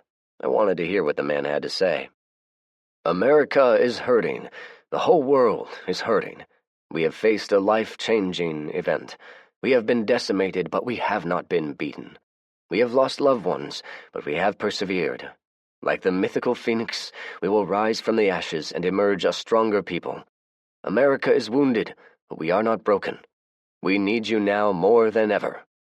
There were some audible groans now. After a pause, the president continued and even gained momentum. "I was elated and encouraged when I was informed of you courageous survivors. You give me hope that there are many others out there, just like you people from Tennessee." I caught a look from Tanya. She rolled her eyes. It's a good thing there were no elections in the foreseeable future. "Thanks to the hard work of Gunnery Sergeant Smithson, he was able to make possible this means of communication between myself and my fellow Americans. We need more soldiers like him, and I am proud to announce I am promoting him forthwith to the rank of first lieutenant." I saw Sergeant Benoit make a masturbating motion with her fist. Rhonda saw it as well and frowned. Kelly giggled. There was an unusually long pause. I suppose the president was waiting until the thunderous applause died down. Just when I thought the radio had lost the signal, he began speaking again. "I've no doubt many of you have questions. How many survivors are out there? Has a cure been developed yet? What is the government doing? Let me answer by saying this. All of these issues and more are being fervently addressed. We are making significant strides. The American government may seem non-existent to you at the moment, but rest assured we are here, and we hear you." It seemed as though I remember watching a TV show of another president saying words to that effect after 9/11. I will close now, but I am encouraged. I am encouraged by the hardiness and true grit of the survivors out there, not only in Tennessee, but everywhere across America. Stay strong, stay tough, and endeavor to persevere. "That one's from the outlaw Josie Wales," someone in the audience exclaimed. "I've counted 5 now," someone else commented. The speech lasted for less than 30 minutes, and I gleaned absolutely nothing from it. When he signed off, there was some scattered applause, but not everyone was overwhelmed with enthusiasm. Personally, I considered it a tremendous waste of fuel for the tower's generator. Nonetheless, it got everyone talking. I quietly exited the church and checked with one of the guards. "How's it going?" "Going good," he replied. "Everyone has just checked in. No threats, no shenanigans." "Good. Did everyone get to eat?" "Oh, yeah, Justin took care of us." He looked around. "That was some speech, huh?" I scoffed. "Yeah, that's what I think, too. Sergeant Smithson, Lieutenant Smithson, has been chatting with them almost every evening. Well, not chatting, Morse code. I don't know why he has to do it in code." Morse code can usually travel a greater distance with less chance of distortion. The guard, the one called the Goober, looked at me. "Okay, if you say so. Do you need me to spell you?" Oh, no, I'm good. Thanks for asking, though. All right. I went back in the church and was surprised to see a lot of messages already posted on the plywood. Floyd spotted me and walked over. That was some speech, wasn't it? Yeah, I suppose. Have you seen the gal I've been talking to? He asked. Yeah, her name's Gigi, right? Floyd nodded. She's something else, he said with a big cheesy grin. It looks like she likes you, I said nonchalantly. Floyd looked at me wide-eyed. I thought he was going to wet himself. Really? I nodded. Oh, golly, I thought maybe I was just imagining things. I like her, too. Have you met her brother? I asked. Floyd nodded. He's a big un, ain't he? He asked. I chuckled. Me and him have been talking about farming. They've got a spread over in Dixon. As Floyd spoke, Big Country must have sensed we were talking about him. He ambled over while we were in mid-conversation. Floyd says you have a farm in Dixon. Big Country nodded his head and scratched at an unseen flea in his beard. A couple 100 acres, give or take. Most of it's for the cattle. The rest is for crops. Floyd's a farmer by trade, I said. I've found him to be a wealth of knowledge, but these people here at the school don't appreciate him. Big Country seemed to take a moment digesting what I said and looked Floyd over. I sure could use help around my place. How good are you with a bad arm? He works his ass off, I proclaimed before Floyd could speak, and I leaned forward a little. Your sister seems to have taken a liking to him.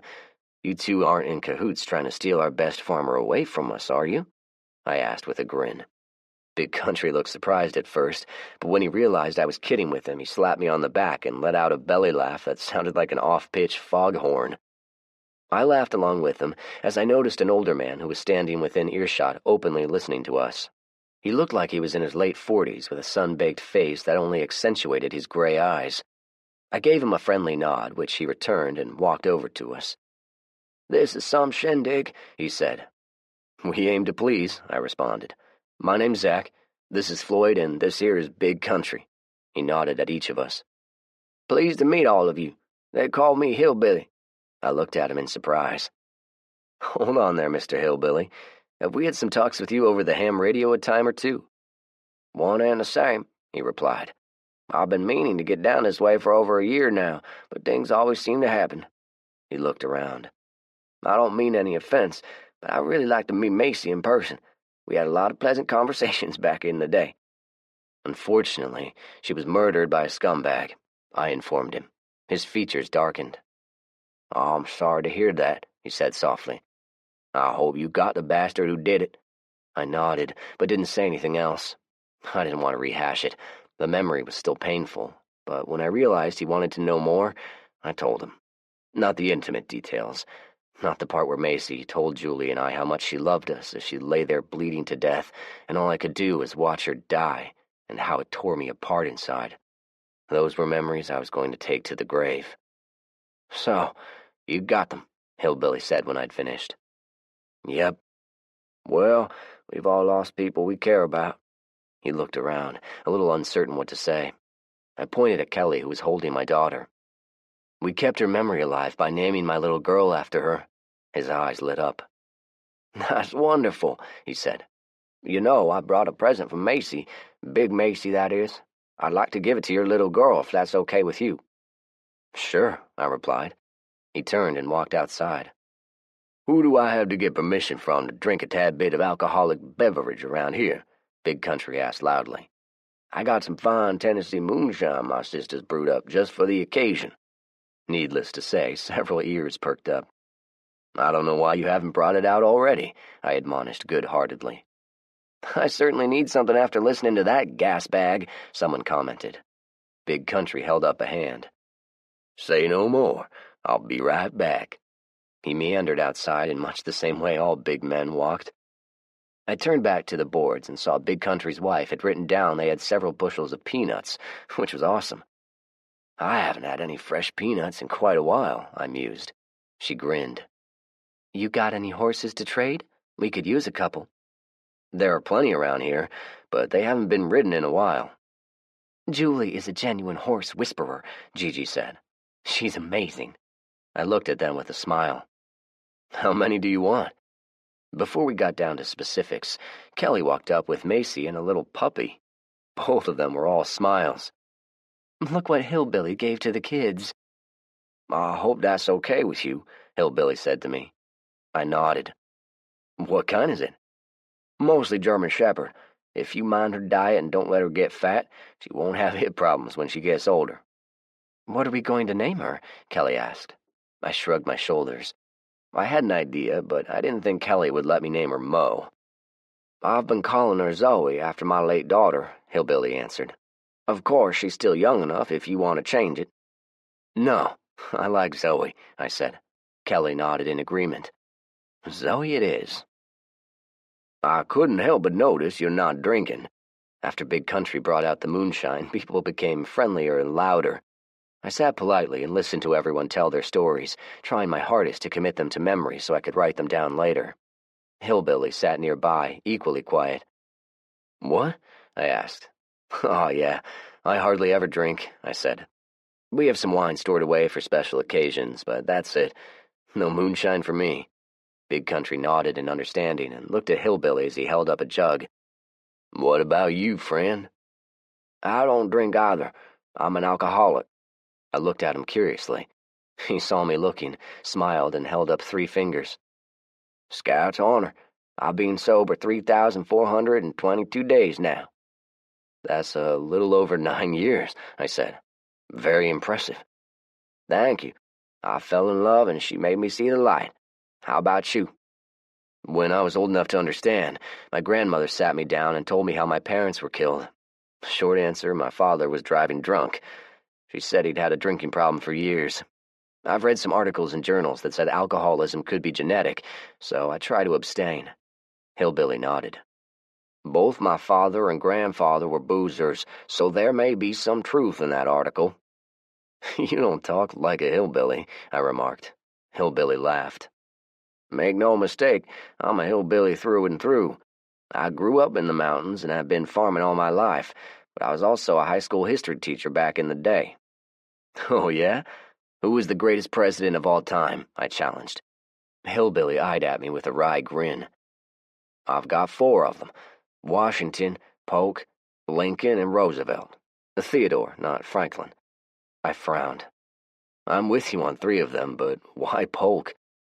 Because he's the last president that kept all of his campaign promises. He only made 4, but he kept every one of them. I laughed. I bet you were a grade teacher. I'd like to think so. I'm guessing you were still in school when it all went bad. Yep. What was your favorite subject? His question started a conversation between us that lasted well into the night. We didn't get home until after 11. The kids had never stayed up this late and had fallen asleep in the truck before we had even exited the school parking lot. When we got home, they didn't even stir as we carried them into the house. I got Zoe to do her business in the yard before carrying her inside and stuck her in the bed with the kids. She licked my hand, snuggled up between the 2 of them, and closed her eyes. It seems to be going pretty good, Kelly said as we undressed and crawled into bed. Even Miss Bitch had good things to say. She was referring to Janet, of course. It is, for the most part. What do you mean? Kelly asked as she yawned. We're going to trade a few horses for some bushels of peanuts, but to be honest, there's not much else being offered that we have a need for. Kelly responded by emitting a tired groan. I know, I'm being negative. It's going good. I guess I'm just tired. If we had any further conversation on the subject, I don't know. I fell sound asleep. Chapter 34. Day 2. I awoke well before sunup, left a note for Kelly, and hurried to the church. Everyone was still asleep, even the guards, with one exception. Hillbilly. I found him in the kitchen area. Good morning. Good morning, he replied. Where's your family? I let them sleep in. I imagine they'll be here in about an hour or so. I thought about Janet. She'd not yet met Hillbilly and wondered how she was going to act once she did. I took the liberty of looking over the kitchen, and I have some coffee percolating on that fancy wood stove made out of scrap metal. Who made that? You'd be surprised. Tanya. Oh, yeah? She's a pretty smart woman, I grudgingly said. She'll never win an award for Miss Congeniality, but she's smart." Hillbilly nodded in understanding. "By the way, thanks again for the dog. How's she fitting in?" "She slept with the kids. I took her out shortly after I woke up. She did her business and then scampered back to their bedroom and waited for me to put her in." Hillbilly smiled. "That's good. Awfully quiet around here. Is anyone else awake yet?" "I don't think so. Even those 2 guards in the sniper towers are sound asleep." I looked at him in surprise. He smiled and rummaged through the cabinets until he found 2 mugs. "Were they that easy to spot?" I asked. "Oh, no. The towers themselves are very well camouflaged. It's your personnel. They were a little tipsy last night and argued over which towers they wanted to sit in, right in front of everyone." I mentally went over the guard roster and settled on cutter and shooter. Figures. I looked at my watch. They were supposed to be relieved an hour ago. I guess their relief is drunk and passed out as well. "Alcohol does some amazing things to people," Hillbilly commented glibly. "Yeah, I guess so. Good thing we didn't have any problems." "Yep," he answered, checked the pot of water and began spooning coffee grounds. "This is what's called cowboy coffee. I was reluctant to fire up the generator just to use a percolator, so we're going to have to settle for this." "Cowboy coffee?" I asked. "Yep. What you do is boil water in a pot and then throw the coffee in. Let it boil for a few minutes, and then use a spoon to scoop off the grounds floating on the top. Some folks throw a little bit of cold water in and the grounds sink to the bottom, but I do it this way." He finished scooping and poured us 2 mugs. "Thank you, sir." It was stale, as usual, and I detected a few grounds that Hillbilly missed, but I liked it. God forbid the day when I had to go without caffeine. "What's the plan for the day?" Hillbilly asked. "Hopefully there'll be more trading and socializing. As for me, I'm going to be helping Big Country. There's a fancy horse farm not far from here. The owner, who must have been a bazillionaire, had at least a couple hundred head of varying breeds. After, they were being cared for by a man named Beau, but he's disappeared and the horses have scattered everywhere." I took a sip and hooked a thumb at the direction of the farm. "I've worked a deal with Big Country to trade a few horses for some bushels of peanuts. We just have to round them up." Hillbilly digested what I said in silence while he drank his coffee and refilled our mugs before speaking. "If you don't mind, I believe I'd like to tag along," he finally said. "You're more than welcome. I hope you have experience with horses." "I do," he said simply. I figured he did. The man was rugged-looking, a no-nonsense kind of guy with big, raw-boned hands every bit as calloused as Big Country's. We continued with a quiet conversation while other people awakened and made their way to the kitchen. I liked the man. His demeanor was so much like Fred's they could have been brothers. Sarah and Rachel came in together and accepted our offer of coffee. Both women thanked us, and I think I even caught them both eyeing Hillbilly a little bit longer than just a casual glance. "Why don't you 2 sit with us?" I suggested, after I'd made introductions. "Sarah and Rachel are military," I said to Hillbilly. "Sarah is a pilot in the Air Force, and Rachel is in the Army." I thought a second. "I don't really know what you originally did in the Army."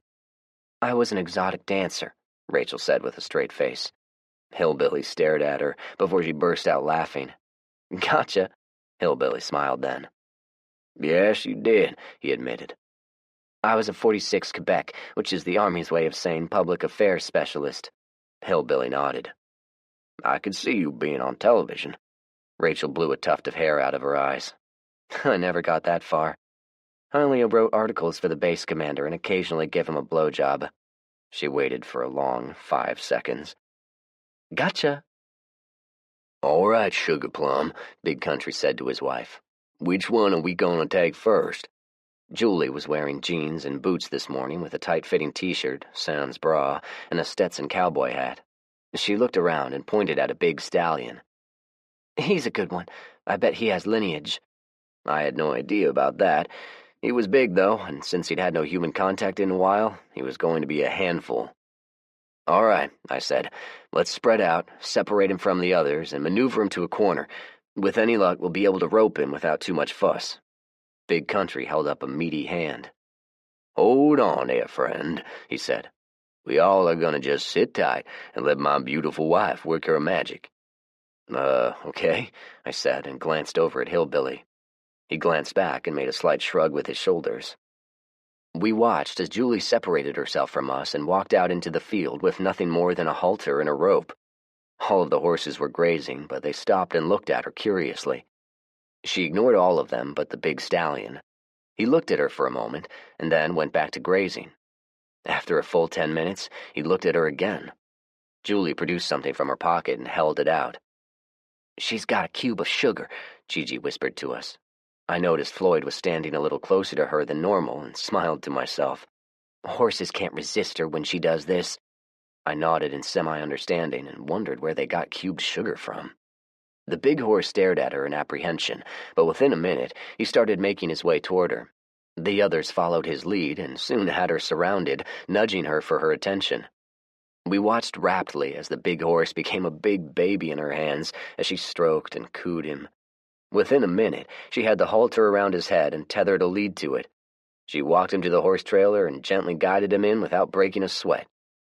"Ain't that something?" asked Gigi. Hillbilly and I nodded in agreement. Afterward, she walked back to us and pointed out 3 more. "I like those 3 mares. That big stud has already impregnated them, I'm betting. Is that okay with you, Zach?" she asked. "Yeah, fine by me. Let me ask you, are you going to keep them in the trailer?" "Oh, no," Big Country interjected. "We've got some barbed wire. I'm going to rig up a temporary pen until time to leave." "Okay, great. So, yeah, the ones you picked out are just fine." "We're much obliged," Big Country said gratefully. "That woman sure has a way with horses," Hillbilly commented as we rode back to the church. "A horse whisperer, just like that movie with Robert Redford," I said. He nodded in agreement. "But much prettier," I added. Hillbilly smiled slightly. "I couldn't help but notice there aren't any zombies around here." I nodded and gave him the Reader's Digest version of our eradication efforts. "Sounds a little bit like a military operation," he said. I nodded again. "Very impressive. We used a lot of ammo, but it was necessary. Have you and your people done anything similar?" I asked. Hillbilly shook his head. "No, we had something else working to our advantage." "Oh, yeah?" "The second winter was a cold one. Without a few billion people expelling carbon dioxide into the atmosphere, we had a brutal cold snap starting about the middle of January. It got down to 20 below for 2 nights, and the rest of the week it got down to 10 below every night. It was hard on the livestock and even harder on those infected things. Every one of them that were outside died." "Really?" I asked. Hillbilly nodded. "You didn't have anything similar?" "No. We saw quite a few freeze solid, but when they thawed out, they came back to life." Hillbilly looked thoughtful. "It sounds like when temperature drops down to a certain level for a prolonged period, the effects are irreversible." "Yeah," I said, and thought a minute. "If this is not a phenomenon for only the plateau, it means up in the northern areas the zombies are all but eradicated." "I certainly hope so," Hillbilly said. "How many survivors are there on the plateau?" "The first year was about 100 that I know of. Now there's maybe a dozen people left. Some died, others moved on." "What about your family?" "All dead," he said. "I've been on my own since almost the first.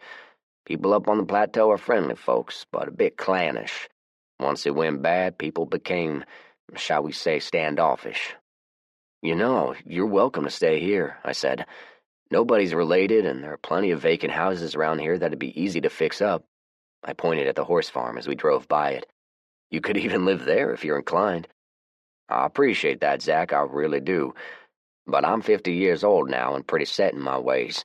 I've lived up on the Cumberland Plateau all of my life, and I believe that's where I want to die." I really believed he'd be a valuable addition to our group and wanted to push the sales pitch, but I knew he was too much like Fred. If he said he wanted to live out the rest of his life on the plateau, it's exactly what he was going to do. "Zach, I've been meaning to ask you, have you come into contact with any older survivors lately? You know, like over the age of 60. I thought about it and shook my head. "Sadly, no." I told him about Bernie the beekeeper. "He was the last one I know of, and he died last year." "Yeah, the mortality rate isn't very good these days." We drove the rest of the way back to the church in silence. Chapter 35. Farewells. "Are you sure about this?" I asked. Floyd nodded. About as sure as I've been about anything since the world changed. He looked at me as if we knew something he didn't. He asked me as much. We just want you to be happy, Floyd, Kelly said. They seem like really good people, I added. If Gigi's the one for you, we're totally behind you. He smiled gratefully. Thanks, you two. That means a lot. Have you got everything loaded up? I asked. Floyd nodded. Once I get to Dixon, I'll find me another ride, so if you want my Toyota, you're welcome to it. After he'd busted one of the struts, he left his FJ Cruiser sitting on the side of Franklin Pike. It had low mileage and was otherwise in good shape, so yeah, I had every intention of claiming it. Kelly and I walked with him over to Big Country's truck, where a lot of the school group was patiently waiting. Gigi had a grin on her face as big as a Cheshire cat's. Well now, young Mr. Gunderson, this was a mighty fine rendezvous, Big Country declared. I reckon it's going to be a yearly event. That's our hope, I answered, and gave him a folder with papers in it. Here's some instructions on building a dipole antenna so we can chat more often. We shook hands and hugged, and told each other how much we were going to miss each other. I thought Big Country was going to start crying. All four of them waved vigorously as they drove away. I'm going to miss Floyd, Rhonda said as they drove off. He was a sweet man. Me too, Mark and Ward said in unison. Gus didn't have much to say, but he nodded at Rhonda's statement. I noticed throughout the rendezvous the two of them had always stayed close to each other, and idly wondered if they had started some kind of relationship. I looked over at Tanya. He had his uses, she finally admitted. I guess that was the closest thing she could come to saying she was going to miss him as well. She looked around. That's the last of them. Quite frankly, I'm ready for some peace and quiet around here. They sure did eat a lot of food, Gus commented. Yeah, so did you, Tanya retorted. Gus glowered at her but said nothing. I think it went rather well, Ward said. Except for that one little mishap. Cutter's claiming he got sucker-punched, Ward continued. I didn't see what happened, but I've heard a few variations. Well, I'll tell you what happened, Ruth answered. The dumbass got drunk and was making rude comments to Julie. That was stupid when you consider that she's married to Sasquatch. So Big Country got jealous, Mark concluded. Ruth scoffed. Julie told him to back off, and so he called her a bitch. Jealous might not be the right word, more like defending the honor of his wife. Cutter's lucky, Justin said. If that man had hit Cutter with everything he had, I sincerely doubt he'd be still walking around. Cutter must have sensed we were talking about him. He emerged from the church as we were walking in. His left eye was blue and swollen shut. What are y'all talking about? He asked. We were just saying how much we're going to miss Big Country and his family, I said innocently. Yeah, well, he's banned from ever coming back around here, he proclaimed. Everyone got a good chuckle out of that. Cutter's face reddened and he walked off. Where did Hillbilly go? Kelly asked. He left last night, Ruth said.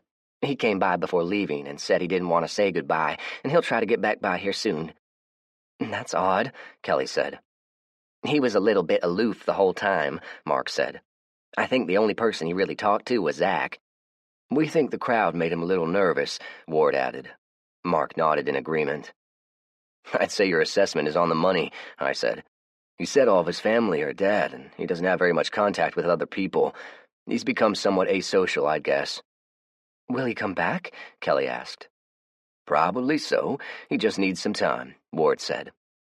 While everyone chit-chatted, I walked in the church and looked around. The sheet of plywood had all kinds of notes tacked to it with messages to the lost. There were even some photographs. I heard the door open and looked to see Tanya walking in. I must admit, it went better than I thought it would, she confessed. I thought nobody at all would show up, or it would be a bunch of freeloaders looking for handouts. She continued, staring at the bulletin boards. You were right. I glanced at her in surprise. She continued. This is the way to rebuild a society. We're off to a decent start, I replied. Do you believe the president? She asked.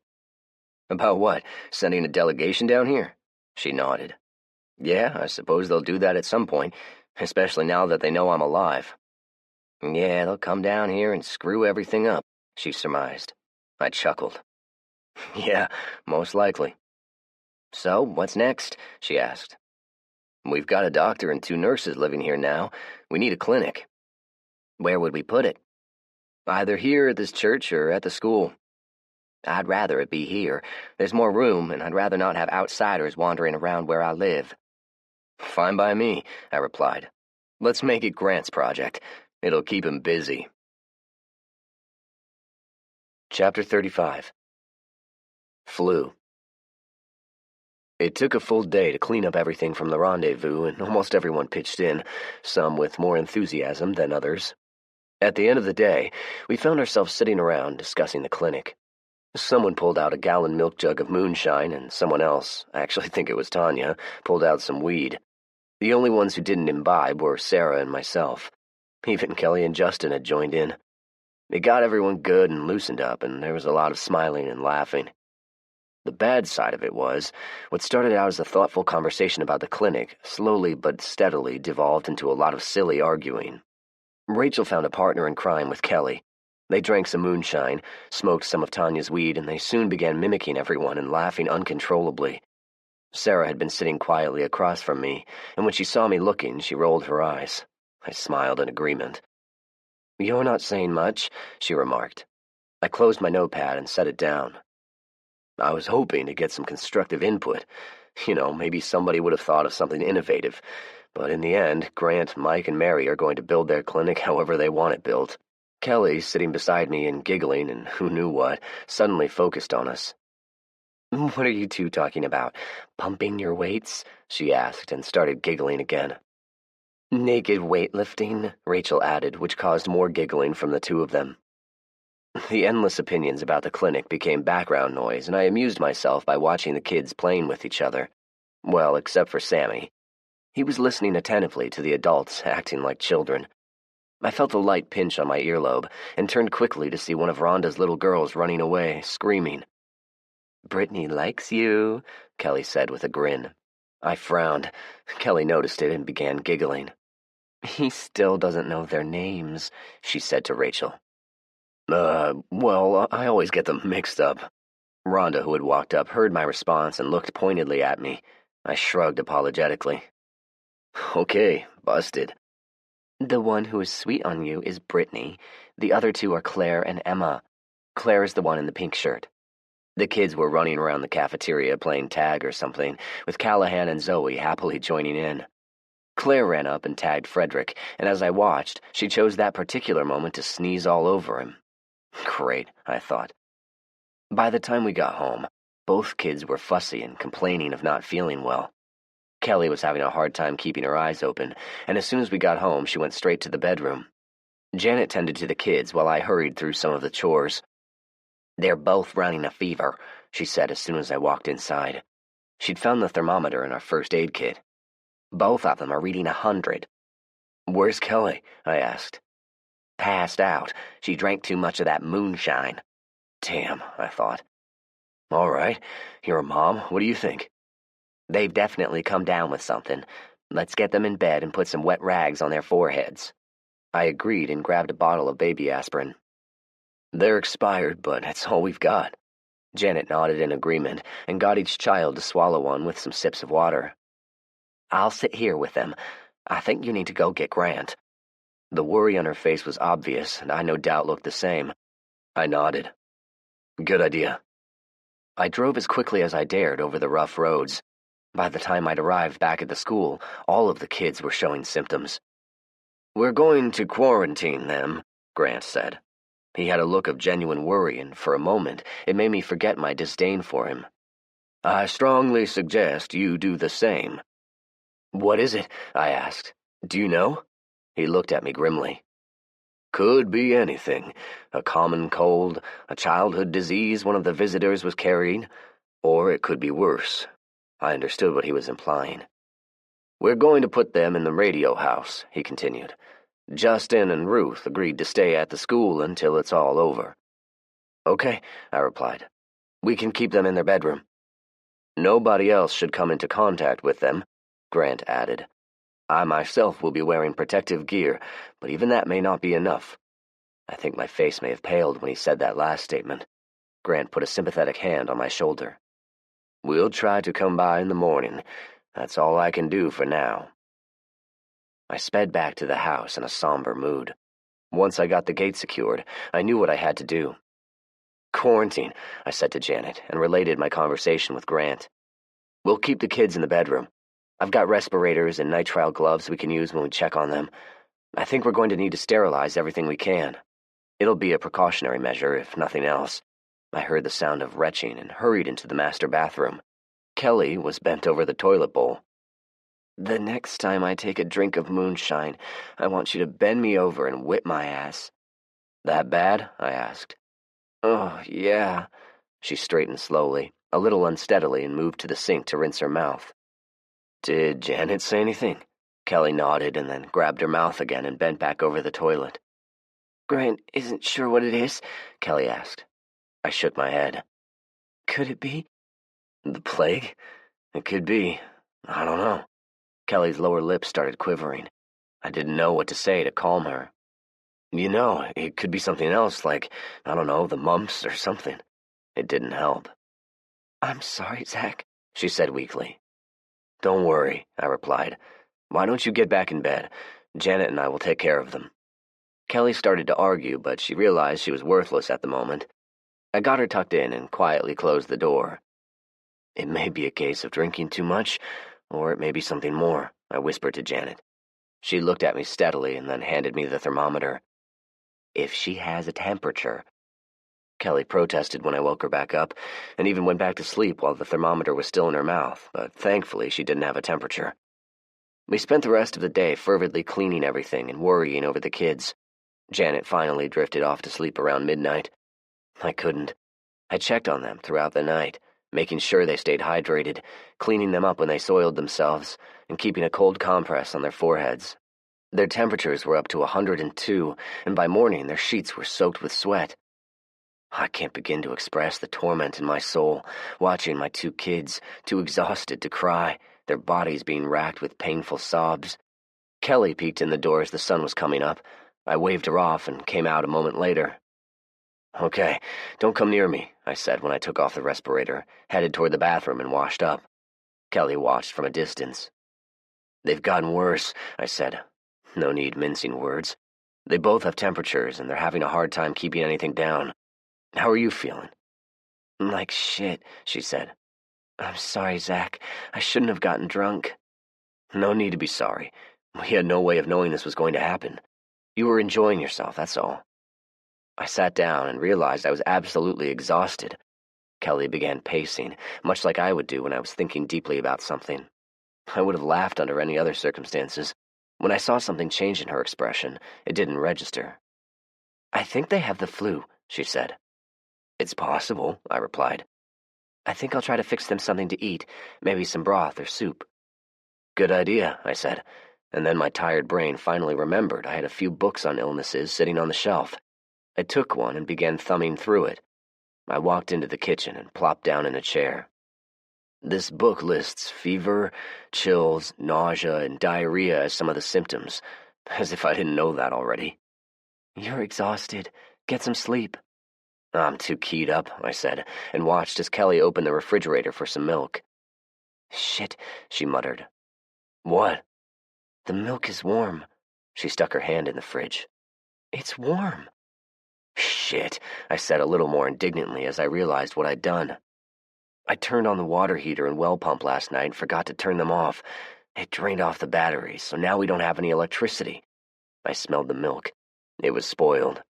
I muttered a few more expletives, hurried outside, turned off the circuit breakers, and checked the gauges. As I suspected, my error had drained the batteries, and they were going to need a full day to recharge. Kelly and Janet met me at the door as I walked back inside. I think you're right, Janet added. They're not the first sick kids I've seen over the years. Our conversation was cut short by the sound of a horn honking. Someone's at the gate, I said. I'll get it. I hurried outside before either woman objected. I jumped on one of the bicycles and headed for the gate. For the first time, I was actually glad when I saw it was Grant. One of the nurses was accompanying him. We tried calling on the radio, Grant said as I unlocked the gate. I nodded, not bothering telling them about how I stupidly allowed the batteries to run down. You look as tired as I feel, I said to Grant, and looked at the nurse, a handsome, fit-looking man. It's Mike, correct? I asked him. He nodded. How are the rest of the kids? They're all doing about the same. Claire's temperature is higher than the rest of them, and she's breaking out in a rash, but we're doing what we can. How are your kids? We think it's a case of the flu, I said, and explained the symptoms. Both Grant and Mike nodded. Yeah, that's what we think too, Grant replied. Would you like us to check on them? I nodded eagerly, closed the gate, and followed them on the bike. The cool morning air woke me up, and I even broke a sweat. It felt good, and my anxiety subsided for 10, maybe 20 seconds. The sun was glowing bright in the east as I parked the bike, telling me it was going to be a hot one today. At least the batteries will get recharged, I muttered to myself. It's definitely the flu, Grant said. As Kelly, Janet, and I had watched anxiously, he and Mike had given our kids a thorough examination. They used hand sanitizer liberally before putting on gloves and masks. I was grateful for their precautionary measures. Keep them in bed and isolated for the next 5 or 6 days. Now it's important to watch for complications such as pneumonia or encephalitis. Mike has volunteered to stay here and help out if you like. Yeah, I'd appreciate it, I replied. Grant nodded and patted me on the shoulder again. It irritated me when he did that, but I didn't say anything. I'll check back later. I should have the radio back up and running by this evening if you need to talk to us. If you don't mind, lock the gate behind you.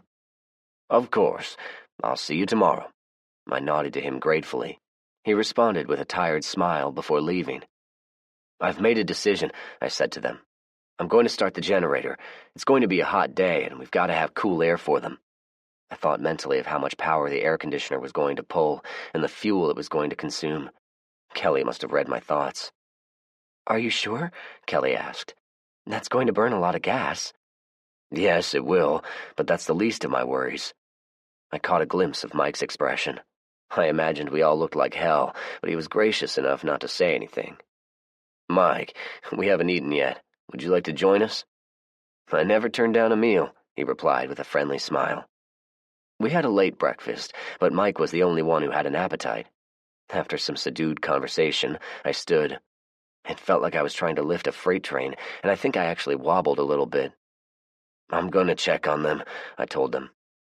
I'll take care of it, Mike said as he stood. You're about to pass out on your feet. You need some sleep. That's an order. I started to protest, but Mike held up a hand. If anything happens, I'll wake you. I give you my word. I'll be there right beside him, Janet added. Kelly was giving me a stern look, and I was just plain too tired to argue. I don't think I remembered my head hitting the pillow. They were miserable for 2 days, which meant that Kelly and I, and even Janet, were considerably stressed. It goes without saying that our anxiety caused a few cross words passed among us. Mike unwittingly found himself acting as both a nurse, peacemaker, and therapist. On the 3rd day, they seemed to feel better, and neither one of them had diarrhea anymore. And on the early morning of the 4th day, we awoke to Frederick sitting on the porta-potty I'd put in their room with his head in his little hands, and Macy sitting on the floor watching him. When she saw me, she immediately held out her arms. Well, looks like you two are feeling better, I said happily. I'm hungry, Frederick replied, which caused me to grin from ear to ear. The two of them had a healthy appetite, and I couldn't wait to get on the radio and inform Grant. It was a brief but good conversation. Grant agreed we should wait 2 more days before we went to the school. Claire died last night, Grant informed us somberly before we even made it through the door of the school. She developed pneumonia. Oh no, Kelly said and went to look for Rhonda. We're going to carry her to the church and have a graveside service, Ruth said. We used the bus to carry everyone to the church. The collective mood was somber, dark. We'd lost a child who was a part of our future, and it weighed heavily on all of us. Her coffin was nothing more than a wooden crate. It was the best we could do on short notice, Justin had whispered. Gus read a few passages from the Book of Psalms and led us in a prayer. He did it smoothly, like he'd done it a few times before. Surprisingly, Rhonda sang Amazing Grace in a beautiful, lilting voice. Even I teared up. I volunteered to do the burial honors and insisted everyone go back to the school. Justin elected to stay with me. When everyone was safely out of sight, I looked at him somberly. You know what I intend to do, right? He nodded without speaking. I pried open the lid. Her little body was wrapped in a blanket. I started to take aim, but stopped. "Oh, wow," Justin said when he saw what I was looking at. Blood had soaked through the blanket around Claire's head. "Looks like someone has already taken care of it." "I'll bet the Major did it," Justin guessed. He helped me put the lid back on, and we spent the next hour burying her. The thought of burning her remains didn't seem right somehow. When we were finished, Justin and I got into my truck and started back. When we started to cross over the bridge, Justin pointed out 4 or 5 zombies wandering down the interstate. He looked at me questioningly. I responded by turning onto the exit ramp and driving the wrong way down to the interstate. "No need for wasting ammo," Justin said tersely. He exited the truck armed with a bayonet and an aluminum baseball bat. I grabbed my machete. The 4 of them were adult males, all dressed like they were in a militia or something. All of them had camo jackets and pants, boots, and ski masks that had been torn open around the mouth area, I guess to expedite eating. Justin ran forward and hit one of them in the chest with a lunging side kick before spinning around and hitting a second one with his ball bat before finishing up with the bayonet through an eye socket. The other 2 forgot all about me and focused on Justin. That made it easy for me to run up and bury my machete in the back of the head of one of them. The second one turned toward me then, and I readied my machete, but Justin beat me to it. He hit the man so hard the bastard's head literally exploded, spraying Justin. He backed off immediately. I ran up to the last one who was struggling back to his feet and stomped on his head until there wasn't much left. "Come with me," I directed Justin and led him to the back of the truck. I had one of those hard plastic beer growlers lying in back and grabbed it. Unscrewing the top, I had Justin hold his hands out and poured the water over them. "It's a mixture of water and bleach," I said. "Wash your face off." Justin hesitated. "Quickly, Marine," I chided. Justin did as I said, and then I cleaned myself up. "You've got to figure out a different strategy for killing them," I said. "You get that goo in your mouth or in your eyes, anything like that, you'll get infected." I thought for a second. "Maybe wear a face shield or something." "What about you?" he questioned, pointing at my machete. I shrugged. "I'm immune, remember?" Justin eyed me and scoffed. Chapter 37. The Mission. "I don't want to do it, but Major Parsons has convinced me of the necessity of it," Justin said to us. "Let me see if I've got this straight," Tanya said. "You all are going back to the CDC?" "Yes," Major Parsons replied. "But it's not a permanent move. In order to properly conduct tests, we're going to need to access the labs down there." "What's wrong with staying here?" Mark asked. "I bet there's everything you need at one of the hospitals around here. Heck, I bet Vanderbilt has everything and then some." "I'm sure you're right, Mark, but there is specific equipment down there, and most importantly, I'm familiar with all of it." He glanced over at Justin. "Besides, I'm going to attempt to retrieve the data files of the other doctors." "It seems awfully risky," Mark said in almost a mumble. "So, the mission is as follows," Justin stated. 5 of us will be leaving tomorrow. It'll be Major Parsons, Private Mann, he pointed at Blake, who acknowledged with a half-hearted salute, Cutter, Sergeant Caswell, and myself. We know the CDC. He gestured at Cutter. Obviously, Cutter has never been there, but he'll still be able to help out. We should arrive in Atlanta within 24 hours. It may take us an hour or 2 to get back inside, and perhaps a couple of hours to download all the necessary files. This, of course, is dependent on how many infected are still inside, and whether or not the generators are damaged." "What if they are?" Tanya asked. "If that's the case, we'll remove the hard drives and bring them back with us. But if the facility is secure enough and we can get the generators running, Grant is going to conduct tests with the pint of blood Zach is going to donate, and maybe even attempt to synthesize a serum." "How long will that take?" I asked the good doctor. "As I told you earlier, we'd actually come a long way before we were overrun. The test batch I told you about is in all likelihood no longer good, but with your blood I believe I can work up a new batch. I'll not make a long, convoluted explanation. The short answer is 3 days or so." There was some murmuring in the crowd. "We'll be taking the 2 Humvees. They've already been prepped and ready to go." "Why 2?" Gus asked. "Isn't that a waste of fuel?" "We'll need both vehicles to haul the equipment back, and if one of them breaks down, we'll still have a viable means of transportation." Justin held his hand up to stop the questions. "Listen, people, we've thought this all out and have planned for every foreseeable contingency. We'll be back before you know it." He's looking at Ruth as he says this. She's not going with him, and her worry is palpable.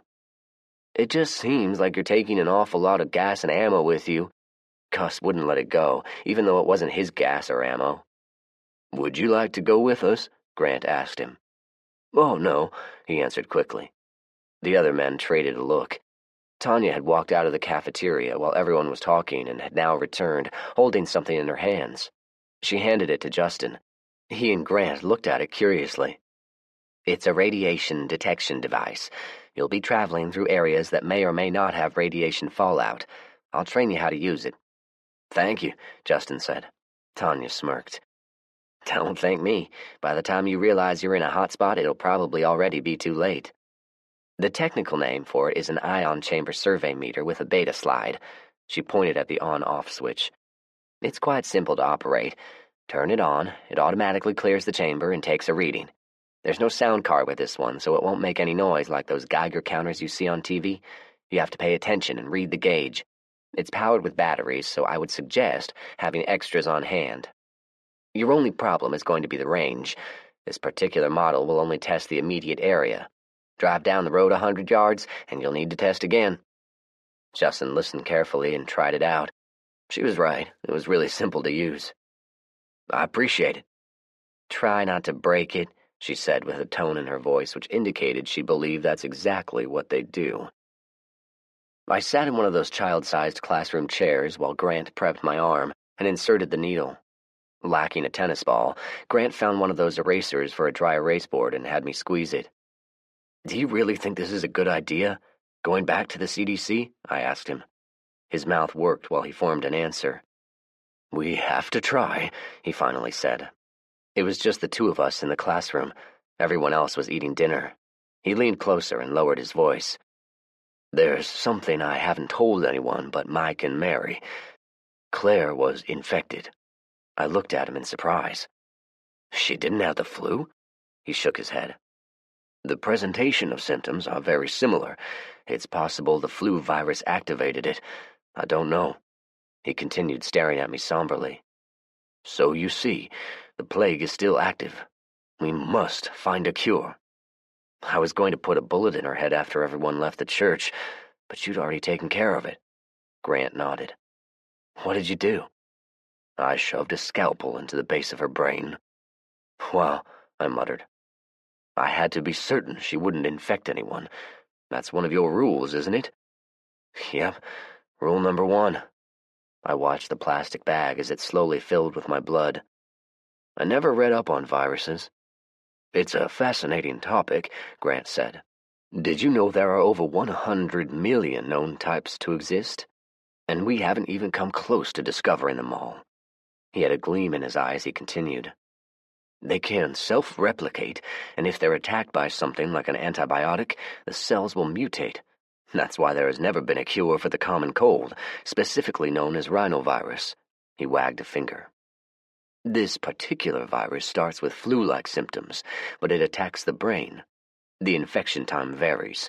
We had compiled a database of exposure to full-blown infection from minutes to several hours.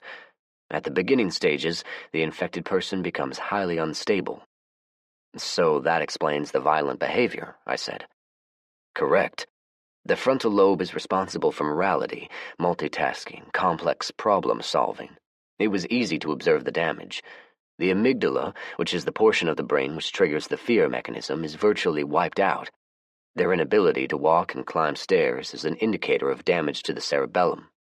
The Z-14s are showing signs that they're healing, I remarked. They're moving better, and some of them have even tried to flee when they realized their lives were in danger. That's a sign of their brain repairing itself, right? Yes and no, Grant replied.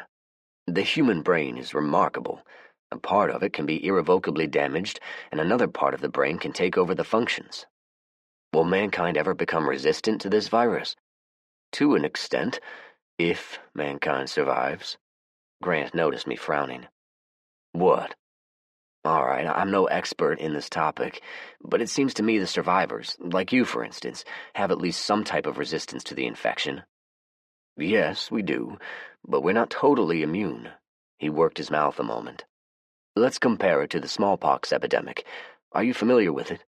Haven't there been several outbreaks over the years? Yes, there have.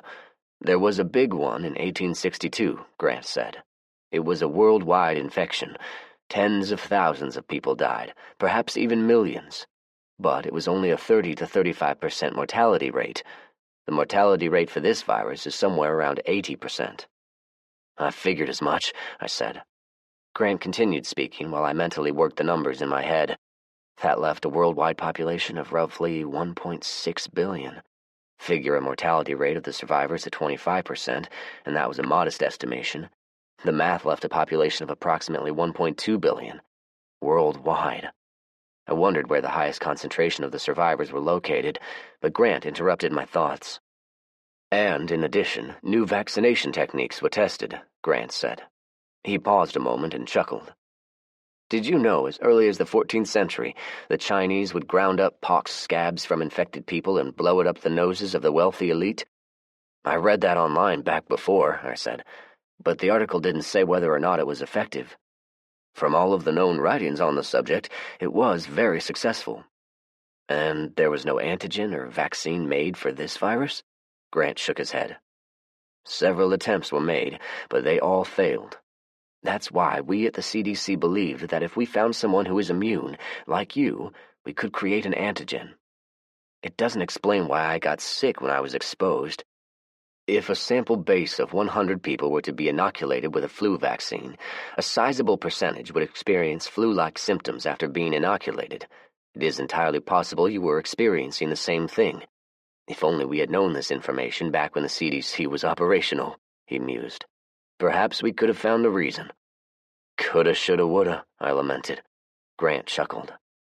The CBIRF teams were trained for all forms of nuclear, biological, and chemical attack. CDC personnel had trained for every type of possible outbreak as well. Even so, we had our asses handed to us. Was there ever a consensus reached on what the hell caused this? Grant shook his head. It's definitely a virus.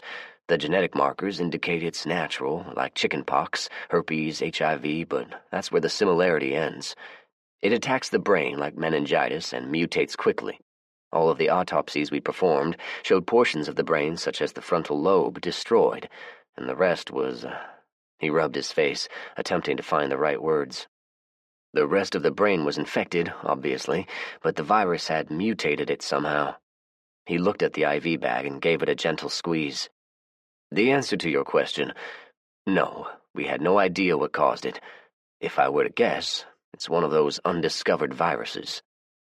Grant, since we're being so friendly with each other at the moment, I have a question to ask you. He looked at me curiously. Was there any experimentation done on infected subjects? Grant looked away and moved his mouth a couple of times. It was a peculiar habit of his when he was trying to think up the best way to say something. Just spit it out. Yes or no? Yes. After a few seconds, he elaborated. Even before Colonel Coltrane and I arrived at the CDC, they were capturing zombies of various genders, age, and ethnicity and performing experiments. What kind of experiments? Everything you can imagine, Zach. We injected them with every type of serum known. We draw fluid samples from one and inject them into another. We performed hundreds of autopsies. We dissected them while they were still alive. I assisted in one experiment where we removed portions of the brain and then would test their cognitive functions. You name it, we did it. He frowned and shook his head. We accumulated a vast amount of data, but the closest thing we've come to a cure was you and the now deceased female from Kentucky. Did you meet her? Oh, yes. I was the one who tested her. A cute 18-year-old girl straight out of the mountains. I sat in silence now and watched the plastic bag fill up with my blood while I pondered what he'd said. For some reason, I didn't believe a cure would ever be found. Don't ask me why I say this, Grant, but I don't believe she's dead. Grant looked at me in surprise and then offered a nervous chuckle. When you say it like that, I feel compelled to ask, did you know her? I'm not sure.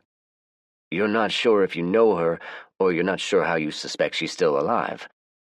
Both. Chapter 38. Operation CDC. It looks different, Justin whispered. They'd stopped on the apex of Interstate 24 where it crested over Monteagle Mountain, about 100 yards from where they got into a firefight not so long ago. All of the bodies are gone, but that's all I see, Grant opined. Justin squinted at the remains of the roadblock. It was in shambles now, and there had been no effort put forth to rebuild it. It took him a moment before he spotted it. Does it seem like there are a few more abandoned cars than last time? Yeah, Grant suddenly exclaimed and pointed. And that dump truck wasn't there before. It was parked in a seemingly random angle. Justin looked it over for a few minutes. All right, guys, I believe I see now. He pointed at the truck. A few people can hide up there in the dump bed and have a good line of fire along the roadway. That thick steel can offer them some protection from gunfire. Justin thought of how a grenade launcher would have negated that obstacle, if only he had one. If you look close, you can see a couple of holes drilled into the walls of the dump bed. Is it a setup? Cutter asked. Could be. You think they're the same people we tangled with last time? Blake asked. Justin shrugged. We killed all of them. At least I think we did. Nothing's certain. What do we do? What to do indeed, Justin thought.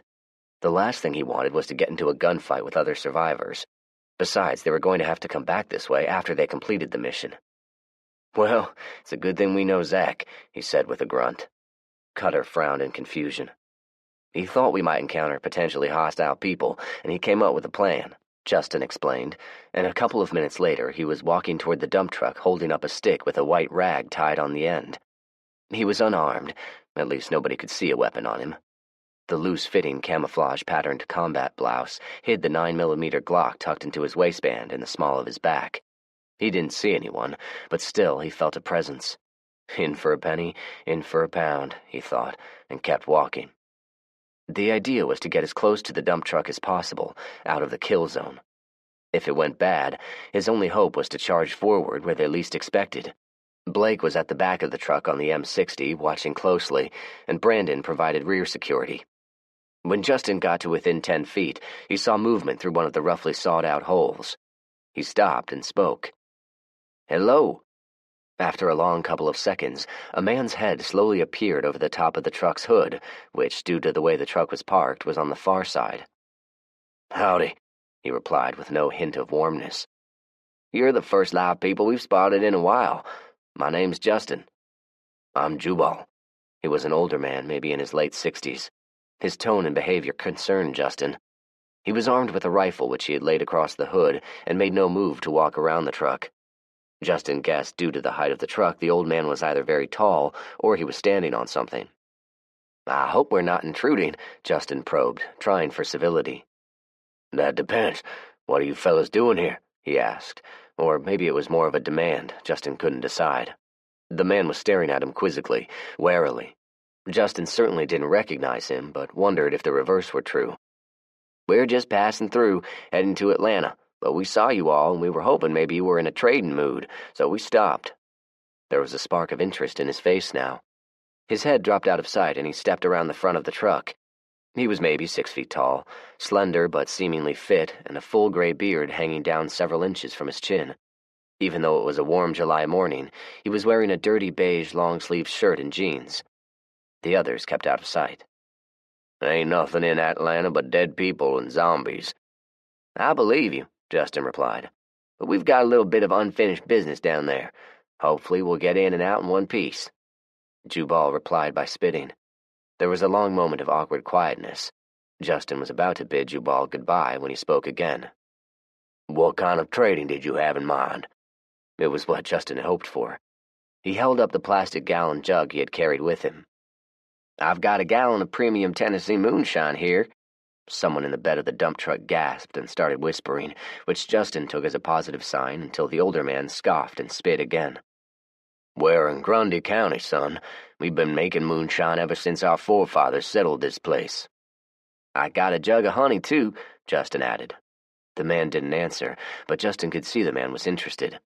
"Besides," Justin said, "my daddy always said a man can never have too much whiskey." "You make a good point," Jubal finally conceded. "That went pretty good," Brandon said. Grant nodded in agreement. "They didn't recognize you at all, Justin." "We were lucky," Justin said, "but I think there were only 2 or 3 of them. If there were more, I believe we would have had to shoot our way out of there."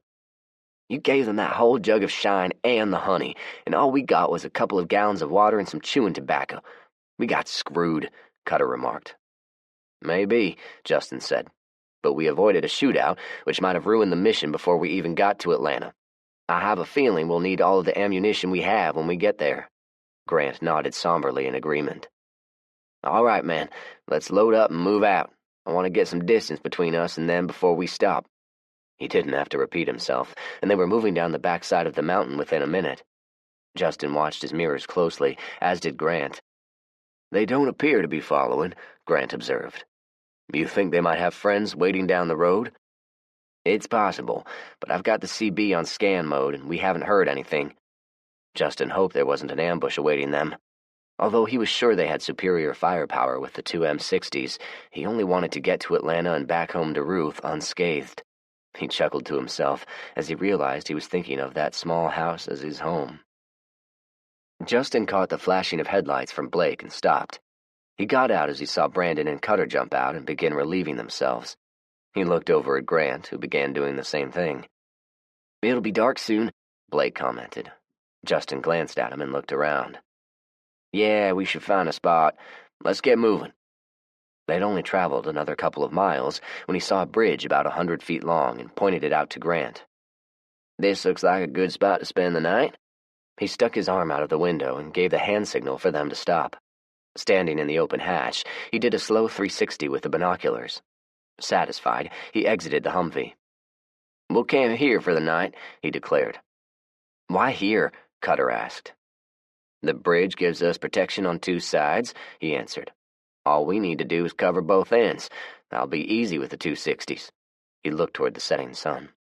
"I think we're going to have clear skies tonight, so that'll help too. Let's get our alarm system set up." The alarm system Justin referred to was a length of rope tied across the bridge on each end, and the rope was festooned with hubcaps and other various types of metal objects, mostly soda cans. Cutter looked it over questioningly as he helped Blake tie it off. "It's not perfect, but it's better than nothing. It'll make pulling guard duty a little easier," Blake said. "Knowing Justin, he'll have us pull the first shifts, and he'll take the last couple of hours." Cutter looked around to see if anyone was listening to them. "Do you like him?" he asked under his breath. Blake grinned. "He's what you call a lifer. He would have kept re-enlisting until they made him retire." "And you weren't?" "Oh, hell no.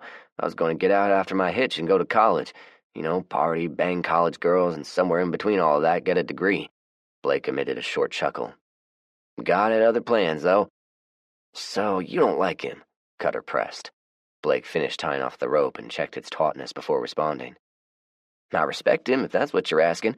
Since it all went to hell, the man has gotten us out of a lot of close scrapes. He takes care of his troops, too. That's what a non-com is supposed to do. So, yeah, I guess I like him." Blake paused a moment. "You see, in the Marines, you go through boot camp and learn the basics of being a Marine. After I graduated, I was assigned to the CBIRF unit and began specialized training."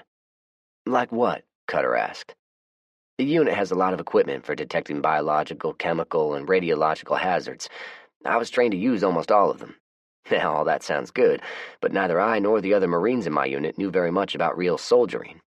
Gunny did, though, and the colonel." He paused and sat up. "The colonel was a good man once. I guess it got to him." He began unlacing his boots. "I'm going to let my feet air out for a little bit. You should do the same." Cutter didn't respond. For some reason, his brother detested Smithson. Zach, too, for that matter. He'd commented many times they should take them out just on general principle. After, when it was utter chaos, Cutter and his brother found themselves alone and starving. The first people they killed were 2 neighbors down the street from them. They were an old retired couple who had a passion for gardening. The brothers befriended them, offering to protect them and help out. Cutter was fine with the arrangement, but one night Shooter killed them in her sleep. He rationalized it by saying they were old and didn't merit all of the food they were eating, even though it was theirs to eat. After those 2, it became easy. They worked their way all around the West Nashville area, doing the same thing, and eventually ran into the River Road group.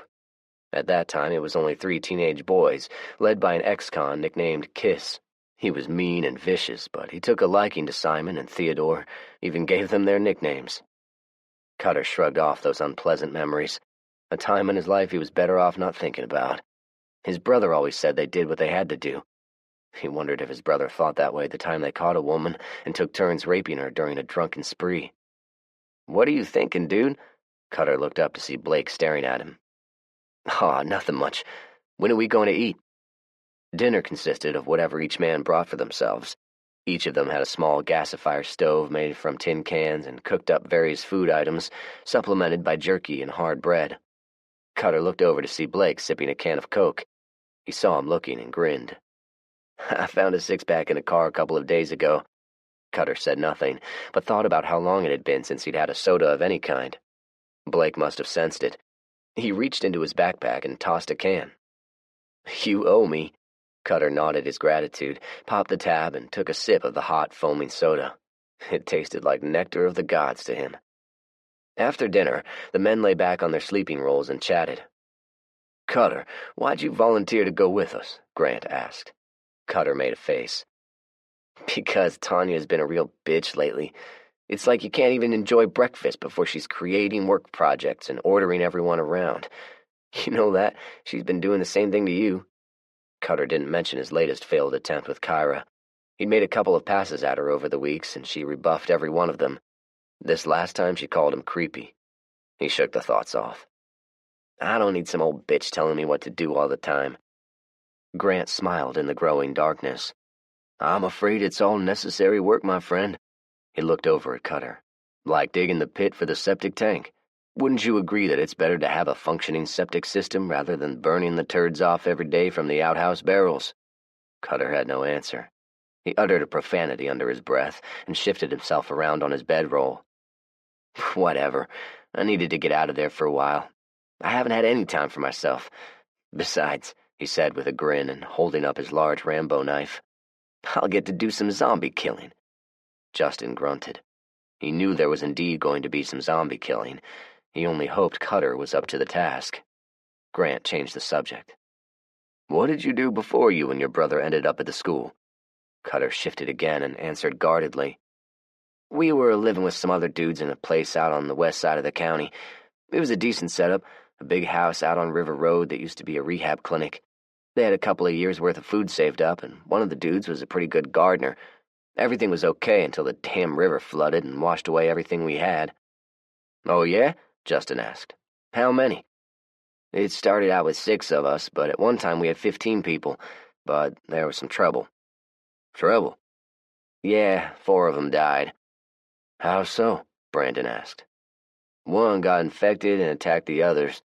Well, that's not exactly how it went," he thought, but no need to give them details. "Do you know how that person became infected?" Grant asked. Cutter replied with a short laugh. "Sure, he got careless and got bitten one day. He dumped peroxide on the bites and kept it hidden from everyone, but an hour or 2 later he went apeshit and tore into the others, so he had to kill him. Actually, Kiss killed him. He killed all 3 of them while the rest of them looked on indifferently. And then the flood happened and wiped us out. My brother and I decided to head out on our own. Yeah, they snuck out in the middle of the night because Kiss was starting to scare them." Justin looked him over. For some reason, he didn't think Cutter was being entirely truthful, but said nothing. He made a mental note to discuss it with Zach and the others later. "So why didn't Zach join in on this goat fuck?" Cutter asked in an effort to change the subject. "He said, after what he'd been through, there was no way he was going to leave his kids," Grant explained. "I guess I'm partly to blame for that." Cutter snorted. "Sounds like he's a coward." Justin gave him a withering stare, but Cutter was unfazed and continued. "And why'd y'all keep acting like he's some kind of genius?" It was phrased as a question, but his contempt was clear. "Because he is, or very close to it," Grant responded plainly, as if he were speaking to a child. "And for the record, I don't believe there is a cowardly bone in his body." Justin looked at him in surprise. "You actually sound like you respect him," he said. Grant nodded. "I do, believe it or not." He was silent until he glanced around and saw everyone staring at him. "Think about it. He was nothing more than a 16-year-old kid when the plague broke out. The one person he was with died within a month. So he was all alone, seemingly helpless. I mean, really, how many of you really think you could have survived by yourself if this shit hit when you were 16? I sincerely doubt I could have. Grant paused and looked at them. But Zack survived. Not only did he survive, he found others and helped them survive. He achieved it through innovation, cleverness, and toughness. Grant pointed at an arbitrary location on the northwestern horizon. That school you're living in, that was Zack's idea, along with the radio tower and the crop production and the livestock care and the successful eradication of most of the zombies around the school. Hey, I've got an idea. You should train him to be a doctor, Brandon said half-jokingly. I'd love to, Grant replied. Unfortunately, he doesn't like me very much, so I don't believe he'd be interested. But he'd be a good one. I believe he'd be good at anything he set his mind to. He chuckled then. You guys want to hear a story Janet told me? Sure, Justin replied. At one time, Zack was hooked up with 2 young fillies at the same time. Wasn't he married? Justin asked. Yep, to a girl named Julie, Janet's daughter. But he had another young lady as well. Blake sat up. Wait, he was banging 2 women at once?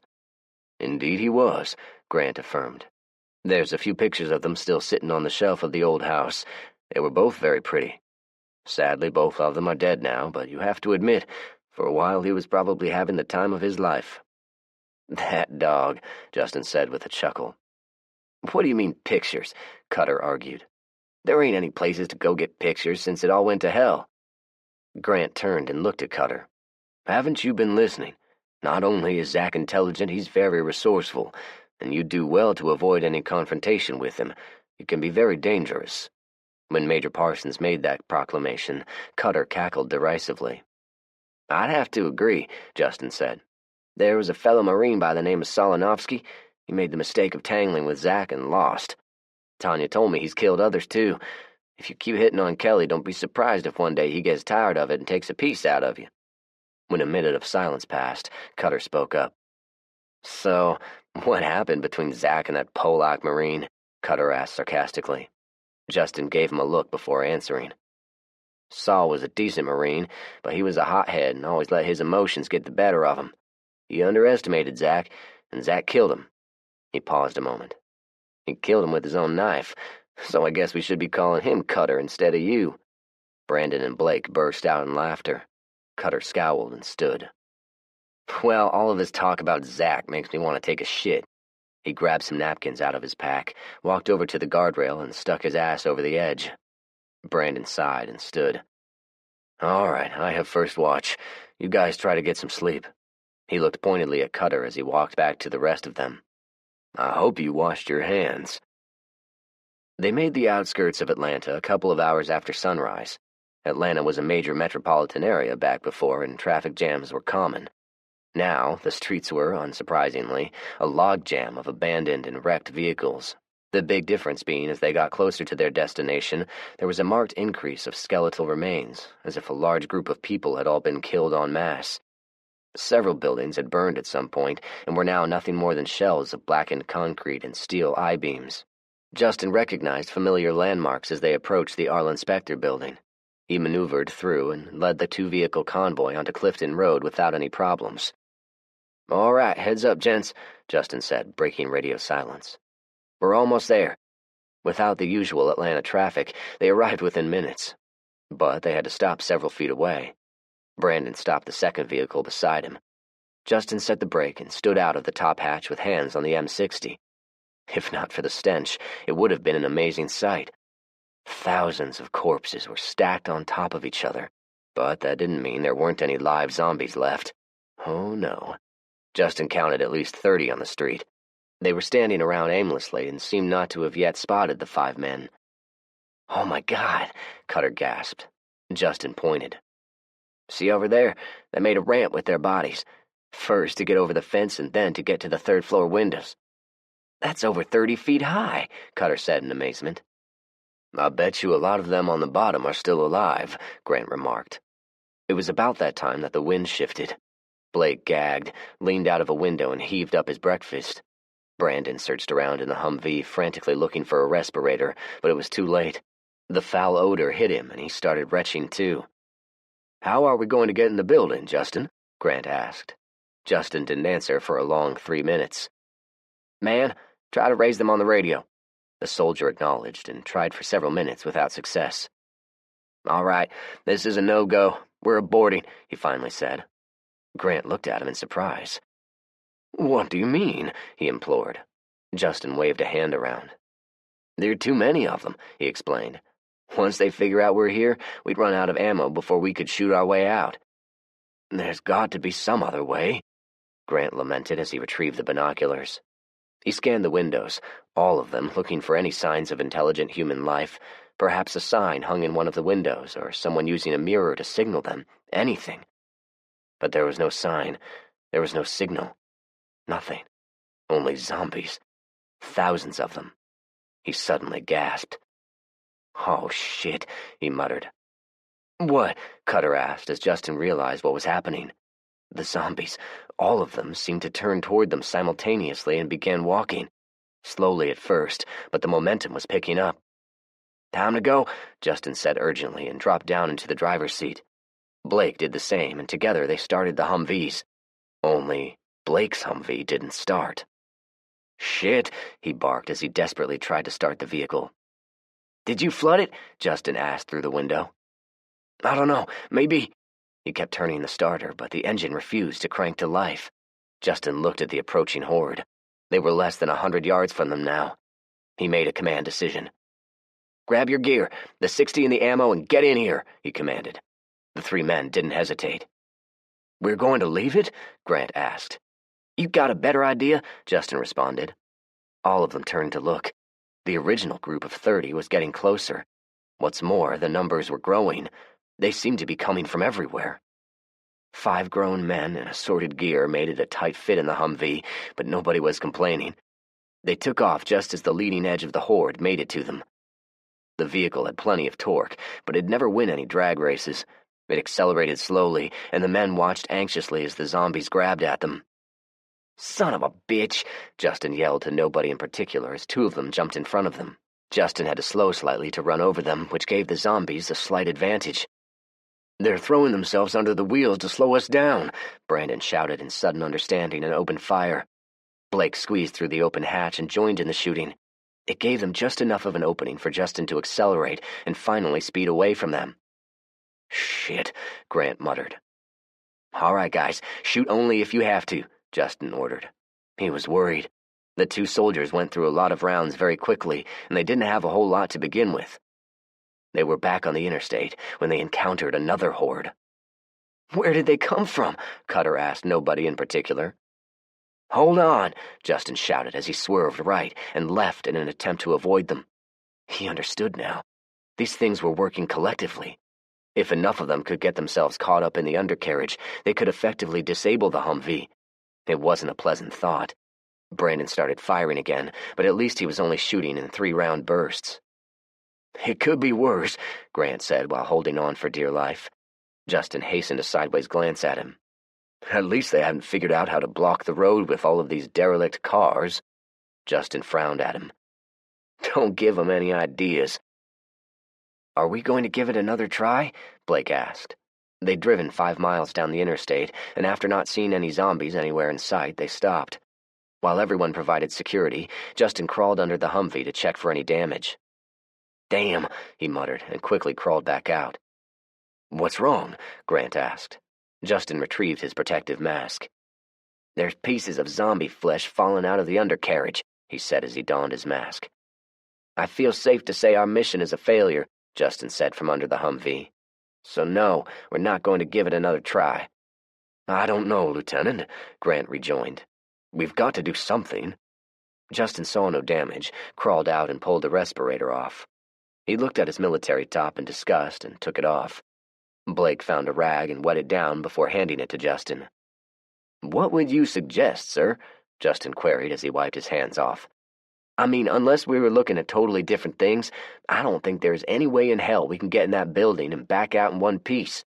Justin watched as Grant tried to form some type of cognizant response, but couldn't. Justin sighed as he threw the rag down. "Who has a sanitizer?" "All right," Justin said after he'd cleaned up. "It's decided. We're heading back. Let's sort our gear and take an ammo inventory. Brandon, man the 60 and keep watch. Chapter 39. Monteagle. Okay, slow down. Grant was driving now. Justin was in the passenger seat with an M4 sitting in his lap. Let's see what kind of greeting we're going to get. They were again approaching the crest of Monteagle Mountain. Suddenly, Grant braked to a stop and pointed. "That looks like Jubal," he said. There was a man lying on the ground beside the dump truck with his head and shoulders resting against one of the tires. "Edge closer, slowly," Justin said. Grant complied and came to within 50 feet before stopping. "Yeah, it's him. There's blood all over him." Justin scanned the entire area, spotting 2 sets of legs peeking out from behind the dump truck. "Blake and Cutter rear security. Brandon, cover us with the M60. Without waiting for an answer, he and Grant exited the Humvee and the 2 Marines jogged over to Jubal. "He's still alive," Grant said and started carefully cutting off his shirt. There were 4 bullet holes in his torso, each of them oozing blood. Grant briefly glanced at Justin somberly. Jubal stirred and struggled to open his eyes. When he was able to focus, he coughed and drew in a breath. "Well, looky here. It's the Marines come to the rescue." His voice was ragged and pained. He coughed and a bloody froth came out. "What the hell happened?" Justin asked. With painful effort, he pointed over at the 2 sets of legs. "We had a difference of opinion." He watched Grant fussing over him a moment before waving him off. "It's too late for all of that," he said while coughing up a combination of phlegm and blood.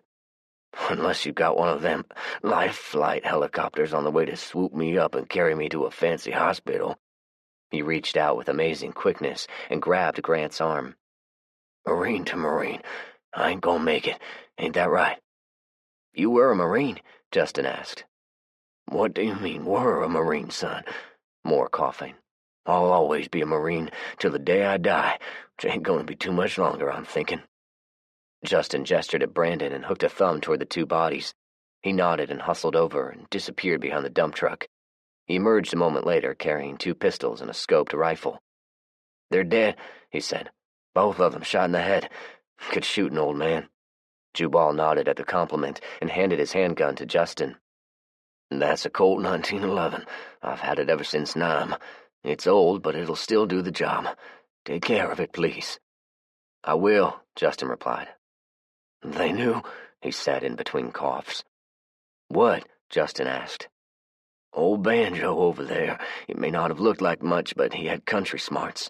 He saw those machine guns of yours and remembered all of them casings lying around his dead kinfolk from a while back. He put 2 and 2 together. They were going to set you up and kill all of you." He gestured. "Banjo was pretty good with that deer rifle. He was going to pick you off." He gestured toward Banjo again. "I don't think I ever saw him miss when we went hunting." "Why'd you stop them?" Grant asked. "Why do you think, son?" Jubal questioned. None of them had a response, and instead watched silently as Jubal's breathing faded. When it was obvious the old man was dead, Justin used the Colt to put a bullet in his head. "Rule number 1, Justin said quietly. "Semper Fi." Justin shared a long moment of silence with Jubal before going through his pants pockets. He found 2 extra magazines for the Colt. "Good job, Marine," he said under his breath. He stood and walked over to Banjo and his friend. He used Jubal's Colt to shoot each one in the head. "Do they really come back to life?" Blake asked, after they'd gotten underway. "People, I mean. After they die, do they really come back as zombies?" Grant shrugged. "We'd had reports of it happening, but nothing confirmed. We had all kinds of unconfirmed reports." It was slow going. Cars and trucks in the westbound lanes of I-24 were more numerous, for some unknown reason. Nonetheless, they had no other encounters with either man or zombies until they approached the community formerly known as Beech Grove. Justin had been half dozing when he saw something down the road. Suddenly, he sat up and slapped Grant on the arm. "Stop the vehicle," he told him. Grant braked quickly, looked over at Justin questioningly, and followed along his line of sight. About 300 yards down the interstate, a figure was walking along, his back to the men. "Is that a zombie or a man?" he asked. "He ain't walking like a zombie, more like a soldier. Look at how his shoulders are square and the deliberate steps. He's carrying a rucksack and a rifle, too." Justin pulled out the binoculars. His ruck is stuffed as full as it can get. I bet it weighs almost 100 pounds. And the man doesn't seem too hindered by carrying all of that weight, he thought. He looked over at Blake. Let's check him out. Don't do anything threatening, but be ready. Grant started forward. You know, I still outrank you, he said to Justin. Yes, sir, Justin replied. And as a superior officer, you wisely know your forte is doctoring and mine is soldiering. Grant started to retort, but instead grunted and sat back in his seat. Pull up beside him, but keep some room between us. As they started forward, the man stopped walking, dropped his rucksack, and waited. He held his rifle at port arms. It wasn't threatening, but Justin knew he could bring it up and fire quickly if he wanted. The major continued driving and stopped when the Humvee was even with him. The man stood motionlessly, staring at them. He was a younger black man, maybe a year or two younger than Justin, lean, wearing a set of ACUs that had seen better days, and his face was fixed in a perpetual scowl. How's it going, soldier? Justin asked. The soldier nodded quietly and looked them over carefully before his eyes settled on Blake, who was standing in the open hatch, casually leaning against the M60. Expecting trouble? He asked with a quiet southern drawl. Just being careful, Justin replied. I'm Lieutenant Justin Smithson. He gestured with his head. The driver here is Major Grant Parsons. That's Private Mann on the 60. He hooked his thumb at the back seat. Sergeant Caswell and Cutter. The soldier gave them all a curt nod. My name's True. I was in the Guard at one time, but I don't much bother saluting to anyone anymore. He paused to see if either of the officers had a problem with that statement. Where are your people, Private True? Grant asked. Dead, True responded without emotion. Justin paused a moment to see if True was going to elaborate. He didn't. Where are you heading? Nashville, True replied. I met some people there a while back, and I'd like to try to find them. Justin glanced briefly at Grant, who shrugged. You want to ride? Brandon helped him strap down his rucksack on the outside of the Humvee with the others. It's going to be a little cramped, he quipped. It don't matter, True replied. Say, you're a lieutenant and you're a major? That's right, Justin said. He had turned in his seat and watched Private True. The man had rendered his assault rifle safe and had the barrel pointing down at the floorboard. I don't like officers, True casually announced. Justin glanced at Grant a second before returning his attention to True. Y'all don't have to worry about me. I'm appreciative for the ride. I couldn't find a car that'd run. Why don't you like officers? Grant asked loudly over the noise of the engine. It's a long story full of bullshit and betrayal, True replied. We'd still love to hear it, Brandon countered. True shrugged. I was fresh back from Afghanistan, and we were promised a week's leave. Just before I was going to leave and head home to my family, this butterball lieutenant, fresh out of college, comes swaggering in and tells me I have to pull weekend guard duty. That sucks. What happened? I told him to go fuck himself, True replied. I got stopped at the gate by the MPs as I was heading out. I spent the weekend in the brig, got an Article 15, and busted back to E1. Justin nodded in understanding. True leaned back and tried to make himself comfortable, which wasn't easy, being squeezed between Brandon and Cutter. So anyway, the only officer I ever respected after that was a lieutenant by the name of Ward, and he's dead. There were a few minutes of silence before he spoke again. If y'all don't mind, I've been a few days without sleep. I'm going to catch up. Without waiting for a response, he pulled his hat down over his eyes. He appeared to be asleep in under a minute. Chapter 40. True. Kelly found me in the barn with Sammy and Josue, working on Floyd's Toyota. They're back, she exclaimed breathlessly. They just called us on the radio. With assurances from Janet that she'd watch the kids, we jumped in one of the trucks and hurried over. I was grinning when I saw everyone was present and accounted for, but my grin faded when I saw him. I pulled up close, jammed on the brakes, and jumped out. It's been a while, Private True, I said hoarsely as I walked up. Before he could answer, I pulled out my Kimber handgun and aimed it at his head. Kelly gasped, and Justin stood quickly. Whoa, what's going on here? He demanded and started to walk toward me. Step back, Justin, I ordered. Justin froze in place. What's going on, Zach? Others had started to gather around. Remember my story about getting shot? I gestured at True with the business end of the Kimber. It was his group, his buddies. Private True stared at me quietly, steadily. If you really believe I shot you, you need to go ahead and put a bullet in me. He continued staring. Go on now. Put me out of my damn misery. I stared long and hard at him and realized I was actually putting pressure on the trigger. I forced myself to take a deep breath and lowered the gun. All right, listen up, everyone. Back about March, a couple of years ago, we came upon some members of the National Guard. Private True was with them. A few months later, we ran into them again. The one running the show was a particularly disgusting turd by the name of Corporal Leon Hart. I was shot. I pointed at the horizontal scar along the side of my head. You really think I was buddies with Hart and his asshole friends? True asked. He shook his head slowly. This is the first I'm hearing about you being shot. I left right after he and his boys killed my lieutenant. I stared at him a minute and then turned to Kelly. Go get Janet and bring her back here. She'll know if he's lying or not. Okay, she said, and then whispered in my ear. We're going to have to bring the kids with us. Please be on your best behavior. She kissed me on the cheek and ran to the truck. It was a long 20 minutes until they came back. I waited impatiently, sitting on the tailgate of my truck while True sat on his rucksack a few yards away from me, staring at the horizon. As soon as they parked, I motioned Janet over. Do you remember him? I asked her. She looked him over. Yeah, she said. He was the lieutenant's friend. I thought he got killed too. So he wasn't friends with Corporal Hart? Oh, hell no, she responded. I nodded. All right. It looks like I owe you an apology then, Private True. Just call me True. I ain't been a private in a long time. He looked down at the ground. What's your first name? Kelly asked. He looked almost embarrassed now. It's Nimrod, but nobody calls me that now. Just call me True. So, tell me what happened at Houston Barracks, I asked. But before he could answer, I explained to Justin and the others. Houston Barracks is the National Guard facility on Sidco Drive. It was where we'd first met him and his fellow Guard members. I didn't bother mentioning that Janet and her son lived with them at one time. True waited for me to finish before speaking. Long story short, Hart got some of the other soldiers to side with him and they turned against Lieutenant Ward.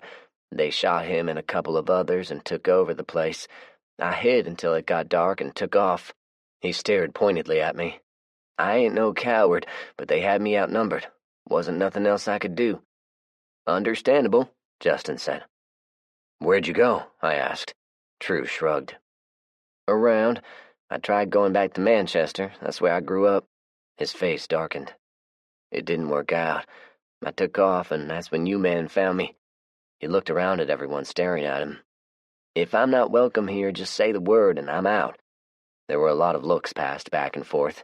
Many of those looks were directed toward me. I was about to respond when Justin stepped forward. No need for that, he said. If there isn't any room at the school, you're welcome to stay with Ruth and me. Justin gave him a wry grin. That is, if you can stand being in the same house with a military officer. True actually smiled somewhat. It was more like he stressed his lips a little. I cleared my throat. It's settled then, I said. But at some point, I'd like to talk to you about what you've seen and been through. True nodded amicably. But it can wait. For now, I want to hear about Atlanta. I looked at each of them and their expressions were grim. Was it that bad? We were lucky, Justin replied and began talking. The others joined in the conversation. There must have been thousands, Cutter joined in. For some stupid reason, I thought perhaps all of the zombies had died or moved on, Grant said with a shake of his head. I can't imagine why they're staying in there. There can't be any food source. He shook his head again. There's something else going on with them. Well, no shit, I thought. I'd been trying to tell them for a while now how those things were changing. So, what's next, Doctor? I asked. He gave a small, hopeful smile. I still have all of the data on my laptop, but I need a lab. I think we need to pay a visit to Vanderbilt. Cutter scoffed. Shooter had walked up during the conversation and added his own derisive snort. That place is full of infected. We tried to get in there a while back, and then we tried St. Thomas. He shook his head with a scowl. Same thing. Crammed packed. What do you think, Zach? Grant asked. Cutter and Shooter were looking at me as if they were being challenged. I believe the brothers have a valid point, I said. When people started getting sick, many of them flocked to the hospitals. I'm sure a lot of them are still trapped inside. I thought a moment. By the way, did you guys ever try the prisons? I asked the brothers. Oh yeah, Cutter answered. It was the same thing. If you saw something wearing orange, they were infected, and trust me, there were a lot of those things wandering around wearing orange. I'd thought as much. Well, we'll have to find another way, Grant mused. I always knew he was bad news, True said, referring to the late Leon Hart. He, Justin, and I were sitting at one of the picnic tables. Everyone else was inside, probably in bed. Kelly had gone back home with Janet and the kids. When I got in trouble, I got transferred to Houston Barracks. Nobody knew about it, but the lieutenant was from Manchester, too. His family and my family were friends. He pulled some strings, said he wanted to make sure I didn't get into any more trouble. He seemed pretty squared away, I surmised. He was. You didn't know him before he hurt his back. He was fit as a fiddle. He could run all day and then knock out 100 push-ups. He took care of me, made sure I didn't get shit on. Anyway, I'd heard the talk and told him about that damned Hart and what he was planning. He told me not to worry about it. He'd handle it. He paused a moment and rubbed his face. Hart shot him in the back of the head in the chow hall. All of his buddies was laughing and high-fiving each other like it was something special. I was unarmed, so I couldn't do much about it. I waited until it got dark and left. And you went back home? I asked. He nodded. Yeah, I found a car over that mall nearby with the keys still in it and drove home. But Manchester had changed. Everything was foobar. I never found any of my family. He paused and sighed. So I hooked up with some people for a while. They needed someone who could handle guns. He stared into the quiet darkness. I did things I'm not proud of, but don't bother asking because I ain't gonna say what those things are. Anyway, I decided to leave. So, what's next for Nimrod True? Justin asked. I would be obliged if y'all would let me stay here for a little while. Let me get my shit together, then I'll be on my way. I looked at Justin, who gave me a small nod. Welcome aboard, I said. Chapter 41. The hospital. The school cafeteria had become the de facto location whenever we met. All of us were there now. All right, let's get a head count and confirm who's going, Justin said. Cutter, who was currently dressed like Rambo, complete with a large knife strapped to his thigh, looked at Kelly in surprise when she raised her hand. You're going too? He asked. She nodded. I don't know, girl, this is going to be dangerous work. Kelly glanced at him in annoyance.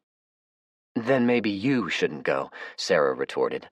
There were a few guffaws of laughter from the others. He raised his eyebrows. Do you mean me? He asked. Sarah nodded. He's right, Shooter added, who was also dressed in a similar fashion. No offense, but this is too dangerous a mission for a little girl to be going on. Before Kelly or I could respond, Sarah jumped in.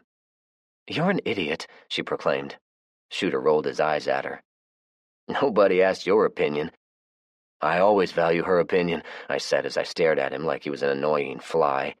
Shooter responded with that stupid half-smile. Well, I hope the rain lets up for y'all's sake. Your makeup will run, Shooter said mockingly and then smiled again. Oh, wait, I forgot dykes don't wear makeup. I started to stand up. Justin quickly got between us. That's enough, he said gruffly to Shooter. Shooter leaned back in his chair and continued smiling. I slowly sat back down as Sarah and I stared at him balefully. All right, enough bullshit, Justin exclaimed. You all know what the mission is, so now I'm going to tell you how we're going to do it. He glanced briefly at his notepad and then made direct eye contact with all of us. Team 1 will be myself, Ruth, True, Cutter, and Shooter. Team 2 will be Grant, Zach, George, Blake, and Sarah. Kelly will be driving the Volvo. Josue will be driving the bus. They'll be Team 3, and we'll be pulling security with the vehicles while we're inside. Now, there are only 100 rounds of ammo for each of us, so no wild shooting. Actually, I had the semi stocked full of ammo, around 500 additional rounds, but they didn't need to know that. Kelly and I had spent a lot of hours doing the reloading, and there was no way I was going to let anyone piss it all away. Zach and Kelly will be leading the way with their semi. We've decided on Southern Hills since it's the closest hospital.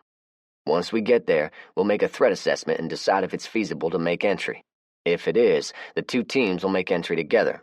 Major Parsons' list will be the priority, but if we see anything else of value, we won't hesitate to grab it. Justin looked over at Grant, who took the cue and stood. I took a page from Zach, figuratively speaking, and printed out photographs of the items we need. He held up several sheets of paper and passed around packets to each of us. I looked it over and wondered where he had found all of the printing paper.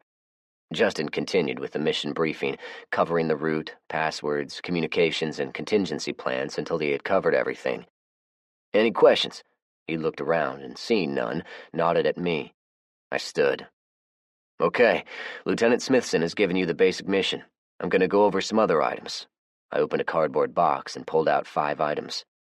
Sharpies, I said. Big fat ones. They're called magnums. What are those for? Cutter asked. I'm glad you asked. This is the first time all of us as a group have attempted to go into a large multi-floored building with numerous rooms and hallways. It'll be easy to get lost. Shooter snorted. Is something wrong, dumbass? I asked. Well, I don't know what buildings you've been in, but every modern building I've been in have exit signs mounted everywhere. You're correct, Simon, but those exit signs won't tell you which exit you're going out of. It's the middle of July and raining like hell. It's going to be hot and stuffy inside. The flies and mosquitoes are going to be buzzing around your head, and if there are no windows nearby, there will be areas that are totally dark. Let's say you turn a corner and bam, there's a couple of dozen hungry zombies coming after you. You'll start running and instinctively follow those signs. You could go out the correct exit, or you could go running out of the wrong exit and find yourself on the other side of the hospital, surrounded by zombies and cut off from your backup. I could see by the look on his face he wanted to argue. He's right, Cutter conceded, although rather reluctantly. That happened to me back when we tried to go through that office building in Bellevue. He looked plainly at his brother and handed him one of the Sharpies. Don't call me Simon, he finally muttered. George chuckled. All right, let's get back on track. Every time you turn a corner, someone in your team needs to take one of these and make a big arrow on the wall, pointing it in the direction from where you just came from. This will help you get back to the proper exit point. Also, put your team number beside it and any other information you believe is pertinent. I paused to make sure what I was saying was sinking in. Now, if you go down a hallway and see a bunch of infected stuck in a room, put this symbol on the door. I then showed them the FEMA symbol and how to fill in the data. As you can see, once it's explained, it's easy to understand. But if there's any additional info you think is important, feel free to write it on the nearest wall. We may schedule multiple visits in the future, so keep that in mind. Everyone seemed to understand. I looked pointedly at the brothers, who nodded, albeit reluctantly. Justin stood. Okay then, let's load up and move out.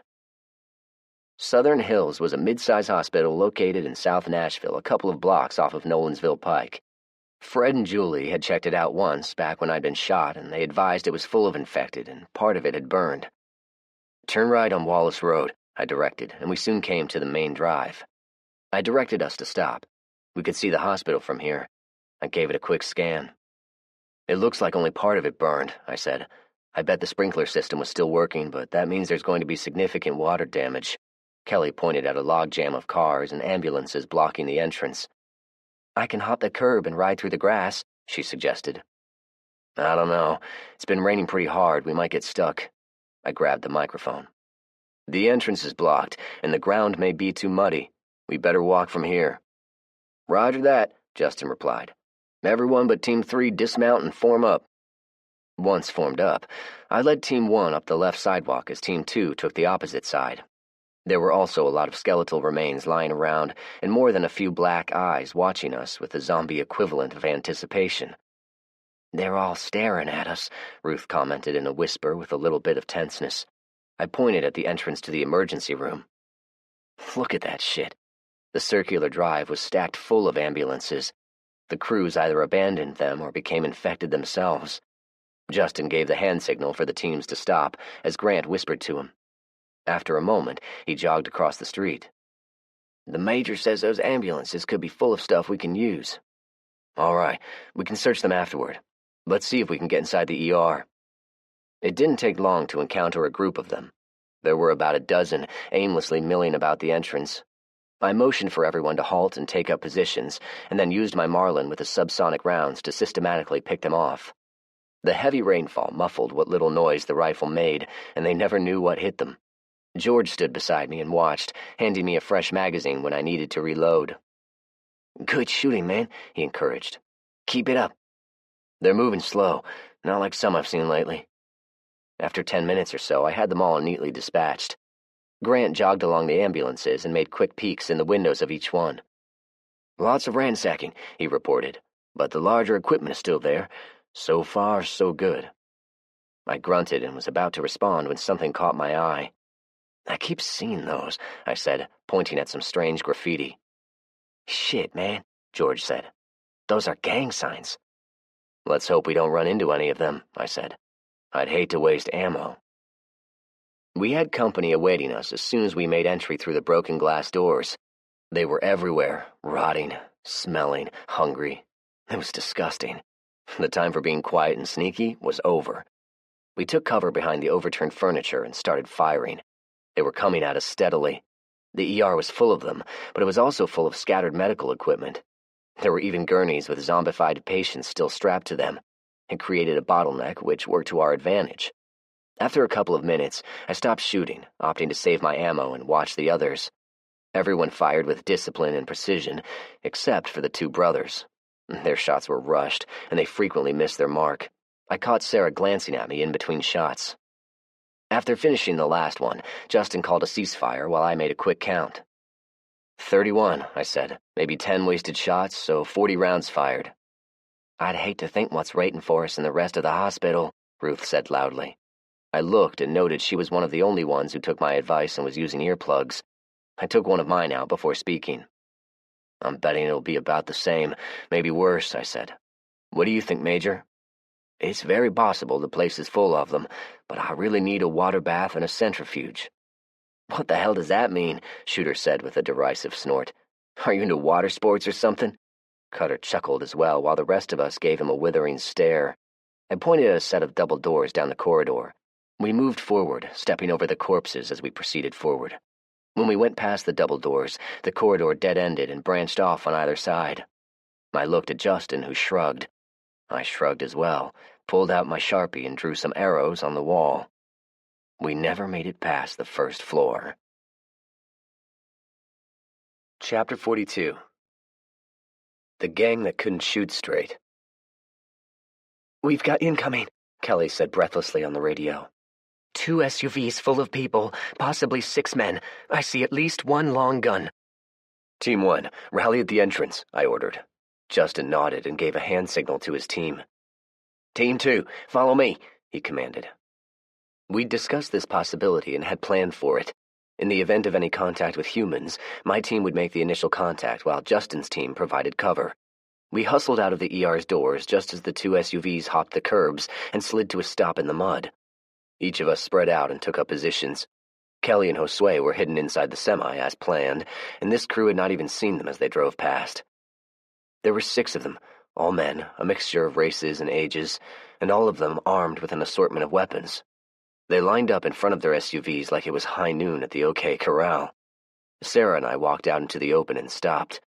There was a distance of about 50 feet between us. I gave a half-hearted wave. 2 of them walked forward and stopped 10 feet away. "Who are you assholes?" the older one of them demanded. I looked him over. He was somewhere around 30 with long, greasy hair and an unkempt beard. He was holding a pump-action shotgun that had spots of rust all over it, which told me a lot about this man. He held it casually, but ready for use. "Who are you?" I countered. He sneered at me with a set of teeth in desperate need of a good dental hygienist. "I asked you a question," he demanded again. "Fair enough. My name's Zach, and I don't appreciate a dirtbag like you making insulting remarks." He was taken aback, obviously not used to being talked to like I just did. Before he could respond, a teenage boy stepped forward in an apparent attempt to look menacing. "Don't you be talking shit to King Rowe," he said menacingly. Well, as menacingly as a scrawny, pencil-necked peckerwood could sound. "This is our turf." "King Rowe?" Sarah asked. The man grinned proudly, although I have no idea what he was so proud of. "Yeah, that's me, baby.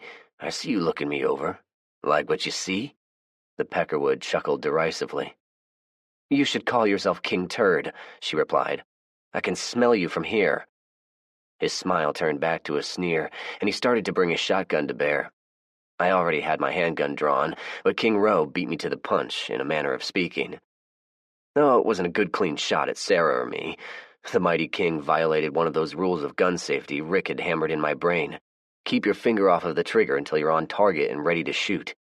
He accidentally shot his little buddy, who instantly fell to the ground howling in pain and wiggling around on the ground like a dying cockroach.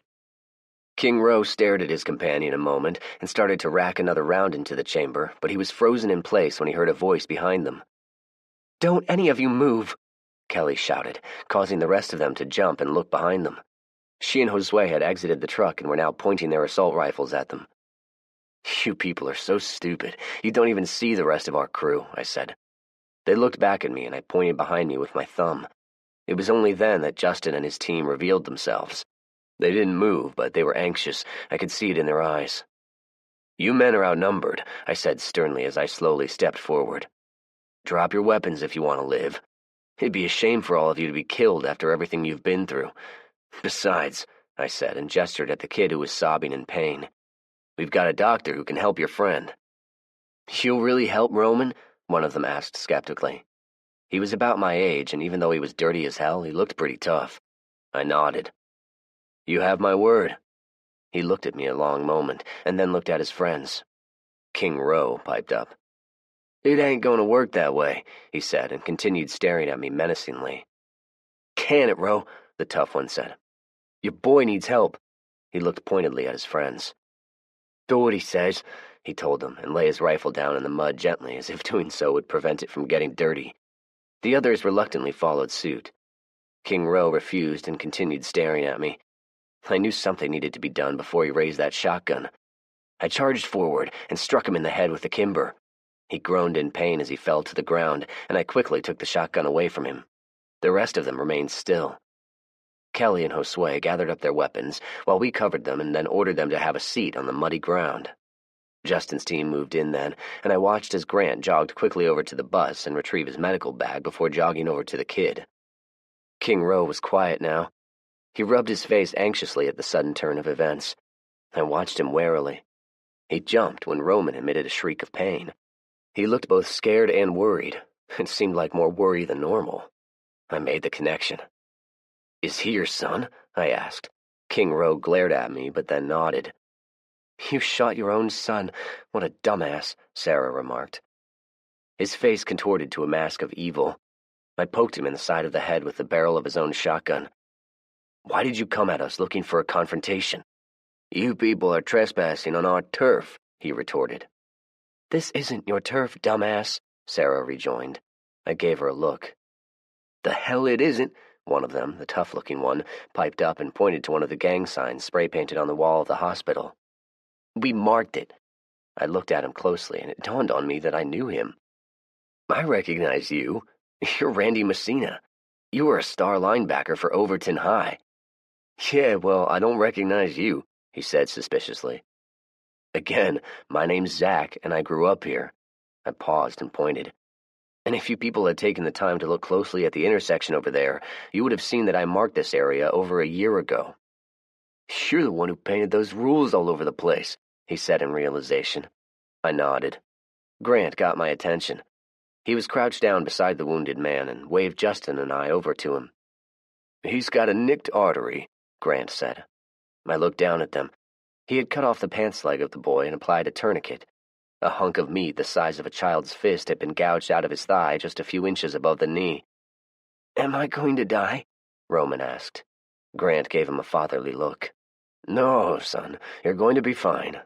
He focused back on us. "I can suture him up, and if infection doesn't set in, he'll be okay, but he'll be walking with a limp for a while." He looked around. "There's no sterile area around here, and I need to close up that artery. Let's at least get him out of this mud."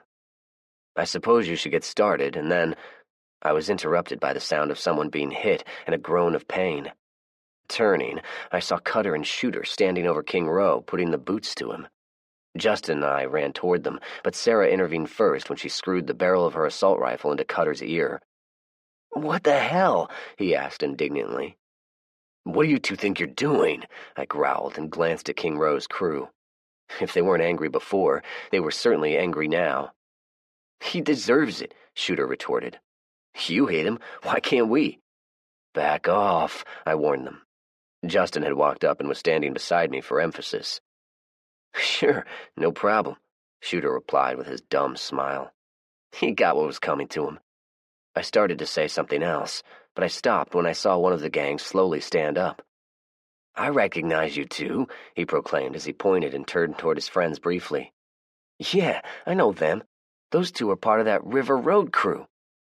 For the first time since I knew him, I saw that damned smile disappear from Shooter's face. It was replaced with worry. "You know them?" I asked him. "Oh yeah, I know them."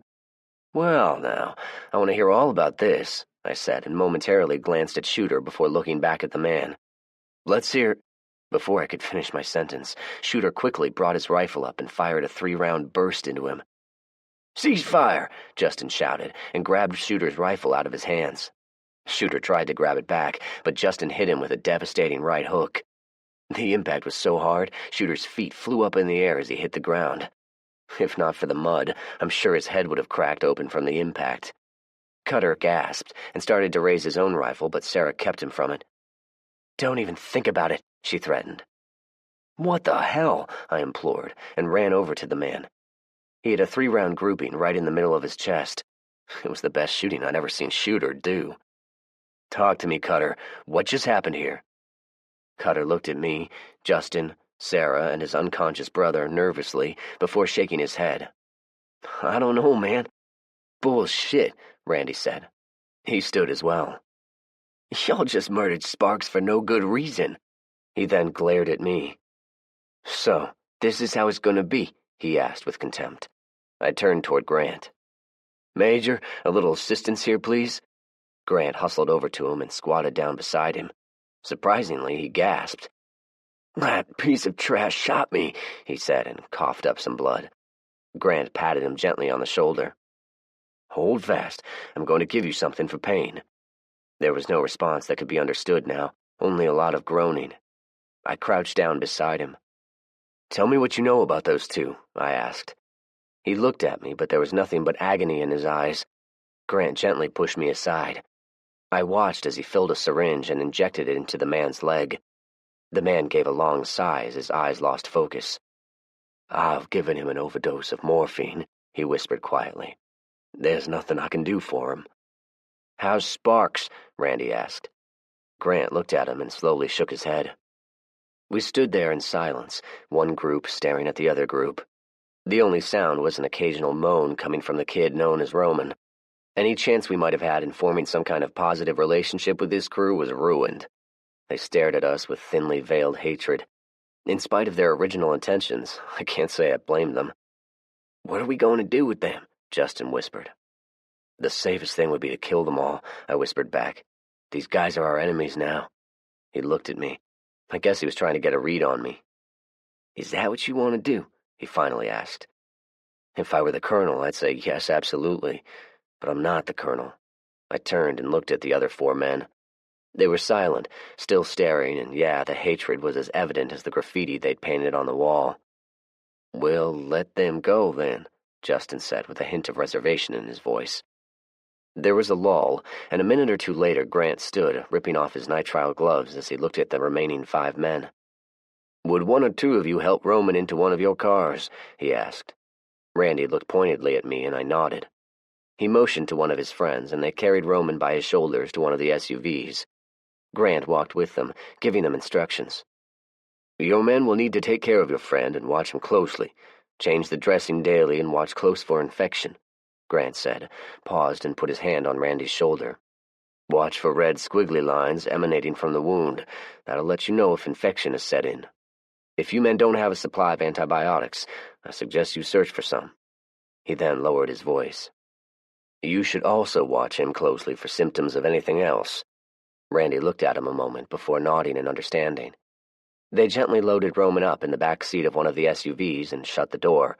Randy motioned at me, and I walked over. "What about Sparks?" he asked. "He's not going to make it," I replied. "If you leave him here, I'm going to put a bullet in his head and burn him." "I'll take care of him," he said. "He was a good dude." I nodded in understanding. What about our weapons?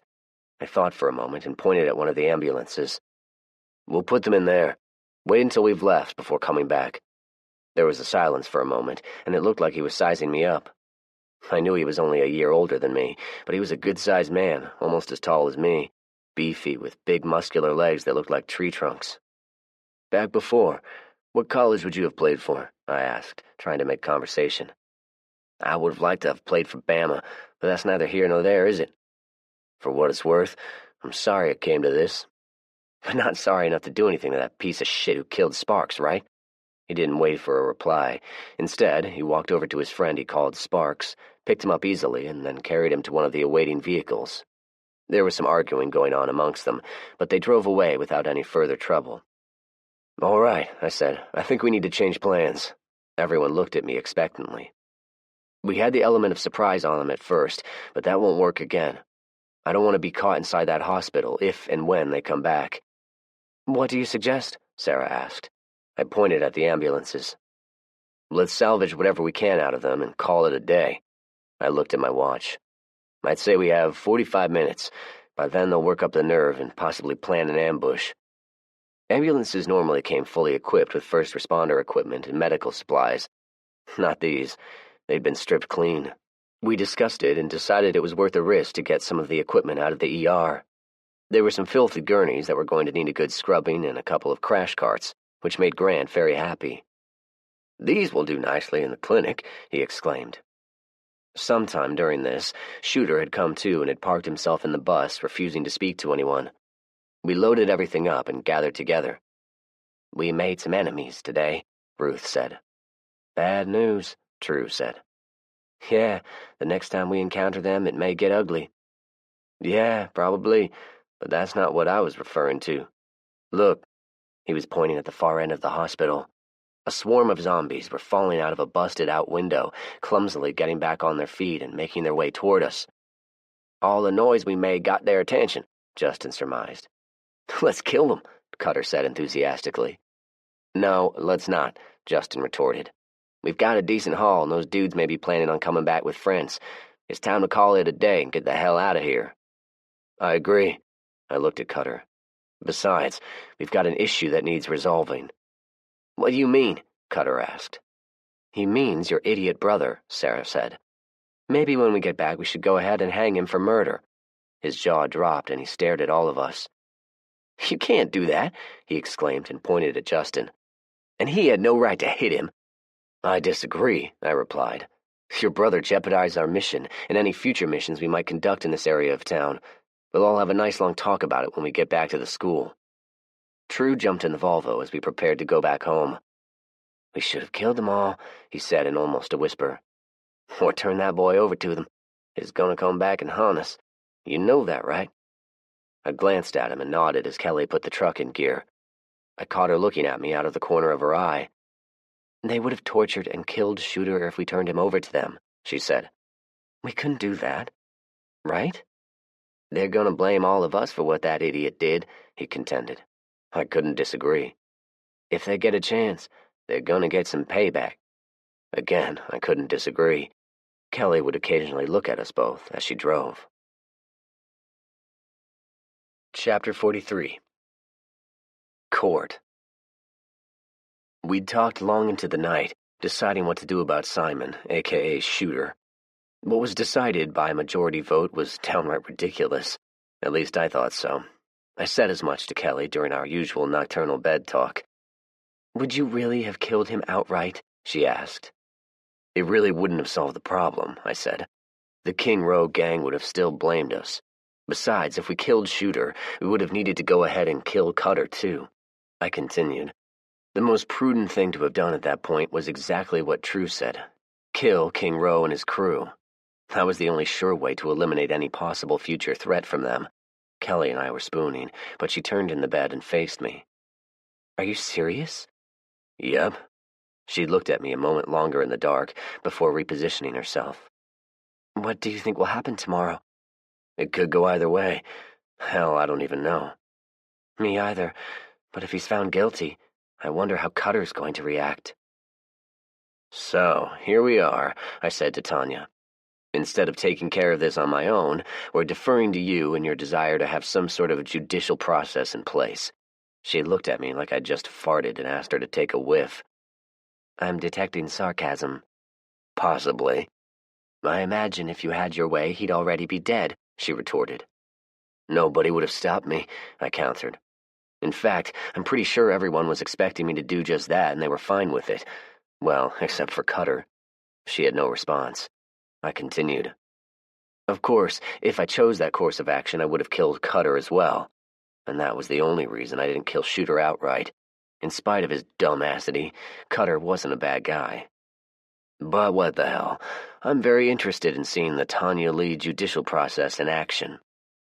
Everyone was gathered in the cafeteria.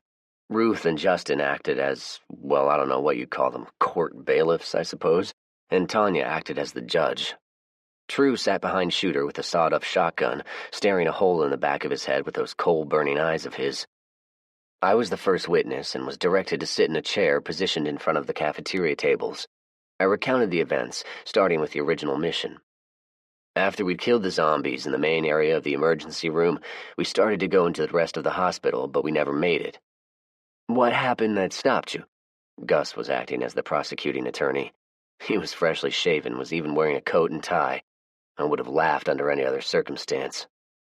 We received a radio transmission from Kelly informing us of contact.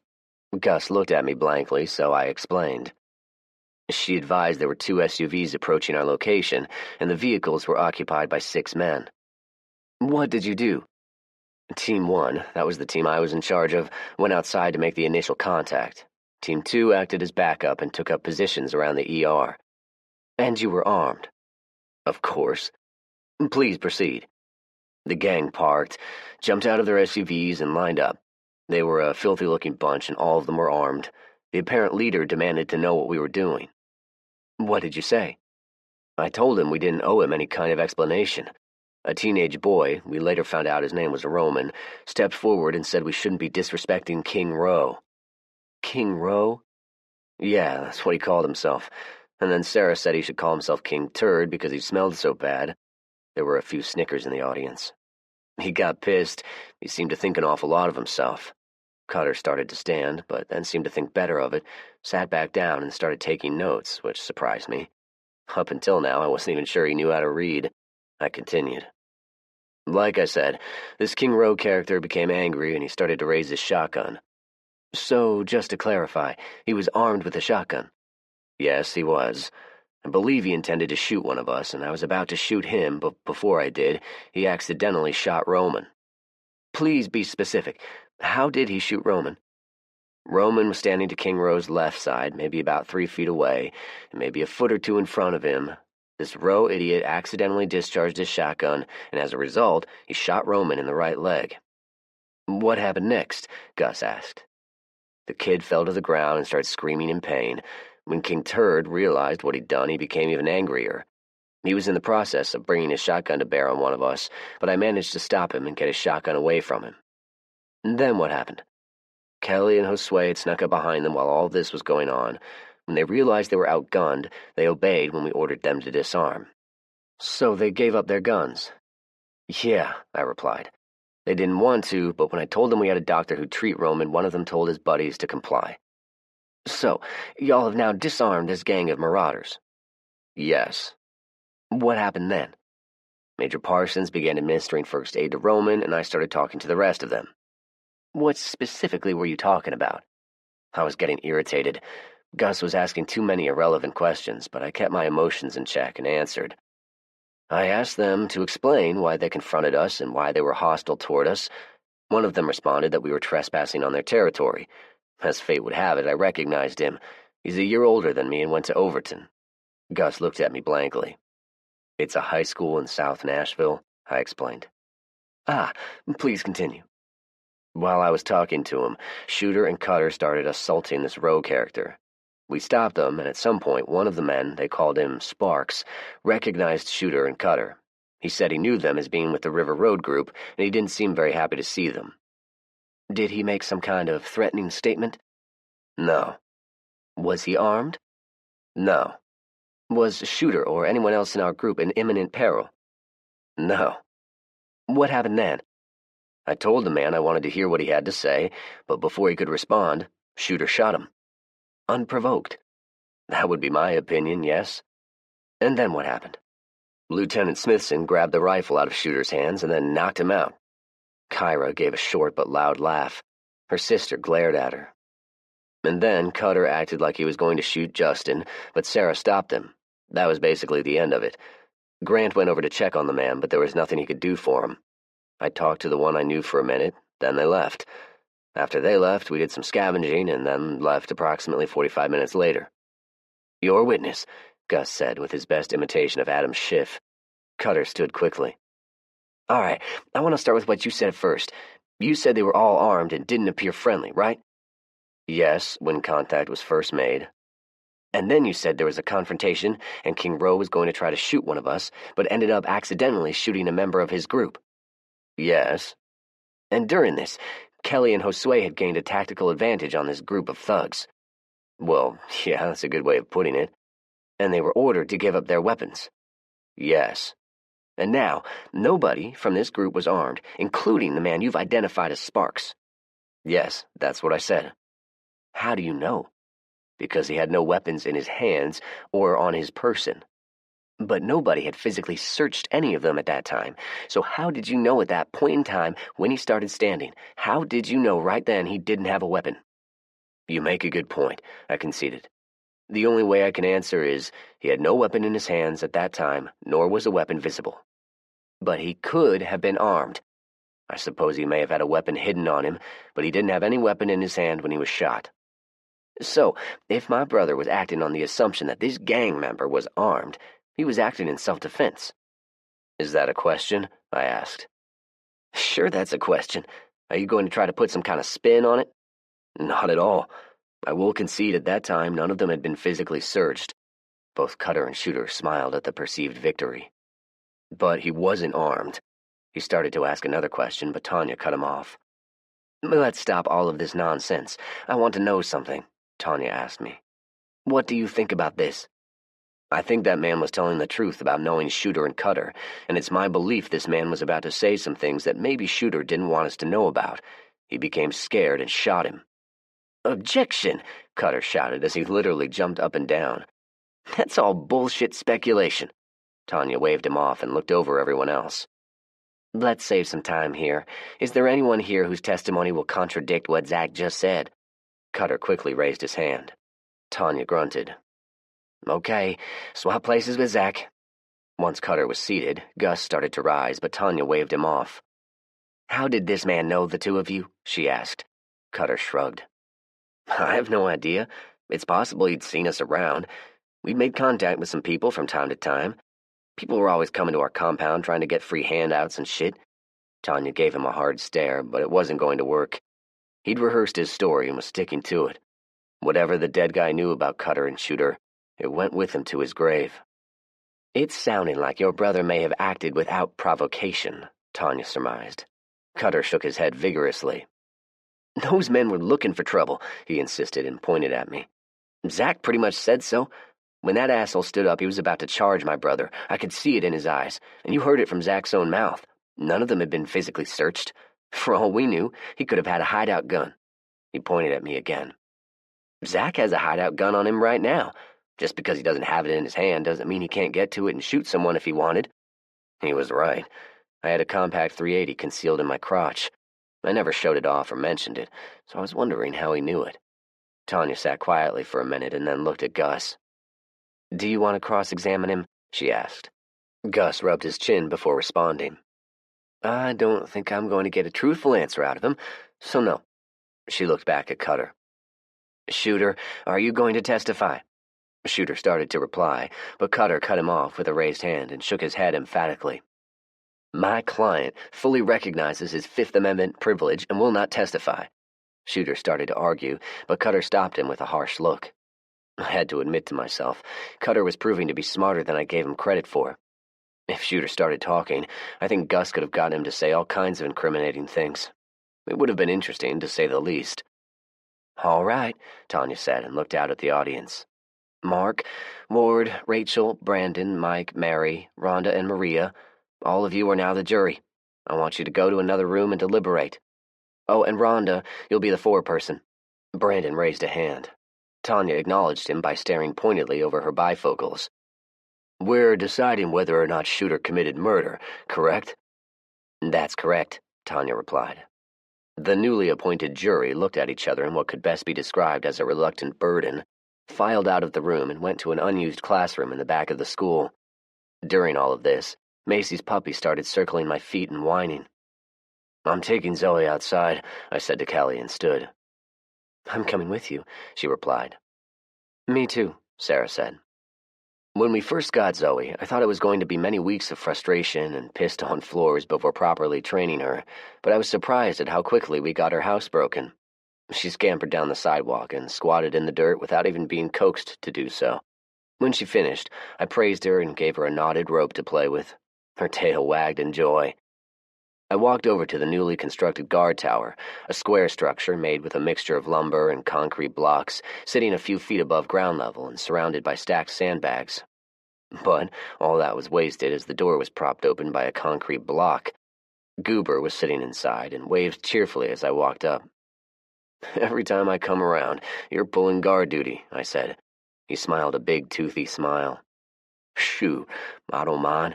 I kind of like sitting out here. It's nice listening to the birds singing. Besides," he picked up a drawing pad, "it gives me plenty of time to draw." Goober showed me some of his work, mostly of birds, and to my surprise they were really nice, with lots of detail and shading which made the birds look three-dimensional. "Those are great," I said. "Do you do people as well?" Goober nodded enthusiastically and showed me a couple more drawings of some of the school group. "These are really nice." Goober grinned at the compliment. "You want me to draw a picture of you two kids?" My eyes widened. "Would you?" "It'd be my pleasure," he replied. "I like drawing kids." He then thumbed through his pad and carefully tore out a page of the thick paper. When he handed it to me, I think my jaw dropped open. It was an exquisitely detailed drawing of Macy and Frederick. "I drew that one back at the CDC, but they've grown some since then. I'll be glad to draw them again." "I'd be most appreciative," I said. Goober grinned again and bobbed his head. "Let's play on day after tomorrow. You and your missus dress them however you want and bring them on down here." He looked around and pointed toward the creek. "There's a mighty pretty weeping willow tree down there. I think I'd like to pose him in front of it, and we'll put little Zoe in there with him." "It sounds great, Goober." "Consider it a plan, then." After chatting with him a few minutes, I walked over to the picnic tables where Kelly was sitting. She had the length of knotted rope and was playing tug-of-war with Zoe. I showed her the picture and told her about Goober. "That's beautiful," she said. "I have an idea." I looked at her. "Let's make it a family portrait." "Good idea. We'll need to compensate him somehow, so think that over." I watched as she played with Zoe. "She's about ready to start some serious training." "How do you think it's going to go?" Kelly asked. "The decision. How do you think it'll go?" I chuckled. "You know, I'm a little surprised at Cutter. He actually did a pretty good job as a defense attorney. He rightfully pointed out that we'd neglected to search them." "You think he'll get off?" Sarah asked. I shrugged. Kate, Kyra, and Cutter came outside and joined us. Kyra fished out a pack of cigarettes and lit one. Kate frowned and motioned for one. "You hope they find him guilty of murder," Kate said accusingly after taking a deep drag. "I actually don't give a shit, but I will say this," I said as I stared at Cutter. "Your brother is a loose cannon. He's going to get himself or someone else hurt or killed one day." Cutter looked at me steadily. "And you follow him blindly." "You've killed people too," he countered. "I've heard the stories." I didn't respond and grabbed the rope away from Zoe. She barked at me the way puppies do when they want something. "What happens if he's found guilty?" Kyra asked. "It'll be up to Tanya and the jury, but he'll probably be banished," I said. "If he's banished, I'm leaving too," Cutter proclaimed, as if that really mattered. I didn't bother with a response. The opening of the steel double doors made us all look over. Justin and Ruth walked out. "Janet's bitching again," Ruth said as she sat. "What about this time?" Kelly asked. Ruth threw up her hands. "Everything in general," she replied, to which Kelly rolled her eyes. "Great. Dinner is going to be pleasant this evening," she muttered sarcastically. "You'd be happy to see Shooter banished," Kate accused, obviously not wanting to let it go. Go ahead and admit it. Let me make something clear to everyone. I don't care what the jury or Tanya decides. What I do care about is there's something more going on here. I gestured at Cutter again. That man knew something about you two, and Simon was willing to murder him in order to shut him up. My brother was protecting us, Cutter maintained. Like we needed his protection, I thought. What do you have against him anyway? He asked. I could name several things, but the main one is, he's an accidentesiast. Cutter frowned and looked at me like I was questioning their parentage. I explained. An accidentesiast is a person who hides their true feelings behind a fake smile. You know, like the way politicians would do back before. Hard to trust a person like that. Cutter looked away and didn't respond. Justin laughed. Accidentesiast, that's a mighty big word. Oh, you should have known him a while back, Kelly said with a grin. He used to never speak unless he could throw in a few words with a lot of syllables. She grabbed the rope away from me and tossed it at Zoe. He's gotten better, though, she said with a grin. While we were talking, Tanya stuck her head out of the door and motioned at us. All of us hurriedly walked back inside. After everyone was seated, Gus ushered the pseudo-jury back into the cafeteria. Has the jury reached a verdict? Tanya asked. Rhonda, who'd sat down a microsecond before Tanya spoke, quickly stood. We have a bit of a quandary, Judge, Rhonda said shakily. What kind of quandary? 4 of us think Shooter committed murder, and the other 4 think he acted in defense. In defense? Tanya asked. You mean self-defense? Rhonda shook her head. We mean Shooter acted in defense of the group. She looked around at all of us. We all agree Shooter may have acted hastily, but some of us think he was acting in the best interests of the crew and not acting with malice. What does that mean? Kelly whispered to me. I shrugged. It means we have a hung jury. Tanya heard my response and looked at me. I looked back as if to say, what now? The look on her face told me everything. She broke eye contact and looked over at the so-called jury. Thank you for performing your duty, she said, got up and walked out of the room. That was weird, Kelly said as we drove home. Or am I missing something? What do you think, Zach? Janet asked. It means nothing changes, I replied. In truth, I had a lot more of an opinion on the matter. When it came down to Tanya having to make a serious, tough decision regarding the fate of a person's life, she couldn't do it. It made me wonder about the next time something like this happened. Nothing is going to happen to Shooter? Kelly asked. It doesn't look that way. That's bullshit, she said. I was right there and watched him murder that man. The world's so fucked up. Yeah, well, what's normal these days? Janet quipped. She was right. Chapter 44. The Delegation. I sat and watched in amazement as Justin worked the key with seemingly effortless speed. I'd made a point of memorizing Morse code, but even so, I had a hard time keeping up. Finally, he signed off and looked over at us with a smile. They just confirmed it. POTUS is sending a delegation. Wait, True piped up. What? Who? The man didn't talk a heck of a lot, but Justin's statement had him suddenly attentive and sitting on the edge of his chair. The president, he's sending a delegation down to visit since we won't go up there. He's still alive? He asked incredulously. Justin nodded. True leaned back in his chair. Well, ain't that some shit, he muttered, causing Kelly to snicker. What's the purpose of the delegation? I asked warily. They're calling it the reunification tour. Apparently they made contact with other pockets of survivors like ours at other cities and have brought them together. I grunted. What? He asked. I don't know what they can offer us. When are they coming? Kelly asked. 7 days, Justin said. Great, I said. I suppose I'll need to make the Gunderson clan scarce for a while. I guess I'm out of the loop, True said, because I don't know what the hell you're talking about. I inadvertently let out a long sigh and told the story. True listened closely, occasionally glancing over at Ruth and Justin. Is all that true? He asked Justin when I was through. Justin nodded somberly. I'm afraid it is. That's pretty fucked up. Yeah, I replied quietly. But it's water under the bridge. Kelly, who was sitting beside me, gave my hand a gentle squeeze. Zach, whatever your decision is, we'll back you, Ruth said. I appreciate that, I said, and stood. Kelly stood with me. We're going to go home and talk about it. We bid our goodbyes and talked in the truck on the way home. Are we going to bug out? Kelly asked as she drove. I'm not sure. What do you think? I think maybe, at the very least, we should hide the children again. Janet had already fed the kids, so Kelly fixed a plate for the two of us. I sat at the table as the kids climbed up in my lap and vied for attention. How is everyone? Janet asked. I shrugged as I positioned the two of them on each knee and related everything.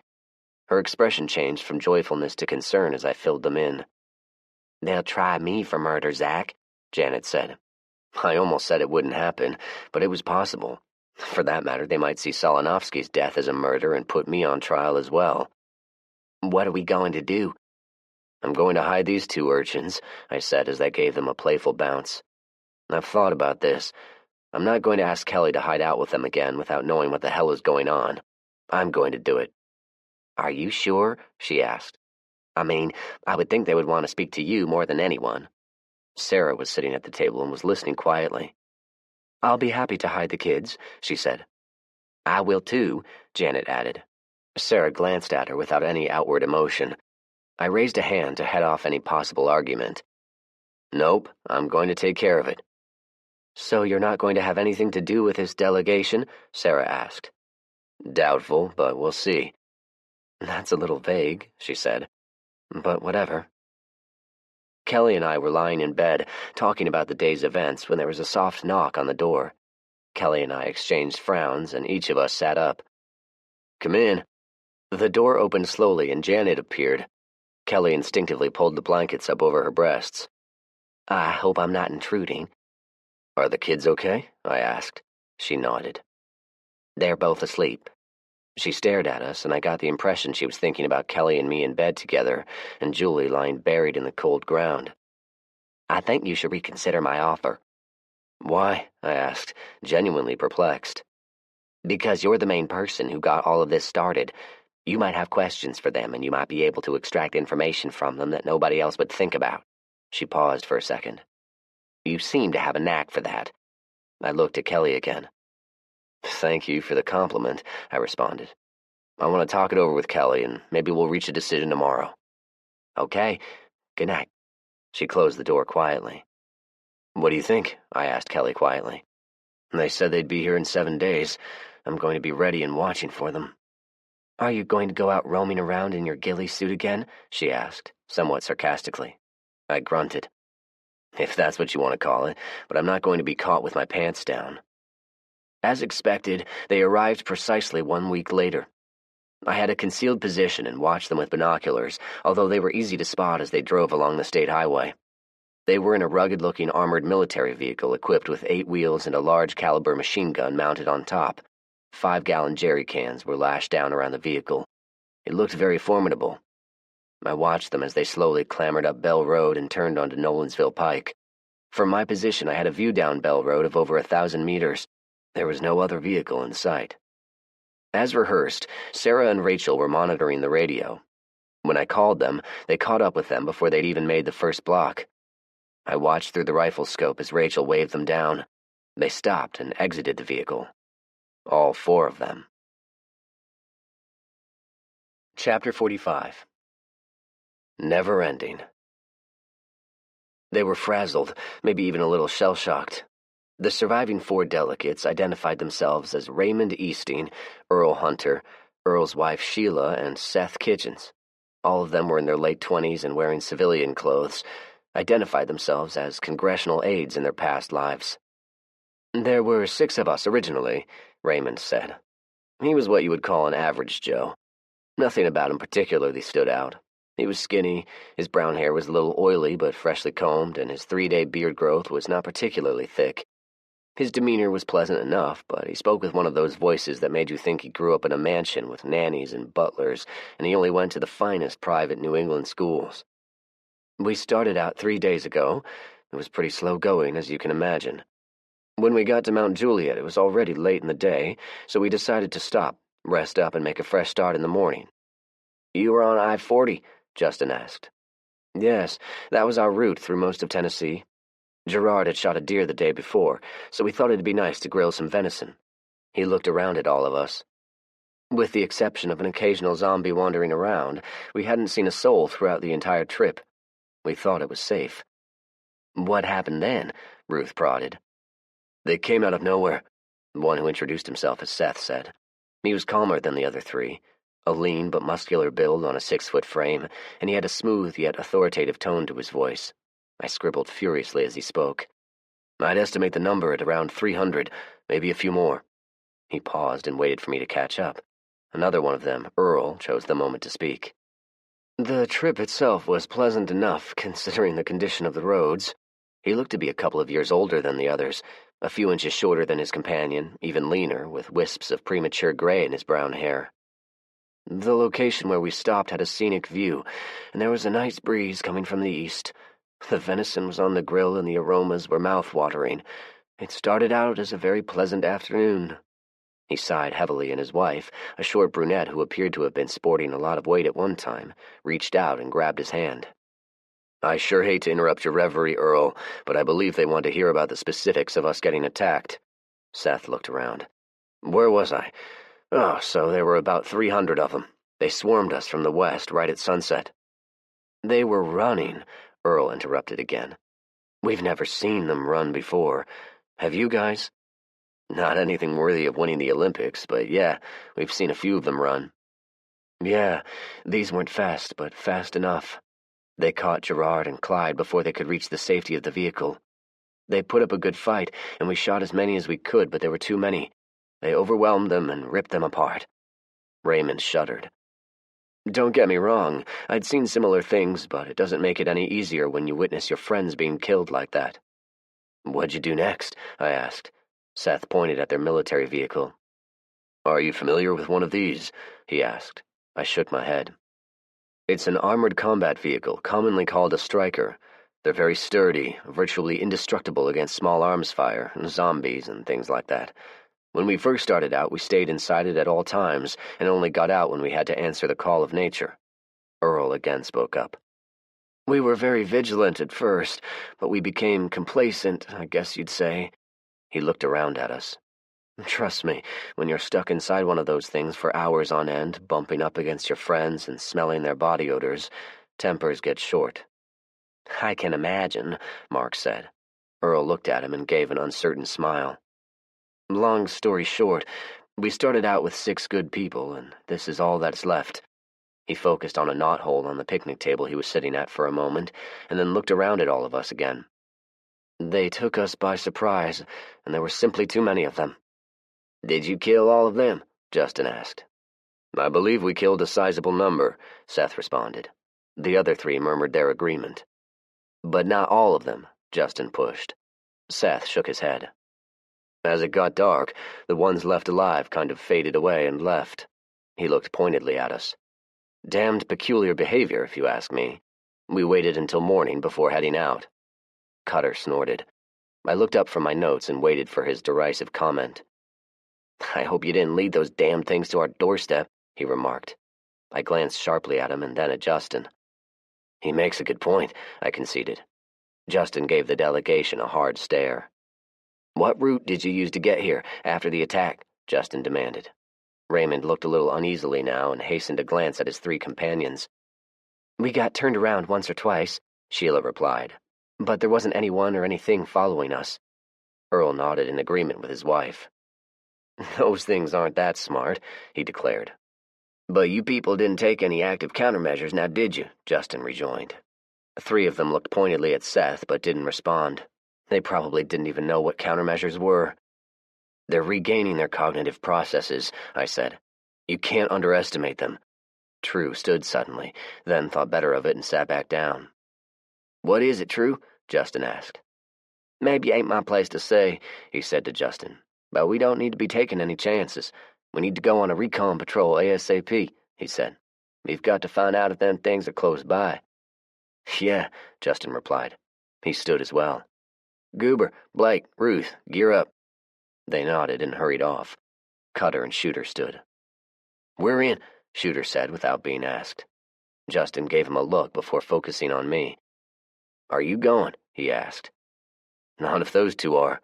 The two brothers glared at me, but wisely remained silent. Justin pointed at Earl. You'll be driving that fine-looking car.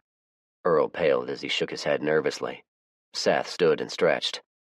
I'll go, he said. Earl isn't the best driver in the world. After gearing up and going over the route with us, Justin led his patrol out. Ward volunteered to man the radio in case they got into trouble and needed help.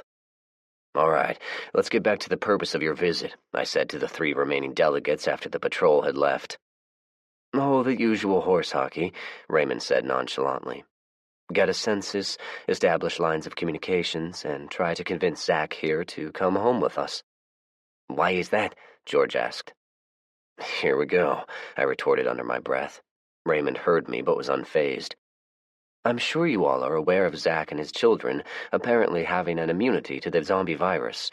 The President and the surviving members of Congress have been told by our scientists they believe they can create a cure, with his assistance, of course.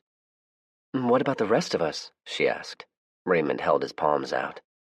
Our directive is simple regarding who's invited and who's not. It should be. You're the one who thought it up, Sheila said snidely. Earl chuckled. We are to evaluate all survivors we come into contact with. The benchmarks are skills, health, and most importantly, content of character. I believe all of you pass muster. You see, Earl interjected, we've created a paradigm of the best course of action for rebuilding society. We're going to attempt to recruit as many able-bodied survivors as we can, and then reestablish an agrarian and industrial base. You know, get the farms producing, the power grid operational, the factories online, the oil refineries booming, the usual. Simply put, get the country going again. Along with a formal government, Tanya remarked. Yeah, and who wouldn't want that? Gus asked scornfully. Raymond shrugged. You better believe they're doing it in Russia and China. If we don't do the same, there will come a day when somebody, be it the Russians, Chinese, or some Muslim country, they'll show up on our doorstep and claim the U.S. now belongs to them. Not a pleasant alternative, if you ask me. Why did they send congressional aides? Sarah asked. Are there no military personnel left? We're expendable, Sheila replied after a pause. Earl frowned at her, but she ignored him and focused on Sarah. In answer to your first question, there are still military personnel, but they're guarding the base, the town, the president, and what's left of Congress. How many civilian and military altogether? I asked. Approximately 133, with 4 more on the way. He saw at least one confused expression and explained. 4 of the women are pregnant. There's one other thing, Raymond added, almost as an afterthought. He looked around at us and gave an almost apologetic smile. We're not at Raven Rock. We're actually located in Mount Weather. Tanya sat up quickly. What do you mean? She asked. Where the hell is Mount Weather? Gus asked. Any contact we make with the outside world, we tell them what is left of the government is located at Raven Rock, just in case someone with access to nuclear weapons is listening in. Raven Rock is basically an underground bunker that is designed for a small contingent. Mount Weather, although it too has a sizable bunker system, it was also specifically designed to house the executive branch in case of an emergency for a sustained period of time. It has everything you can think of: fresh water, living quarters, fresh food, stored food, just about everything you can think of. We conversed with the 3 delegates at length through the afternoon. They explained they'd had sporadic radio contact with other pockets of survivors all over the United States. Raymond was hesitant, but I pushed him into giving an estimate. We believe it to be approximately 500,000, he said. Our ultimate goal is to get the majority of the population within a 100-mile radius of Weather. I've heard of Mount Weather, I said. It's located in Northern Virginia, correct? Yes, about 70 miles from D.C. He looked at all of us. Obviously, we don't want everyone stacked on top of each other, but if we could consolidate, it would go a long way to reestablish America's infrastructure. The delegates discussed it at length. I had to admit it sounded good in theory, but there were a lot of unforeseen variables. It didn't stop me from taking extensive notes, though. The patrol returned late in the afternoon. All of us were anxious to hear about it and gathered around them as they unloaded. 117 dead zombie motherfuckers, Shooter proclaimed, and looked at Kate smugly as if he were the one who killed them all by himself. There were 10 to 15 malingerers. We took care of them.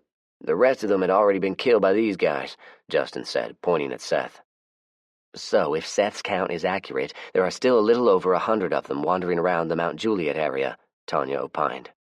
It would seem so, Justin answered, but other than the 15 we killed, we didn't encounter any others. I started to question Seth, but he wasn't looking very well. Would there happen to be somewhere to clean up? He asked nobody in particular. We have a locker room, Mark responded. Give me a minute to get it going, and I can have the shower up and running. That'd be nice, he replied quietly and followed Mark inside. Justin cleared his throat.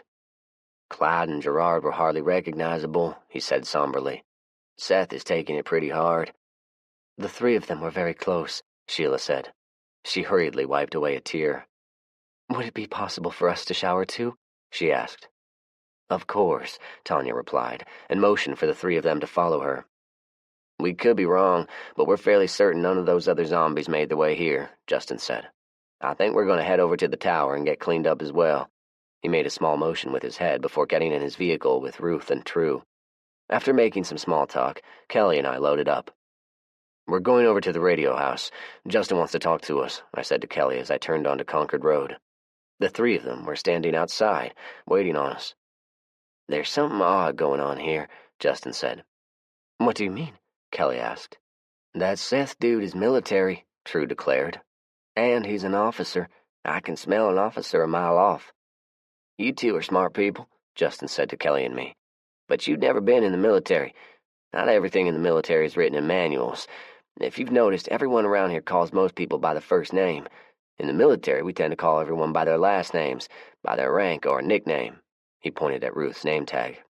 We never called Ruth by her first name. Everyone called her a variation of her last name. Bulldog, she said. She must have seen my expression and grinned. Don't worry, I don't consider it an insult. They started calling me that in boot camp, and it stuck.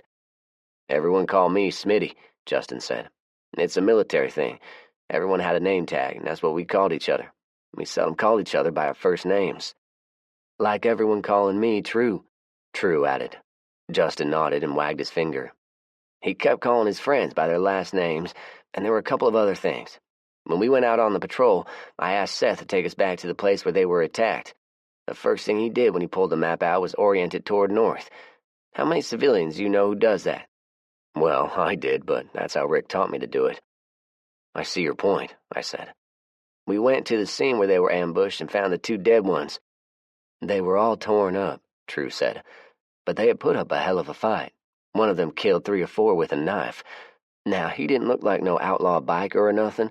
He had to have had military training. Yeah, Justin said. You're convinced they're military? I asked, already knowing the answer.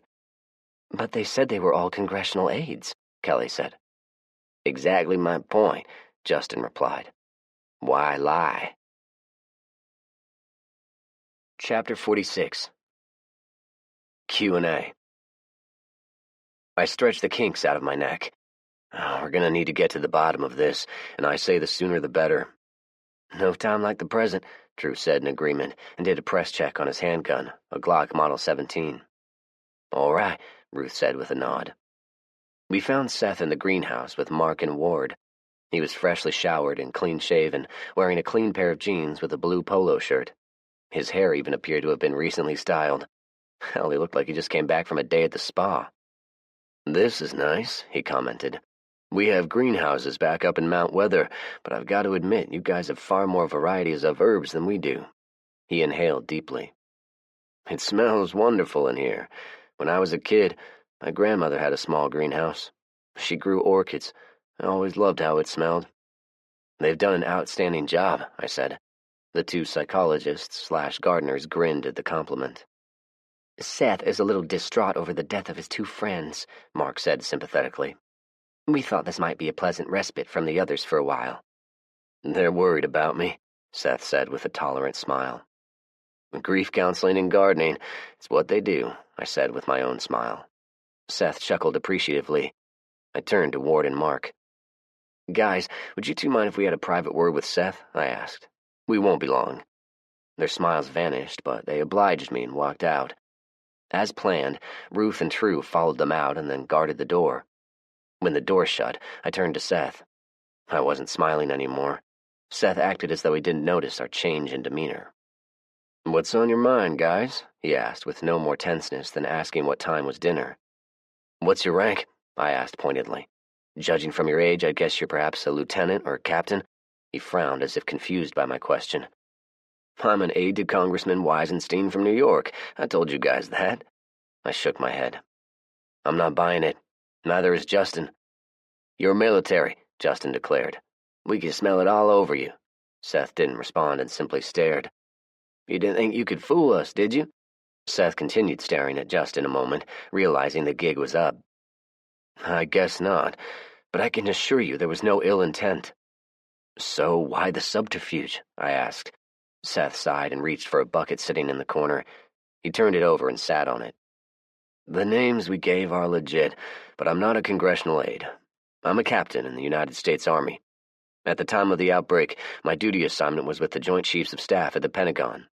He saw my look and explained. "My dad had connections, so I was an aide to a general.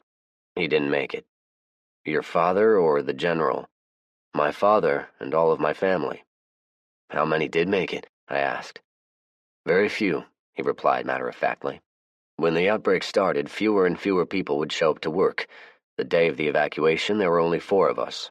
We had an assortment of senators, congressmen, high-level bureaucrats, and their lackeys. We started with approximately 500 people. But there's been a lot of deaths and desertions, and a few births. Even an apocalypse can't keep people from having sex."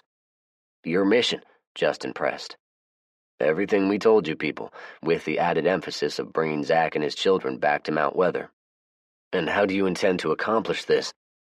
"Not by force, if that's what you're thinking," he said quickly. "Lieutenant Smithson brought us up to speed about Colonel Coltrane." "When did he do that?" I asked. Seth grunted and nodded toward Justin. "Who do you think he was showing off his Morse code skills to all those nights?" He sighed and shook his head. "For what it's worth, I am in complete agreement with Lieutenant Smithson. That colonel went too far. That's the reason for the subterfuge. We knew you'd be wary of soldiers showing up. Hell, for all we knew, you'd take your kids and disappear, so we came up with a story." I glanced at Justin. In fact, that's exactly what I was considering. "All of you are military, sir?" Justin asked. "No, just me and the other 2 who were killed." He made a pained expression and rubbed his face. "They were a pair of numbskulls, but they were my friends." "I imagine you've lost a lot of friends and family, just like us." He nodded in agreement. I wondered if he knew how I'd lost mine. "All right, keep going." "The delegation was my idea, and for safety reasons, military personnel were included." He gritted his teeth a moment before continuing. "Our primary goal is to attempt to get you to see the importance, the magnitude of finding a cure, and convince you this would be best for the country. No, let me rephrase that. If humanity is to survive, we have to find a cure." I looked at him like he was trying to convert me to some kind of weird religion. "I've heard all of this rhetoric before, Captain, and it seemed like it was just a lot of bullshit from people who were more concerned with themselves than with the well-being of my kids and myself." I gestured around at our surroundings. "We've worked hard to survive, and you're trying to tell me it's going to be in our best interests to drop everything and blindly place our trust in the hands of strangers, right? You guys have done wonderful things here, I'll grant you that, but—" He paused and searched for the right words. "You mentioned the word rhetoric. Let me ask a few rhetorical questions. Someone here goes to Dr. Parsons and says they were walking along one day and had a seizure. What does he have at his disposal to properly diagnose and treat his patient? Someone else has an impacted wisdom tooth that's become infected, or maybe someone takes a bad spill off of a horse or has an automobile accident." He hooked a thumb toward the school. "I talked to Mark and Ward, and they told me about a gentleman named Floyd and the freak accident he had that screwed up his arm. What if Dr. Parsons is the person who has one of these things happen to him? How about defensive capability? Can you defend yourself against a horde of 1,000 or more? How about a band of marauders who found themselves a tank or an artillery piece? The bottom line is, in spite of what you've accomplished, survival is still precarious. Tell me I'm wrong." "No," I said slowly. "You're not wrong. Mount Weather is 10 times bigger than this place, but unlike this place, it's a hardened, secure facility with a wide range of health professionals." He gestured again toward the outside of the greenhouse. "What do you have here? You've got a guard tower, some fencing, sandbags, and a few people with various types of small arms. Both of you know as well as I do you're vulnerable. Gunny, what do you think? I'd say one tank with a trained crew could make mincemeat of this place. Would you agree?" Justin gave a small nod for an answer. Seth continued. "Hell, for that matter, a platoon-sized outfit with a couple of mortars and a crew-served weapon could wipe this place out. Is your house hardened?" "It is, to an extent, but I see your point." "And what about the infected? I've seen satellite feeds of large swarms of them. We monitor them constantly, and believe me, they've started traveling." He didn't have to convince me. I'd seen it myself. "Let me ask you, Lieutenant, how many of them attacked the CDC?" he asked. "Several thousand, sir," Justin admitted. "Zach, we have military personnel and military equipment. Mount Weather can handle an attack of that magnitude. How about this place? I'll answer for you. You people will put up a valiant fight. Some of you will survive somehow, maybe, but most will die. Just like what happened at the CDC and everywhere else around the world." "You've got a good sales pitch," I grudgingly admitted. "I bet you spent a lot of time rehearsing it in front of a mirror." "Indeed I have," he replied with a wry grin. "I've used it to recruit other survivors. In fact, when we first started going out to recruit, we had a total of 2 doctors. On one of these missions, I found almost an entire ER staff hiding out in Georgetown. I successfully brought them in." He stopped and watched us. Justin and I swapped looks at one another. He made several good points, I'll give him that. Seth cleared his throat.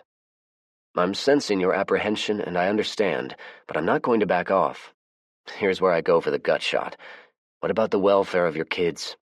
We have kids at Weather, and we're very cognizant of their importance to mankind's future. You should see our education program. It covers a broad spectrum of survival and vocational skills, along with liberal arts. The children are being taught at advanced levels. It's very impressive." He leaned forward on the bucket, rested his elbows on his knees, and stared pointedly. "The people here, well, with the exception of those 2 brothers, have had very positive things to say about both of you. I think you 2 would be in your element with us. We need more people. People who know how to survive." "And the cure I supposedly possess?" "Affirmative. I won't bullshit you. That's the entire reason for this mission." "Would a delegation have been sent here if I didn't exist?" I asked. Seth shrugged. "I don't know. We've sent out recruiting missions before, but all have been limited in distance to Weather. This is the furthest we've been." "You mentioned satellite feeds," I commented. He nodded. "Several of them are still up there, quietly orbiting, but I think only about 10% are online. Other countries may have a few still working. I'm not sure of the exact number. That's not my bailiwick." "Does POTUS communicate with other countries?" "Yes, but don't bother asking me the specifics. Even if I knew, I wouldn't be able to tell you." Seth looked at his watch, rubbed his hands on his pants legs, and stood. "Tanya has declared a formal question-and-answer session immediately after dinner, which supposedly started 10 minutes ago. Why don't the 2 of you join in?" Justin and I agreed, and the 2 of us made our way to the cafeteria. They had some box fans running, but it was still stuffy inside. Everyone was wiping the sweat from their brow in between bites. To my surprise, Janet had loaded up the kids and brought them to the school. Frederick was sitting beside her, feeding the 2 dogs off of his plate when she wasn't looking. She was armed with one of Fred's revolvers, too. I walked over to her, with the intention of asking about the soundness of her judgment, but she spoke first. "I see that look on your face, but there's only 4 of them. If they try something with my babies, I'll kill them myself." She tapped the revolver for emphasis. Well, that was a good answer. I nodded and sat down beside my kids. There was a lot of small talk during lunch. Everyone was antsy. They wanted to hear what the delegation had to say. Several times somebody would try to ask them a question, but Tanya would cut them off, admonishing them to wait until lunch was over. Once everyone had mostly finished, Tanya stood and raised her hand, causing everyone to quieten down. "All right, this is what we've been waiting for. We're going to have a question-and-answer session with the President's delegation. Everyone please mind your manners, wait to be recognized, and don't shout over each other." She motioned at Seth, who stood. Seth is going to start it off. "First, let me thank all of you for your hospitality and the good food." "And the hot showers," Sheila interjected. "Yes, absolutely. We have running water back at Mount Weather, but we didn't think we'd get another hot shower until we got back home." There was some appreciative laughter. "Let me clear the air about something first. I'm a captain in the United States Army." There was a sudden silence. I apologize for misleading you, but we were made aware of the recent incidents involving Zach and his children, so we didn't want to alarm everyone. I've discussed it with Zach, and he understands. These three, he said, pointing at his friends, are not military. They are indeed congressional aides and are members of a task force whose primary mission is to reconstruct America. Gus quickly raised a hand. Is it true you're inviting all of us to go back with you? Affirmative, Raymond then stood. We have available housing in the facility, and there are also people who live around the immediate area on farms. I believe that would appeal strongly to some of you. What about those of us who were in the military? Rachel asked. We are in desperate need of military personnel, Seth answered and gestured at Sarah. Ma'am, I understand you are a major in the Air Force. Sarah nodded warily. We have a diverse fleet of fixed-wing and rotary-wing aircraft and only 2 pilots. You would be a valued member.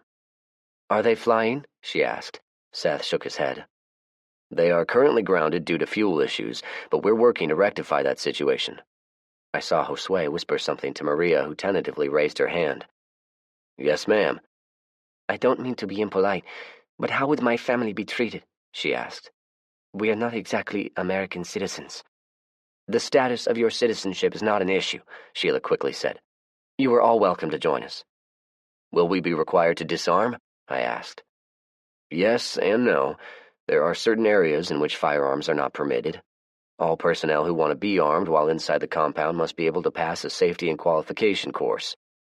I bet they have a rear echelon hump for a safety officer, Justin quipped under his breath. True grunted in agreement. Seth chuckled.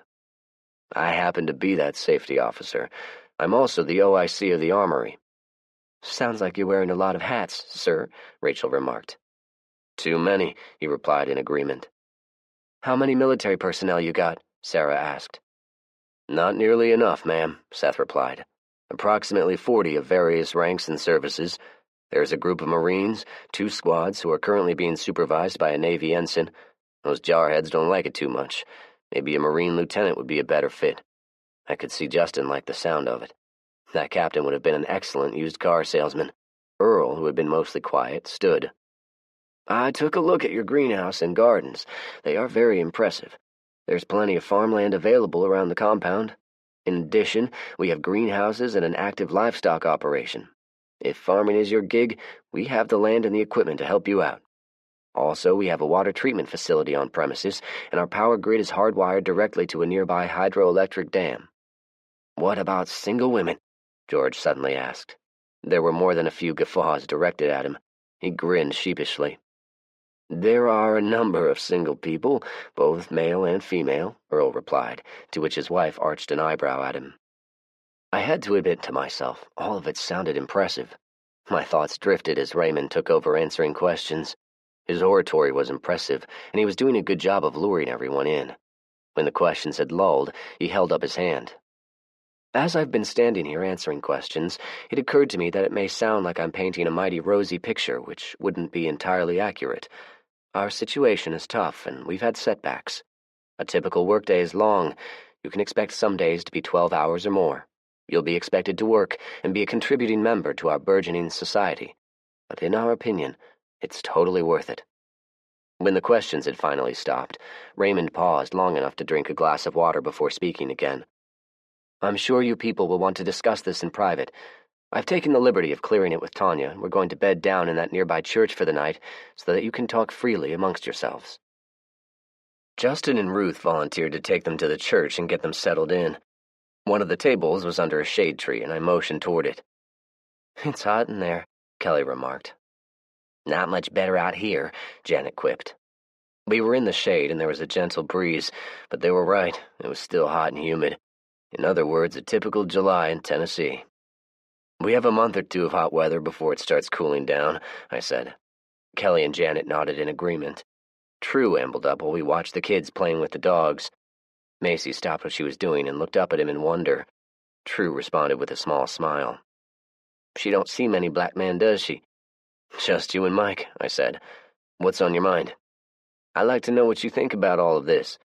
They make some valid points. So, what are you going to do? I want what's best for my family, but I'm also suspicious. Of?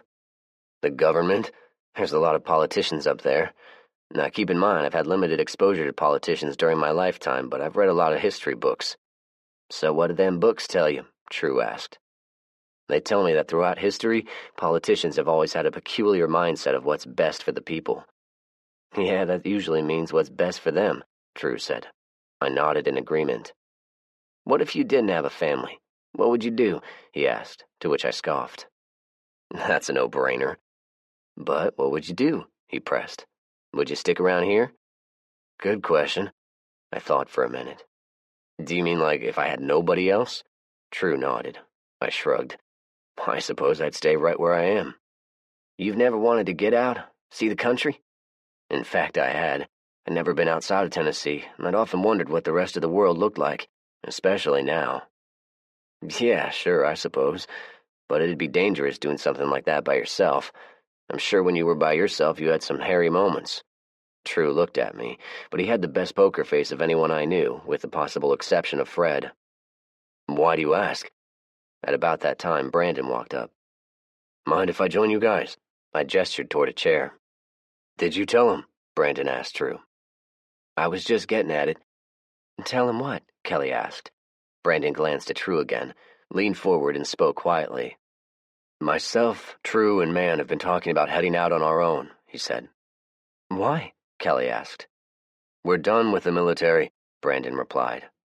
If we go up there, we'll be expected to be a part of the rank and file. And that means a life of taking orders, True said. Why don't you want to stay here? Kelly asked again. True shook his head slowly. I don't think this place is for me, he said. I don't much like it here. Tanya has a thing for telling people what to do, too. Yeah, Brandon agreed. We've been talking ever since the rendezvous. He nodded at True. We think alike.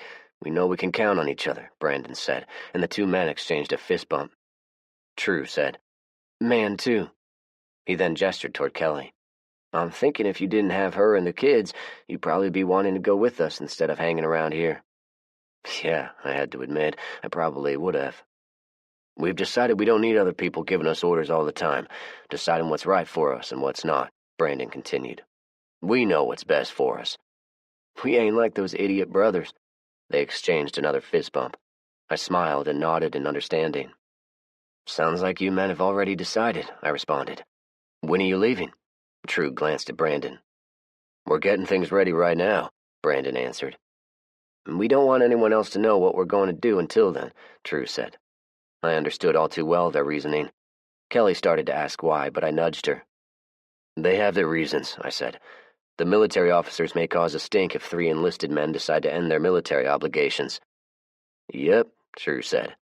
I don't want to kill anyone, but I ain't taking orders from nobody anymore. If any of them try to pull rank, even Smitty, it could get ugly, Brandon said. We'd rather just avoid that possible scenario. I see your point. I looked the 2 men over. I believe I see why you 2 have told us this. You want us to help facilitate it. Brandon smiled hopefully as he nodded. Now that I was in on the conspiracy, I subconsciously lowered my voice. Which vehicle are you wanting to take? Not sure, but we were thinking of appropriating one of those Humvees, Brandon said. That might cause a stink. Do you know anything about diesel engines and how they can run on used cooking oil? Brandon nodded. A little bit, he said. All right, I said, and sat there with my notepad, jotting a few things in an effort to aid my thoughts. This is going to be a covert ops type of mission, I muttered to myself. Brandon and True exchanged glances. Have you an idea of how much you're going to carry with you? I asked. They exchanged glances again. As much as 3 men can cram into a Humvee. I shook my head. No, taking a Humvee could cause problems. I got a better idea. You do? True asked. Of course I do, I answered. That's why you came to me, right? Brandon grinned openly. True's mouth stretched a little bit. Our conversation was interrupted by Justin walking over. You guys look like you're discussing a major conspiracy, he said jokingly. Both men tensed up. You know that big dually truck parked at the house? I asked him. Yeah, that was your friend's truck, wasn't it? It was, I answered. The guys here are going to use it for the trip. We were just discussing what their loadout should be. Justin looked at me seriously. I thought he detected my deception, but instead he snapped his fingers. You know what'd go on that truck? A camper shell. Back when we went to that Volvo dealership, I saw one lying in the back lot. It'd fit perfectly. I gazed at him steadily. That's an awesome idea, I said. Right, guys? Brandon sputtered out his agreement. Chapter 47. The Decision. All of us talked well past sundown. After all, this was a big event in our quaint little community, at least as big as the rendezvous, which everyone was still talking about. For every question, another 10 questions germinated, and for every what-if scenario, there was a counter-scenario. And discussions. And discussions led to arguments. It was exhausting. I remained mostly quiet, only answering a question that was directly asked to me. Ruth worked her way over to where I was sitting and nudged me. You haven't said much. Yeah, I guess I'm a little tired. It was a vague answer, but I didn't want to get involved in any debate on the pros and cons. I already knew what I was going to do. Are you two going? I asked when Justin joined us. Yeah, we're going, Justin replied. It's a no-brainer, really. I'm just a Marine. I don't know any other kind of life. Besides, he wants the best for his child, Ruth added. We all looked at her in surprise. She gave a bashful but radiant smile. Does this mean what I think it means? Kelly asked. Ruth nodded. Kelly squealed with delight, jumped up and hugged her. Well, congratulations, I said to Justin. Justin tried to look nonchalant, but his face turned red as he nodded his thanks. Wow, the big tough Marine is blushing, Kelly said teasingly. Ruth reached out and squeezed his hand as the others started congratulating them.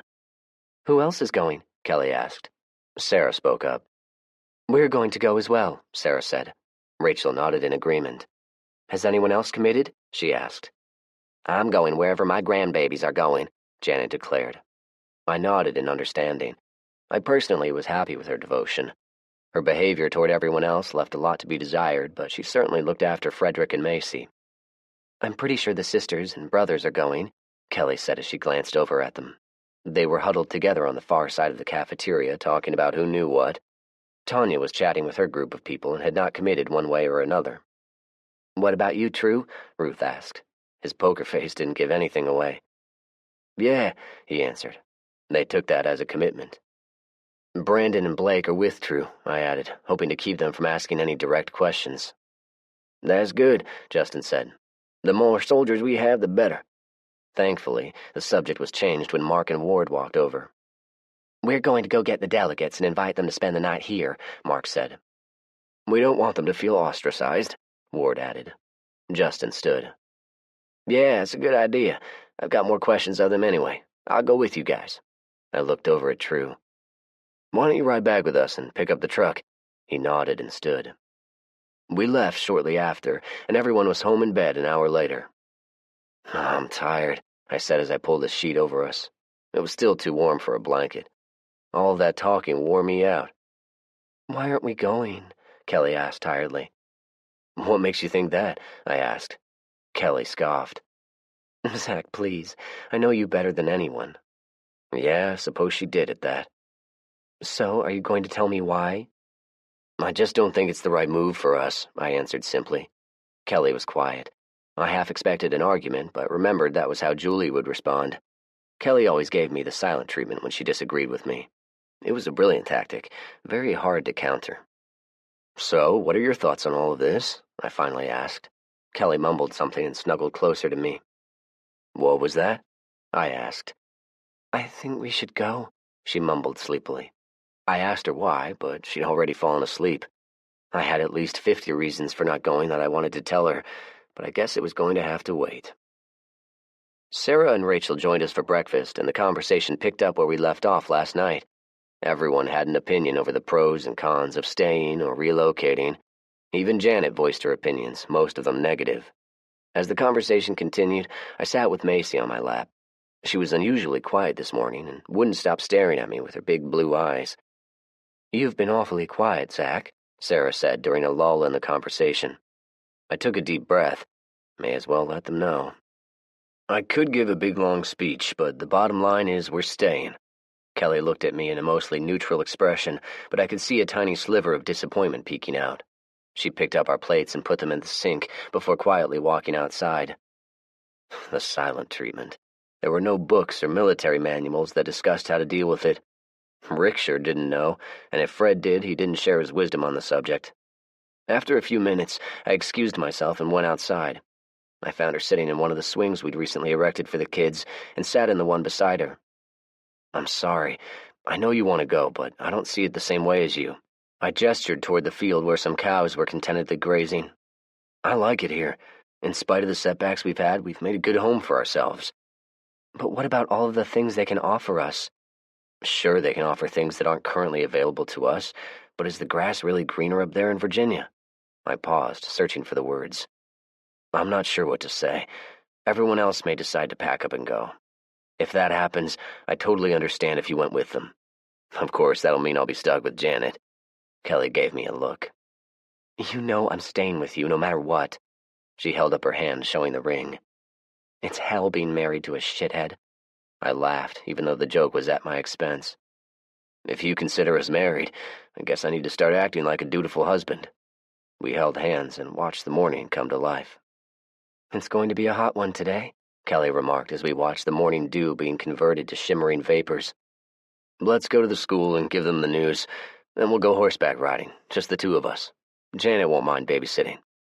"We can fix up a picnic basket and eat lunch under the oak tree," Kelly suggested. I thought of the last time we did that and reminded myself to bring along some mosquito repellent. "Yeah, that sounds wonderful." I waited until Sarah and Rachel rode off, insisting Sammy ride with them. After they passed through the gate, I turned to Janet. "Just in case they don't take the news well, and there is a plan B which includes using force, I want you to load the kids up in the van and disappear for a little while." "You think they may try something?" she asked. "I don't think so, but I don't want to take any chances." Janet agreed without argument. She insisted on not one, but 2 assault rifles, and as much ammo as I would give her, which actually seemed prudent. I handed her a map. "You'll be in radio range if you stay in this area," I said as I pointed. "Once we give them the news and get out of their sight, I'll give you a call." She nodded, and I looked at my watch. "Okay, it's 0800. We're going to ride over there, tell them of our decision, and leave. It shouldn't take over an hour. Remember the duress password?" She nodded in irritation. "And if everything is good on your end, you're going to use the word fireworks when you call." "Got it. Zach, be careful of Smithson," Janet warned. "Why's that?" "I know you two have become friends, but back at the CDC a couple of idiots said some rude things toward Ruth. He gave them both a pretty vicious beating." "Okay, good to know. We'll see you in an hour." Unfortunately, we didn't get to go on that horseback ride. Chapter 48. Reversal. Kelly gasped at about the same time I hit the brakes. There were hundreds of them. A lot were dead, strewn about Concord Road from the radio tower to the school, but there were still plenty of them alive. "See if you can raise them on the radio," I said as I reached into the glove box for earplugs. Kelly grabbed the microphone and began calling for them as I rolled down the window, stuck the barrel out of the grating, and started picking off stragglers before she yelled at me to stop. "I can't hear anything with you doing that." I paused in my shooting as I heard Justin speaking on the radio. I took an earplug out. "What did he say?" "He asked for us to drive over to the radio tower. They're out of ammo and there are still zombies around the house." I was glad we were in our Ford Raptor truck. The enhanced ground clearance and 4-wheel drive capability allowed me to drive over the corpses lying in the roadway and down the drive leading to the tower. There were about 20 zombies crowding the small house, trying feebly to get in. When they saw us, they turned and launched themselves at us. "Okay, cover your ears," I warned, before shooting again. When the last one dropped, Justin emerged from the front door. He had to push some of the dead bodies out of the way to get out.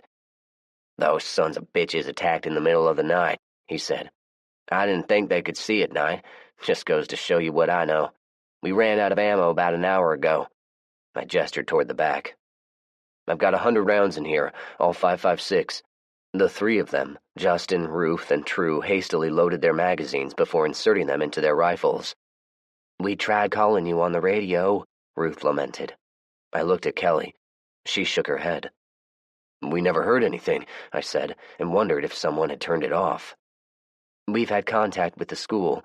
They said they were completely surrounded but were holding them off." Before I had a chance to respond, Kelly was on the radio. Mark answered after a few tries. He sounded frightened. I motioned for Kelly to hand me the microphone. Have they gotten into the school? I don't think so, Mark responded. But they're all around outside. We've killed a bunch, though. All right, tell everyone we're coming, so don't shoot toward us. Concentrate on the rear of the school only. Affirmative, he replied nervously. I swapped seats with Kelly and let her drive. These are all the rounds I have left, so let's make 'em count, I said with a grin as Kelly maneuvered down the road and into the school's parking lot. There were dozens of them lying around. Most had singular headshots, which was a good sign of shooting discipline, but there were several with additional bullet holes in their torsos. Looks like around 30 or so. Do it, I directed. Kelly began honking the horn, causing several of them to turn toward us. A couple of them even began running. We made short work of them. Did you see how they were acting? Justin asked. They were trying to get the doors open, just like they were doing at the radio tower. Those last few that we killed, they were trying to run away, True observed. They still stupid, but not as stupid as they was. I chuckled at his unique assessment. Well put, I said and spoke into the microphone. All right, Mark, tell everyone to cease fire. We're going to circle the school and pick off the remaining. Mark acknowledged, and we found 3 more attempting to break through the back door. It was a simultaneous attack on both the school and the radio tower, Justin contended. We were all walking around outside, surveying the damage. What about the church? I asked. Were there any issues? Justin shook his head. We went over there yesterday evening and brought them back. No problems. We didn't see any when we were there, Seth added, and then looked embarrassed. I didn't want anyone to feel threatened by us, so we left all of our weapons in the striker. Unfortunately, it backfired. When they attacked, we were trapped inside the school. We made our way to the guard tower. There were several corpses stacked against the tower. Goober had put up a hell of a fight. We found him inside the tower, and it wasn't a pretty sight. He was literally torn to shreds. A lone zombie, some kind of female in a former life, was straddling his torso, feasting on his intestines. She was so focused on her meal she didn't even notice us. Oh my God, Kelly gasped. I didn't know if Goober had turned or was going to turn, but I took no chances. I took aim and put a bullet in both of their heads. He never gave an alert, Justin lamented. True and I split radio duty. Neither one of us fell asleep, I can guarantee that. He glanced over at Seth. Yeah, they had the school surrounded as well. He pointed at the corpses. After we started killing them, the others figured out our kill zones. I guess they were simply going to wait us out. There was one solitary picnic table that was bereft of blood and gore. I sat on top of it, surveying the grounds. The others joined me. Kelly sat close, sobbing silently. He was a sweet guy, she said. I nodded silently. How many do you think? Justin asked. I shrugged. 200, give or take. I let out a heavy sigh. I thought we'd cleared this area out. We sat there in silence, dejected silence for several minutes. True had been walking around the area and came jogging up. Them things came up the interstate from Nashville, he said. They came down the road and then split into 3 groups. One group went to the church and the other 2 came this way and split up between the school and the radio tower. Then the church zombies came down here. He paused a moment. I don't mean to speak badly of the dead, but if I were to guess, I'd say they caught Goober while he was sleeping. There ain't no way they could have snuck up on him otherwise. He found a clean spot on the ground and sat. Them things are starting to scare me. Are we going to burn them? He asked. Yeah, I answered. We'll use a backhoe and a dump truck. And it's going to take a lot of fuel, I thought. Seth cleared his throat. Forgive me for the inappropriateness of changing the subject, but has everyone decided on whether or not they're going? I cut my eyes at him. Sorry to ask, but if everyone is going to go, I say let's give Goober a Christian burial and not worry about cleaning up the rest of this mess. He looked around at everyone. Tanya, who had been standing nearby, spoke up. There are a few of us who intend to stay, she said, but I can't speak for everyone.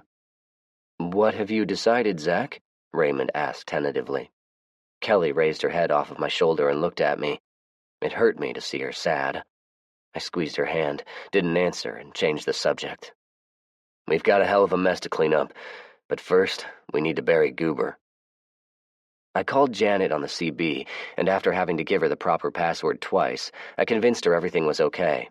Told her to keep the kids away from the school due to all the stinking corpses, and advised we'd be home later in the afternoon.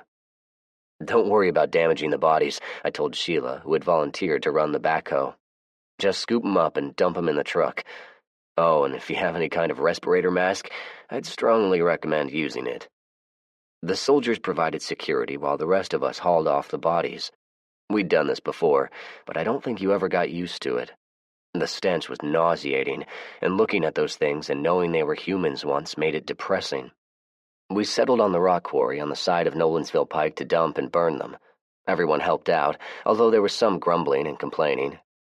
I don't understand why we're going through all of this trouble to burn them, Kate finally said in a huff. I glanced at her. She was covered in sweat and looked to be in a foul mood. Well, she demanded. Tell her, Sammy. We're burning the corpses to prevent the spread of pestilence and disease. He pointed at the pyre burning. In order to fully cremate a human body, you have to burn them at a temperature of at least 1,500 degrees. Since we have no way of doing that, we use tires, which there are plenty of around here. Tires burn at about 750 degrees, but the smoke is toxic, so you don't breathe it.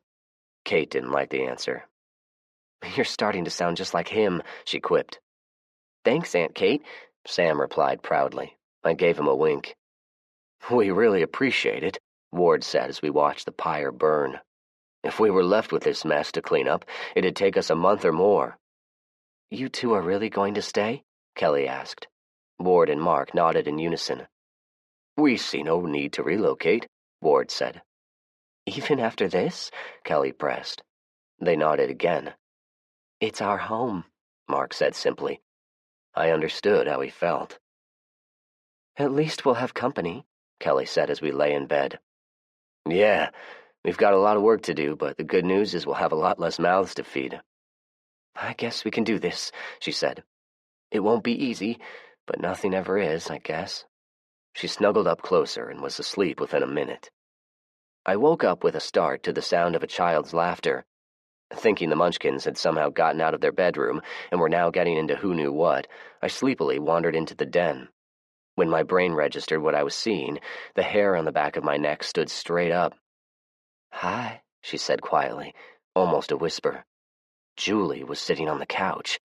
Little Macy was in her lap and was laughing in the way a small child laughs, without a care in the world. Hi, I answered. Come sit with us, Zach. As if in a daze, I walked over to the couch and slowly sat, not daring to touch her. She sat there, gently stroking Macy's hair. She's so beautiful. Like her mother, I answered. Julie turned and looked at me then. What is your destiny, Zach? Her question befuddled me. She did that frequently, back when she was still alive. I don't understand. God, how I wanted to hold her, but I was afraid she'd disappear if I tried. She smiled as if she knew what I was thinking and continued stroking Macy's hair. Your destiny isn't here. I tried to touch her now, but I couldn't move. I felt my eyes growing heavy. The sun's rays shining through the slits of the shutters awakened me, and I found myself sitting on the couch. Rubbing the sleep out of my eyes, my brain became alert. It took a good minute or so to realize it was simply a dream. I started to stand, but suddenly realized little Macy was curled up beside me, sleeping soundly. I had no idea how she got there, and yet I did. I was still sitting there when Kelly walked in. She looked at us in puzzlement. What are you two doing? She whispered. I motioned her to come sit beside us. When she did so, I leaned close and kissed her gently on the cheek. We're going, I said. Her eyes widened as I explained. Chapter 49. Preparations. You have to be very careful with your knife when cutting it open, I said as I slowly started making a cut. I glanced over at Sam, who was grimacing while holding his bandana over his nose. Do you know why? I asked. He shook his head and I explained. A cow's intestinal tract contains harsh bile. If any of it gets on the meat, it'll make it unfit to eat, and it smells awful. I gestured downward at the plastic tub lying on the ground immediately below the hanging carcass. We're going to use that tub to catch the stomachs and intestines. How many stomachs does a cow have? I asked. I don't know. 1? I smiled and worked my blade down from the neck. After a minute or two of careful cutting, I had the interior exposed. I motioned for Sammy to come closer. A cow has 4 stomachs. These are the first 2, I pointed. When a cow eats, they bite big mouthfuls of grass or hay and swallow it immediately. It goes into these 2 stomachs. They're full of stuff called microbes. What does microbes do? He was still holding the bandana over his nose, but he was curious and not shying away. They start breaking down the food in kind of a fermentation process. That's why cows fart so much. Now, when these 2 stomachs are full, cows will find a spot to settle down, like under a shade tree, and then they'll cough it up and chew it. It's called cud. That's where you get the phrase, chewing the cud. Sammy nodded. Once they chew it up, then they swallow it again and it goes into one of the 2 other stomachs. That's them right there. I pointed at the omasum and abomasum. Those 2 stomachs contain enzymes, which digests the cud differently from the other 2 stomachs. Cow stomachs are also edible, but I've never tried it. I gestured with my knife again. Now I'm going to, carefully as I can, cut them out without rupturing them. If you think it smells bad now, you won't believe how bad it'll smell if I cut one open. Sammy responded by holding his nose. Normally, we'd keep all of this and use it. The fat can be rendered down for soap, the blood can be used in the compost pile, things like that. But for now, we're only keeping the meat for our upcoming travel. I'll teach you all about it at a later time. So, today we're only going to harvest the meat. Oh. Sammy watched me work, and I soon had the entire digestive tract removed from the carcass. By the way, did I tell you why I picked out this particular gal from the rest of the herd? Sammy shook his head. She was getting up there in years, and I'd noticed she had less muscle mass than she did last year. It was her time. Always take things like that into consideration, right? He nodded thoughtfully as he took in my lesson. Another thing to consider about the smell. Sammy wrinkled his nose. Yeah, you never quite get used to it. So, if this odor gets in the wind, there's always a possibility any zombies wandering around nearby can smell it too. If they catch a whiff, you better believe they'll head this way, so you've got to be aware of that, right? After all, it's not going to be too long before you become a full-grown man. You'll have a lot of responsibilities and will be expected to know things like this, right? Yes, sir. Good. Frederick is still a little young, but when he gets to be your age, I expect you to help me train him as well. You think you can handle it? Sammy nodded excitedly now. I laughed and nudged him. I think you can, too. Will we have to train Macy, too? He asked. Oh, absolutely, I said, and looked around, thankful there were no women around who would have heard my exclusion of Macy. It'd be yet another reason for them to call me a chauvinist. I nudged him again. Justin and I have been talking about you. His eyes widened. You have? Yes, we have. You're the oldest kid in this group. I don't know anything about those kids up in Virginia, but you're going to be taking up a leadership role one day with this group. Being a leader is hard work, but we think you've got the potential to do it. The other day, Doc Parsons asked me if I wanted to train to be a doctor. I paused in my work and looked at him. It irked me for a brief moment, but then I realized Grant was merely trying to find a suitable apprentice to pass along his talents to. What did you say? Sammy shrugged his shoulders. I gave him a brotherly smile. That's a serious thing to think about, so take your time.